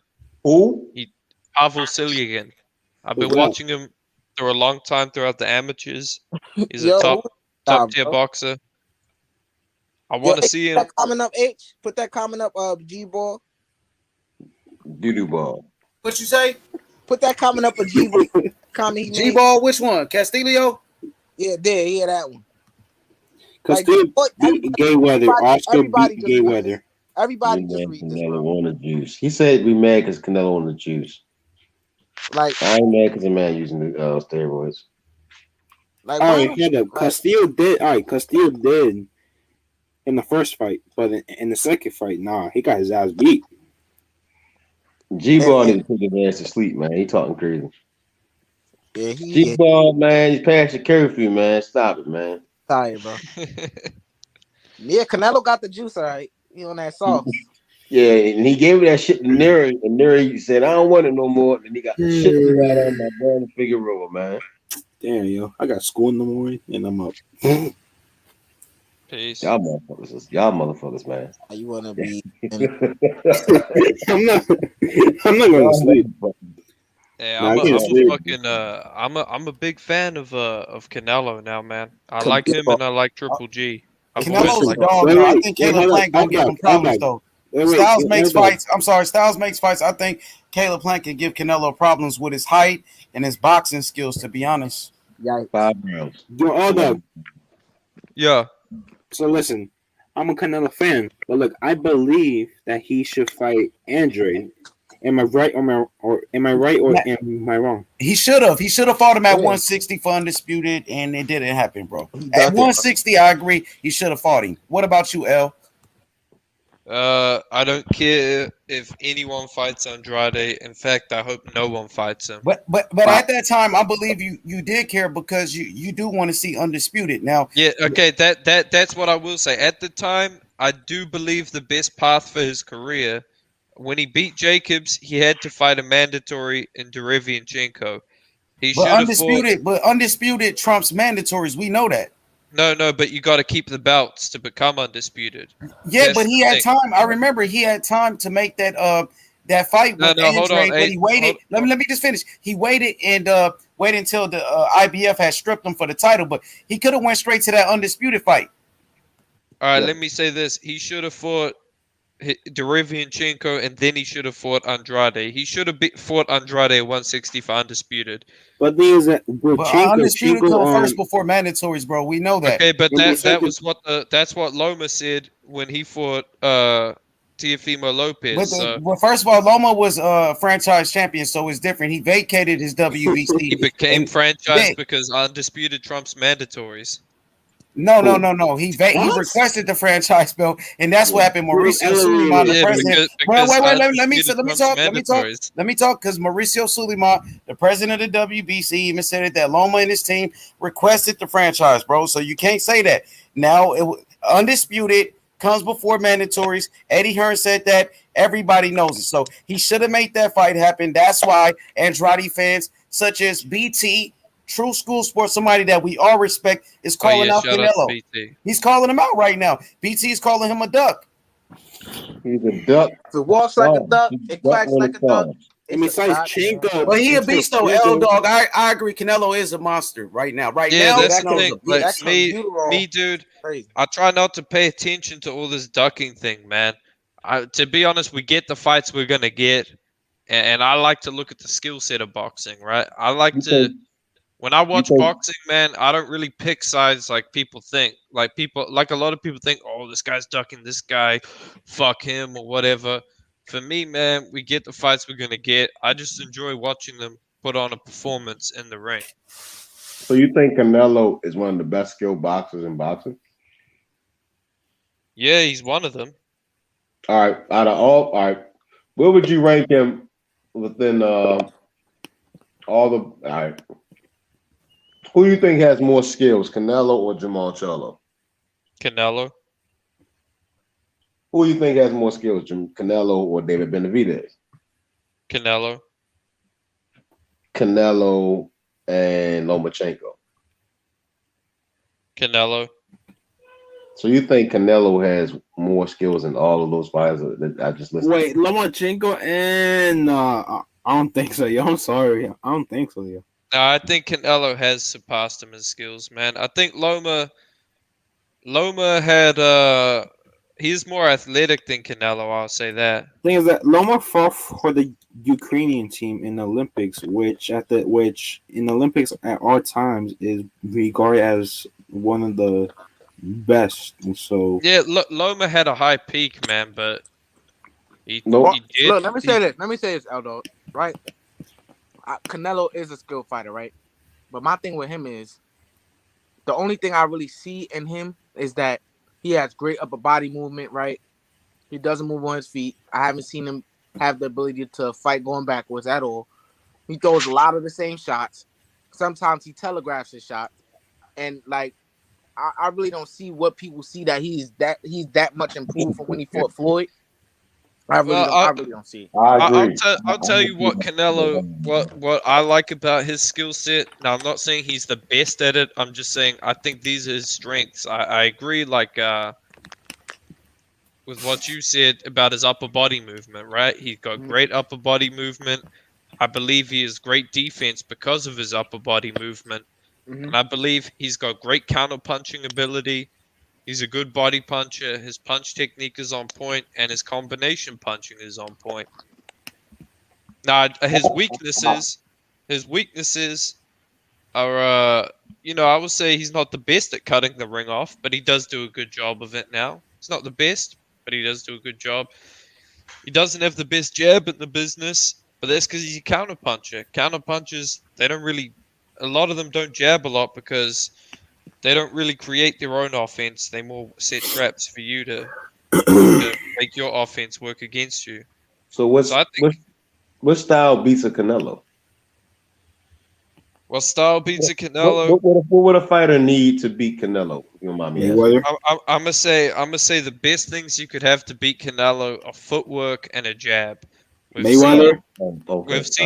seen a jab give him problems, right? Can you repeat it again one more time? Say it again. Footwork and a jab. Oh, okay. All right. Mayweather. So Canelo would avoid a what type of fighter? Well, he hasn't avoided them. He beat fighters with the best footwork and the best jabs in the business. Who has the best footwork and best jabs in the business? Kovalev had the best jab in the business. His jab was good. No trainer in the history of boxing said Kovalev has the best footwork. His jab. No. His jab though. His jab. Bro, lots of trainers said he had the best jab. You can't just have a jab and no feet. That's how Kovalev did have good footwork. Andre Ward exploited that. No, Andre Ward exploited Andre Ward. Yeah, in the first fight, Kovalev outboxed him. Andre Ward didn't exploit footwork. He exploited clinches. Sergey Kovalev is not a good inside fighter in the clinch. He's a better outboxer on the back foot, on the front foot. He likes to use he's an Eastern European fighter, man. He likes his straight punches, he likes his distance, and he likes his footwork. Kovalev, no trainer or fighter has ever said Kovalev has great footwork. Bro, what the fuck are you talking about? Plenty of trainers have. Buddy McGirt No said trainer or fighter has ever said Kovalev has great footwork. Buddy McGirt said it. Buddy who? Buddy McGirt. Isn't one of Buddy's fighters in the goddamn grave right now? Bro, what does that have to do with anything, man? Sounds like a name from a cartoon show. Buddy McGirt fighters ain't all that, man. Bro, you said not one trainer. I I've named you a actually trainer. watched videos and his fighters don't have that type of footwork, my guy. They only like they got some alright shit going on. Like Canelo footwork is atrocious. Yeah. Nah, it's not. It's atrocious. You see, Nah, that's why I be wondering how the fuck he's generating all this power with no footwork. I be like, how the fuck? That's why I know it's a steroids. He does have footwork, man. Like when it comes terrible, my guy. When it comes to footwork, something people get misconstrued is that being flat-footed means you have bad footwork. There are fighters who are flat-footed with very good footwork. Now, I wouldn't say Canelo has great footwork. I'll just say he has good footwork. Did you see the Brandon Figueroa and Luis Neri fight? Yes. Did you see how Brandon Figueroa was able to beat the hell out of him because of that flat-footed, terrible footwork shit? Okay, but there are great flat-footed fighters, man. And you can have great footwork and be flat-footed. There's pros and cons to being flat-footed, just like there's pros and cons to being a counterpuncher, to being a southpaw, to being an orthodox. Everything comes with trade-offs and benefits, man. Being flat-footed allows you to generate more power than being fleet-footed, but being fleet-footed allows you to enter and exit the pocket a lot more quickly. All right, that's a possible. But it's a third. I think it's a third. It's a third piece to that you can have all of that, and that fighter can have the full advantage. Canelo's not going to fight a guy that, again, I think Floyd showed that, and there's a lot of other fighters who can duplicate similarity and take full advantage. Like Triple G, he pressured the shit out of Canelo. That's why he was able to win the first fight, but not on paper. You know, he was able to just pressure him and stay on Triple top. G has a tremendous jab and footwork. Triple G's footwork is mediocre. No, look at his ability to cut off the ring. It is some of the best in boxing, or it was. Cutting off the ring is decent, but footwork is That's footwork, dude. I would say he has such. I'm sorry to cut you off, DJ, but Triple G has such a cool ass name, a cool ass alias to have such a lackluster resume. That's all I gotta say. I think again in the first fight he did okay cutting off the ring, but he sure as hell ain't use that footwork to knock Canelo ass out when he was on them ropes. He ain't use that footwork to. That's credit to Canelo, dude. I didn't see Triple G creating no fucking angles. I didn't see Triple G. Not all fighters create angles, man. Not all fighters create angles like that. All right, so again, if that's what that goes back to my other point that Canelo's not going to fight a fighter who can beat him, or he will have trouble with, and he had to dig deep. Bro, he has fought fighters who can beat him. You just said Triple G beat him. He was Lenny Lara. Yeah, that's the thing. Canelo, he fought Jacobs, he fought Lara, he fought Triple G. Jacobs ain't got off. Man, stop it, man. Man. Well, is Jacobs not a let me just say athletic fighter? No. Nah, he is. Come on now. He is. Come on, man. He's just not good. He's not on the same level. If you want to see Canelo fight an athletic fighter with tremendous footwork and a great jab, call for him to fight Bivol. Showed that Daniel Jacobs. Bivol, no, he does have a good jab. That's why I'm saying why are people saying, oh, he need to fight someone with good footwork and good jab, and then they say stiff as a preacher's dick Charlo. I did not see the great jab in Jacobs when he fought Canelo. I'm not saying Bivol. Hey, H Money, you there? It wasn't a very educated. H Money. What's good, L? What's good, L? H Money, I know you like Bivol. I think Bivol will give Canelo a bad match, man. I think he beats Canelo. Yeah. That's the style of fighter I like, is the slick boxer like Tyson Fury. You know what I mean? The light heavyweight is Bivol. Super middleweight, it will be Caleb Plant. At middleweight, 160, Demetrius Andrade. 154, I think Charlo might be the best right there. You know, at 147, Terrence Bud Crawford it's a style that I like. At 140, Josh Taylor is a motherfucker, man. Josh Taylor could do it all. 135 is Haney, because Haney is the slick boxer. 130, Shakur Stevenson. That's the style that I like, though, L Dog. Is a slick boxer like Bivol. I love his movement. He can box. His job but let me ask you this, because I don't see the Charlos as slick. I see the Charlos. They not that slick, but I think he might. I mean, shit, at 154, I think he might be the best, though. You know, to be honest. I'm talking about Jamal and Jamal. Jamal is not slick to me, man. Jamal. He could box, though. You seen fight against Devin Haney? He start jabbing, he's moving. He did a little bit better. He's getting better, I think, Jamal. He was handy. I don't think so.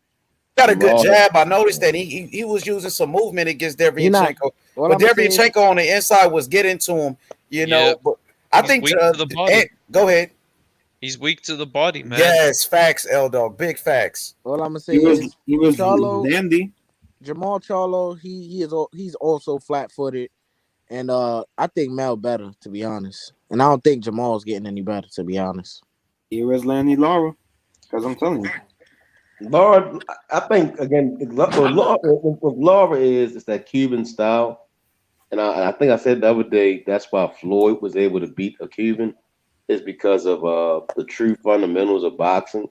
I think in time, the true nature and essence of boxing has been lost. And that led to Roger Mayweather saying a lot of people don't know shit about boxing because trainers try to, I mean, Eddie Reynoso style. They try to just throw in shit and let fighters try to get away with not doing the proper fundamentals. And we see that with a fighter in Canelo. Again, he can get away with certain shit. He will not fight a certain style of fighter that can sit there in his face and beat the shit out of him. He will not do it, especially with a guy that's as big and as strong as himself. I think that's just what I get from him. You know, his trainer, he can't do it because he's physically impossible doing it, and he's stuck in his league. I know, man. I rate the Reynosos. I think the Reynoso team, Anatoly Lomachenko, Ismail Salas. I think those are my 3 top trainers. In boxing? Yeah. Get the fuck out of here, bro. Stop. What are you guys talking about? What was it? Where, bro? What do you say? You don't think those guys are good trainers? Trainers. You said Reynoso is. You said Reynoso and who else? And Anatoly Lomachenko. Who does Anatoly He's good now. He trained Usyk. He trained. Yeah, that's the thing. That's what people who in history has trained 2 guys from the amateurs from pretty much day one to win Olympic gold medals and become top 5 pound for pound at a certain point in time. Yeah, he's a good trainer, but I would say there's trainers out there that's better than him. Like I think John David Jackson, is one of the best. You got trainer Robert Garcia, very good, exceptional trainer. Derrick James been doing pretty good with his fighters. Who else? There's so many good trainers, man. Roach. I mean, come on, Sugar Hill. Sugar Hill, But like the with true Tyson mark of Fury. a great- you can't forget Freddie Roach. Roach. You can't forget Freddie Roach. Yeah, he's older now. He's slowing down, but he's still good. The true mark of a great trainer is building someone from day one. Everybody, Well, I wouldn't say that. I mean, I see what you're saying, but so many great trainers, man. I mean, Sugar Hill, what he's done with Tyson Fury, what the job he did with Darrell, what he did with Adonis Stevenson. He got Jared. He got Julian Williams. His stable is growing rapidly.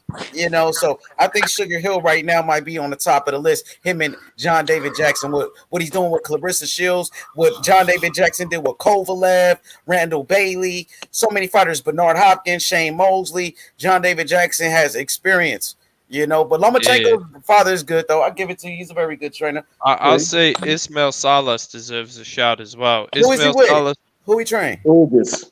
Your Dennis Ugas, Joe Joyce. He trained some good fighters. Is he Cuban or no?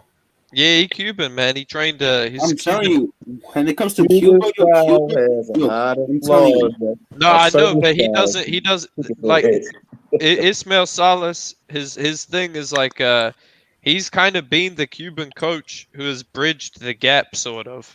Like he can take the pros of being rhythmic, having good footwork, but also he's adapted it into the pro style a bit. So that's why I like him as a coach. Yeah, those Cuban trainers are really good, man. So many great Cuban fighters. I remember. What's good?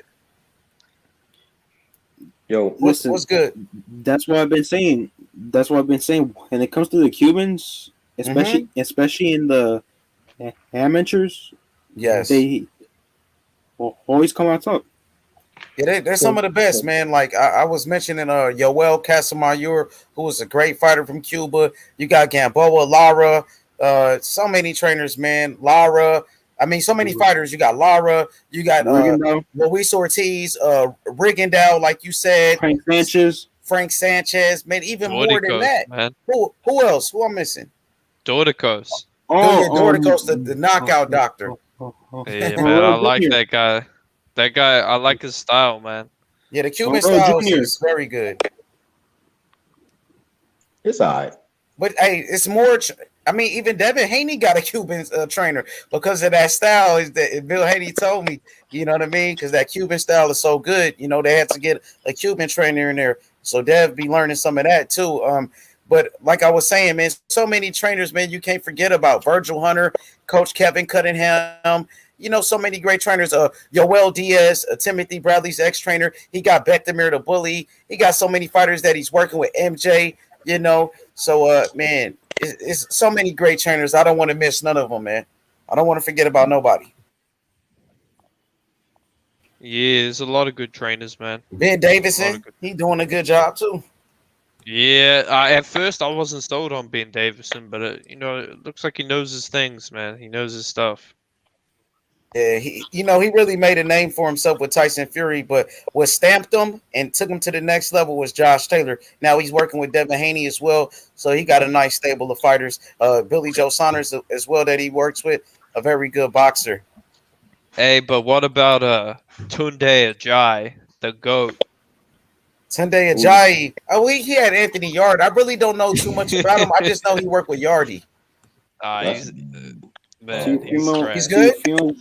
Teofimo Nah, was he's trained by bad, bro. Cubans too. Say it again. What you say about Tio, Jose? No, someone in the comments said that Teofimo was trained by Cubans too. Yeah, he got a Cuban trainer too. Didn't he get back with that old trainer, L Dog, that older dude? Jorge Rubio, yeah. Mm-hmm. Yeah, I seen True School made the video. True School put it out. Shout outs to BT. Yeah, he a good fighter. I mean, he a good trainer, man. He trained Rigo for a bit. And shout outs to the fathers in the game that's training, like Kenny Porters. You got with Angel Garcia, Teofimo Lopez Sr., Bill Haney. Man, I think Teofimo Lopez Sr. won Trainer of the Year, if I'm not mistaken, didn't he? Yeah, he did. So you got to give that man his credit as well. Yeah, man. And like you said, built him from scratch, right? Yep. Mm-hmm. Yeah, John David Jackson is actually another good trainer who doesn't get a lot of credit.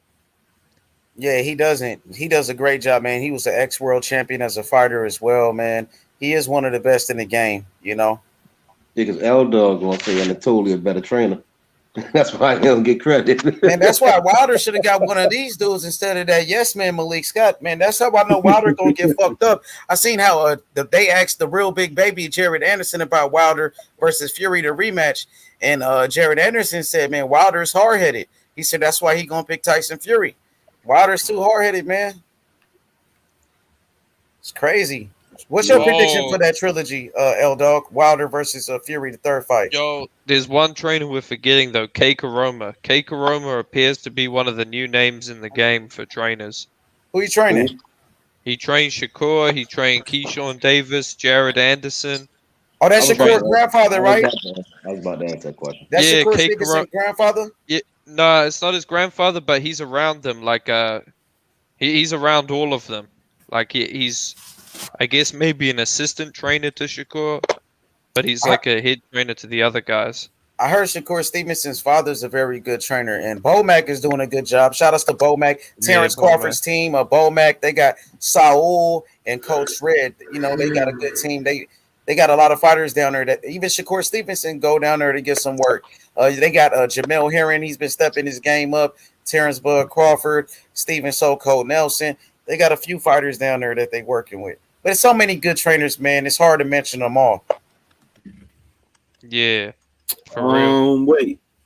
What was that trainer that passed away like 2 years ago? Naseem Richardson, I think. Brother Nazeem, yeah.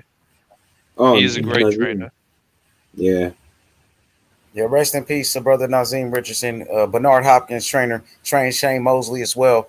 Excellent trainer. Yeah, Kei Koroma jumped Tio Senior because Tio Senior was running his mouth. You said he dropped him. Yeah, Kei Koroma, he punched Tio Senior in the face. Oh, that's at the Keyshawn Davis sparring session with Tio? Yeah. Oh, shit. Yeah, man. Yeah. That's crazy. Hey, Tio Senior do be running his mouth, man. He's a street dude, L Dog. I said L. Yeah, L Dog. I'm about to say L dude. Yeah, L Dog. Yeah, Tio Senior. Hey, shout outs to L dude. Oh my God. Tio Senior. Tio Senior is a street dude, man. He's from the streets, man. Quote unquote. He is from the streets for sure. You can tell. He from the gutter talking to motherfuckers like that, man. Yeah, the dude from the streets for real. You could tell. He got but he got picks, man. He be picking what he want to talk about. Yeah, bro, facts. I don't like that, yo. He gotta check that shit. I mean, he can talk shit. He deserves to talk shit because he, you know what I mean, what his son accomplished. He earned the right to talk his shit because, you know, his son, what he accomplished, he was the trainer. But now when he goes around and saying, I'm a god and all that crazy shit, that's what I have a problem with. That's the drugs talking, man. That crack. That's that alcohol talking. When that crack coke, when you get that split, that motherfucker turn the motherfucker to Super Saiyan and shit. I feel like he on top of the world right now, bro. You know what I mean? You know what they say, man. Pride cometh before the fall. Yeah. I think he's talking about Haney. Haney's dad. you say? He remind me so much of Angel Garcia, bro. You know It H-Money?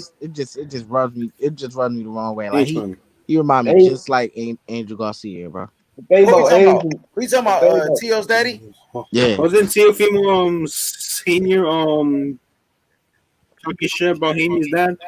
Man, they always talk. They've been talking shit Yeah. about each other for years. It's been going I on. like For how years. his shit to Haney, I like how Haney's it's dad. Yeah, they got supposedly. beef, man. I mean, they talk to each other. You know, I'm pretty. They That's hung just out the with each business other. shit, They man. went I to like the how it's bar. They went to the bar, hung out with each other a couple of times. So it ain't, you know, what it seems. You know, it's just back and forth. You know, that's all.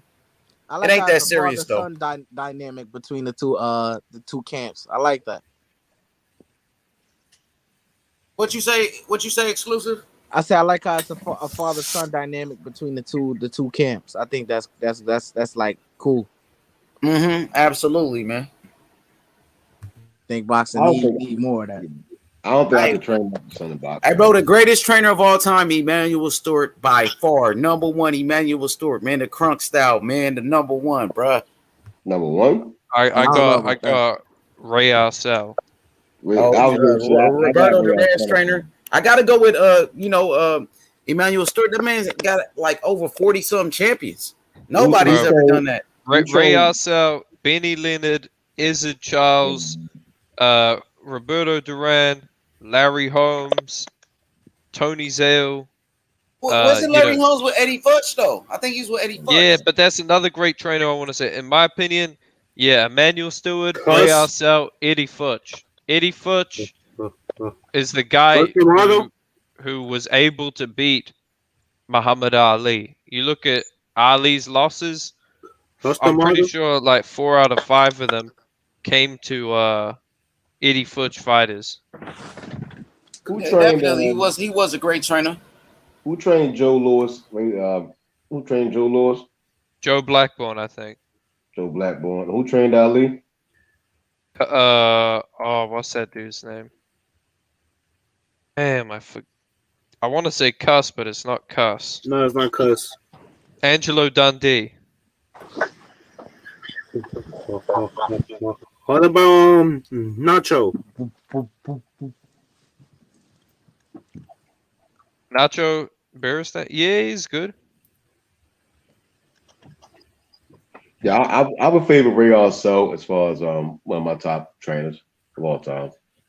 Ray Arcel. And Futch, yeah. Yeah, there's been a lot of good trainers. Futch, Ray Arcel, yeah, Emmanuel Stewart. I like that Kronk style, man. The Kronk style is like a boxer puncher style.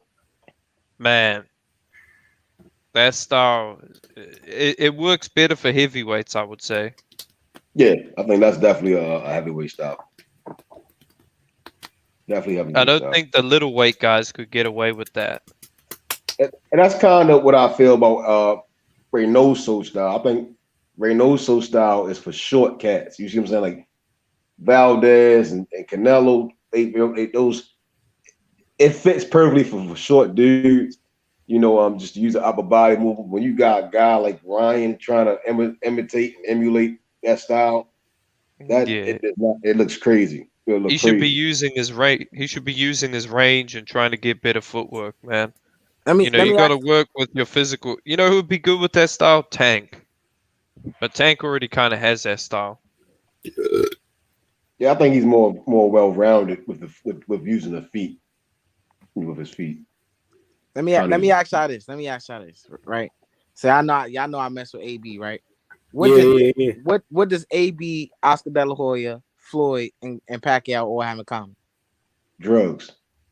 Oh, for real, Method. I'm gonna try to find a picture so I can show you. Drugs. Nah, AB not on drugs, bro. Come on, bro. Come on. AB be on Oh there. my god, man! on, Even man. AB will laugh at you for saying that.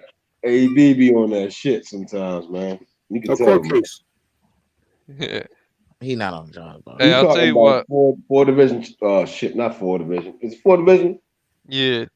Bro, come on, man. AB, I like Adrian Broner, but let's be honest.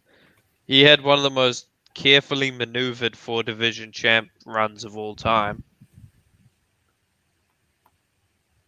Nah, he was very lucky to become that. He was talented, but he had a lot of flaws, man. His feet are fucking bad. That's because his upper body built funny. He built funny as shit. Yeah, he is, dude. Like, he's so heavy on his upper body, it must slow his feet down. AB, when he not working out, man, he ain't got no neck. That shit is crazy. AB is all head and shoulders. That's why he got a good chin, bro. Like, you can hit him and his neck won't snap around. I was Like, his watching head the just don't video. move. He is head and shoulders, man. That shit is crazy. He about 200 pounds now. That's insane. But I like AB, man. AB is he's funny. But I don't really view him as a boxer anymore, to be honest. Man, I feel like after he fought Pacquiao, I feel like that was it. He needs a podcast. AB needs to like do the thing with Paulie's doing and other guys they didn't have that time. You know, he knows the sport. He's very educated. You know, he's not a bad dude when he talk. You know, he's funny. And he knows the sport. He knows the ups and downs and how fast you can be at the top and at the bottom. You know, I would like to see him on the hot box with Mike Tyson. AB That would be good. That would be good for real. You know, that's that. I would have preferred the old school style of the hot boxing, the black and white, and you'd have had AB on there. You know, and it's in that room instead of the couch. You know, I think I want to see him on there.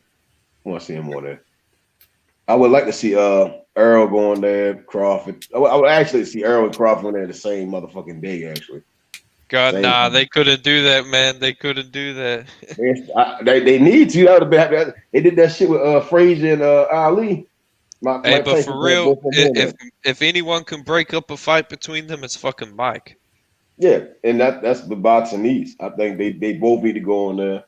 There's a couple of guys. You know, if Canelo went on there, it just says that.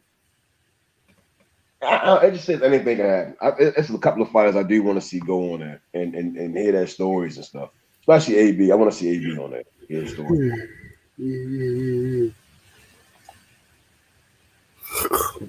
Very big platform. Tyron Woodley need to go on there. He need to go on there. You know what they need on there? Ricardo Mayorga. He's still alive? Yeah, I don't even know if he's still alive. Yeah, he's still alive. His last fight was his last fight I think was like 2 years ago. Damn. That motherfucker was crazy, man. Bro, he took every type of drugs. That's crazy.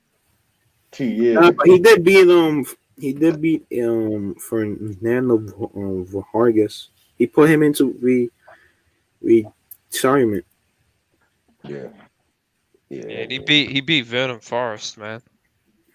That's crazy. He was beating Mosey, wasn't he? Oh. It's been a while since I've seen that fight, man. Mosey kicked his ass. Knockout, yeah. Yeah, I think so. Nah, he got his ass kicked. He fought Miguel Cotto. Oscar De La Hoya gave him beat the hell out of him. Oh hell yeah, he gave him problems. Say what you want to say. De La Hoya could box. Yeah, he took pride. De La Hoya took pride in boxing. Yeah, that's some shit. I think that that Floyd loss fucked him up. It was either the Floyd loss or the Trinidad loss fucked him up. He was just way at the end of his career, man. Like when he lost to Floyd, like I don't know. I feel like to be honest, man, he should have won the Trinidad fight and he should have won the second Mosley fight. He could have beat B-Hop if his ass would have kept fighting. Yeah. Yeah. Would have got the fuck up. He'd have got up. Yo, I'm back. Y'all see the thing it says for those haters. I'm trying to read the best way I can. Pacquiao, Mayweather, Oscar De La Hoya, and Floyd are the only ones to win belts at 135, 140, and 130, 135, 140, and 147. Where is it at? It's Man, on my profile. don't ever compare AB to those fighters No, I'm again. just saying he in elite company. I'm not comparing him. I'm just saying what he has done. That's all I'm saying. I like AB, man. Y'all know I like Deontay him. Wilder is up there with Ali with title defense. Yeah, man. That's the type of conversation that is, I guess. You know, that's how some people I'm think. just saying, my guy, he won. He's the fastest 3-division world champion I ever seen. That's all I'm saying. It ain't about how fast you do it; it's about maintaining that Yeah, momentum. you're right. You're right. You know, it's not a race. It's It's a all growing. marathon, not a sprint. Yeah. Especially fighting is not a marathon. I mean, not a sprint. You gotta really pace that shit. Unless you're Mike Tyson, in which case it is more of a sprint. I know he regret that shit now fighting Holyfield. Yeah, man. Hey, Holyfield was a beast, man. That's probably my favorite boxer of all time, Holyfield. Do y'all think he went to jail just to avoid Holyfield? That's a conspiracy right there. Hell nah. Man, he's supposed to have been for Holyfield. He's supposed to have been for Holyfield. The only boxer I'd go to jail to avoid is Ike Ibuchi. That motherfucker crazy. That's crazy motherfucker.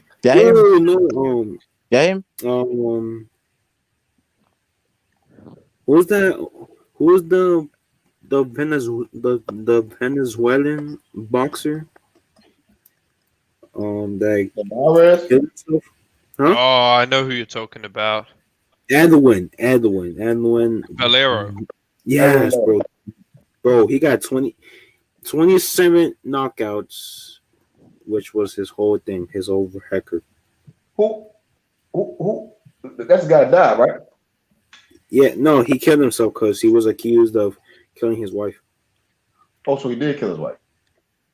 Yeah, he did kill his wife, but then in jail he hung himself. God damn, I hate hearing shit like that. But his record was 27-0. All 27 of the wins came by knockout.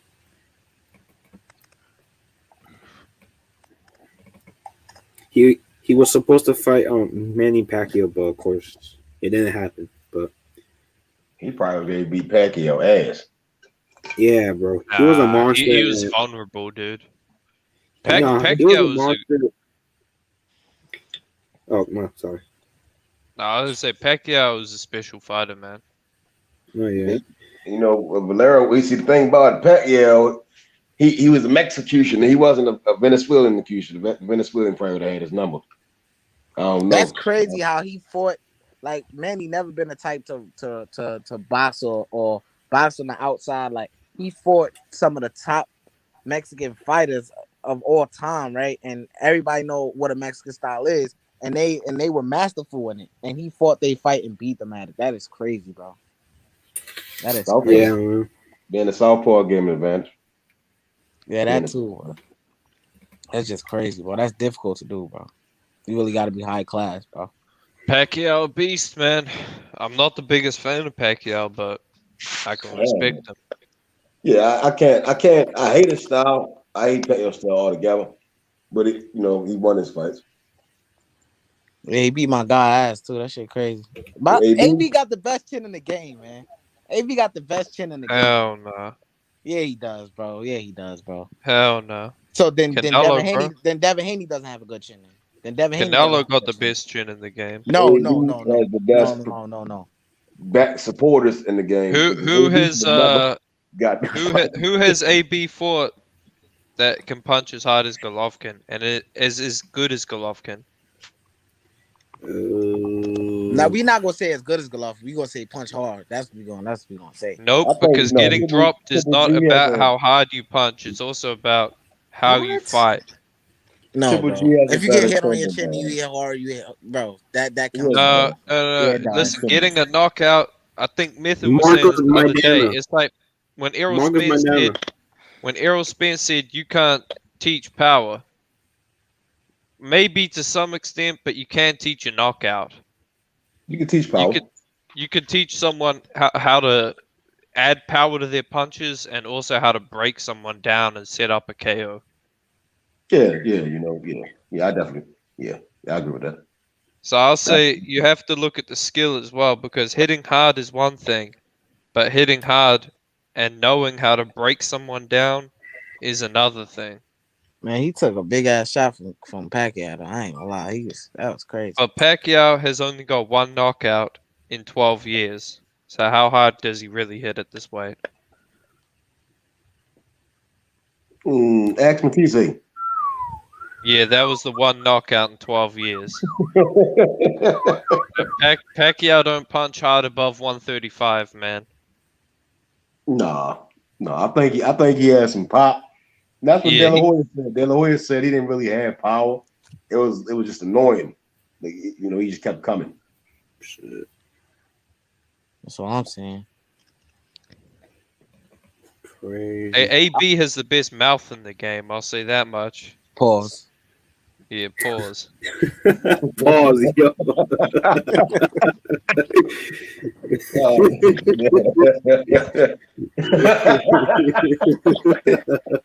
at DJ cracking up, bro. Come on now, hey, that one. Yo, that's crazy. Old boy said some blasphemy earlier. I forget what his name was. Everybody hopped off though once he said that. Yeah, bro. My guy Jose hopped off. He said something. Who was it? Who was it? I forget the guy name. Oh yeah, bro. He was saying some bullshit after no, I think it was before I hopped off, and then yeah. He told LT he was gonna rape that man. Yeah. What the fuck? Yeah, basically.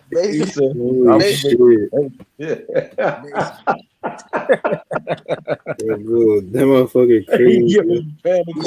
He be getting on talking about you fuck motherfucker.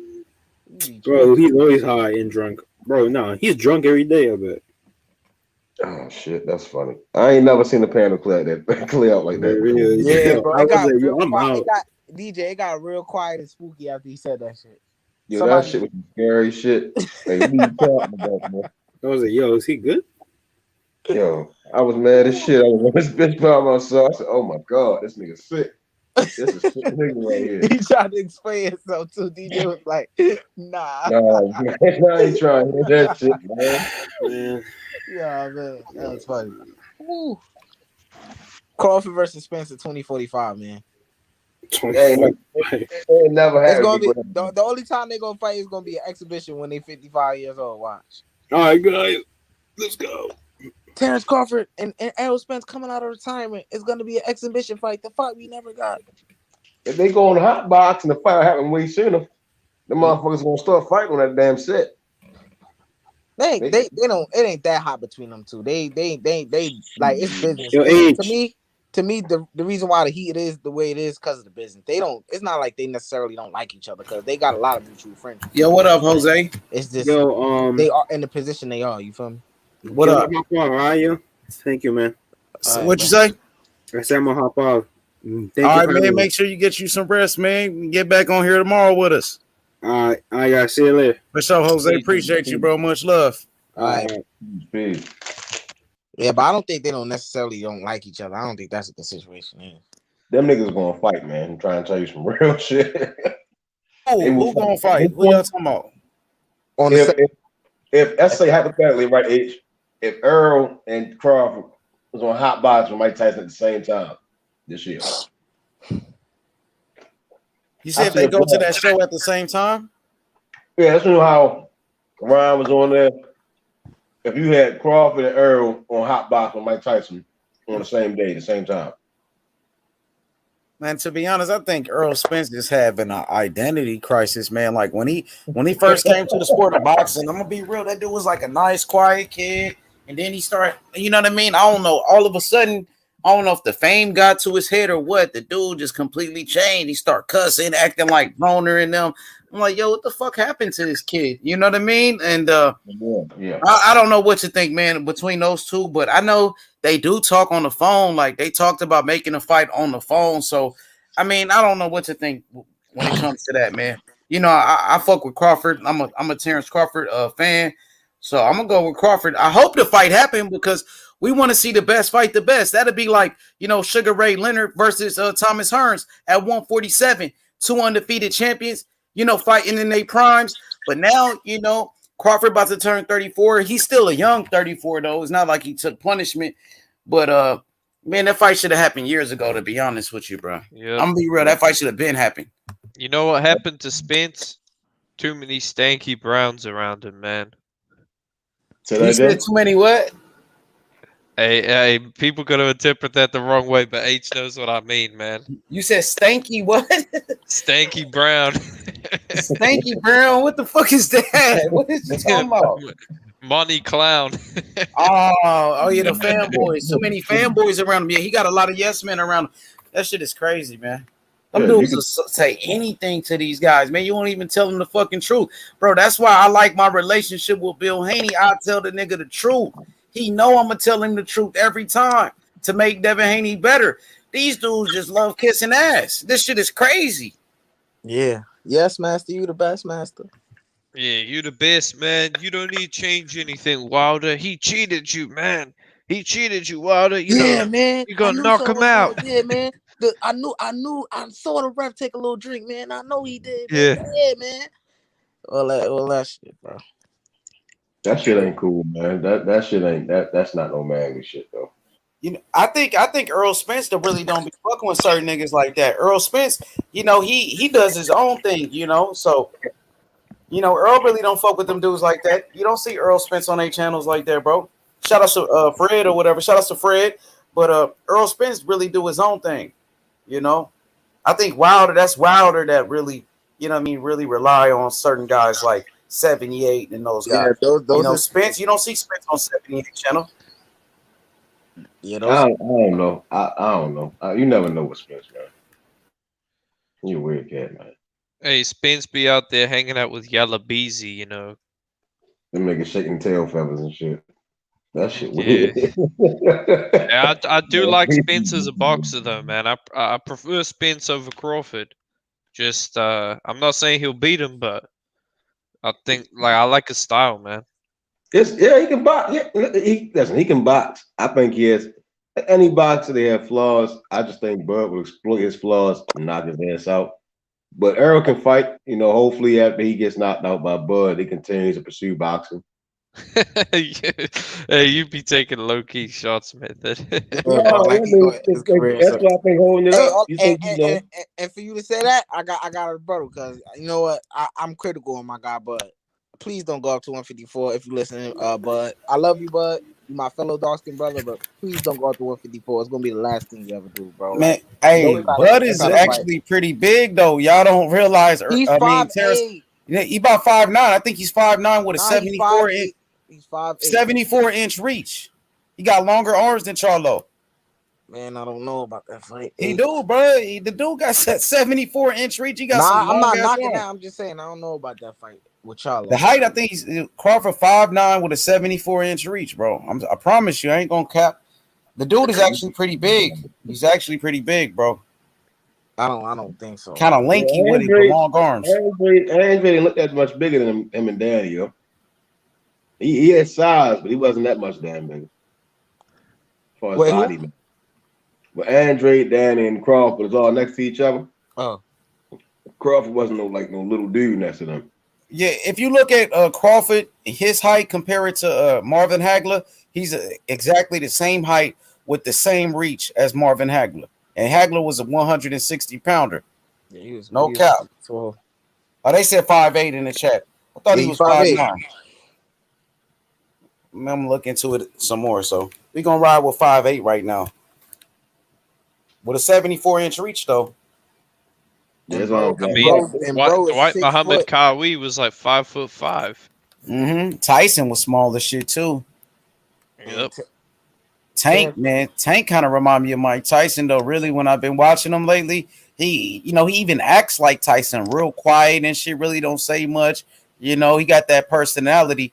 Like some type of badass motherfucker, like a Tyson type of dude, Tank. And Tank got that pop too. That's that Baltimore shit. Nah, he don't got that pop. He got them bricks, bro. That That's that motherfucker Baltimore shit. that dude got power for sure. DJ, in your picture, you look like you got that shit too. I ain't gonna lie. I can't believe they really put Tank in that Mario Barrios fight. That's a dangerous fight. I think people are sleeping on Barrios. If Tank goes out there and fuck Barrios up, I'm gonna give Tank credit. Yeah. Y'all got to, man. Y'all had to give the young man credit. He gonna go out there. He gonna put the tree. He gonna chop that tree down, and then he gonna. It's the rest is from there. We're gonna get to see some different fights, man. And I can't wait to this fight, bro. Like, Shelton said exclusive. Crawford is the best at 140 to 147, maybe at 154. I think Terrence Crawford be real good at 154. To be honest, got Josh Taylor beating Crawford. I want to see that fight, L Dog. I got, of course, I'm going with Crawford. I like Josh Taylor a whole lot. I'm happy that L Dog thinks Josh Taylor could win. So, makes it a competitive fight. So, because some people think, Crawford going to knock him out. Crawford going to wash him. It ain't going to be easy. You know what I'm saying? People think it's going to be a dominant performance, but L Dog is going with Josh Taylor. Josh Taylor. It could be a good fight. I just know somebody got to win, somebody got to lose, and I believe for sure it won't be pound for pound best boxer. Bro, the way I look at it is I think Josh Taylor has had better competition to prepare him for this. I think one of the things that trips people out about Crawford is he's very versatile. He can do a lot of different things.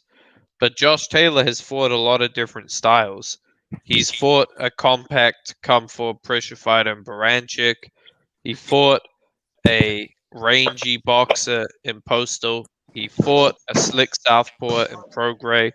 And he fought a well-schooled pressure fighter in Ramirez. He's fought a lot of good styles, man. Hey, you seen how Crawford beat Postal? He dropped him 4 times, beat the fuck out of him. And Josh Taylor won the fight. Yeah, Josh Taylor won the fight, but it's you seen how Crawford performed against Postal. Crawford beat Postal way better than Josh Taylor, and I love Josh Taylor, but Crawford is. I think Crawford. Go ahead, Sheldon. Taylor doesn't make it through 7 rounds with Crawford. Bro, I watched Taylor beat up Ramirez. He beat Ramirez. I watched that fight, and from what I saw, he don't make it past 7 with Crawford. Crawford knocks him out before 7 rounds. Yeah, he gonna run into a brick wall. He can't beat Crawford, bro. He can't beat Crawford, bro. Crawford wins 12 rounds with a one-legged Benavidez. That's fine and dandy, L-Dub, but you know what? Hopefully Josh Taylor, his hand fixes up that fracture, heals up really well. He makes that fight, and he tests himself in his might and tests himself to be what you think he is. Make the fight. And then if you're right, I'll eat my crow. And if I'm right, you eat your crow. But right now, I want to see it. That's all I'm gonna say. I want to see what Josh Taylor really is. I really don't because I like Josh Taylor as a fighter. I think Josh Taylor is dominant at 140. At 147, he doesn't beat anybody. Only reason he doesn't beat Porter, he doesn't beat Garcia, he doesn't beat any of those guys. No, he beats Danny Garcia. He might not beat Danny Garcia because Danny Garcia is an undefeated fighter. But everybody run through Sean Porter. That should be easy, right? Everybody beat the shit out of Sean Porter. They take time to beat his ass. I think Josh Taylor's not that guy. Josh Taylor's too small. He's not going to go up there and dominate those guys. He's 5'10". He's 5'10". He ain't small. Yeah, I think he ain't small, bro. I think he beats Ugas comfortably. Yeah, he beat. Bro, I like Ugas, but he's just a okay boxer, to be honest. Yeah, he beats Ugas comfortably. I mean, but if you in that camp, L Dog, and y'all want to rush him up there and feed him to Crawford, go right ahead. Be my guest. Please do it. That's all I'm saying. Josh Taylor's already got a fight scheduled. No, Catterall. Oh, man, bro. Yeah, Catterall. And Crawford don't got to fight. That's what I'm saying, bro. I'm getting upset. We boxing fans, we hoping and praying that Robert Garcia and them take Virgil out of that witness protection program that they got going on over there, and they throw Virgil in there, and let's see that fight. Let's see the best of Virgil Ortiz. Anybody, some all these goddamn scary ass fighters, please. I mean, come on, man. Virgil Ortiz, the way he was getting touched inside of 9 rounds, he's asleep. He's out. And just please inside of 9. I just want to see. I just want to see how. You know how they got the new game coming out. You know, the new game and ESBC. Yeah, If the fight, if the shit goes the way it's supposed to go, y'all, we'll talk about this shit in May or June of next year. Nobody at 47 beats Crawford, man. Nobody. There's nobody there to beat him. Nobody. I think the best fight that will ever happen will be Ennis. Yeah, and Ennis can't beat him. Nobody now, 2 years from now, Ennis will probably smoke him. Bro, Yeah, if right Ennis, now, Ennis, no. look, Ennis and Virgil are gonna catch Crawford at the right time, if dude. Terrence don't knock out Errol, he gonna get his ass beat. That's all I'm saying, bro. Crawford, Crawford won't last forever, man. If he don't knock out Errol gonna quit. Nah. If Terrence don't knock out Errol, he's gonna get his ass whooped, bro. Listen, man. Knockouts right don't usually happen at the top level, man, in the best of the best fights. Where did that come? Right now, nobody beats him.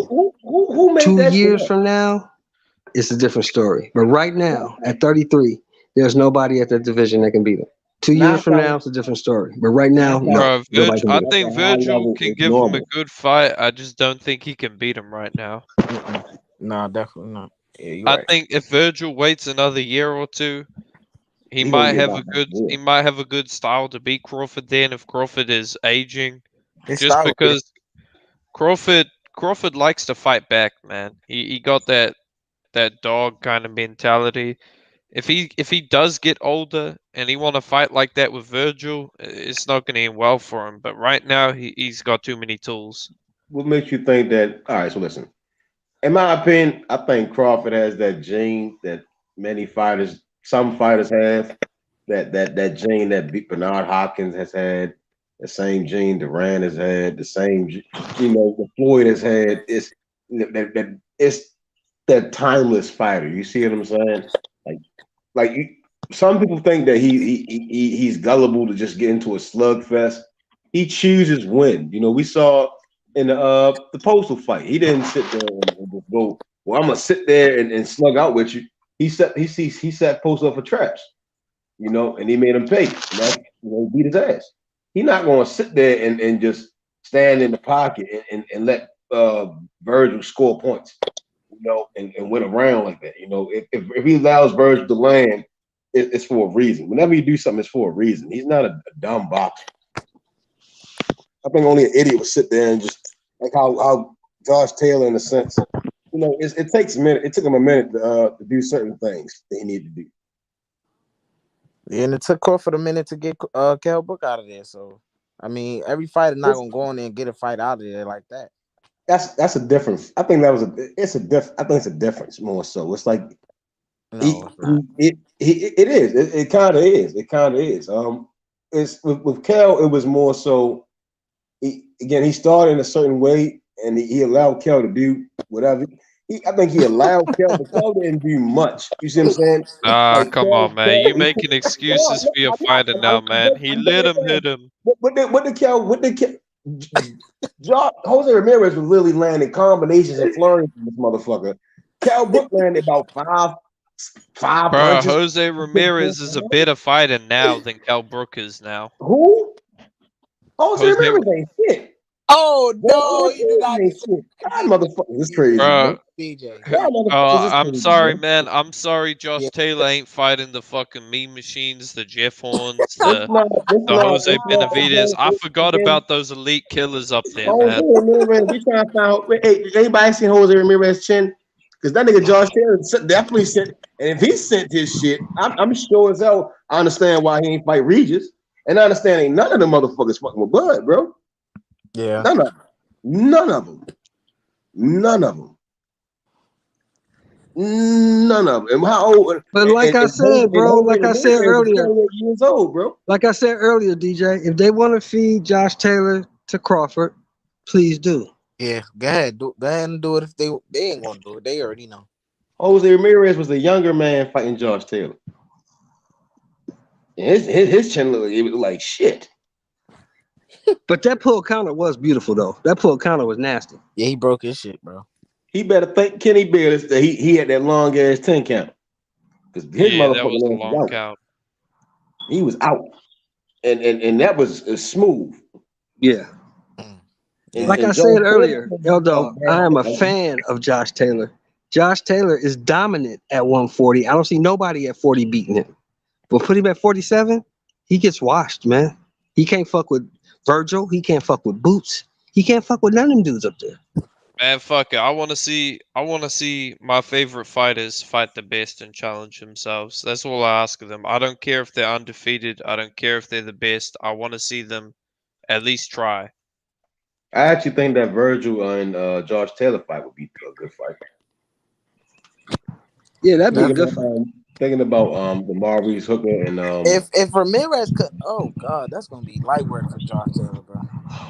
That's gonna be light work, bro. Who, Virgil? Oh yeah, that's light work, bro. Yeah, I think he'll punish. When I think about it, he might punish Virgil. Yeah. What about Boots? Oh yeah, Boots would be the fuck out of him, bro. I ain't gonna lie. We had to see it. I would You like talking about Josh Taylor? I don't know about Boots, man. There's question marks around Boots for me still. You can say that. Yeah, you're right. I like that when he fought Ayabov, he was getting touched up real bad, man. Wait, which fight is that? The guy knocked out with the uppercut. The guy knocked out. And see, this is the part. Yeah, This is the like thing. Boots is good, but Ayabov was giving him some work. So wait, who's This is the thing you guys don't look at. This is the things you guys don't look at. When fighters are getting hit like that, it's because they don't respect what's coming at them. They hit them with shit and it's not bothering them. When a fighter starts getting hit with shots, some hot shit, he backs up and he starts using his defense. When a fighter's just walking through everything you throwing, that's not touching him up. That's you finna get up out of here because you ain't got shit to stop me. The shit you throwing at me, I don't respect it. And I'm finna come get you. When you said that, I just looked at B-Hop picture on the screen. It kind of got to run for me a little bit. I got a little. Yeah, that's true. That is true. Like clear example with Tank when he did the my guy Leo. He was It was knocked nothing out. Leo was throwing at him that was bothering him. I He was just waiting for the shot. I forget who I was telling that Leo was knocked out. He was knocked out. He had his eyes closed. He was smirking. He was smiling a little bit. Yeah, he was having a good old dream when Tank put him to sleep. Nah, for real. You gotta go look at it, bro. Leo had his eyes closed and was smiling. Like he had to like smile like the Grinch. Like oh man, it was crazy. His smile was like to We can go back. This is before your time, exclusive. But go back to Holmes and Cooney. After the fight, they asked Holmes, "Why did you stop boxing? Why did you start walking Cooney down?" He said, "Because he wasn't throwing nothing at me that bothered me." That's scary. Nothing. If a fighter start doing, you better run for you, bro. You better. Nothing he threw at me bothered me. That's why I walked him down and knocked him out. That's vicious, bro. He better not try to do that to Barrios, because that straight right hand gonna put him on a cold block of ice, bro. And I think that's gonna be his biggest problem. If he can get around that jab, if he can get through that reach and get inside, then he has a shot. But if Barrios keeps him on the outside and hits him with some overhand rights, it's gonna be a long night for Tank. Yo, I want to say one thing about Barrios. He was in one pretty close fight, not really that close, but he was in a very competitive fight with one dude. Man, he actually got his eyes swollen up, and the dude was actually shorter than Barrios. So I think that's maybe why Tank wanted that fight, because they seen Barrios struggle with somebody before. The dude was pretty good though. It wasn't like he was a bum. I think he was an ex-Olympian or something like that. Yep. But he gave Barrios some problems though. Shelton Moore, I just want you to just to know about it. And that's and I'm totally agreeing with you, H. I'm agreeing with you. If he can get inside, it's gonna be problems for Barrios. I just don't think he's gonna be able to get inside. I think this guy take his punch too. Now, can Tank deal with his punch and his length and the jab of Barrios? Because Barrios can move. He got hand speed too. And we got to remember this, man. This is the biggest fight of Barrios' life, and he knows it. This fight can make him into something special. Hell yeah, that'd make him bigger than Ryan. If he beats Tank, that dude will be on top of the world, bro. Exactly. On pay-per-view, that's crazy. So if he's not injured, you're gonna get the very best Barrios you've ever seen on that night. Because that's a dangerous fight, bro. That's a dangerous fight. Oh, I can't wait, nigga. I can't wait. Even the undercard is lit. Lubin versus Rosario? Yes, bro. Fireworks before the I'm gonna bring his trainer, man. I'm gonna get Kevin Cunningham here. I'm gonna try to book some this week. I'm gonna try to get Floyd new trainer here for this week. Damn, because Floyd got his fight coming up, so I gotta hurry up and try to squeeze him in. See if I can get him on before it's too late. And the most beautiful thing is I'm gonna be right there in person to see it all. I'm gonna be there from the first fight. And you chose the right fight card to go to, Sheldon, because the undercard is lit. Undercard is fire. The undercard is fire. Who else fighting on the undercard? J-Rock. J-Rock on there too? Yes. Oh shit! That motherfucker lit. That motherfucker is lit. Got to give it up to Mayweather Promotions for this one. Shout out to Heyman and them. Shout out to the PBC. Goddamn it. They did this one. This one they did. We ain't gonna have no sleeper fights in there with people. Oh no. And shit. We gonna have good fighters all night. Hey, tell Jose he the type to wear a dress. Jose was just on the panel with us. Jose, you crazy little motherfucker, man. You talking shit. I see him. He's just trying to joke though. He's cracking jokes. I know. He said Meth looked like he the type to wear Echo shirts. I remember Echo used to be in back in the day though. When I was in high school and shit, middle school, motherfucker was rocking Mark Echo though. Ah man, Jose be rocking. Y'all know what I'm talking about in LA. Damn, y'all old as hell. I'm young. What's that? The Echo shit? Yeah, Echo shit was people fire. used to wear the Echo in LA, South Pole and shit like that. Yeah, that's just fire. That shit was fire back in the day. Mm-hmm. Y'all some old guys, man. Echo, come on.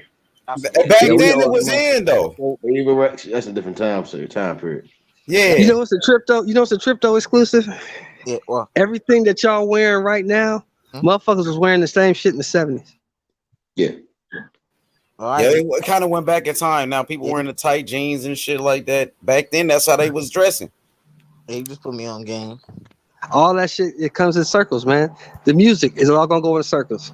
The shit now that we say is garbage, 20 years from now, y'all gonna be talking about, oh, that's the shit. That's the old school jam. This shit is terrible to me. But you know, it's just the way it is. That's the way shit goes. What you think of Lil Baby at NBA? Terrible. I love him. He old school. He's old school, bro. He's coming from Tupac era and stuff like that. No, I'm 27, man. This music trash, man. Man, you 27? Dang, you young as hell. Yeah, I'm 27. Bro, like Tupac the greatest of all time to me, but bro, the music these days is not. Whoa. You know what I think is the greatest of all time? Y'all gonna think I'm crazy, but I like Gucci. I think Gucci Mane is the GOAT. Just me. You young, of course you do. I grew up in the Gucci prime. Gucci Man was a shit when I was growing up. Yeah, he wasn't messing with Jeezy though. Well, I mean, even when they had that versus, I thought Gucci won that joint though. To be honest, he was playing mad features, bro. Jeezy was just killing with straight singles, bro. Jeezy fell off. Like Gucci had more longevity. He's like Hopkins. Yeah, you know what I mean. He's like Hopkins. He kept going longer. Jeezy now is like he ain't even shit no more. Really, to be honest.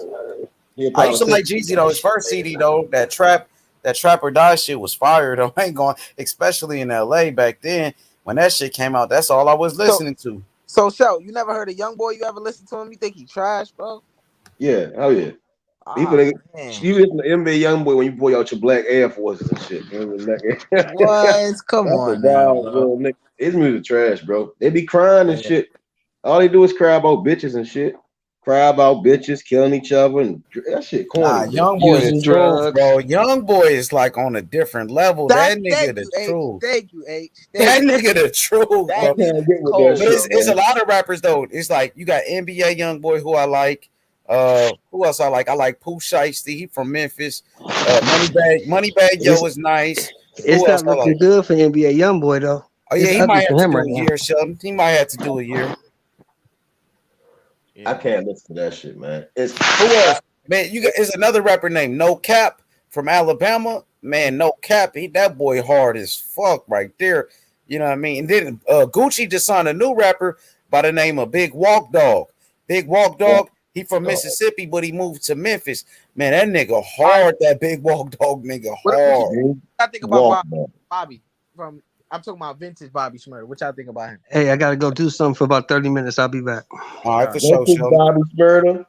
He only got 2 songs. Yeah, Bobby but that's Vince's Bobby Shmurda. That's what I'm See, he asking. from Brooklyn. Who you talking about? Who you talking about? The exclusives? Bobby Shmurda or somebody Vince's else? Bobby. I'm talking about Vince's Bobby. He got 2 songs, but those songs is like overhyped, man. They no, it's not. overhyped. Who is Oh it? my Who you god. said? If Who? you'd have said Lil Boosie or something, Lil Boosie, Webby and Lil Boosie, See, this is what else, man?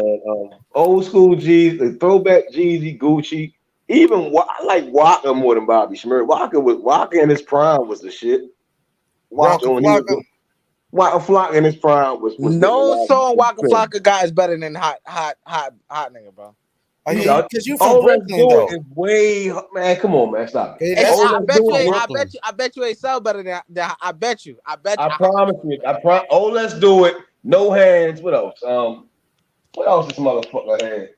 Hard in the paint. Come on, man, stop it. Waka Flocka, yeah. I mean, they used to love Waka Flocka. When I first came to Memphis, DJ, man, them boys was loving Waka Flocka out here in Memphis. I ain't gonna lie. Niggas was rocking dreads down there because of Waka Flocka, my God. But see the thing, somebody said Eminem is the GOAT. Somebody said Eminem. See, Eminem was good during his time, during his prime, though, but he wasn't able to adapt with the sound, like with the new sound, what these new guys are doing. You know what I mean? He was good back then, though. And I can understand why he say that as far as statistics. That's why he's saying that. And Eminem won something over Lil Wayne. That's when I knew that shit was corny. Oh, Lil Wayne is he's nasty, bro. Oh man, Lil Wayne he's washed up now. He's washed up now. I don't like that. This new guy, not Lil Wayne. I don't know who that nigga is, but hey, somebody, bro. After the Carter 4 or 3, he started to get weird on me, bro. Carter 3. Yeah, he started to get weird and shit, bro. So. Yeah, he started getting all those drugs, man. He was hooked on drugs. That's how it fucked him up. Yeah, bro. But Lil Wayne was something special, bro. Like I don't know what happened. I don't know what happened, but yeah, I can see why he said Eminem to go and shit like that. Because statistics, he don't listen to music. He don't listen to music like that. Eminem. Don ZB said, H, how was you on? He said, how are you live? And you was on Barbershop. Shit, I had left for a second. Roasted Wilder on Barbershop. So we got a new episode on Wilder coming out tomorrow. I had to get my new episode. Wait. Time out. H, you left here to go on Barbershop real quick? I had to, because they said, you know what they were saying? You know what they were saying? You know why I did it?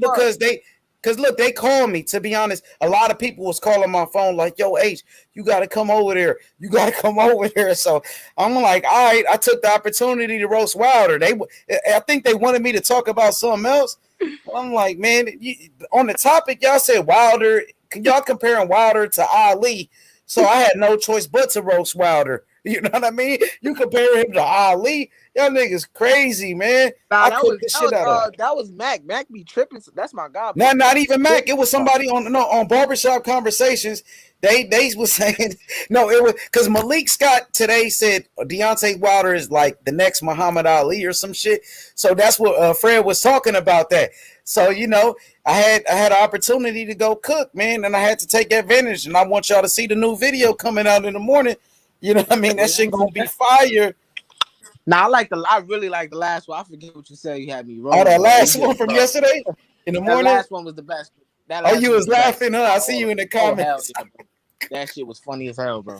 I was. I'm like, got your fanboys crying. I forget who you said. You was like, this dude a bitch ass nigga. He's like, you just calling niggas bitch ass niggas, bro. That shit had me crying. Bro. Cause they is. That's the thing. 78 is a bitch, bro. Wilder is a bitch. Malik Scott, Tay Jones is he's a big bitch, bro. There's so many of them, man. I ain't gonna lie, I can't get enough of roasting these dudes for real, bro. Yeah, bro. It never gets I can't stop roasting. It's like they giving me a reason to roast them. Look, I wasn't gonna even call in today because I was, we was cooking right here, but they hitting me up, yo, H, you gotta call in because I think what's his name? Sean Porter said something about Devin Haney.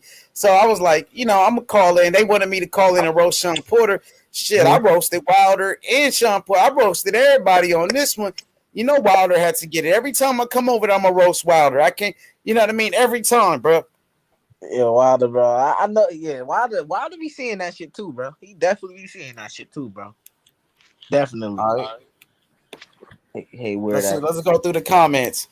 Boxing Dialogue said Drake is the modern GOAT. I mean, I can't say that because Drake don't even write his own rhymes, man. Yeah, bro. He don't So I write. can't put Drake in the conversation. You know, you got to give it to the real artist. Even though Drake is very talented, he could sing and do all that melody shit. He could rap, but he doesn't write his own. He doesn't write his own shit, bro. He got exposed by Pusha T. He got exposed by Pusha, bro. Be crying and shit on the beat and shit. Always crying about bitches, man. These guys, You're not even that old, DJ, to not like this generation. DJ, what's going on, DJ? They soft as shit. That's what's wrong with this generation. They always crying and shit. Too emotional, man. Too damn emotional. All right, so who you? I'll be down to make a song crying about some bitches. All right, who I mean, why they gotta be the B word, DJ? Come on, DJ. Because they not like, if you got a good woman, you ain't gonna be crying and shit on no damn beat, bro. All right, so you gonna be enjoying your life, man, and shit. Motherfuckers gonna beat. They get my girl done left me. I'm suicidal. I'm like, what the fuck? That shit sounds crazy. I'm gonna pop 3 pokies and shit. That's nuts. That is nuts. Look at this comment. My boy Joe said Wilder is a country bitch. Damn, they be going hard on him. Wilder did this shit to himself, man. For real. Don ZB said I'm Nigerian, but I ain't never gonna compare Wilder to Ali. But F that shit. I'ma ride with Black all day. You know what I mean? Everybody supports their people. You got, Mexicans, they support their Mexican fighters. You got Puerto Ricans, they support their fighters, so ain't nothing wrong with supporting your people. You feel me? Ain't nothing wrong with it. I rock with the Muslim boxers, you heard? I rock with the Muslim boxers. Facts, though. Yo, DJ. Facts. Yo. Who your favorite rapper then? The Notorious B.I.G. Short. Notorious B.I.G. Well, he was rapping about females too now. Come on. But not to the extent of begging and shit like that. Like, he wasn't big.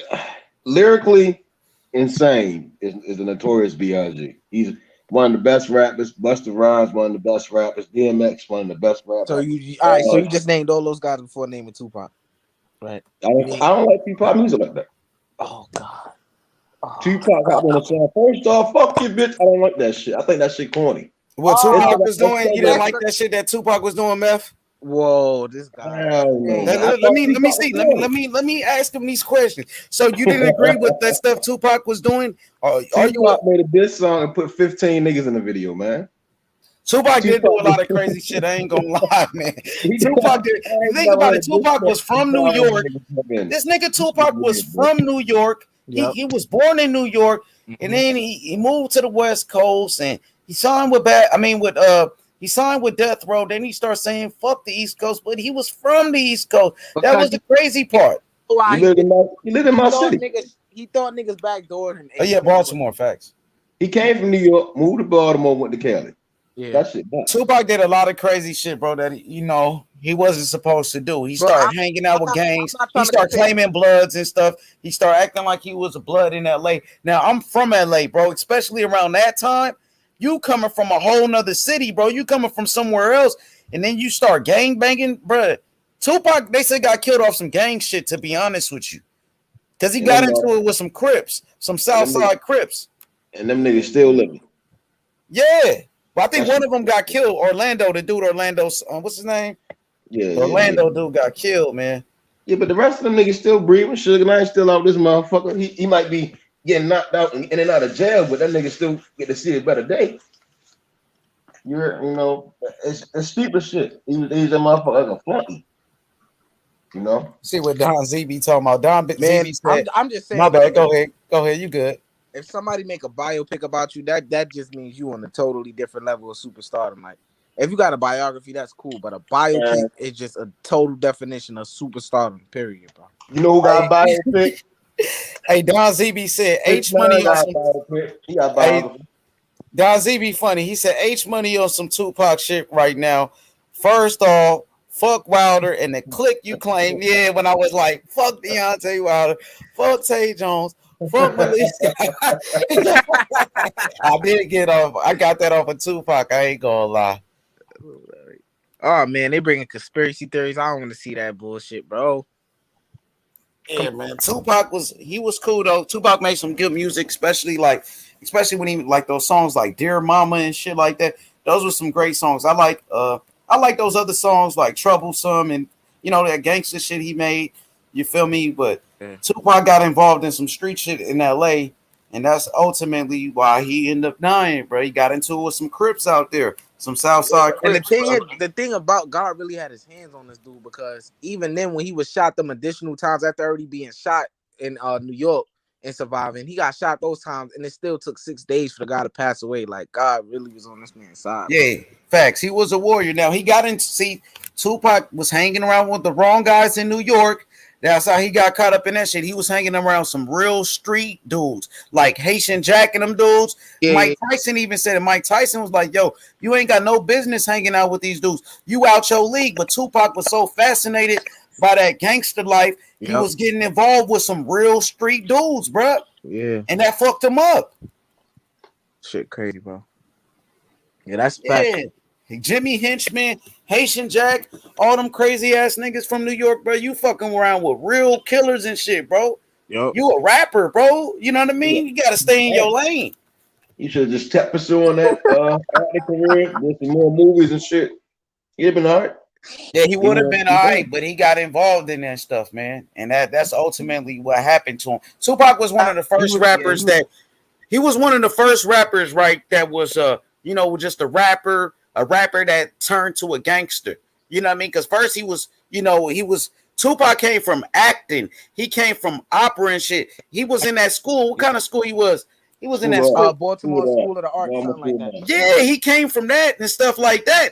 And then, he got into he became a rapper. Then he turned to a gangster. He was one of the first rappers that, was a rapper and then became a gangster because he was hanging around real bloods in LA. He was a background dancer. Exactly. And I don't want to disrespect Pac. I'm not. Rest in peace to Pac and all of that, but he did some shit. He got involved in some crazy shit. Yeah, it's not disrespect. I think it's a learning lesson for anybody that's young. Be yourself, love yourself, and don't be nobody flunking you. Don't let nobody get you out of position. That's how I look at it. He got to play. That nature wasn't brought out of him, we wouldn't have a lot of things that he brought to the game. And it's unfortunate to think that way. But if his nature didn't turn that way from being the guy who made Keep Your Head Up and Dear Mama and Brenda's Got a Baby, if he ain't transitioned to what he was, I mean, how great will we be looking at Tupac now? Is how I look at it, and no pun intended. You feel me? At what cost? You see what I'm saying? That's the reality. At what cost? For our entertainment, his life, that don't add up. It don't add up. He ain't even get to leave a legacy or nothing. He ain't gonna have a wife, no kids. That's crazy. He had a fiance before he died. Was Quincy Jones' daughter. Yeah, that was his fiance, but my God passed away and stuff like that. Yeah. Motherfucker died at 25, 26. That's insane. That's insane. Yo, y'all hear me? Yeah, we hear you. We hear you, bro. Okay. What you say? What you said, DJ? He died 25, 26, right? Oh yeah. That's young as shit. He ain't get to enjoy it. You see what I'm saying? And then just to look at boxing, to see these young guys, Devin Haney, 22, and these guys getting to live their life. You see what I'm saying? And then you can always be on that path. But you don't even get that. You dying before you're 30. That shit crazy. You gotta love yourself, enjoy yourself, and make proper decisions. And one thing, let me ask y'all this. Like, all right, Tupac, right? He was great in his era, right? But I feel like if he didn't die, right? What his career had turned out to be like a DMX, where people like his type of style of rap just gets totally outdated, and he's not as great as we hold him. We don't hold him as the guy he is like right now, as this great rapper. You feel what I'm saying? You get what I'm saying? He'd have been like Ice Cube. He would have been with Ice Cube every day. Oh yeah, because he was an actor too. Yeah, he would have been. Yeah. Oh yeah, that's right. That's true. Ice Cube was a force, bro. Ice Cube was a force, bro. Ice Cube understood himself. He acknowledged himself. Tupac didn't have that. He didn't have that. Yeah, he didn't have a real like. Pac didn't have a real identity, bro. He shifted off to so many different types of I wouldn't say personalities, but he had many different variations of himself. Yo, he did have different personalities. One day he's on some Black Panther shit. The next day he's a Blood. The next day, you know what I mean? He don't know what the fuck, you know what I mean? This shit is just crazy, bro. I love the Tupac. I'm from LA. Tupac came to LA. He was the hottest thing going. I remember when I was a kid, bro. Tupac was the biggest star in the world, bro, at that time. You know what I mean? But you know, he dude got too big headed, bro. He wasn't the biggest star in the world now. Michael Jackson, I think around that time, Tupac probably was, because he just got out of jail. He just, you know, he made that All Eyes on Me. He was doing movies. Man, Tupac, I think, bro, I don't think you was born at that time. I'm talking about over Michael Jackson, bro, over Mike. I think that's when Michael Jackson started to fall off. You know, he started to fall off at that time. Tupac, I think it was between Tupac, Mike Tyson, and maybe Michael Jackson and Michael Jordan. Those were the biggest stars in the world at that time, for sure. But Michael, I think not Michael Jackson, because I just remember him, the whole allegation situation. Yeah, that totally tarnished a lot more. Tupac had allegations, and he was still hot. Yeah, that's true. But then it wasn't the same as it is today. You get allegations today, it's over. Everything you might as well call it, bro. But at that time, Tupac was so big, bro. That shit was crazy, man. Because he was dissing Biggie, man. He was dropping hits after hits. Yeah, he was in LA. He moved. Go ahead. Imagine if that was in social media era, bro. Oh, you know how big that shit was. Exactly. That shit would be crazy, bro. Yeah, man. Shout out to Pac, though. Shout out to Pac, though, man. He did a lot of crazy shit, though, man. That was Mike Tyson, dude, too, bro. Mike Tyson came out to a couple of his songs, too, bro. Shit was cool. But Pac was a hit. I gotta be real. Tupac had a lot of heart, though, man. You know what I mean? He was like a warrior, like a soldier type of dude. You feel me? He just had that, because you know his stepfather was Mutulu Shakur. Yeah, and that was like a revolutionary type of dude, Mutulu Shakur. Yeah, his mama was a Black Panther. Yeah, she was in the late 70s or mid 70s, I think. She was. That was when it was really, really popping for her and stuff like that. Mm-hmm. Yeah, that's crazy, bro. He had so much knowledge, bro. Like you were saying, 1 minute he would be this gangster type of dude, and then the next minute he like he could tell you, like he know, like he could read all his, like I don't know all my I know a lot of my rights I'm supposed to know, but he know everything about the law. Like it's nothing in knowledge you could touch that man with. Like you feel me? It's just he was just so intelligent, bro. So intelligent. He had mental health issues that he never got sorted out.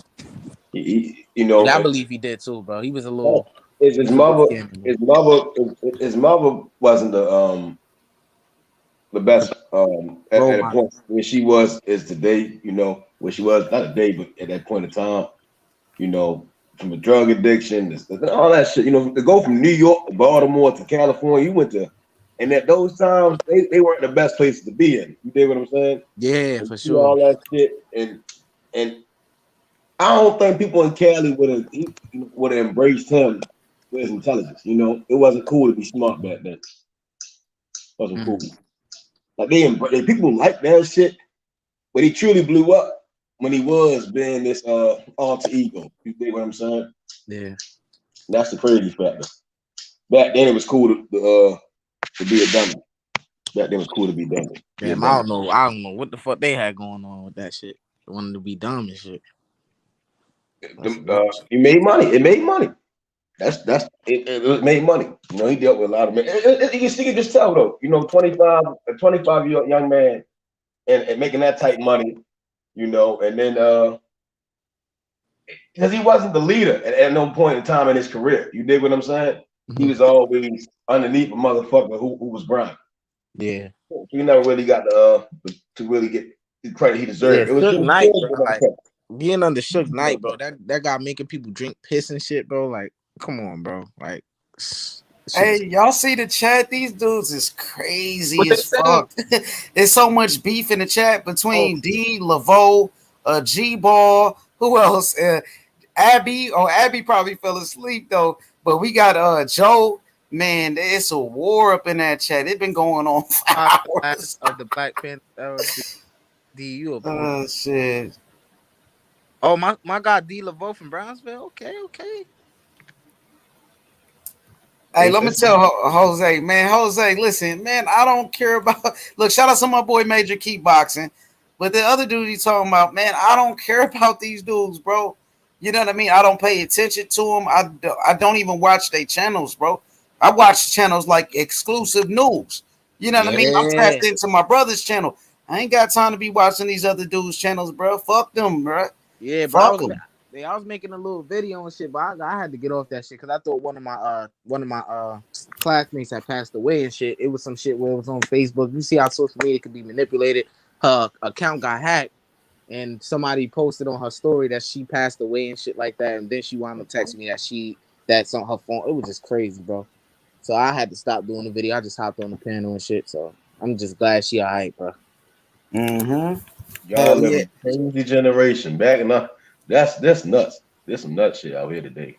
Motherfucker can't get count. Oh, this motherfucker dead. Like, what the fuck? Why y'all with the death on people? Yo, that's crazy.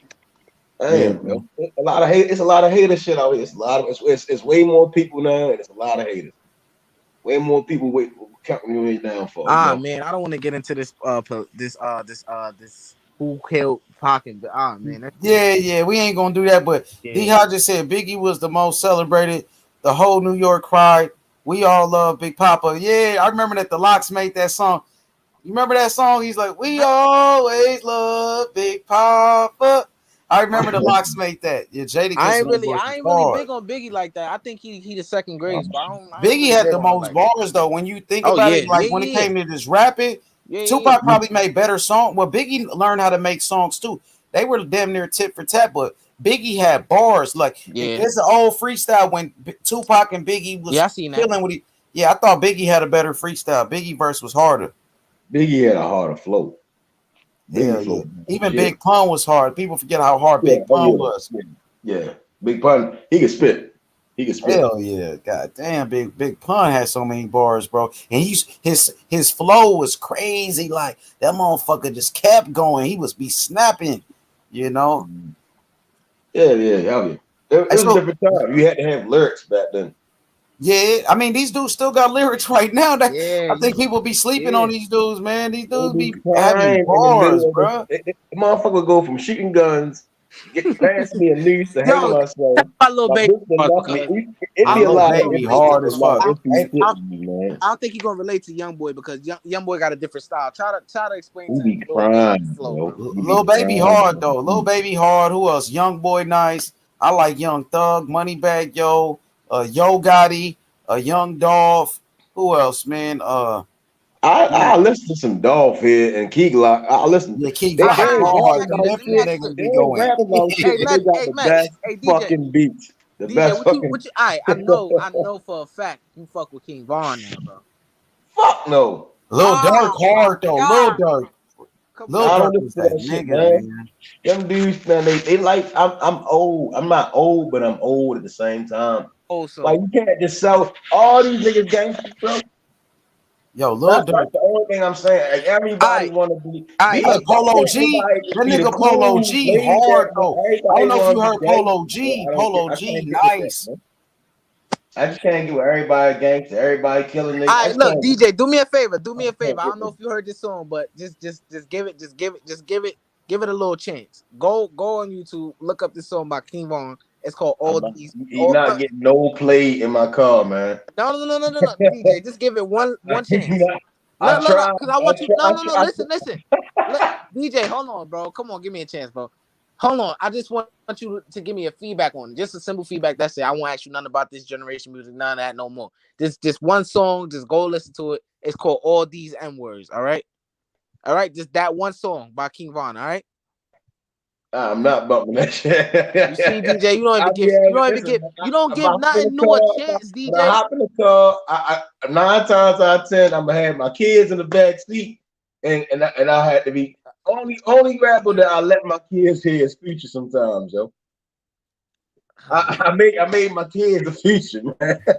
The Future cool, but Future, I don't know. Future, I mean, he nice. He can make songs, but Future fell off. I remember when Future first came out with that Racks on Racks, That's when they was on them. That Future set the wave for what most rappers do today. And I kinda not. I mean, I think Young Thug influenced a lot of these guys too. The Young Thugs and Future and Soldier. Don't forget Soldier now. Soldier was a force. Soldier was a force, bro. Don't get it twisted now. Soldier Boy funny as fuck though. Funny as hell, that nigga funny, man. Soldier, bro. Don't forget him. What's that? Yeah, Soldier did his thing. With the dances, especially with those dances and shit like that. Bro. He made that shit popular, bro.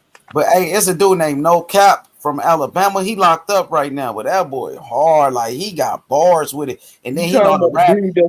That dude that didn't kill. Nah, he ain't kill nobody though. He in jail. I think he in jail, but he ain't kill nobody though. He kind of rap like Little Baby, but he got bars with it. Well, the one be with 21 Savage, right? Nah, who you talking about? Oh, you talking about No Plug? You talking about No Plug? No Plug that killed. What's my nigga? Bankroll Fresh. Yeah, No Plug. All right, cool. Yeah, cool, H. It's over for LA, bro. It's over. Oh, the rappers in LA. Yeah, Clippers and Lakers, bro. It's probably over for both of them. Oh, you mean in basketball? Yeah. I told you what I said with the Lakers. You know the NBA is fixed, man. They'll bring. I like Dallas though. Come on, no, don't do that. Don't do that, H, man. Don't do that. No, I'm saying I like Dallas though. I like the Mavericks. Luka, my favorite player. I ain't gonna lie. Look, you go back on my channel. I used to do the NBA games, man. We used to get plenty of views on the NBA games, man. You know what I mean? But the thing was, I just got focused on the boxing. But Luka's my favorite player. Man, to be honest, man, the NBA is fixed. They probably bring the Lakers back to win, bro. The NBA been fixed, bro. No, LeBron is done. It's the claw time. They gonna have to meet up with KD. Y'all about to see. It's finished, bro. What are you talking about? DJ? It's 2v2. It's 2v2 right now. The Clippers may go to 6. They may go to 6 games, man. I could have sworn I heard it was 2-2. I thought I was tripping. I thought it was 2-1. I thought they went up 2-0. Then it was. It's 3-2 Phoenix, and it's 2-2 Mavericks and Clippers. The Mavericks gonna lose. The Lakers gonna take this L. We about to witness greatness. Now, who about to with the Clippers not being the Nets or the Bucks? And I think the Bucks. Y'all, the West always never bet against the West. All right, man. You on your own. Jose said. Young boy, straight garbage, bro. Come on, hell nah. NBA young boy, the truth, bro. That dude is the truth. Not tripping, bro. That nigga bumping, bro. NBA young boy, that nigga bumping, bro. I ain't gonna lie, that nigga the truth. I do not listen to your music at all, man. Hey, that nigga the truth, bro. You gotta understand that dude know how to sing, he know how to rap, he got flow, melody. The dude is all around, man. He's gonna be one of the greatest rappers of all time when he retired, bro. He retired now, motherfucker. Nah, he just dropped a new song. That shit bumping like a motherfucker too. That whole so hard, this new song. I can't get bro. Come on, bro. And see, they don't like the younger. Well, the thing is, DJ only 27. Like he younger than me. I'm surprised. Exactly, you know what bro. I mean? Come on, bro. Nah, but see, DJ be on some real life shit. He probably ain't want to listen to that crazy young nigga shit. Like we'll be on. All right. So what you listen to today, DJ? Let me know, cause I'm curious. I go in my R&B bag, man. I play that old school shit, man. This like when I used to be training for boxing. I can't bump no grown ass man yelling in my ear, shoot him up. I need to hear some smooth shit. I want to be in my best. Yo, DJ, my best bag. You want to be the best you can be, and that's flavor. I need flavor. You see what I'm saying? Ain't no you flavor. listen to R. Kelly while you running. You gotta have flavor. I can't be in the house all day. All right, so you listen to the R. Kelly while you was running. I might throw some R. Kelly on, man. I might throw some R. Kelly on. I might throw. It depends. It's the smoothness, man. It's flavor. It ain't no flavor in what they kicking out today. It's always the same shit.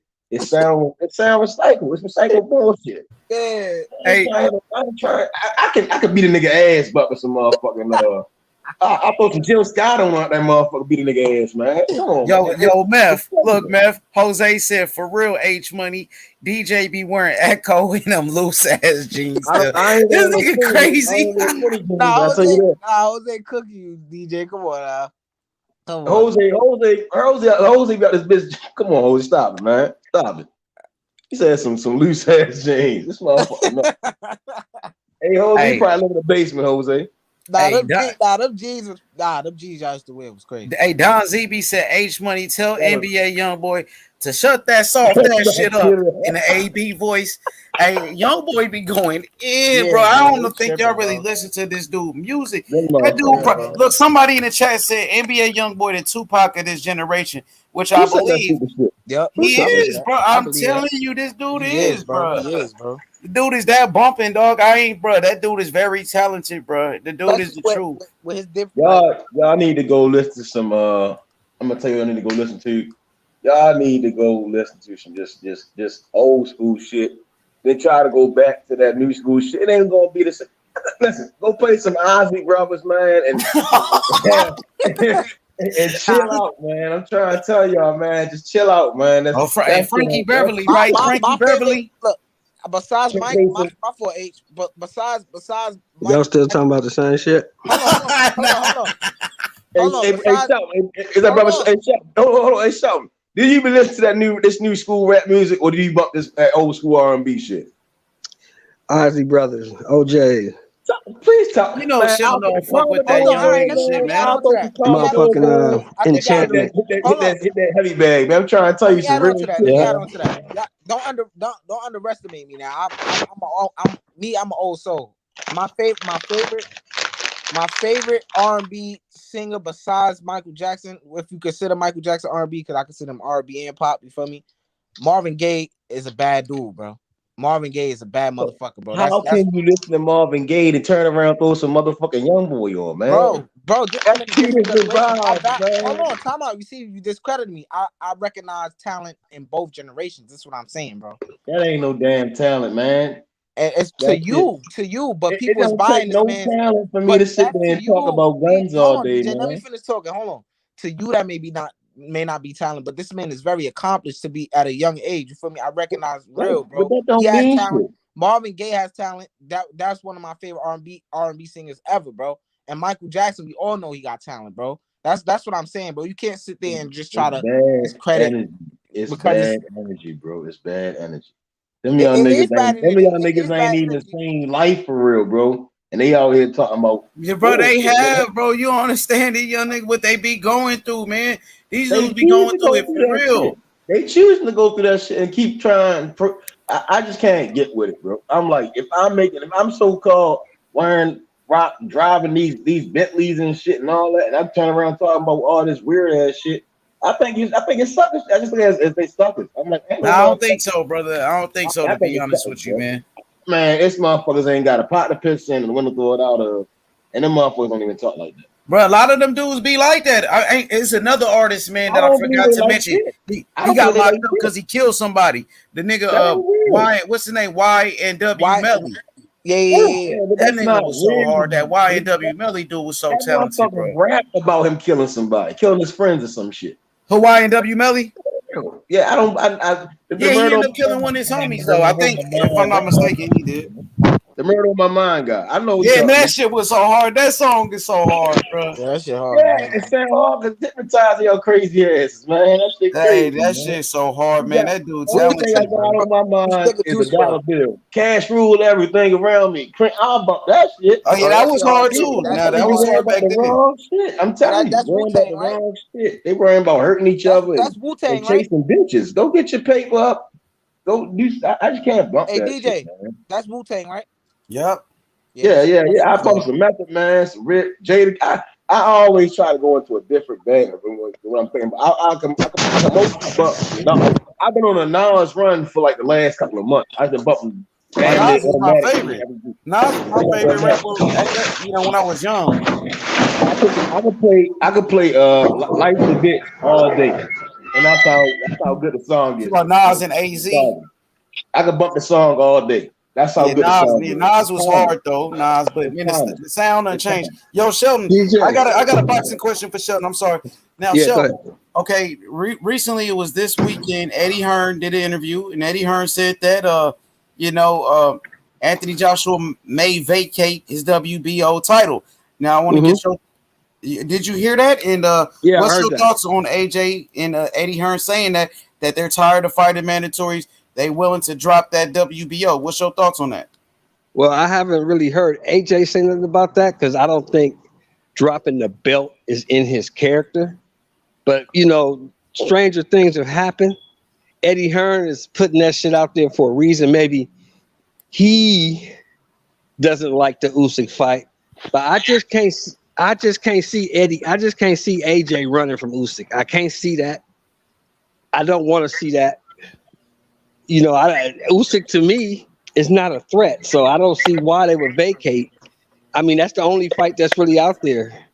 That's the only mandatory he got left, right? Well, yeah, that's the mandatory. They ordered that fight. He should just take it. He should just take it. Because why would you work so hard to get the 3 belts and then drop one because you got to fight a guy who you're gonna beat anyway? So the thing is this, Sheldon. Now we know that Eddie Hearn does the talking for Anthony Joshua. Anthony Joshua don't do no talking. Eddie Hearn is his boss. And Eddie Hearn is his promoter. Let's make that clear. Eddie Hearn is his promoter, and he does the talking for Anthony Joshua. But he's been going around saying they may vacate the belt, which people have been making videos saying that Anthony Joshua, might duck Usyk. People are saying if he drops the belt, it's a duck. It is. Okay. It is. It's a dangerous fight. I ain't gonna lie to you, Sheldon. I told you, man, that Usyk presents a lot of problems to AJ. I do pick Anthony Joshua in the fight because he's bigger and stronger, but Usyk can box, and we seen AJ lose before to some. I feel like Ruiz was like one of the biggest upsets in boxing history. Nobody expected it was. I just don't see Usyk having enough pop to keep AJ off him. I don't see that. Yeah, some people question AJ's chin too. So, bro, like I could imagine the embarrassment and the backlash that man got for losing to Andy Ruiz. It was, man, that'd be a hard pill to swallow. You know how many casuals that don't know boxing in my school that knew about it? It's so embarrassing, bro. Like casuals were telling me, "Oh, did you see that fat guy knock out that big swole guy?" I was like, "What? It's crazy, bro. That's embarrassing." Yeah, if he lost to Usyk, I don't know if he even. I don't know. I can't see that. I really can't. I can't see anything can happen in boxing, especially in the heavyweight division. That's true. Even Michael Hunter been going around doing interviews saying that he don't think AJ gonna fight him. Michael Hunter just did another interview saying he don't think AJ gonna take that fight. He's saying he think AJ gonna duck him, and he said if they do fight, he pick Usyk. Michael Hunter. Yeah, of course he gonna say that because he want to fight. I mean, let's look at it for what it really is, man. Whoever fights AJ, their life has changed. You know what I'm saying? That's a big money fight. Whoever gets that fight, their life has changed. He's the cash cow right now. You're right. Yeah. So the thing is, I don't know why Eddie Hearn. I still don't know why Eddie Hearn would say that because it just doesn't seem to be in AJ's character to duck Usyk. I just can't see that. You never know, man. This shit is crazy. Boxing is crazy, bro. It's weird. It's getting weirder and weirder in boxing. Like, yeah, bro. I'm tired. What the fuck to expect nowadays? Why would I start coming into boxing? This bullshit gotta happen. Like, come on, bro. That's what made me start boxing like this, bro. Like, it's weird, bro. I ain't gonna lie. The PBC is on fire right now, Sheldon. I know we give the PBC a whole lot of hell, but they upcoming schedule is on fire. They putting on fights, man. They putting on fights, bro. The Tank Barrios, Lubin Rosario, Earl Spence, Manny Pacquiao. You got Tyson Fury, Wilder, even the Mayweather Logan Paul shit. Man, a lot of people gonna watch that. It's bringing a lot of attention right now back to the sport of boxing, man. So shout out to the PBC, man. Yeah, people are actually really gonna watch that shit. I really can't believe it.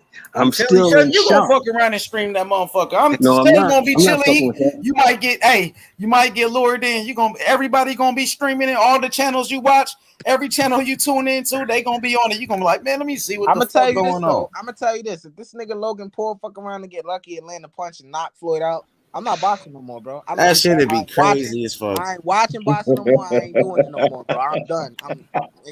I would blame Floyd. It would be all his fucking fault for taking his fight with this dummy.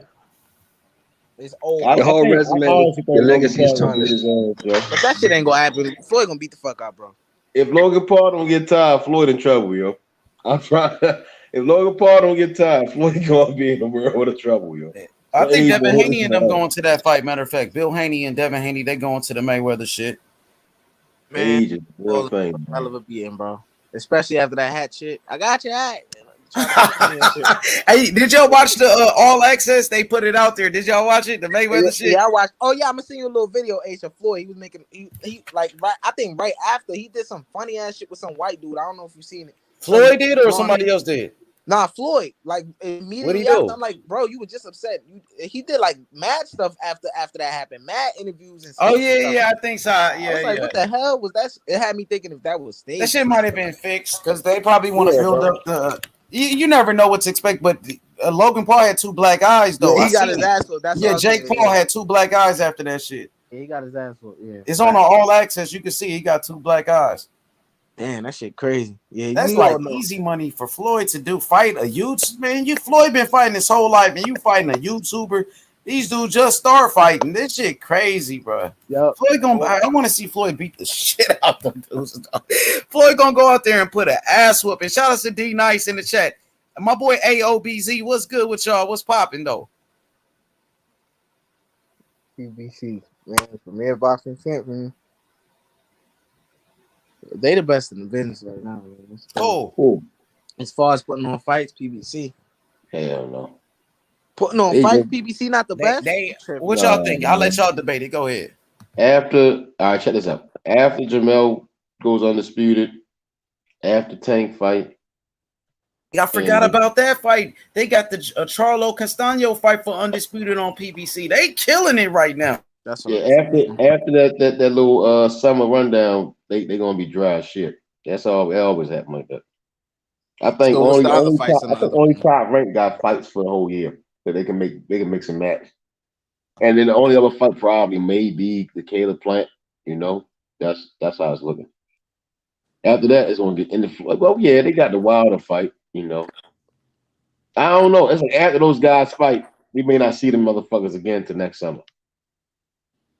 Yeah, you can say that. We can say that. Mm-hmm. Oh, outside of Stephen Folks, them small guys, they getting busy. The small guys. Yeah, the small guys. I don't know why they don't roll like that, bro. Like, I don't know, bro. It's hard to relate to the smaller weight. A motherfucker walking around at 118 pounds sounds damn it unbelievable, bro. But that shit sound crazy. They're not walking around like that. That's just the weight they fight at now, DJ. Come on. Some of them, Nick, it's hard as shit to cut from 140 to 118. That's a lot of weight. You damn near a skeleton. A motherfucker dude said he was like 6 foot cutting down to 126. Oh yeah, that sounds crazy. Yeah, I forget. H know who the guy. Yeah, They was calling Gary Russell. He said he's 6 foot or some shit, cutting down to 126. He said some crazy shit. I'm like, yo, you too big to be cutting all that weight, yo. That's not healthy. Then what you think about Sebastian Fundora, 6'6" at 154? He built like a Twigs. He gonna get chopped. He better hope he don't fight Jamel. Yeah. Because that's an accident way it happened, bro. Yeah, it's good right now because he has an advantage over guys who can't judge distance. So when you get a motherfucker that ain't gonna give a fuck about any of that, like in Jamel, he gonna come in there and punish him. Yeah, I don't want to sound petty. I do want to see if he does get knocked out. You know, like how he go down. You know what I'm saying? I want to see how he go down. That shit look crazy. Yeah, that shit gonna be crazy, man. 6 foot. You talking about Floyd? Nah, we talking about Sebastian Fundora. If Jamel knock out Fundora. Yeah, I think he will. Fundora's easy to hit. He should be at heavyweight, bro. Like, he big as a motherfucker, bro. Why he at one? I mean, his body got to develop and shit like that, but he should be at heavyweight with that height, bro. I wouldn't be shocked if he ended up at heavyweight. It went at least light heavyweight or cruiserweight at least. Yeah. You know, it wouldn't even be bad, but damn, he down at 154. Yeah, that shit crazy as hell. What is he? 6'6", 6'7"? Yeah, 6'6". 154. That's crazy. I think it's another dude at 54 that's 6'6", or maybe it's another weight class. I think he is he in the gym with Crawford and them? I'm not sure. I forget what I was looking at. I think so, but it's a guy that's 6'6". Yeah, I think he trained with Shakur and them. Yeah, I bro. think fighters got shorter at a, like in this time. They used to be like welterweights was probably a little taller. They used to be a little taller than what they are today. Keith Thurman like 5'8", Porter like 5'6". I got a question. I don't know if y'all know about this. Like, I always wanted to know this shit, bro. Like, it's weird because like we see the players in the NBA, right? These motherfuckers be 6'5" to 7 foot. Why I don't see that walking around the street? Like, is it because you play basketball, you become taller, like you stretch your legs out or some shit? Like, what is? It's so coincidental that these players end up tall as hell because they play basketball. I mean, most motherfuckers don't call. They probably in the car, bro. They probably in the car, or they probably move. You know, if you that height, you get a lot of job opportunities. I wouldn't expect them to see them like regular. I wouldn't expect to see people that's like really super tall in my city. They probably would move like California. You know, got a lot of change over there for somebody that damn tall. Well, see, the thing is now sports is so specialized now. Like back in the day, you know, when I was coming up, we played sports according to the season. Football season, we played football. Baseball season, we played baseball. Basketball season, we played basketball, etc. Now, the kids that's playing football, baseball, and basketball are all away. They in camps. They playing year round. You see what I'm saying? Mm-hmm. They play one sport year round, which we didn't do back in the day. Or if they boxing, they off in tournaments. So you don't even see these dudes. Half these dudes don't even go to school. Some of them is homeschooled, or they at like Oak Hill Academy. You know what I'm saying? Shit like that. Yeah. So you don't see these cats. They gone. They would start recruiting these cats. They start recruiting them when they're like 12 and 13 years old. Yeah, I heard that they do the same thing with NASCAR. Like NASCAR, you guys start as a kid. They train you as a kid to do the NASCAR, mostly all the sports. Damn, they don't have no life. It's crazy as hell how Deontay 6'7", but he was just shit at basketball. So thank God boxing been this thing ever since. Cause he wasn't good enough to make it at the University of Alabama. He kept getting in the fights. Crawford beat him 1-1. Y'all look that up. Crawford beat him 1-1. He kept getting in the fights.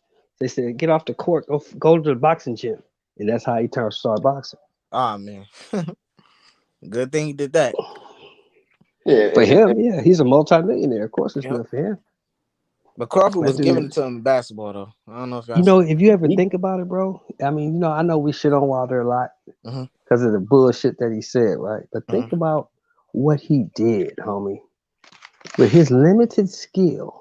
Yeah. And actually 13 years of boxing, he became the heavyweight champion of the world. That shit is unheard of, bro. Yeah. Very limited skill, yep. Because most motherfuckers who become champions have been boxing. Like Crawford been boxing over 20, 25 years already. Yeah. Garcia, the list goes on. Boots been boxing since he was like 4 years old. This shit, they start early. This dude just came into the sport and he was so athletic. He was able to pull that shit off. That'll never be done again. Never. I wouldn't say that. It's definitely possible. That's hard to do. It's hard to do, but it can be done. It's hard. It'll be hard for a guy at lower weight classes, even light heavyweight on down.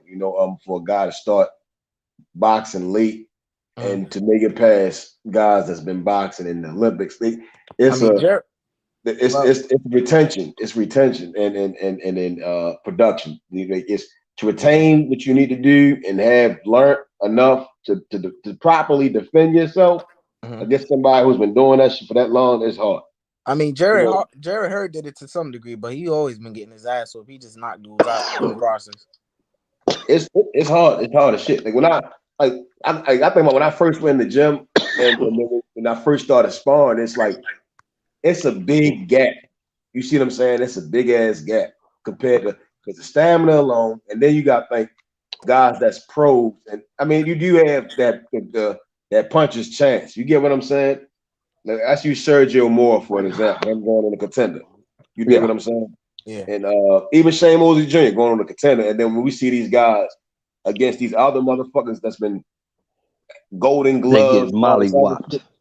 It's the skill level is totally different. Totally different. Let's use Fernando Vargas and his sons. Them guys, they've been boxing. They coming in. It's a total different, especially in the days era. Like these guys are starting young. and that's all. And they all know each other.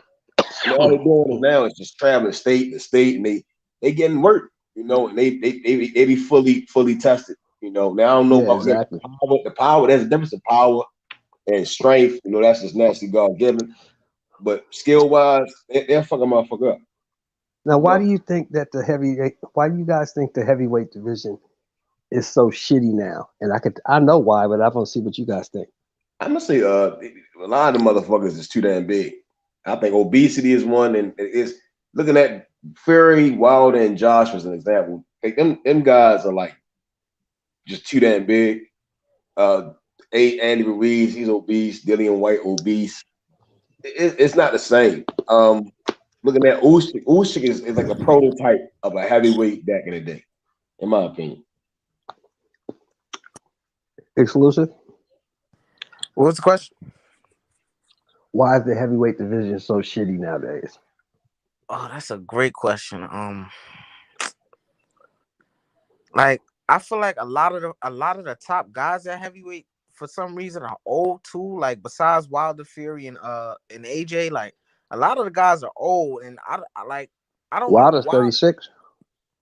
Oh yeah, he is kind of old. Like I think that plays a factor into it, and that some of them guys weren't fighting each other when they were younger. That kind of could play into it. I don't know, but a lot of the guys at heavyweight are old. That they just not in their physical primes too. Like the last thing to go is your power. But, like, I really can't answer that question fully. You feel me? I really can't. I always wondered that myself and just was so puzzled by it. Like, why is the heavyweight division so trash? It's just three main guys. It's not really a golden age. And the heavyweight division is the supposed to be the cash division in the sport. And it just seemed like it's just three guys. Like, I don't know. I can't. H Money. Why is the heavyweight division so shitty? He probably away. He went away. Okay, I'm gonna tell you why. I'm gonna give you the answer. You know why the heavyweight division is so shitty nowadays? Because all them motherfuckers that would be heavyweight fighters is on the football field or the basketball court. Yeah. Especially in America. It's easier ways to make ends meet right now. And then now, exclusive, you a fighter. Mm-hmm. Now tell me, what's easy? What's easier, playing basketball, baseball, football, or boxing? You know what? I'm glad you asked that question because when I'm in school and shit like that, it's a lot of basketball players. And I just sit around and look at a lot of the raw athletes that's in my school. I'm like, damn, why don't these guys want to box to make the sport popular, make it better as a whole? And that's something I really like. It's just sad to me. You feel me? But the easier thing to do is play basketball because it's more finesse. You don't really like you get injured and things like that, but it's not to the like to the degree of boxing. You feel me? Boxing is more likely that you get hurt. You feel me? Football, in a sense, is the closest thing you would get to getting injured as often as boxing. And you asked about baseball, right? Yeah. Baseball, like it takes a while for you to get to the major leagues. I don't really know what the levels are before going to the major leagues, but that type of sport, I don't really see much injuries or hear about much injuries in that sport. Like, well, let me explain to you about baseball. Mm-hmm. If you're really good at baseball, right, mm-hmm. the pro teams will recruit you at 18. Mm-hmm. Yeah, and they will give you millions of dollars to go play in the minor leagues, or you can go to college. Oh wow. I'm not. Yeah, I really right. Know about that. Yeah, baseball is one of the hardest sports to play because baseball is a 162 game season. Ooh, I didn't know that either. It's 162 games in the baseball season, plus the playoffs. Wow. And you play it sometimes 3 to 4 times a week. Yeah, it's a ruling season. Yeah, so I know the football are the same size as basketball players and NFL players. They're huge. They're huge. Football, they look small. It's 16 game season, but football is something you got to do year round because of the talent level. These motherfuckers are so good, so big, so fast. Right. You got to always be in shape for football. Basketball is an 82 game season with the playoffs. You talk about 120, 130 basketball games, and you play basketball, so you know how hard that is. Mm-hmm. But none of that shit is as hard as boxing. Because boxing, you got to sacrifice. You have to sacrifice your body way more than even if you're on the court, as long as you are when it's time to train for a fight, you're really sacrificing your body for I would say for a camp alone, especially as a professional. It's different when you're in the amateur, but when you're preparing for a professional fight, the type of condition you have to put your body through to get in tip top shape is nothing compared to the NBA. Nothing at all. Yeah, they can't compare. They can't compare. Now No. think about a guy. Let's look at it. Jared Hurd that's making 154. Right. Now we know for a fact this dude probably walks around about 190. Yeah, 200 max. So he got to cut all the way down to 54. Yeah. You know how hard that is? Yeah, that's 50. That's 50 plus pounds, but that's not good on the body, bro. I don't know how you doing that shit. That shit hard. That's some hard shit. Cutting weight is hard. Yeah, it is. That shit is hard. With the people love to throw on the sauna suit, but what the sauna suit does is dehydrate your body. Like I've done that. I put on the sauna suit thinking, oh, this is easy. Like you fall in love with doing that shit, but what it does to your body, it fucks up your body and it really dehydrates you. Like you shouldn't wear that as often as like when you're making weight, you shouldn't wear that as often. You feel me? Like that shit is not healthy for your body, especially when cutting weight. I used to spawn. I used to warm up with my sauna suit. I went from 210 down to 149. You know, and I started off with the sauna suit, and I would skip rope, get on the bag, shadow box, all with that on. Before sparring, I probably come out of it. You know what I'm saying? And I did that like every day. But my workouts, I would say, to get there, I would try to at least do like 5-minute rounds of everything for 11 times, and then try to run it back and do at least 6. You know, and that it's hard. It's hard as shit to cut weight. But you try. Boxing is a lifestyle. You know, you got to eat a certain way, and I think that's a major key of boxing is the way you're eating, what you're putting in your body, and what you drinking and all that shit. Because it'll fuck you up. You know, it'll fuck you up, and then come out in the ring. And Floyd, he don't understand how big his influence is when he on what's that shit called? They used to go on to talk shit about 24/7 and shit like that. He used to go on there and say, "Oh, it don't matter what the fuck you put in your body, as long as you put in the work, it don't matter." Doing shit like that, he don't understand that influences people and people that look up to him and they watch shit like that. You feel me?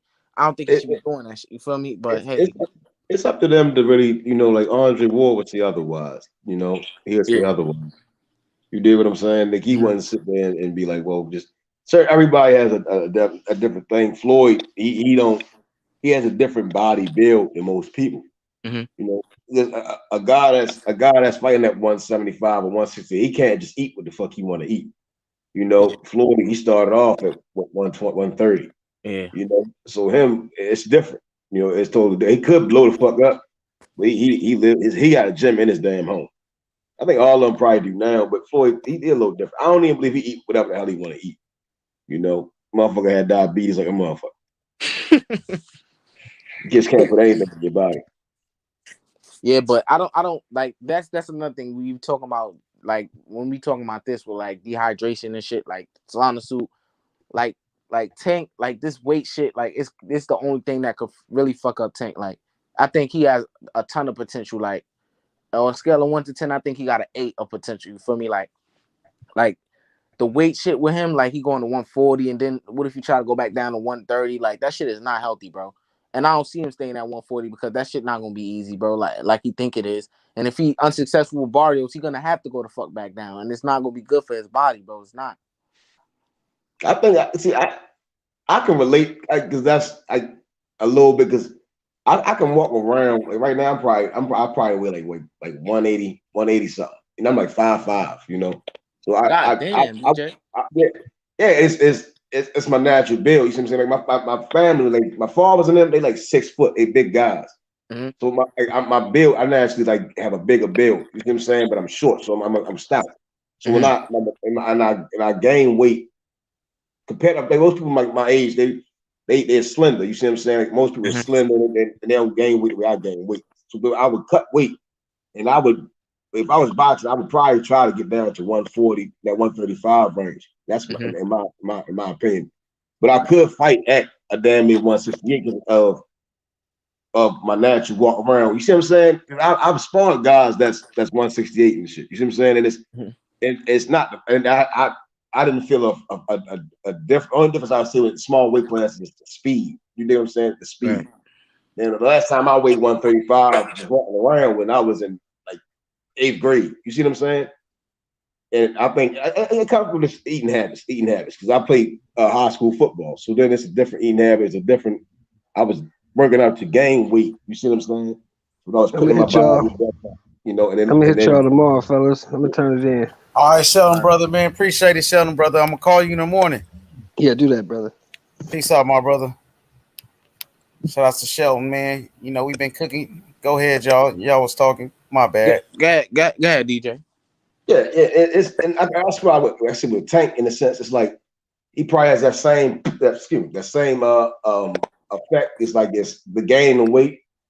It all depends on how the body tastes to it. If you're eating certain foods, you know, I didn't really have the bad effects of the sauna suit. I do understand like you can feel the dehydration, but it's you're not really want most of the weight a lot of people have is that water weight. You know, and you just got to kind of just control how much weight you fill up to hydrate yourself, but you don't overindulge. You know, and if you just sweating out the water weight and you're eating healthy, and it's he has to try to maintain that off time. You know what I'm saying? Try to make it comfortable where he's probably walking around 155. You know, I think he can get it. He seemed like he was in great shape at 130. I think he could have been in better shape. Let's see when he fight Barrios. You know, and not make sure everything a fat cat. And you know what's crazy? The highest Tank said he allowed himself to get to. I really wish I could find fucking interview. I can't find. I think they took it down purposely. He revealed that he was one time he stepped on the scale and he was above 180, bro. That shit is not good, bro. I there had to be around a time where that picture was going viral of him looking like they did some like that animation shit where they had him looking crazy. I had to be around that time because that's the biggest I ever seen him. Like, how you allow yourself to get to? Come on, bro. That shit not good, bro. You too short for that shit, bro. That's probably when the time motherfucker had that baby. When you have a baby, that shit. Being a man, that shit we have different effects. Like when women get pregnant, we get pregnant too. It's a lot of shit to come with.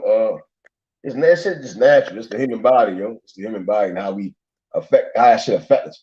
You know, it's that shit. That's life, though. That's life. But as a boxer, he has to control that shit because it affects you every time. You gotta maintain that 155 range. Like be at least at 155. It's less weight. It's a less of a weight cut, and it's healthy. It's a healthy and less of a weight cut, and you feel better about yourself. And it's not a fat cat, and it's more of skills. All skills. You getting better as a boxer. I really wish I knew how his career would go if he wasn't up under Floyd. If he was in a situation like Devin Haney, which nobody is in a position like him because he placed himself in a beautiful situation. You feel me? I really want to know how his career would go and how he would go about his career instead of having somebody do it for him and maneuver him and shit like that. Plus, he does have some say so in the shit. You feel me? Because LB and Floyd said he chose Barrios. You feel me? So of course he has a little say so in the shit. I really wonder how he would choose to move his career to if he had just the promotion, like the promotional backing and shit like that. But he had his own say so. You feel me? I don't believe that shit. I actually think they picked the fight. Because of the trend Gamboa fought on the undercard with Tank. Then they made the Gamboa fight. Barrios fought on the undercard of Tank. And then they made the Barrios fight. You know, I don't believe that was what it was. But it's a good fight. You know, I think Barrios would be a great test for him though. But right, like I really think that is the case because Leonard Ellaby in the interview, right? He was saying he didn't like the fight for Barrios and shit like that, but right, Tank, some interviewer, like when they did the face-off, an interviewer asked Tank, what you think about Barrios? I mean, Leonard Ellaby saying he don't like this fight. He like, well, if that's how you feel, that's how you feel. You feel me? Like I feel like I want to challenge myself in X, Y, and Z. And then I think I also touched on before I told you about when Tank did an interview with Ellie Setback, and Ellie asked him what type of vibe did he get from Barrios, and Tank was like he got the vibe that Barrios really think he could win. You feel me? And then Leonard Ellaby was just over agreeing with Tank, like he really agreed with some shit, like he really think Barrios. You feel me? And Tank just gave him a little side eye, like calm the fuck down, like I'll do that shit to you right here, right now. You feel me? Like I just feel like Tank don't got that. Like he he don't mess with bro like that. It's just he got out of respect for Floyd. You feel me? He got the utmost respect for bro because of that fact. You feel me? And I've seen Gervonta lose it on Floyd too when he seen Floyd training Devin Haney and shit. So he doesn't hold his tongue back on certain shit. You feel me? But I feel like he just don't fuck with Lil Ellaby like that. That's from what I'm seeing, bro. Yeah, I'm not. I don't know too much about Ellaby. All I know is that he's been with Floyd down there. I believe all of his career, most of his career. I don't know. When you think of Ellaby, he's just another politician in the boxing game. But it's I don't even know. Ellaby, he seemed like he's thinking more so about the longevity, I guess, not much legacy in a sense. I don't know. With Floyd, he was fighting tough guys. So I don't know. I think it all come down to Tank win and what they do afterwards. I don't want to live in the moment of the fight. Like that's what I was saying with the fight that just happened with what's that fight that just happened? Who just fought? Devin Haney and Linares. I try to live in the moment. What's next? That's why I try to look at it. Whatever if Tank win or Barrios win, whoever wins, what's next? What's the next big fight? Is it making it reasonable not to backtrack and we keep moving forward? And then see how that relationship goes with there because Leonard Ellaby can't go back to a 130 division. He would have to. You got to give him better opponents. Because it's all it's going to do is make fans dislike Tank and Mayweather promotion. You think do a fight like this can a fight like this have a rematch clause? No, he gonna knock him out. He gonna knock you out. I'm just saying it might have to come to that, bro. Because he can fight. Barrios can fight, but Tank is a different beast, But the fact that Barrios can fight so well, now like I'm gonna say it like this: Tank, of course, Tank got more skills than bro, but Barrios being able to box the way he does, he's a good boxer, bro. And then on top of that, he's big. That just outweighs anything that Tank got, especially if he's not gonna be hitting hard at 140, which he probably will. You feel me? That's what I'm saying. Yeah. So like, I just don't know, man. I'm gonna keep talking about this fight till it happen, bro. Like it's crazy. Then on that same night, I hate that Loma fight got to be on the same night as that, so I'm gonna have to be switching fucking back and forth between the two fights. Like, oh man, it's crazy, bro. It's funny they both fighting taller fighters.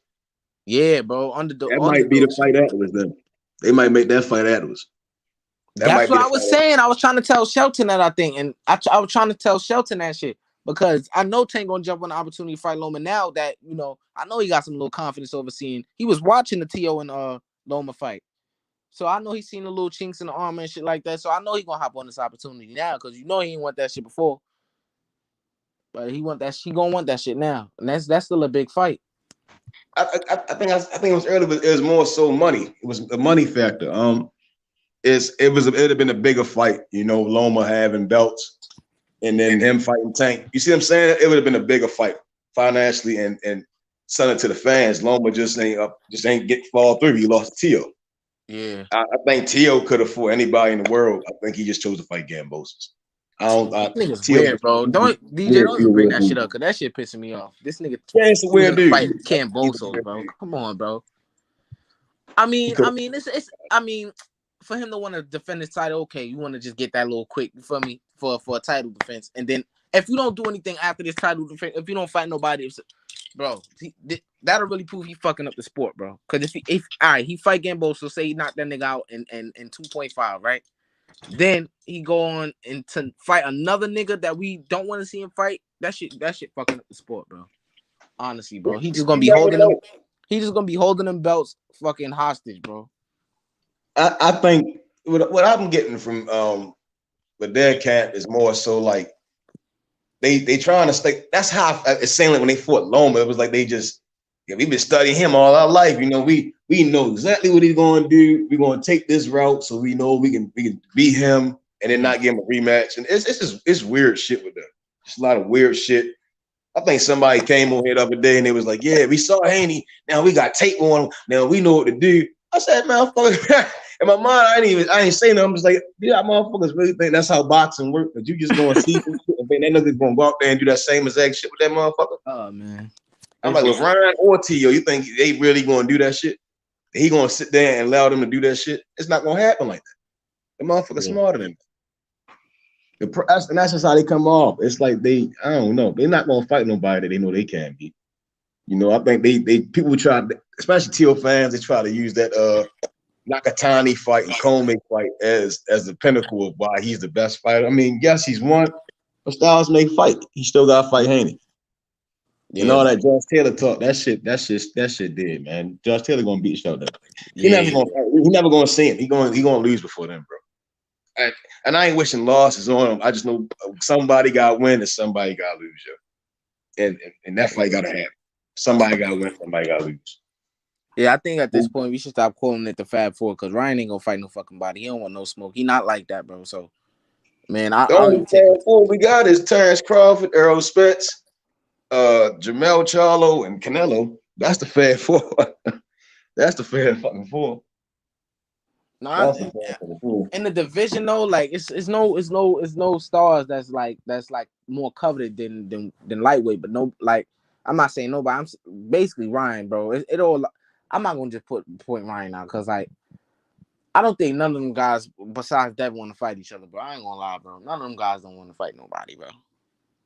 I'm not gonna say Tank going up to 140. I mean, it's no ducking anybody at lightweight. Then you go up and fight a Barrios. You feel me? But Barrios is the weak. Everybody calling him the weakest link at 140. So I just don't know. I wouldn't say he's the weakest link. I say he has a regular title.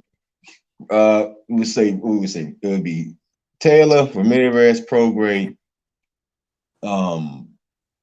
then Barrios. I wouldn't say the weakest link because there's a couple of guys that's in 140 that can give anybody help. Mm-hmm. You know, I wouldn't say the weakest link. He's among the top 5 in my opinion. Yeah, how you think Tank can do against Rougarou? Rougarou make a lot of mistakes that Tank, in my opinion, will capitalize on. You know, yeah, and in the height, I think the height will be it's Regis is strong, but Rougarou is hard as a fuck. You know, yeah, it comes down to how many mistakes Tank make in a sense. That's how I look at it. Tank make a lot of mistakes, Regis gonna beat his ass. If Tank is on the top of his game and don't make a lot of mistakes, he gonna give Regis help. Yeah, I like that fight too. You know, if you make a mistake with Regis, he gonna clip you. Yeah, bro, because he got that awkward ass style. That's why I think that fight gonna be difficult, bro. He got that awkward ass herky jerky type of style. You feel me? Yeah, that shit gonna give Tank problems, bro. Yeah, dude, Heraldez with Mayweather promotion. She was talking that shit. He got hit. I think it was the first round, first or second round. Regis knocked him out. You said who? When the Tank card when he fought Santa Cruz. Oh yeah, I forgot he was on that card too. I forgot. Yeah, that whole card was knockout. Yeah, went right down the line. Regis knocked his ass out. Fandora got the knockout. Tank got the knockout. Hell yeah. Fedor wasn't on that card. Hey, what? He was. Yeah. I gotta look at that. Was it Fandora or Barrios? It was Barrios, bro. Yeah, Barrios. Oh yeah, Barrios. It looked like Barrios and Fandora remind me of each other. Yeah, Barrios put mitts on old boy, Cowboy. He put mitts on him, bro. Picked him apart. Beat the shot on him. Yeah, he did this. He landed this one right hand. I was like, damn. Like on the slow-mo, I didn't know it was that much force behind the shit. That just let me know that the way he throws punches, bro, you wouldn't think that shit really packing big shit. They put that shit on slow-mo, DJ. I was like, what? Damn, like it's like he dropped a weight on the nigga on the nigga chin, bro. I was like, God damn, I didn't know he got packed power like that in his right hand. That shit was crazy on slow-mo. I was like, wow. And then I went to look at his highlights. I'm like, damn, like most of his knockouts come from the right hand. Sometimes he just let the shit fly like a straight right, and dudes be just dropping. But them is lower level opponents. You feel me? He not one dude out. Yeah, when it land, huh? Yeah, when it land, it's dangerous. When it don't land, he in trouble. Yeah, you can say that. But I think Virgil Hunter like like Virgil Hunter is really gonna be the key for him in this fight, above all else. He just got to really listen to the game plan Virgil got, and I think he could be successful. And with Tank, it all lies on what Tank shows up. You feel me? And everybody expecting the hard hitting Tank to show up. You feel me? But if Barrios could take that shit, it's if Barrios could take that shit, it's gonna matter. It's gonna be on the fact that if Tank could take what Barrios dishing out and shit like that.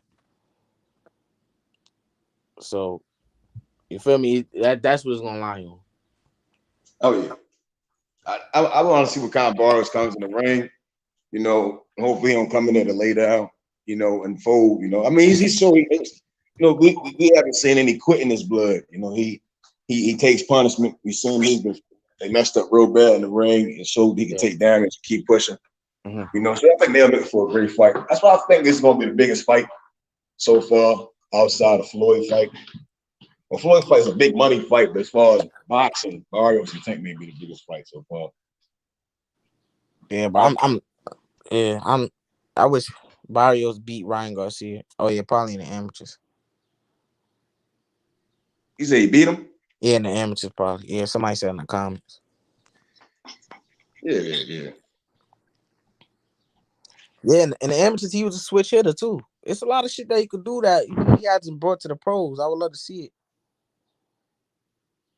A lot of shit. Like I don't like people just counting him out like that. I think his skills should be rated a little bit, just a little bit more high. You feel me? Like he not. I think people look at the performance with the guy that people like to say, oh, he got his ass beat, but people don't realize that guy was an Olympian. He could fight. He just didn't have as much fights as Barrios, right? And Barrios was thrown in that situation because that's a good fighter. You feel me?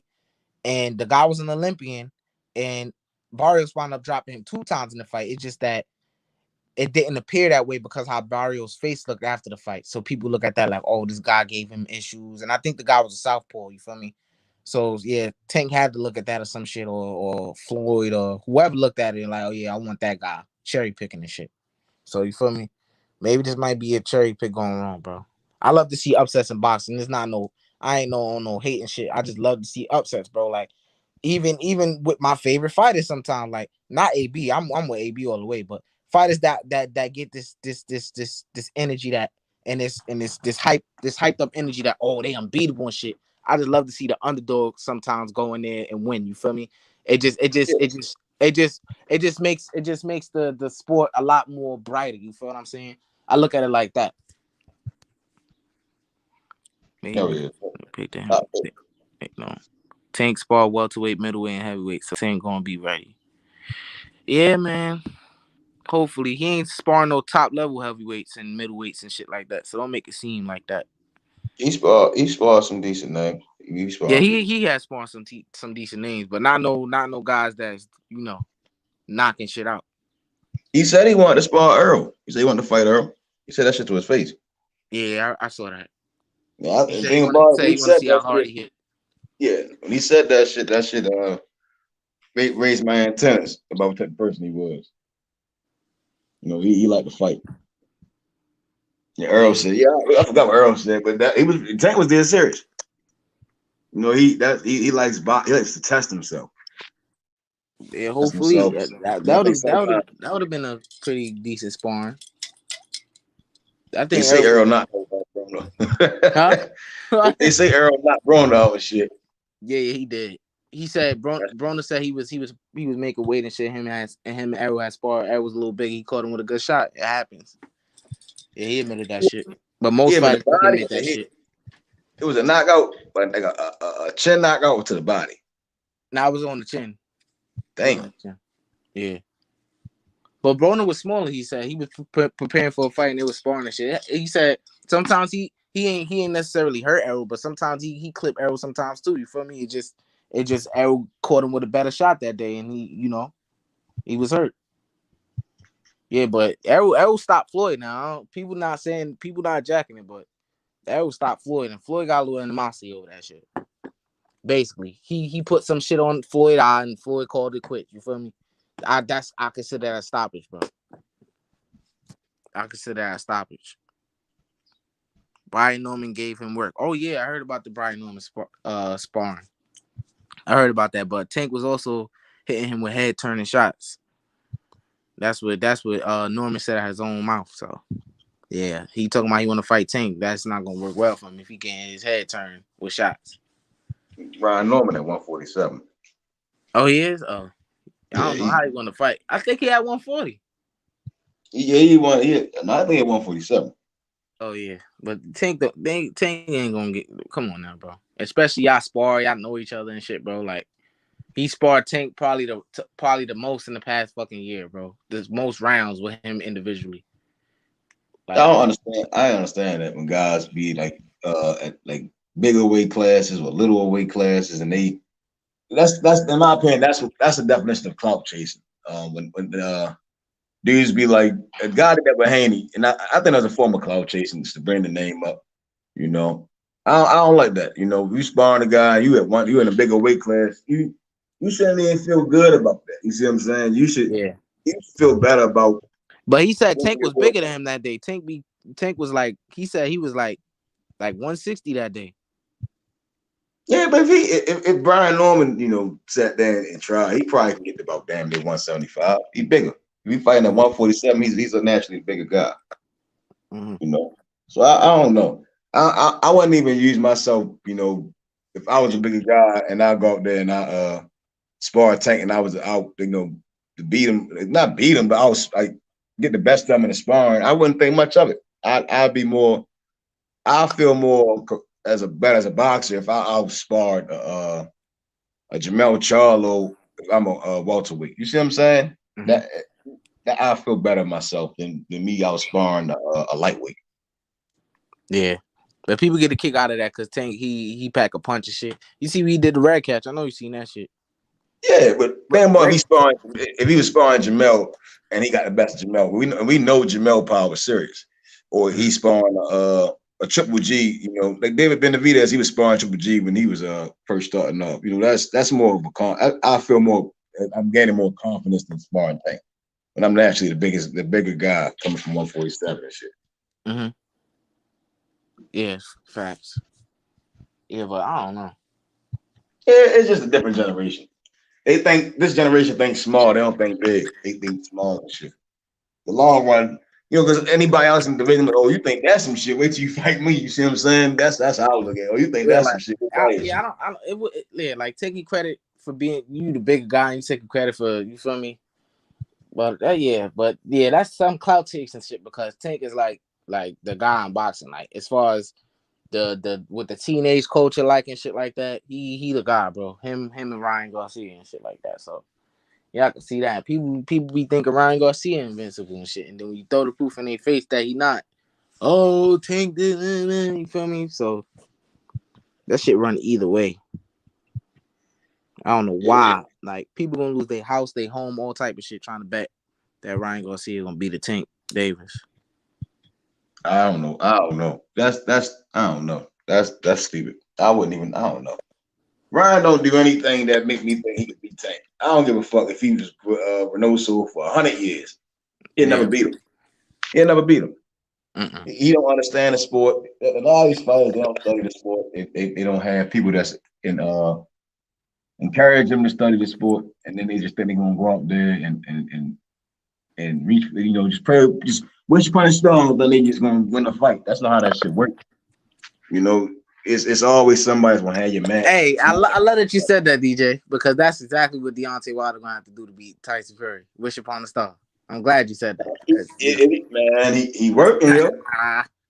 That motherfucker working, yo. That motherfucker, he whatever the fuck. It didn't work last fight, so that may be it. You never know. It's a different fight out there, man. John Fury nervous. I know that much. It's something Wilder. There's something going on in that camp that Wilder getting better. Oh yeah, I heard John Fury. I forget what he said specifically. What he said? I saw that shit. I forgot what he said though. He was saying it's not gonna be the same Wilder they fight. It's gonna be a tough fight. Damn, his father probably not fucking with him right now. Some shit. He looked like he was a little salty about some shit. Yeah, they were dancing and shit though. He was like, while they work, we sleep. I ain't like that video. I don't like when they get to playing this shit, you know. Not when he got a lot of shit to prove, you know. Who said that shit? Deontay? They made a video of him and Malik Scott and they dancing and shit, saying while they work, we sleep. While they sleep, we work. Some shit like that. I forgot to go. While we work while they sleep. Yeah, I saw that goofy ass shit, and that's your nigga DJ doing that weird shit. Yo, the thing about that though, DJ, that thing is all for show. Like, man, they try to televise every little thing that they do. Like, you know what I mean? Wilder ain't fooling nobody, man. You know what I mean? All those other training camps, all those other fights, he wasn't doing all this shit on camera. Now all of a sudden, you know, after you come out of hiding after a whole year of lying and making excuses, now you doing a little mid work with this bum ass dude, Malik Scott, man. I ain't gonna lie, man. I never wanted to see a fighter get punished so much in my life. I want to see Tyson Fury destroy this dude, bro. For real, I really think he doing this shit for money. I think he looking for one more big payday, and he gonna be out, man. You know what I mean? Fury gonna beat his ass, bro. You know what I mean? I want Wilder to get punished so bad, my brother. I can't lie to you, man. You know what I mean? I can't even lie. I never wanted to see a fighter get beat so bad. You know what I mean? For real, but all that bullshit Wilder did, bro, he's a fucking bitch, bro. I ain't gonna lie to you, bro. For real, man. Wallahi, Aki. Wallahi. This nigga right here, Wilder, bro, is a joke, bro. I promise you, Aki. I promise you, bro.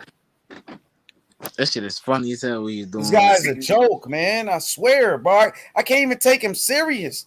Like with Malik Scott, yo.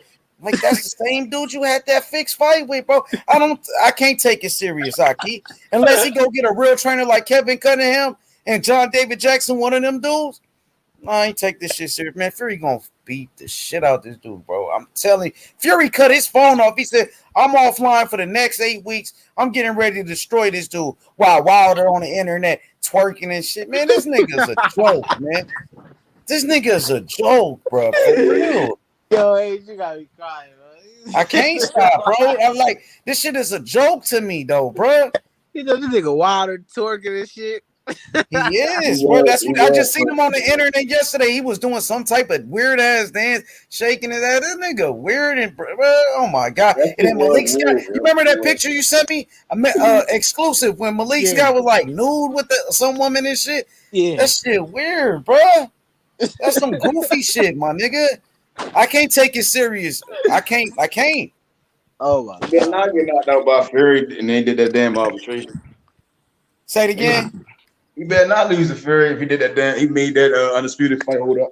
I keep Fury got skills, bro. Like I ain't gonna lie, Fury much like Fury really that deal like that. Fury really just good like that, bro. Fury showed all type of boxing ability. Even Emmanuel Stewart, the greatest trainer in boxing history, man, he talked about Tyson Fury, bro. He said Tyson Fury got what it takes to be the next great heavyweight. He talked about his toughness, and now Fury with Sugar Hill, he just took his game to a whole nother level. The first fight, he was good, though. First fight, he was really good with Ben Davison, but the new Fury with Sugar Hill is like a whole different level, man. I ain't gonna lie. He got an American style now. Like, he already had that American style, but with Sugar Hill, it just took it to the next level, man. Somebody that big, that could box like that, it's over for Wilder, bro. He know how to beat him, man. I think Wilder just doing it for the money, man. I ain't gonna lie to you guys. I really think he's doing it for the money, man. Wilder been taking a lot of punishment lately, despite him getting these knockouts and shit. He man, it's crazy. It's been rough for him before getting knockouts in fights, bro. Especially in the Luis Ortiz fight. Man, he was getting his ass whooped, but he turned the lights off for Luis Ortiz, man. Man, what he did to him was criminal. Woo. Shit was criminal. The Ortiz when he fell, it's like he was moving his mouth around like his teeth was missing or some shit. I was like, whoa, there's no way this dude hit that hard. Check his gloves. Ortiz came real close in beating Wilder in that first fight. Really, even in the second fight, he was outboxing him, but Wilder's got that equalizer. That right, you feel me? Yeah, punched him out, bro. That shit was crazy, bro. And Ortiz a little bit older, so he couldn't continue moving like that. Go ahead. Hey, it's crazy because I'm watching the fight, right? Ortiz, he doing this thing and shit like that. I forget what round he knocked him out of, bro. Ortiz doing his thing. I'm cheering this nigga on the shit. I'm like, yeah. Feel me? Because it's a good fight. I didn't really give a fuck who won, but I'm like, yeah. Feel me? Doing his thing and shit. Deontay ain't doing shit, right? As soon as I'm cheering, boom. Oh, I'm like, what the fuck? That quick, bro. That quick. Soon as Deontay got him, like this is the thing with Deontay. Soon as he got him in position, like Luis Ortiz had his back against the rope. He wasn't on the rope necessarily, but his back was turned towards the rope, and he really had nowhere to go. Deontay just fired it off. Boom, boom. Dropped him, bro. Mm-hmm. Hey, the way Wilder set up his right hand, because it looked like he throwing a jab, but he really ain't. Yeah, and he got the right that come right over it. Like it looked like he throwing a jab, but he ain't. He hiding that right. He knows how to set it up, man. Like, you know, if you take that away from him, it's pretty much finished, bro. To be honest, Fury knows how to take it away from him, bro. Yeah, but he gonna have to be perfect on that night for real, bro. You got to be perfect, bro. Who for Fury? You said Fury got to be perfect? Yeah. It takes it's either you have to press the action on this dude and really be effective, or you just got to be perfect. You got to box perfect for 12 rounds, or you going to sleep, bro. Well, Fury showed that he could take his best punch anyway, though. I don't know, H. That's he did. I don't think that was his best punch, H. I ain't gonna lie. He didn't look like he hit him that hard, bro. To be honest, he hit him hard, bro. Look, he dropped him with the right, and then he hit him with the left. And Fury wasn't even that left hit him clean. Like Fury didn't even have his hands up. He was out pretty much. That left just hit him flush. You know what I mean? His best shot, nigga, a clean shot. And you still couldn't finish him off, like Fury said, bro. He said you couldn't keep me down then, and you ain't gonna keep me down now. That's what Fury said in the second fight. You couldn't keep me down in that first fight, and you ain't gonna keep me down now. Told him to his face, bro. I just think I think the fight. I believe it's gonna be a knockout. You know, I wouldn't be surprised if they do some weird shit and give it a draw. But I think if Fury can't adapt to what Wilder going to bring in that ring in them first 2 rounds, Wilder will get him early. I don't think he took the cleanest right hand. It's like if Wilder land that motherfucker flush on that chin, I don't think Fury can get back up or stand up. Yeah, he will. Fury showed me that he can get back up. Fury showed me he could take his best. Bro, he took his best punch. That was the Undertaker. Y'all remember the Undertaker? That was his best. He hit him with 2 shots. That nigga hit him with 2 shots. And he ate him. From the hardest puncher, supposedly, in the history of boxing. That motherfucker ate 2 of his best shots, clean shots. My nigga, he got back up. Hey, if you tell all right, so you telling me if Deontay go in there and hit bro on the chin, right? And and it's flush, and he go down, he gonna get up. Yeah, he gonna get up, man. Fury got heart. All right, Hart got nothing to do with he landed the way he throwing it, man. You're not getting up. Hold on. Yes, he is, bro. He already got up. Let me get one shout out. One shout out to my boy Rue in a 504. He says, "Sup, fam? Y'all have a good day and stay safe. Salute." Shout out to my boy Rue, one of my day ones. What's good, bro? Go ahead, exclusive. Yeah, so you telling me if bro get hit on the chin and Deontay put him out cold, and the ref happens to give Tyson Fury a count despite that, right? You think he waking up? You think he just going Undertaker that? Fury got the chin, bro. He got one of the best chins in boxing, bro. But sometimes when you get hit, sometimes you bro, he took his best shot. For me, I seen Tyson Fury take Wilder's best shot. Yeah, right, I think Fury could take his best. I think Fury could take his shots. You ain't gonna finish Fury with just no one hitter like you did them other dudes. Don't bank on that. Listen, in that third fight, if it happened, if Wilder land that right hand flush, Fury's not getting up. Especially Wilder already hit him clean. He fought the man 2 times, bro. He fought this nigga 2 times, and Wilder couldn't finish him. He hit him clean. He fought him twice. Y'all keep forgetting the nigga fought him twice. Wilder that right hand that hit Spilka and that right hand that hit. Well, you talking about Arthur Spilka, bro? Tyson Fury 6'9". He ain't no Arthur Spilka, bro. That right hand, the right hand that hit Spilka and the right hand that hit Ortiz. If that shit touched Fury, those were really clean right hands, and them guys is coming full. Bro, the thing is, Tyson Fury ain't no Arthur Spilka, bro. Tyson Fury got way better skills, man. This dude is smart. He's a great boxer. He ain't no Arthur Spilka, and then he's 6'9". Will make it harder for Wilder to land his punch. He's so tall, and he can move. It makes it even harder.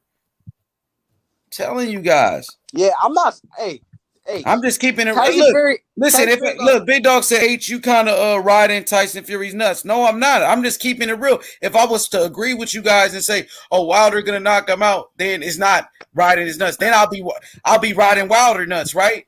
I'm just keeping it real, man. Everybody in here gonna agree. But I watch this boxing shit 24/7, man. Studying this shit. I'm telling you. Damn, I forgot what I was gonna say. Go Damn. ahead. No, I forgot. God damn. Yeah, this nigga, bro. No. Oh yeah, he's a great puncher. I give it to you. Tyson Fury been in the ring with him, bro. How many rounds? The first fight, 12 rounds. The second fight, 7 rounds. So he went 19 rounds with this dude. Took his best shot, and you guys still won't give Tyson Fury credit, man.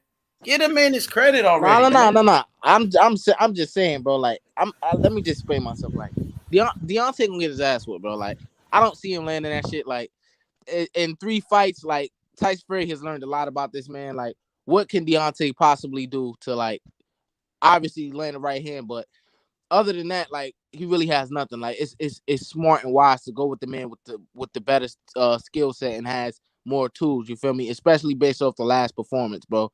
This is the recent Tyson Fury and the recent Deontay we have seen. You feel me? I think Tyson Fury gonna whoop his ass. But I'm saying, if Deontay lands on this man's chin, it's no getting up from that, bro. He didn't land on the chin. I think he hit him on the equilibrium, and that's why the man went down. I don't think he hit him on the chin on that shot. And then he hit him with the left hook. I don't really think Deontay put full force on it. It was the later half of the fight. And when Deontay knocks people out, it's from what was that knockdown the 12th, right? Yeah. And the knockout before that was against Brazil or Ortiz.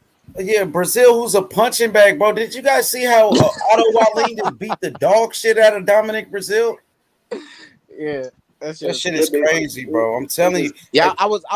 You see that picture right there, me? I was in the gym while Otto Wallin was training. Yeah, he was looking good. Hey, Carlos Mendoza said Fury won 9 rounds in the first fight. No way that was a draw robbery. Of course it was a robbery, man. Of course it was a robbery. That's why in the rematch, you seen what happened. You seen who was the better fighter in both of the fights, man. That's why they did the rematch. Now we're gonna do the third fight. Whoop his ass again. What's the next excuse gonna be, Big Dog Willie, after this third fight? What's the narrative gonna be this time, man? This shit is crazy. Wilder is he's the biggest liar in the history of boxing, bro. He's a fucking disgrace, man. And he got, he's misleading fans and got the fans lying for him. And shit is sad, bro. Carlos Mendoza said now the blaming Wilder loss on COVID-19 pathetic. Yeah. Now I heard he got coronavirus. That's his newest excuse. Wilder's a fucking joke, man. I can't wait, bro. I mean, this third fight, bro, is gonna be exciting, man. Can't wait. Even the press conference. Man, the next press conference. Go ahead. What's up, bro? Didn't you say earlier this man was bumpy in music and shit too, bro? Say it again. Didn't you say earlier this man was bumpy in music and shit too, bro? Yeah, he used to rap my songs and shit. It was on the boxing voice. Wow. I used to call in the boxing voice, and I had an intro, and it was one of my songs. You feel me? And Wilder liked it, So Wilder used to like, oh, H Money, you know what I'm saying? H Money, this shit, working that wrist. He was rapping my song, you know what I mean? And it was all good, you know what I mean? But it's all good, my nigga. You feel me? Like, it's cool. I ain't gonna lie for you though, just because you rap my song and you shouted me out. I ain't gonna sit here and fanboy for you. Nah, I'm gonna speak the truth, nigga. Fuck you, Wilder. Yeah, Wilder's a bitch ass nigga, man. I ain't gonna lie, man. That's how I really feel about that. I really don't like this dude, bro. For real. I'm about to hop off. Salute to you, H. All right, Akeem, man. Appreciate that, Ak. Assalamu alaikum. Wa alaikum salam. Y'all enjoy yourself. For sure. Yeah, we've been cooking. Hey, what's up, Big Dog Willie? Join the panel, man. I know you might be at work, man. I'm just saying, what's the next excuse gonna be for this third fight, Big Dog? You just let me know. What's the narrative gonna be this time? Yeah, y'all running out of excuses, man. Don't hide. Join the panel real quick. Yeah, just Big Dog, come on. If I was to agree like all the rest of the Wilder fanboys, then they'll be cool. Just because I disagree now is, you know what I mean? Oh, H Money, you know what I mean? He's not, he's a Fury fanboy because I said Fury gonna beat Wilder. Shit is my boxing opinion, my nigga. I ain't here to fit in with niggas and, you know what I mean? Just because everybody else, say this and that. No, I'm gonna give you my honest boxing opinion, bro. That's what we do. Yeah. That's what we do, man. Skills win fights, yo. Straight up and down. Look at this crazy shit. Them niggas, they said 78 and BFTB are comparing Deontay Wilder to Muhammad Ali. What the fuck? Wilder shouldn't even be mentioned with Ali. Yeah, And that's what I said. I called in on Barbershop Conversations today, and I told him, don't you ever compare Deontay Wilder to Muhammad Ali. He couldn't even hold his fucking jock strap. Crazy, that's some bullshit, bro. It is some bullshit. Wilder don't give a fuck about no black people, man. How many black people he tore down? Mark Breland. He tried to tear down Andre Ward, Floyd Mayweather, Anthony Joshua. He don't give a fuck. And guess what? He loved Tyson Fury before Tyson Fury whooped his ass. You know what I mean? He loved JD's. Yep. So Wilder don't give a fuck about nobody, man, but himself, really, bro. It's disgusting, man. It's a joke. It's really a fucking joke. Man, Mark, if he do that title win or not, he was in the win and the lose situation, bro. Exactly. He needed somebody to blame on why he lost. Oh, I lost because he threw in the towel. Nah, you lost because you got your ass whooped and you didn't take Tyson Fury serious. That's why you lost. You was bullshitting. Oh, talking about this pillow fish shit, and the dude beat the dog shit out you and stopped you with them same pillow fish. Yep, that shit crazy. Nigga got too cocky, man. He was feeling himself too much. That's what happened. You think his career over if he lose? Hell yeah. Goddamn right. You know what I mean? He probably tried to come back and get some more money and shit like that because his fanboys keep telling him to keep fighting so they can keep making money off of him. But pretty much he'll be done after this fight. He'll be done. I'm just keeping it real. You get beat like that, you get beat again, it's over. He's doing it for the money, I'm telling you. Man, that LDBC shit crazy, bro. I used to go on mad channels, and a lot of them, I used to just look up boxing. That shit used to pop up, and a lot of channels, I'm like, why these guys like favorite Deontay Wilder? Someone talking about some cheating shit, all type of shit, bro. Had me watching that shit, you feel me? And had me like, what's going on? Like, you feel me? It was just crazy, bro. How they could just brainwash a nigga, bro. It's crazy, bro. Yeah, man. You know. Shit, he is a very, explosive fighter who has a lot of power. He just ran into the better man. He went against Tyson Fury. Tyson Fury showed that he's the better fighter, and that's that. And he's hard-headed. He's hard-headed. He don't listen. So how you gonna fix it, man? Like, look, you know what they say, if it ain't broke, don't fix it. Now this nigga shit is broke. Now you gonna fix it. His shit is broke for sure. His shit got broke. How you gonna fix it, man? You got to get you a real trainer. That's the first step. Yeah, bro. And he damn near Manny Pacquiao age trying to fix some shit that been fucking broke for what 13 years, bro. Exactly, man. If Deontay Wilder really, was taking this shit serious, he will get a real trainer. That's what he should do.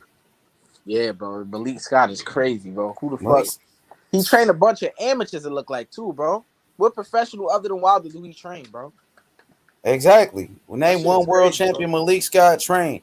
What type of experience he got as a trainer? So basically, he training Wilder on the amateur level, which Wilder needs to revert back to and try to learn some fundamentals. You feel me?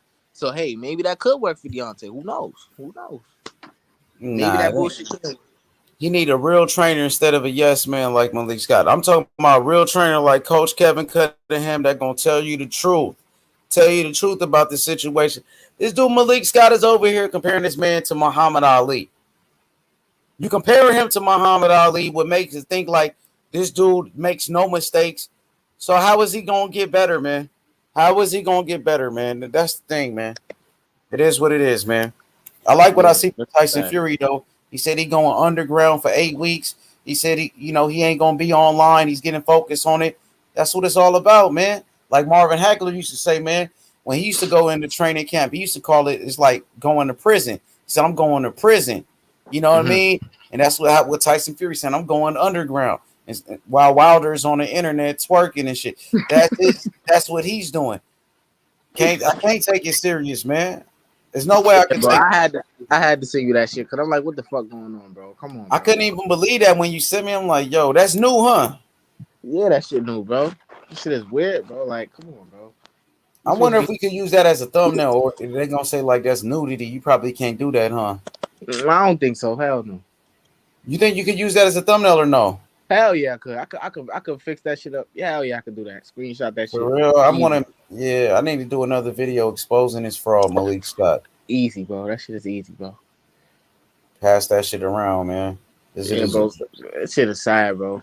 It's crazy how over the course of 2 years, this whole shit just blew up. just blew up like into what it is now. Like, and that shit with Muhammad Ali is crazy. That's some disrespect shit. Nigga need to get slapped in his mouth for that shit, bro. That shit is crazy that this dude really, you know what I'm saying? This is really his trainer, this dude like this. And this supposed to be the guy that helped you get your belts back. This clown ass dude, Malik Scott. Shit is a joke, man. And now Malik Scott is the one in the interviews doing all the talking for Wilder. He's the one that's doing all the talking for him. So he was on 78 Sports TV with that shit? With what? Malik Scott was talking. Yeah, exactly. When he was on the 78 and they Sports taking dude serious, bro. They not questioning, like, they really don't care, bro. Like, whoever Wilder trains with is okay. Like, of course crazy, it ain't gonna tell Wilder the truth.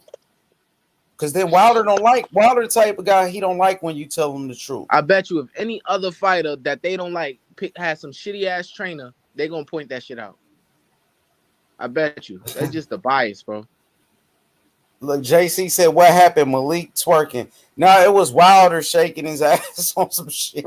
It was like hitting the mitts, and Wilder is so weird. You know, he started dancing and shit. And when he's dancing, it's crazy. The dude was like literally shaking his ass. That's the crazy part. And Malik Scott is right there with him. It looked weird as fuck. For real. Yo, this shit is comedy, bro. This shit is comedy. That's what happened. I'm like, yo, this dude really shaking his ass again. You feel me? So I guess that's just how he danced or whatever. Bro, like, man. It's on Instagram. I could pull it up. Matter of fact, I'll pull pull that shit up, bro. That shit is crazy. I'll pull it up, yo. I was like, what the fuck?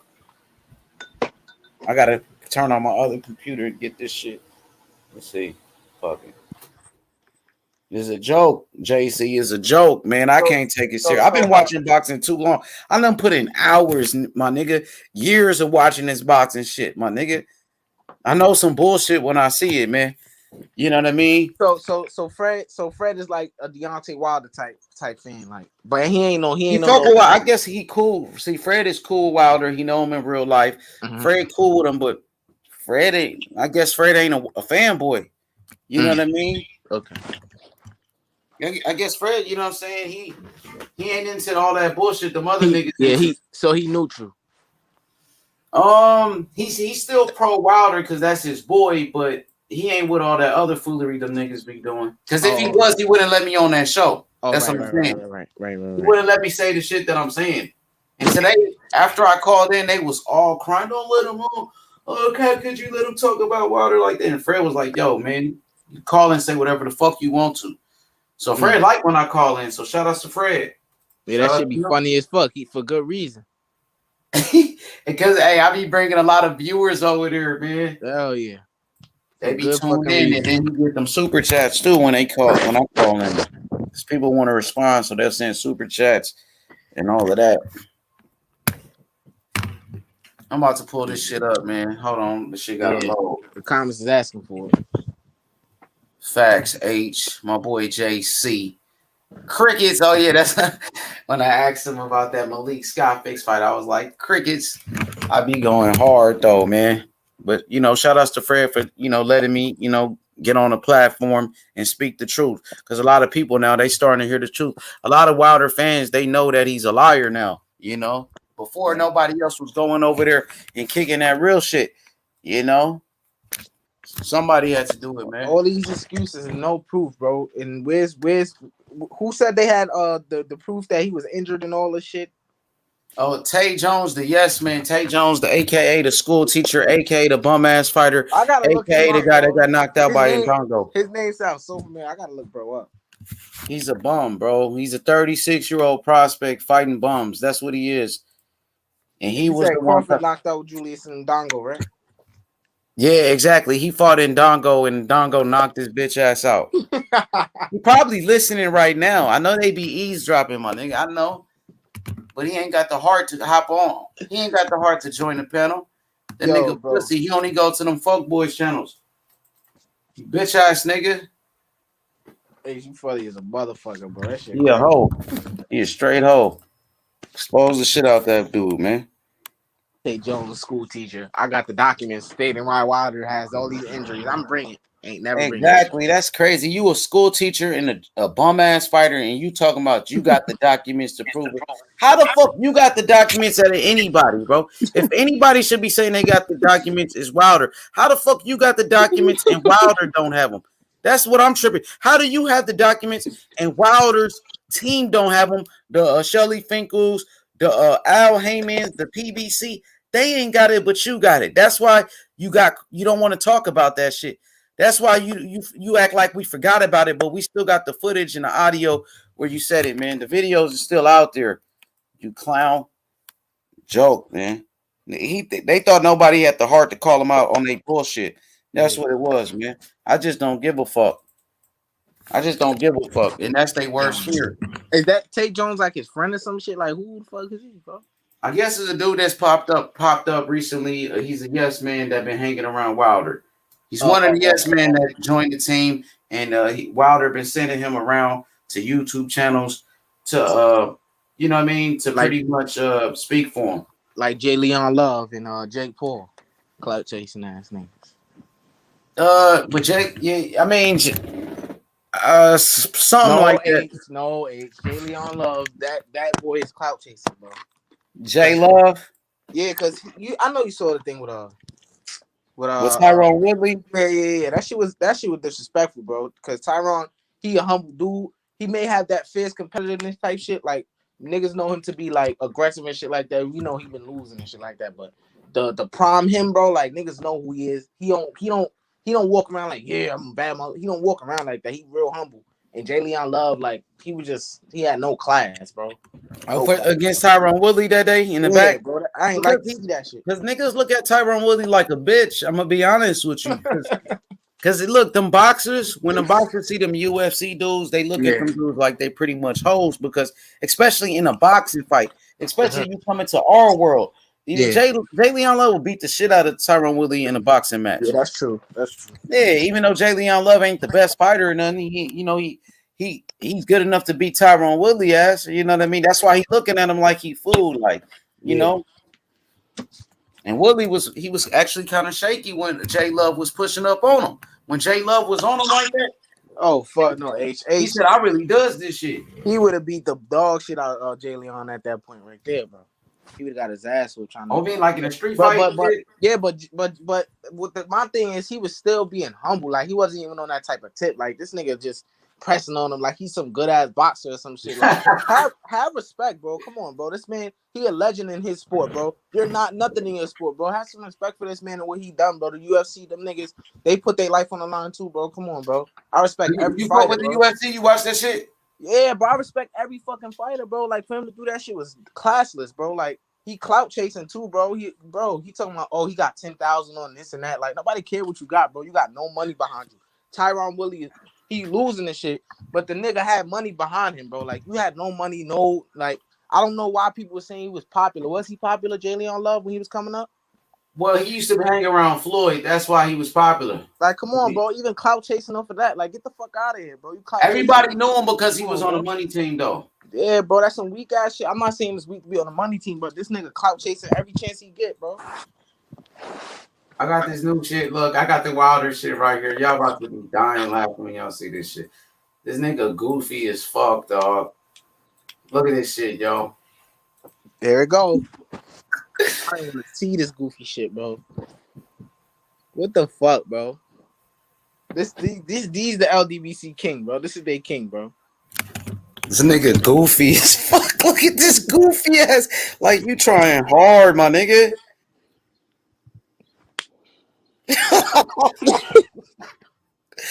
That shit is goofy, though. Look who his friend is, bro. Like they in the same fucking lane, bro. Weirdo shit, bro.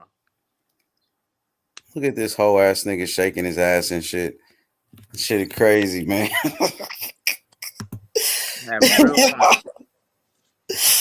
That shit is funny, though.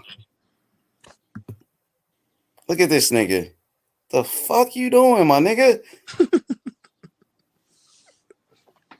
He trying to show people he back, but you really making yourself look like a fool. Why this nigga got his ass all up in the camera like that? Yo, H, you need to la. No funny shit, bro. You gotta like try to do a reaction to this shit or something, bro. And put that shit on YouTube, bro. That shit gonna be mad funny, bro. Nah, that shit is crazy, bro. Yo, this nigga is weird, bro. That shit is sad, bro. That shit is no nigga gonna be shaking their ass on camera like that. I don't know nobody that do some shit like that, bro. What's wrong with this nigga? And then you already was shaking your ass on camera before, so it just makes it worse. This is the second time you doing that shit, bro. Ellie sat back praising that shit. Like, come on, bro. Oh, Ellie in the comments and shit. Come on, bro. Yeah, Ellie love Wilder. You know, Tyson Fury kicked him out. Bias, bro.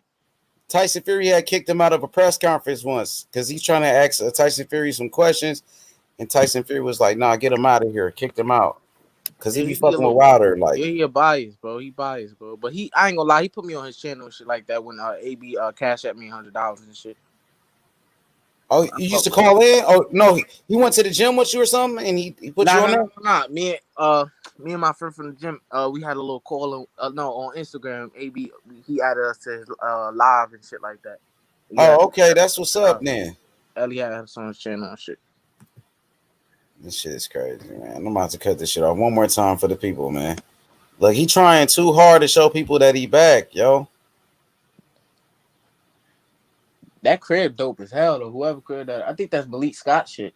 He rich as that house right there. I think that's Wilder House in Alabama. Yeah, Malik Scott got a pretty decent house too. He look like he living it up with that little money he got from his fight. That nigga crazy, man. This nigga lost his mind, I think, bro. Shit is weird, bro. He too big. I think this nigga lost his mind, man. He too big to be wearing that shit too, Malik Scott, bro. Put some clothes on, bro. What are you doing, bro? Them niggas crazy. This shit is a joke. That's why I don't take that shit serious, man. How can I take it serious, bro? Can't. Been watching boxing too long, man. You can't fool me. Bro, like this is not only a disgrace to himself, but to the heavyweights of the past, bro. What have you like, bro? You don't compare, bro. Niggas trying to compare this foolery to Muhammad Ali, bro. Hey, my boy D said, he said, Brother Noomsy, remember your top 5. Okay. Mad Chad said, that looks rather feminine. Yeah, kind of weird, right? Wilder is a weird ass nigga. Anyway, I remember he used to talk like when he be talking, like he be moaning and shit. Like, for real, no, Wilder used to do that. Like, he used to be talking and be like, and you know, yeah, what's up? Like, weird ass shit. Like, the nigga be like moaning and shit while he's talking. Look, H, if that's what he into, hey, may God be with him, bro. We ain't gonna judge that, man. If that's that nigga into, hey, that's may God be with him. I swear to God, like, bro, even you can ask other people, man. Shout out to my boy Ignorant Boxing. Even he was on a Boxing Voice today. He was rapping my song. He was like, while he was talking, like he was moaning and like making weird ass sounds and shit while he was talking, like some crazy ass shit, man. Just being honest, bro. Keeping it G. Hey, look at Mad Chad. Hey, Mad Chad, funny as hell. He said, Ali the GOAT or the twerker. He called him the twerker, man. Yeah, Deontay the twerker Wilder. Wow. Hey, Will said weird stuff. Wilder talks like he got voices in his head. Concern for that lad. Shout out to Will. What's good, Will? What's good, my boy? Laveau in here. Yeah, he been in here cooking for a while with these comments, bro. He need to hop on for sure. Who? Laveau. Laveau been going hard lately. I think he like it over here, man. So he got some people he can debate with in the comments to go back and forth with. So it looked like he ain't stopped, but it was him, G-Ball, and who else? And Abby. They was G-Ball, going at it. Yeah. I'm not sure, but I could have sworn I seen G-Ball saying some crazy shit in the comments. I'm not sure. I don't know. You feel me? But he was saying some blasphemy if I'm not mistaken. Who? G-Ball. Oh yeah, G-Ball. Okay, I think they like Teofimo Lopez and G-Ball and Abby. You know, everybody welcome, man. You could like who you want to like, man. You know what I mean? You ain't got to agree with me. I ain't going to get mad at you. Yeah, and then earlier man, I didn't want to. Man, I know you saw that comment. That's all I'm gonna say. A comment from it was this guy that they thought was Jose that had popped up in the chat. Oh yeah, Yeah, yeah. that shit was crazy, bro. I remember. Yeah, I be trying to moderate, but sometimes the shit get out of control. Niggas be wanting to yell and shit, bro. Like I be trying to stop it before it get to that point, bro. Like I want niggas to voice their opinion and then move on. You feel me? Everybody just gonna attack the person, even if the person may seem like when a person talks, sometimes they don't get their full point across. So you may hear something that don't sound right, but you're not letting the person finish, bro. You gotta let the person finish to hear their clear point, bro. And that's what people don't want to do on a channel, bro. When they get on and voice their opinion, bro. And I be trying to stop that shit before it escalate, and it winds up escalating, bro. Shout out to my boy Danny the Great. He said it's Haney time. What up, Danny? He said DHP, DHP, DHP. Devin Haney Promotions. See what my boy Carlos Mendoza talking about. He said when Fury beats Wilder again, I wonder what new excuses the LDBC are gonna make. Yeah, man, that's the question right now. That's the question that be floating around. You know, what's the next excuse coming from these guys? Shout out to my boy, the Bull Sincere. He been going hard, man. Appreciate you coming through. He said, "What's good, gang? What's goody?" So, hey, my question to you, exclusive. So, man, what y'all been listening to out there in New York City right now, man? Who the hottest rapper out there? Is it Fabio Foreign, dude? You could put him in that conversation, but hey, Boogie with the hoodie. Nah. It's more like guys on the drill scene. Like drill rap is basically what New York is made up of. It's not really stars that's like on the level of Lil Baby and shit like that. Like you feel me? There ain't no rappers like that out here. It's just people in the drill scene that's recognized within the 5 boroughs of New York. You feel me? That type of shit. You feel me? Like so. Basically, the drill rap scene.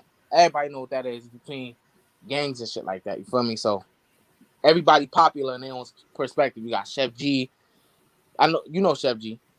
Chef G? Yeah, you gotta look him up. Chef G. Then it's he not new, but he been real popping for the past couple years. His name Busy Banks. I don't know if you heard him. Look him up too. He real Busy nice. Banks? Yeah, Busy Banks. He good, bro. I'm telling you. Yeah, I think I heard of him. I think so. What about the 22 G's nigga? I ain't gonna lie. He kind of fell off. But he was real popular in around 2017. Around that time, he was real popular. He got a song that he recently dropped, Suburban Part 2. But I think Suburban is really what got him jumping. That song and another song called Up Next. Song like that, you feel me? Yeah, but he kind of fell off and shit like that. What about the CJ nigga? He bumping right now? They fucking with him? Yeah. He's straight. Yeah, he's straight.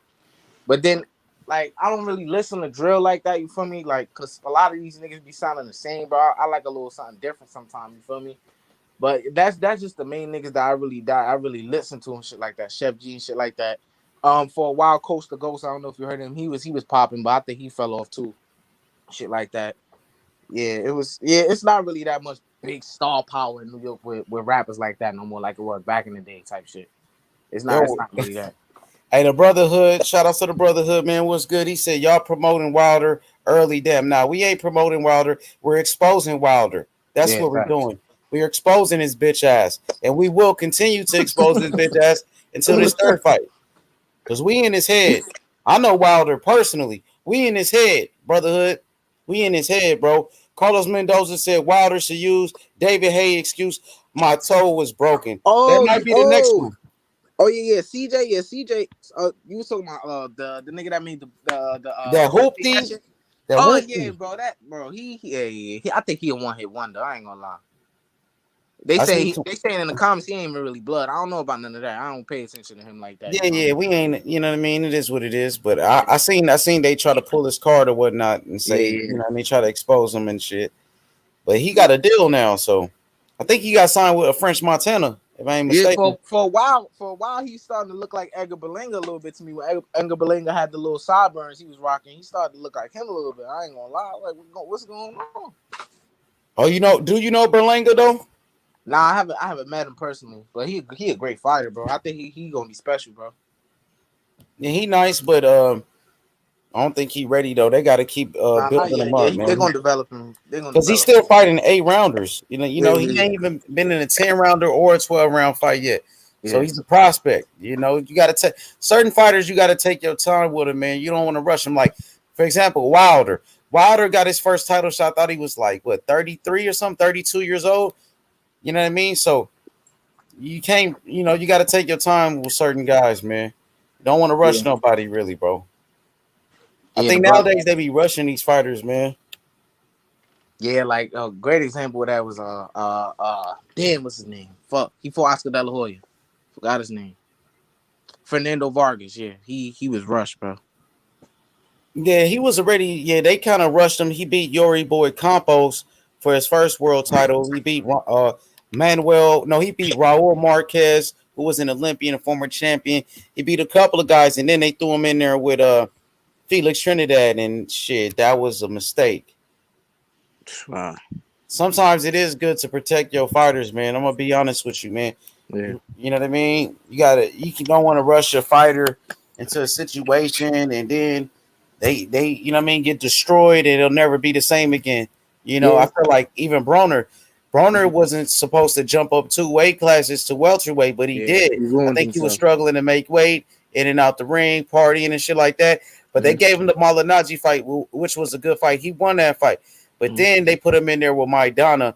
He wasn't ready for no Maidana, man. That was a big time mistake. But Broner was whooping people ass so bad until that point. Well, the Malignaggi fight was kind of close. The Paulo Malignaggi fight was pretty close, you know. But right after that, they threw him in there with Maidana. They thought Maidana was done, and you seen, man, Maidana crushed that dude. Beat the fuck out of him, and he never was the same. AB.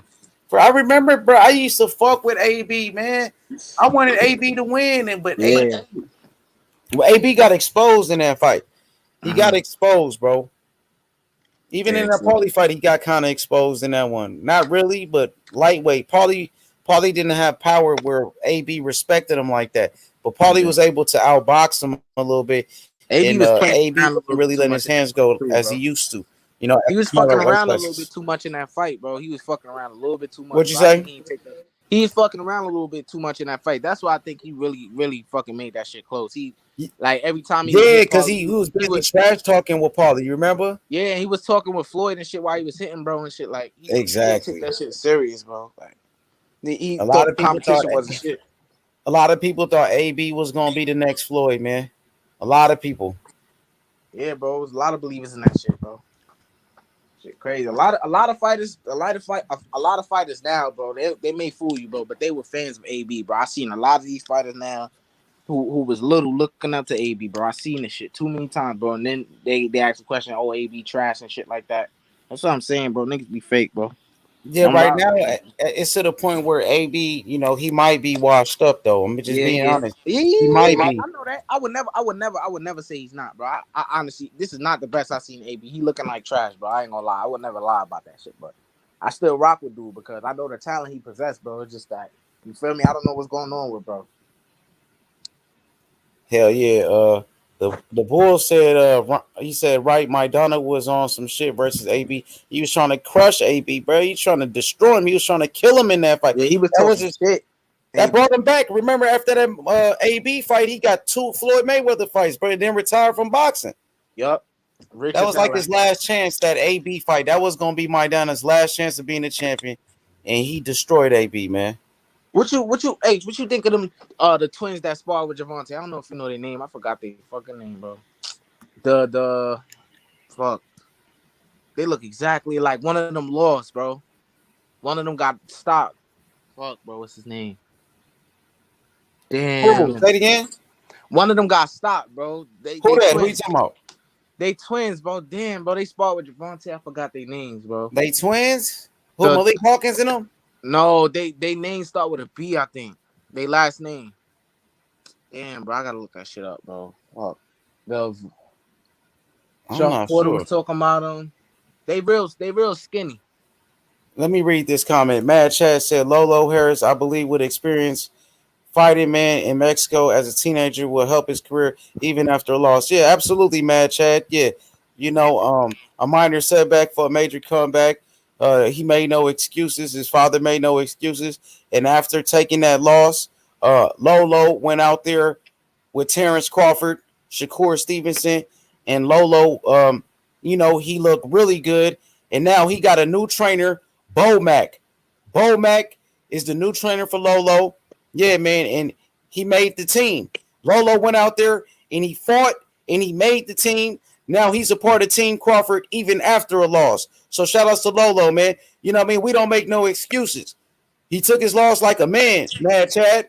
Not like Wilder made a million excuses. No, he went back in the gym, and now he's a part of Team Terrence Crawford even after the loss, and I'll make the kid a better fighter, man.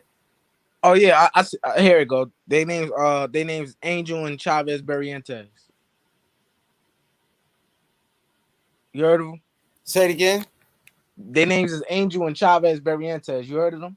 No, I never heard of them. Yeah, look them up. They pretty good. But one of them he had a real tough fight with a guy. He wound up getting stopped, bro. That shit crazy, bro. I like to see shit like that in boxing, but not when it's a prospect, bro. That shit was tight, crazy.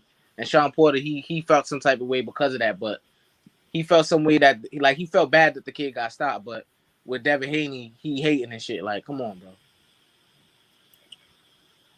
Like, come on, bro. Like, I think one of the kids sparred with Sean Porter or some shit. You feel me?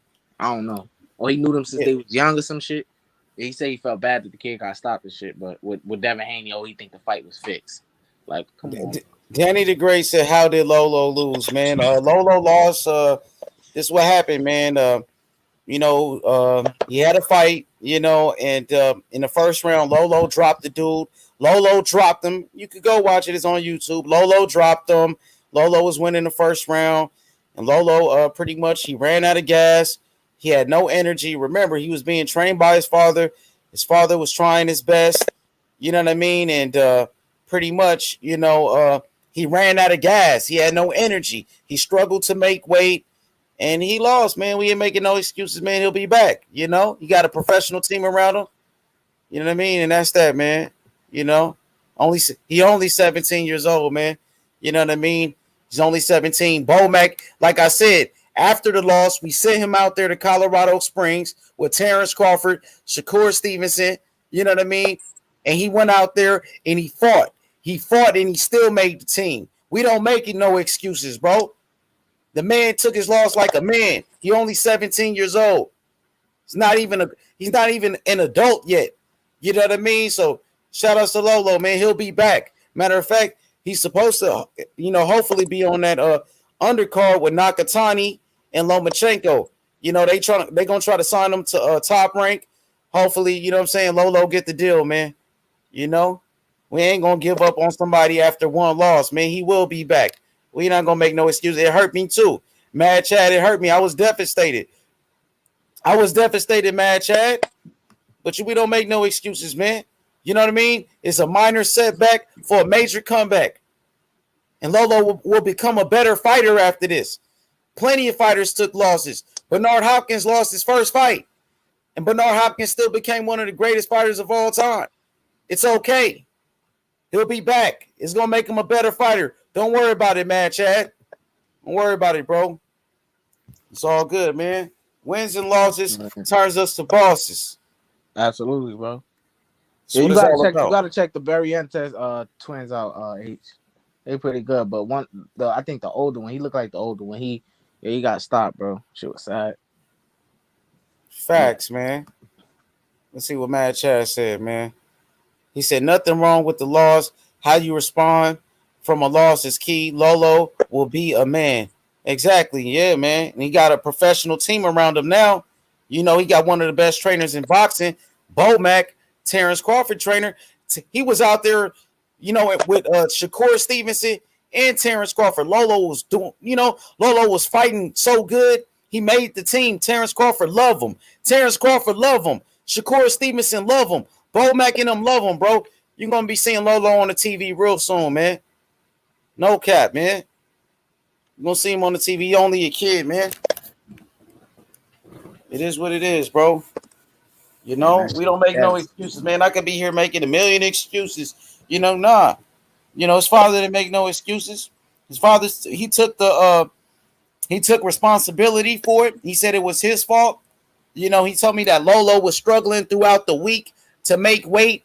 He said he was eating like a one boiled egg, you know, starving to make weight. And he ran out of energy. He had no energy, man, Chad, and that's what happened.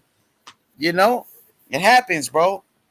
Bro, people don't know that feeling, bro. That shit that's not easy, bro. And you got to do that shit, bro.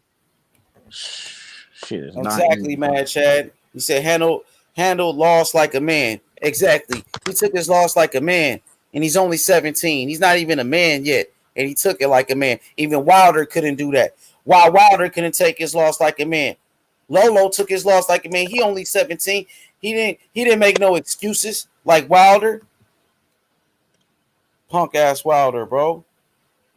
It's okay, Chad. Don't worry about it. He said it hurt me as well, Age. I almost like these fighters without that O on the record. He said, I almost like these fighters without that O on the record. It's all, yeah, it hurt me too, Chad. Of course, Lolo is family over here. Lolo's like, you know what I mean? He's like a nephew to me. And I know how much you love him, man, Chad. It's okay, bro. We'll be back. He's going to be stronger. He's going to be better than ever. It's okay, bro. It's okay. Don't worry about it. I know, you know, you just found out. You know what I mean? It is what it is, man. We ain't hiding it, bro. It's all good. He'll be back. He'll be back, bro. Yeah, I gotta look him up. Lolo, Oh, he a beast. That motherfucker could fight his ass off, man. He turned professional at 16. You know, he was undefeated 4-0. And you know, he took a loss, man. It's all good, man. He'll be back. So he was the number one amateur. Shout out to Mad Chat with the super chat, man. He said Charles Lolo Harris, future world champion, man. Shout out to Mad Chad. You know, so many super chats. Mad Chad, you sent over here because of Lolo. And I know Lolo is one of your favorite fighters, man. He'll be back. Like I said, after the loss, we sent him over there with Terrence Crawford and Shakur Stevenson, and he fought his ass off, and he made the team to the point where Bomac texted me and said, yo, H Money, Lolo is cold. Lolo is cold, which means Lolo is the truth. He said it, man, even after the loss, you know, so it's all good. Even when I told Bomac, you know, about the situation, Bomac said, oh, it's okay. It's only one loss. He's only 17 years old. That don't mean nothing. Said that don't mean nothing, man. We'll be back, man. He'll be back, man. Lolo the coldest, man. Shout out to Mad Chad, man. It's okay, Chad. It hurt me too, man. It hurt bad, bro. That hurt bad, Chad. You know how much I love that kid. I know how much you love him. It's all good. It's all good, bro. That's the internet. You know, people are gonna be spreading it and all of that. It's a part of the game. It come with the territory, man. Come with the territory, bro. It's a part of the game, my boy. You know. So you are inferior. 10 in 9 rounds. I don't know about that. Hope you might.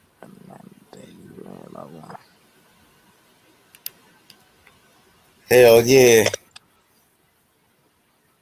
D Hodges. That name sound familiar too. Oh, D Hodges. D Hodges everywhere, man. You gonna see D Hodges in every boxing YouTube channel, man. He get around. Shout out to D Hodges. What's good, D Hodges? He said Loma. He said, look at Loma. He said he took a loss in his second fight. He said, I think he will come back. Yeah, exactly. Lomachenko took a loss. Man, hey, brotherhood, chill, bro. Chill, bro. Lolo family over here. How he finished? He only 17 years old, bro. You saying that about a teenager, bro? Hold on, Ace. You just got bad energy. Don't even address that shit. Yo, you tripping, bro. You talking about a teenage kid and you saying he's over a teenager. He's not even an adult, bro. Chill out, bro. He's just a weirdo, bro. Bad energy, bro. Like kid family over here. He only 17, man. Lolo like family to me, bro. Took a loss like a man. He didn't make no excuses like Wilder pussy ass though. I know that. He didn't talk about a suit was too heavy. If somebody spiked his water, nah, he manned up and took his loss like a man, nigga. What about Wilder, bitch ass? He only 17. Wilder 35. No, Wilder 36 now. Bro, this nigga's weird, bro. Wilder 36 years old though. He's the one that finished, but you won't say that. He 36 and got his ass knocked out and made a million excuses, bro.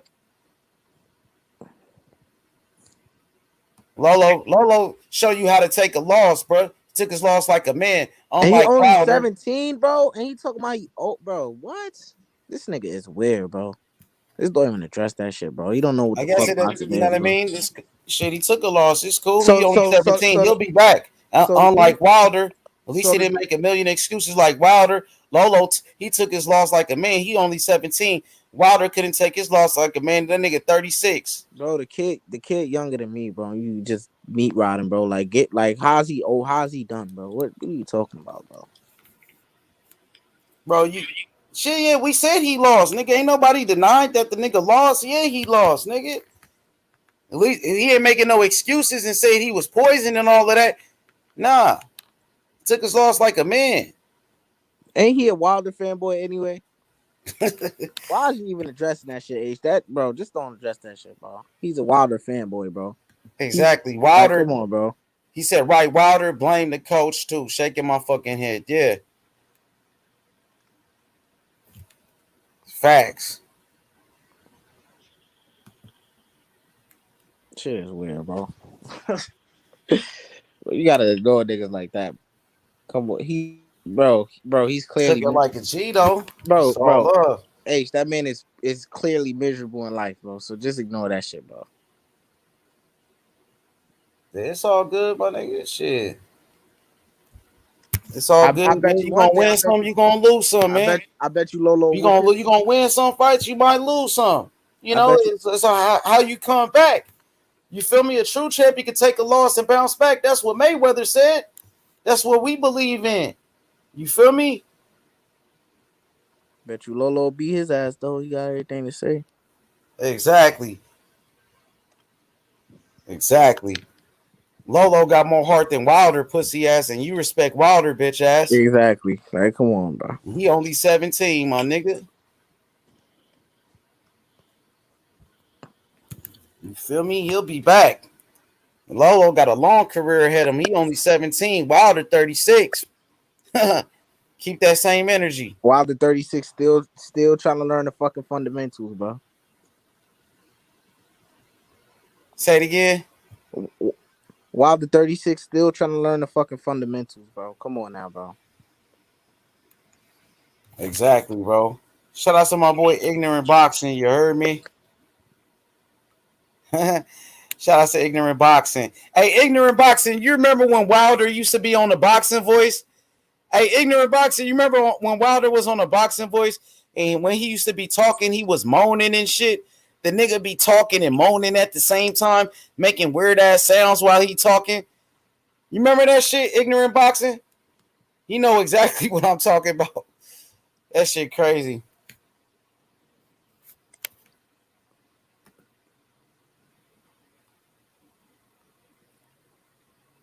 Oh God, bro. They said that Wilder get knocked out by a bum. Nah, Wilder didn't get knocked out by a bum. He got knocked out by Tyson Fury. Look at this, see?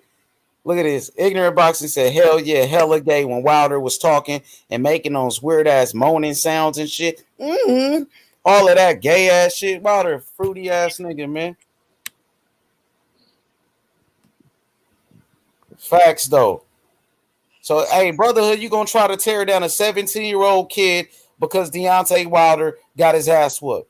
That make you feel better. It make you feel better to try to tear down a 17-year-old teenager. Yeah, because your boy Wilder got his ass whooped, and that's your way to get back. He just getting real Come wet. on, man. Look, he just getting real wet between the legs because the conversation got something to do with Wilder, bro. So just ignore that shit, bro. Took our loss like a G, my nigga.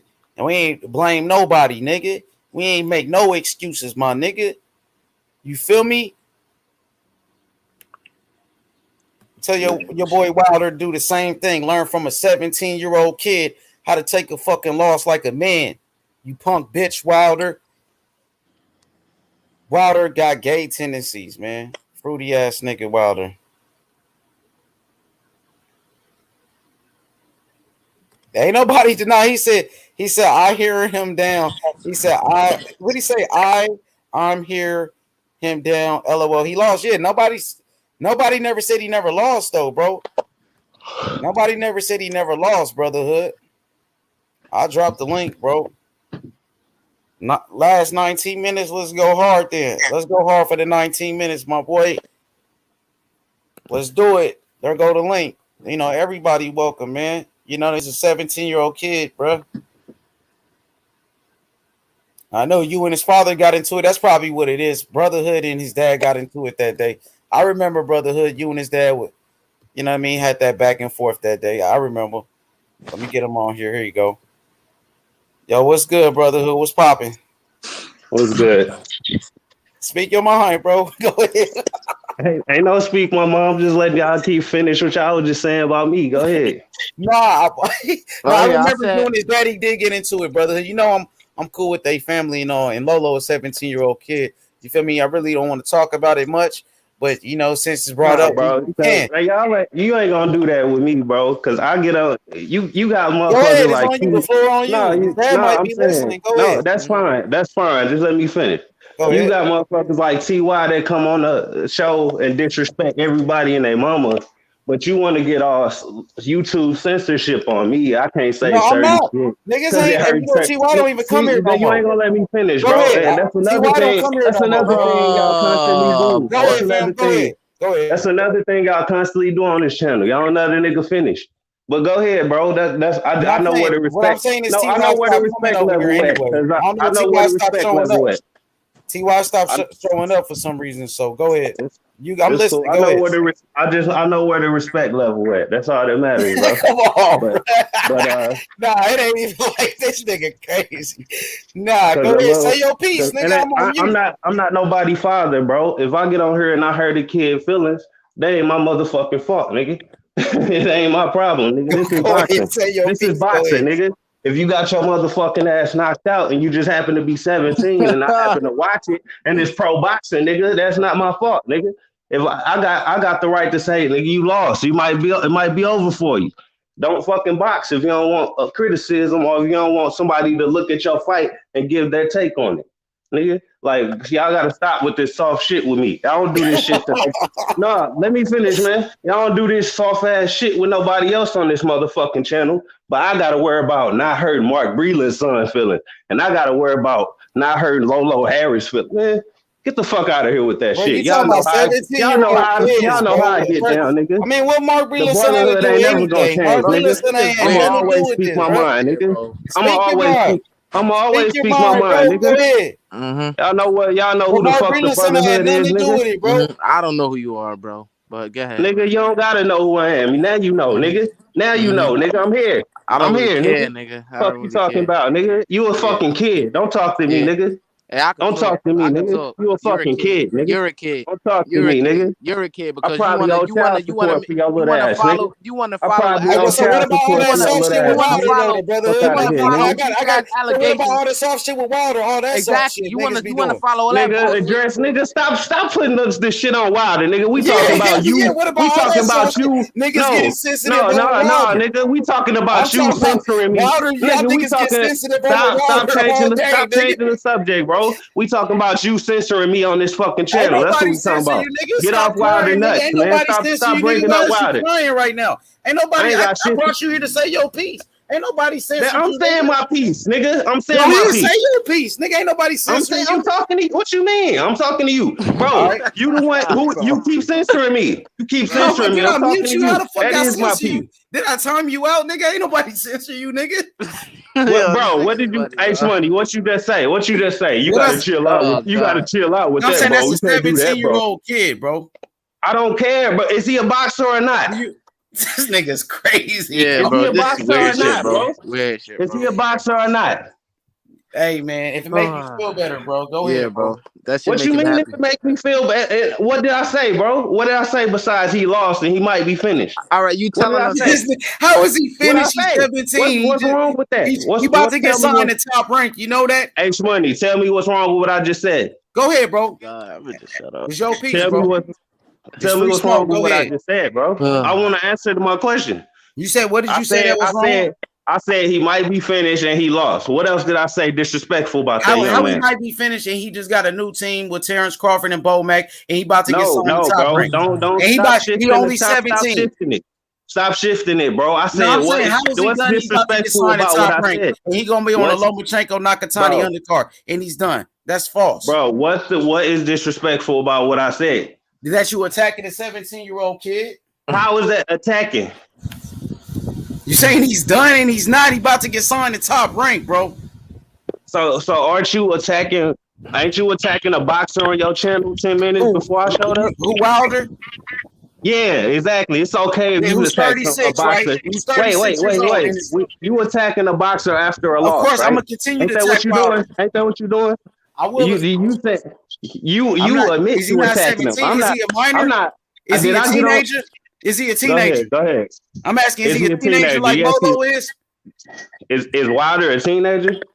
No, he's a grown ass man. He's 36. You want me to show you the difference? I ain't get on here calling Lolo a bitch and all this stuff you said about Wilder. That's the difference. Wilder is a bitch. That's how I think he is a bitch. Wilder is a punk bitch, and I'm gonna continue to cook Wilder bitch every day. That's great, bro. He only saying that bitch. He's a punk bitch. Yeah, exactly. Fire Mark Williams for no fucking reason. He a pussy and lied about and lied about everything. Exactly. That's great. Don't go on the Wilder rant though. That ain't what we doing right now. Wilder's a bitch. He gonna continue to be a bitch. Okay, bro. If that's what you want to do, go ahead. He gonna bro. continue to be a bitch. I give you 10 minutes. Fuck Wilder.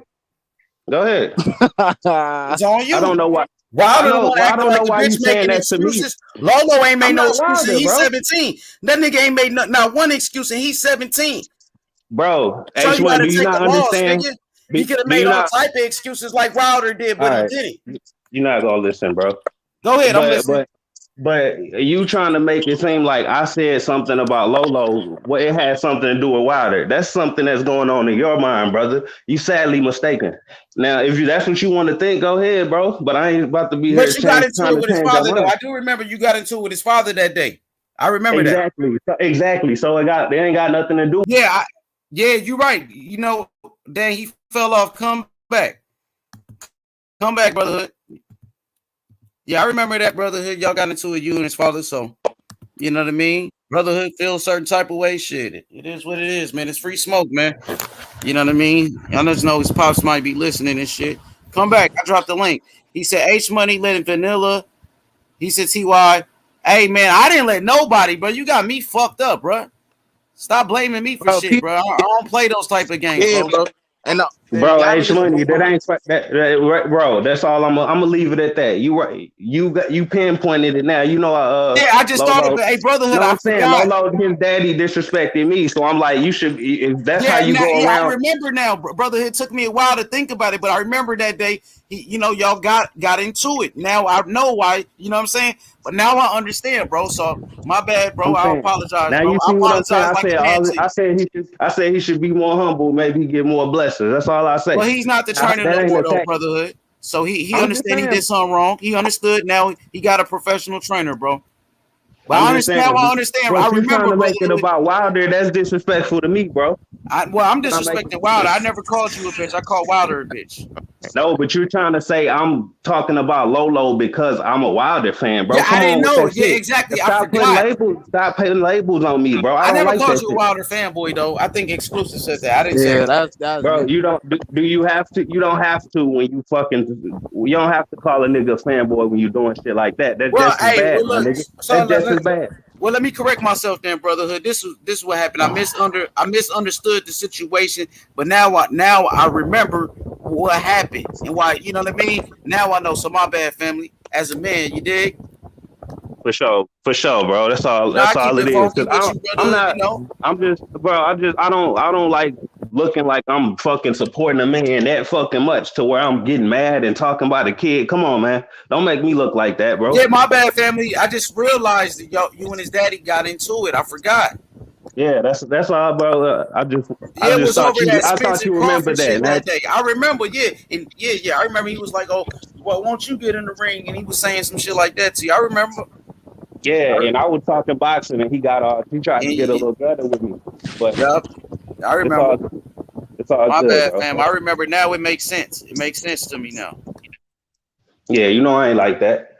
But this other dude on the phone talking about I'm negative and all this shit, nigga. You Nah, don't it's know cool. what's It's cool, going man. on, We ain't bro. gonna do that, bro. Bro, you are Gonna let, negative, bro. I ain't You gonna are let y'all get negative, bro. into it, You bro. I don't ain't know. gonna You let y'all don't get know Nah, me, into bro. it. You bro. are negative, bro. You a That's the fucking vibe you kid, give But bro. off, it's cool. bro. It's cool, You bro. negative, Let me bro. break it up, man. It's cool, man. Don't worry about it. Yo, brotherhood. So now let me ask you some boxing shit. So now, what's your thoughts on Eddie Hearn? First of all, he did an interview this past weekend saying Anthony Joshua may vacate the WBO world title. What's your thoughts on that? Do you think he's trying to duck?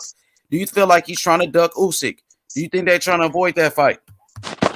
Yeah, man. Yeah, he is. If he do that, he straight pussy. Ain't no other way to say it. Usyk done had that mandatory spot for like what 2 years now, and then if you vacated after 2 years, you obviously didn't want to fight the guy, and you was trying to move around him by fighting Tyson Fury when you need to be trying to fight him right now. So he trying to find ways out of that fight, bro. AJ on that bullshit again. It's the type of shit he was doing when he was, avoiding Wilder. So it shouldn't be a surprise to anybody. Y'all know how he moved. He a protected fighter. I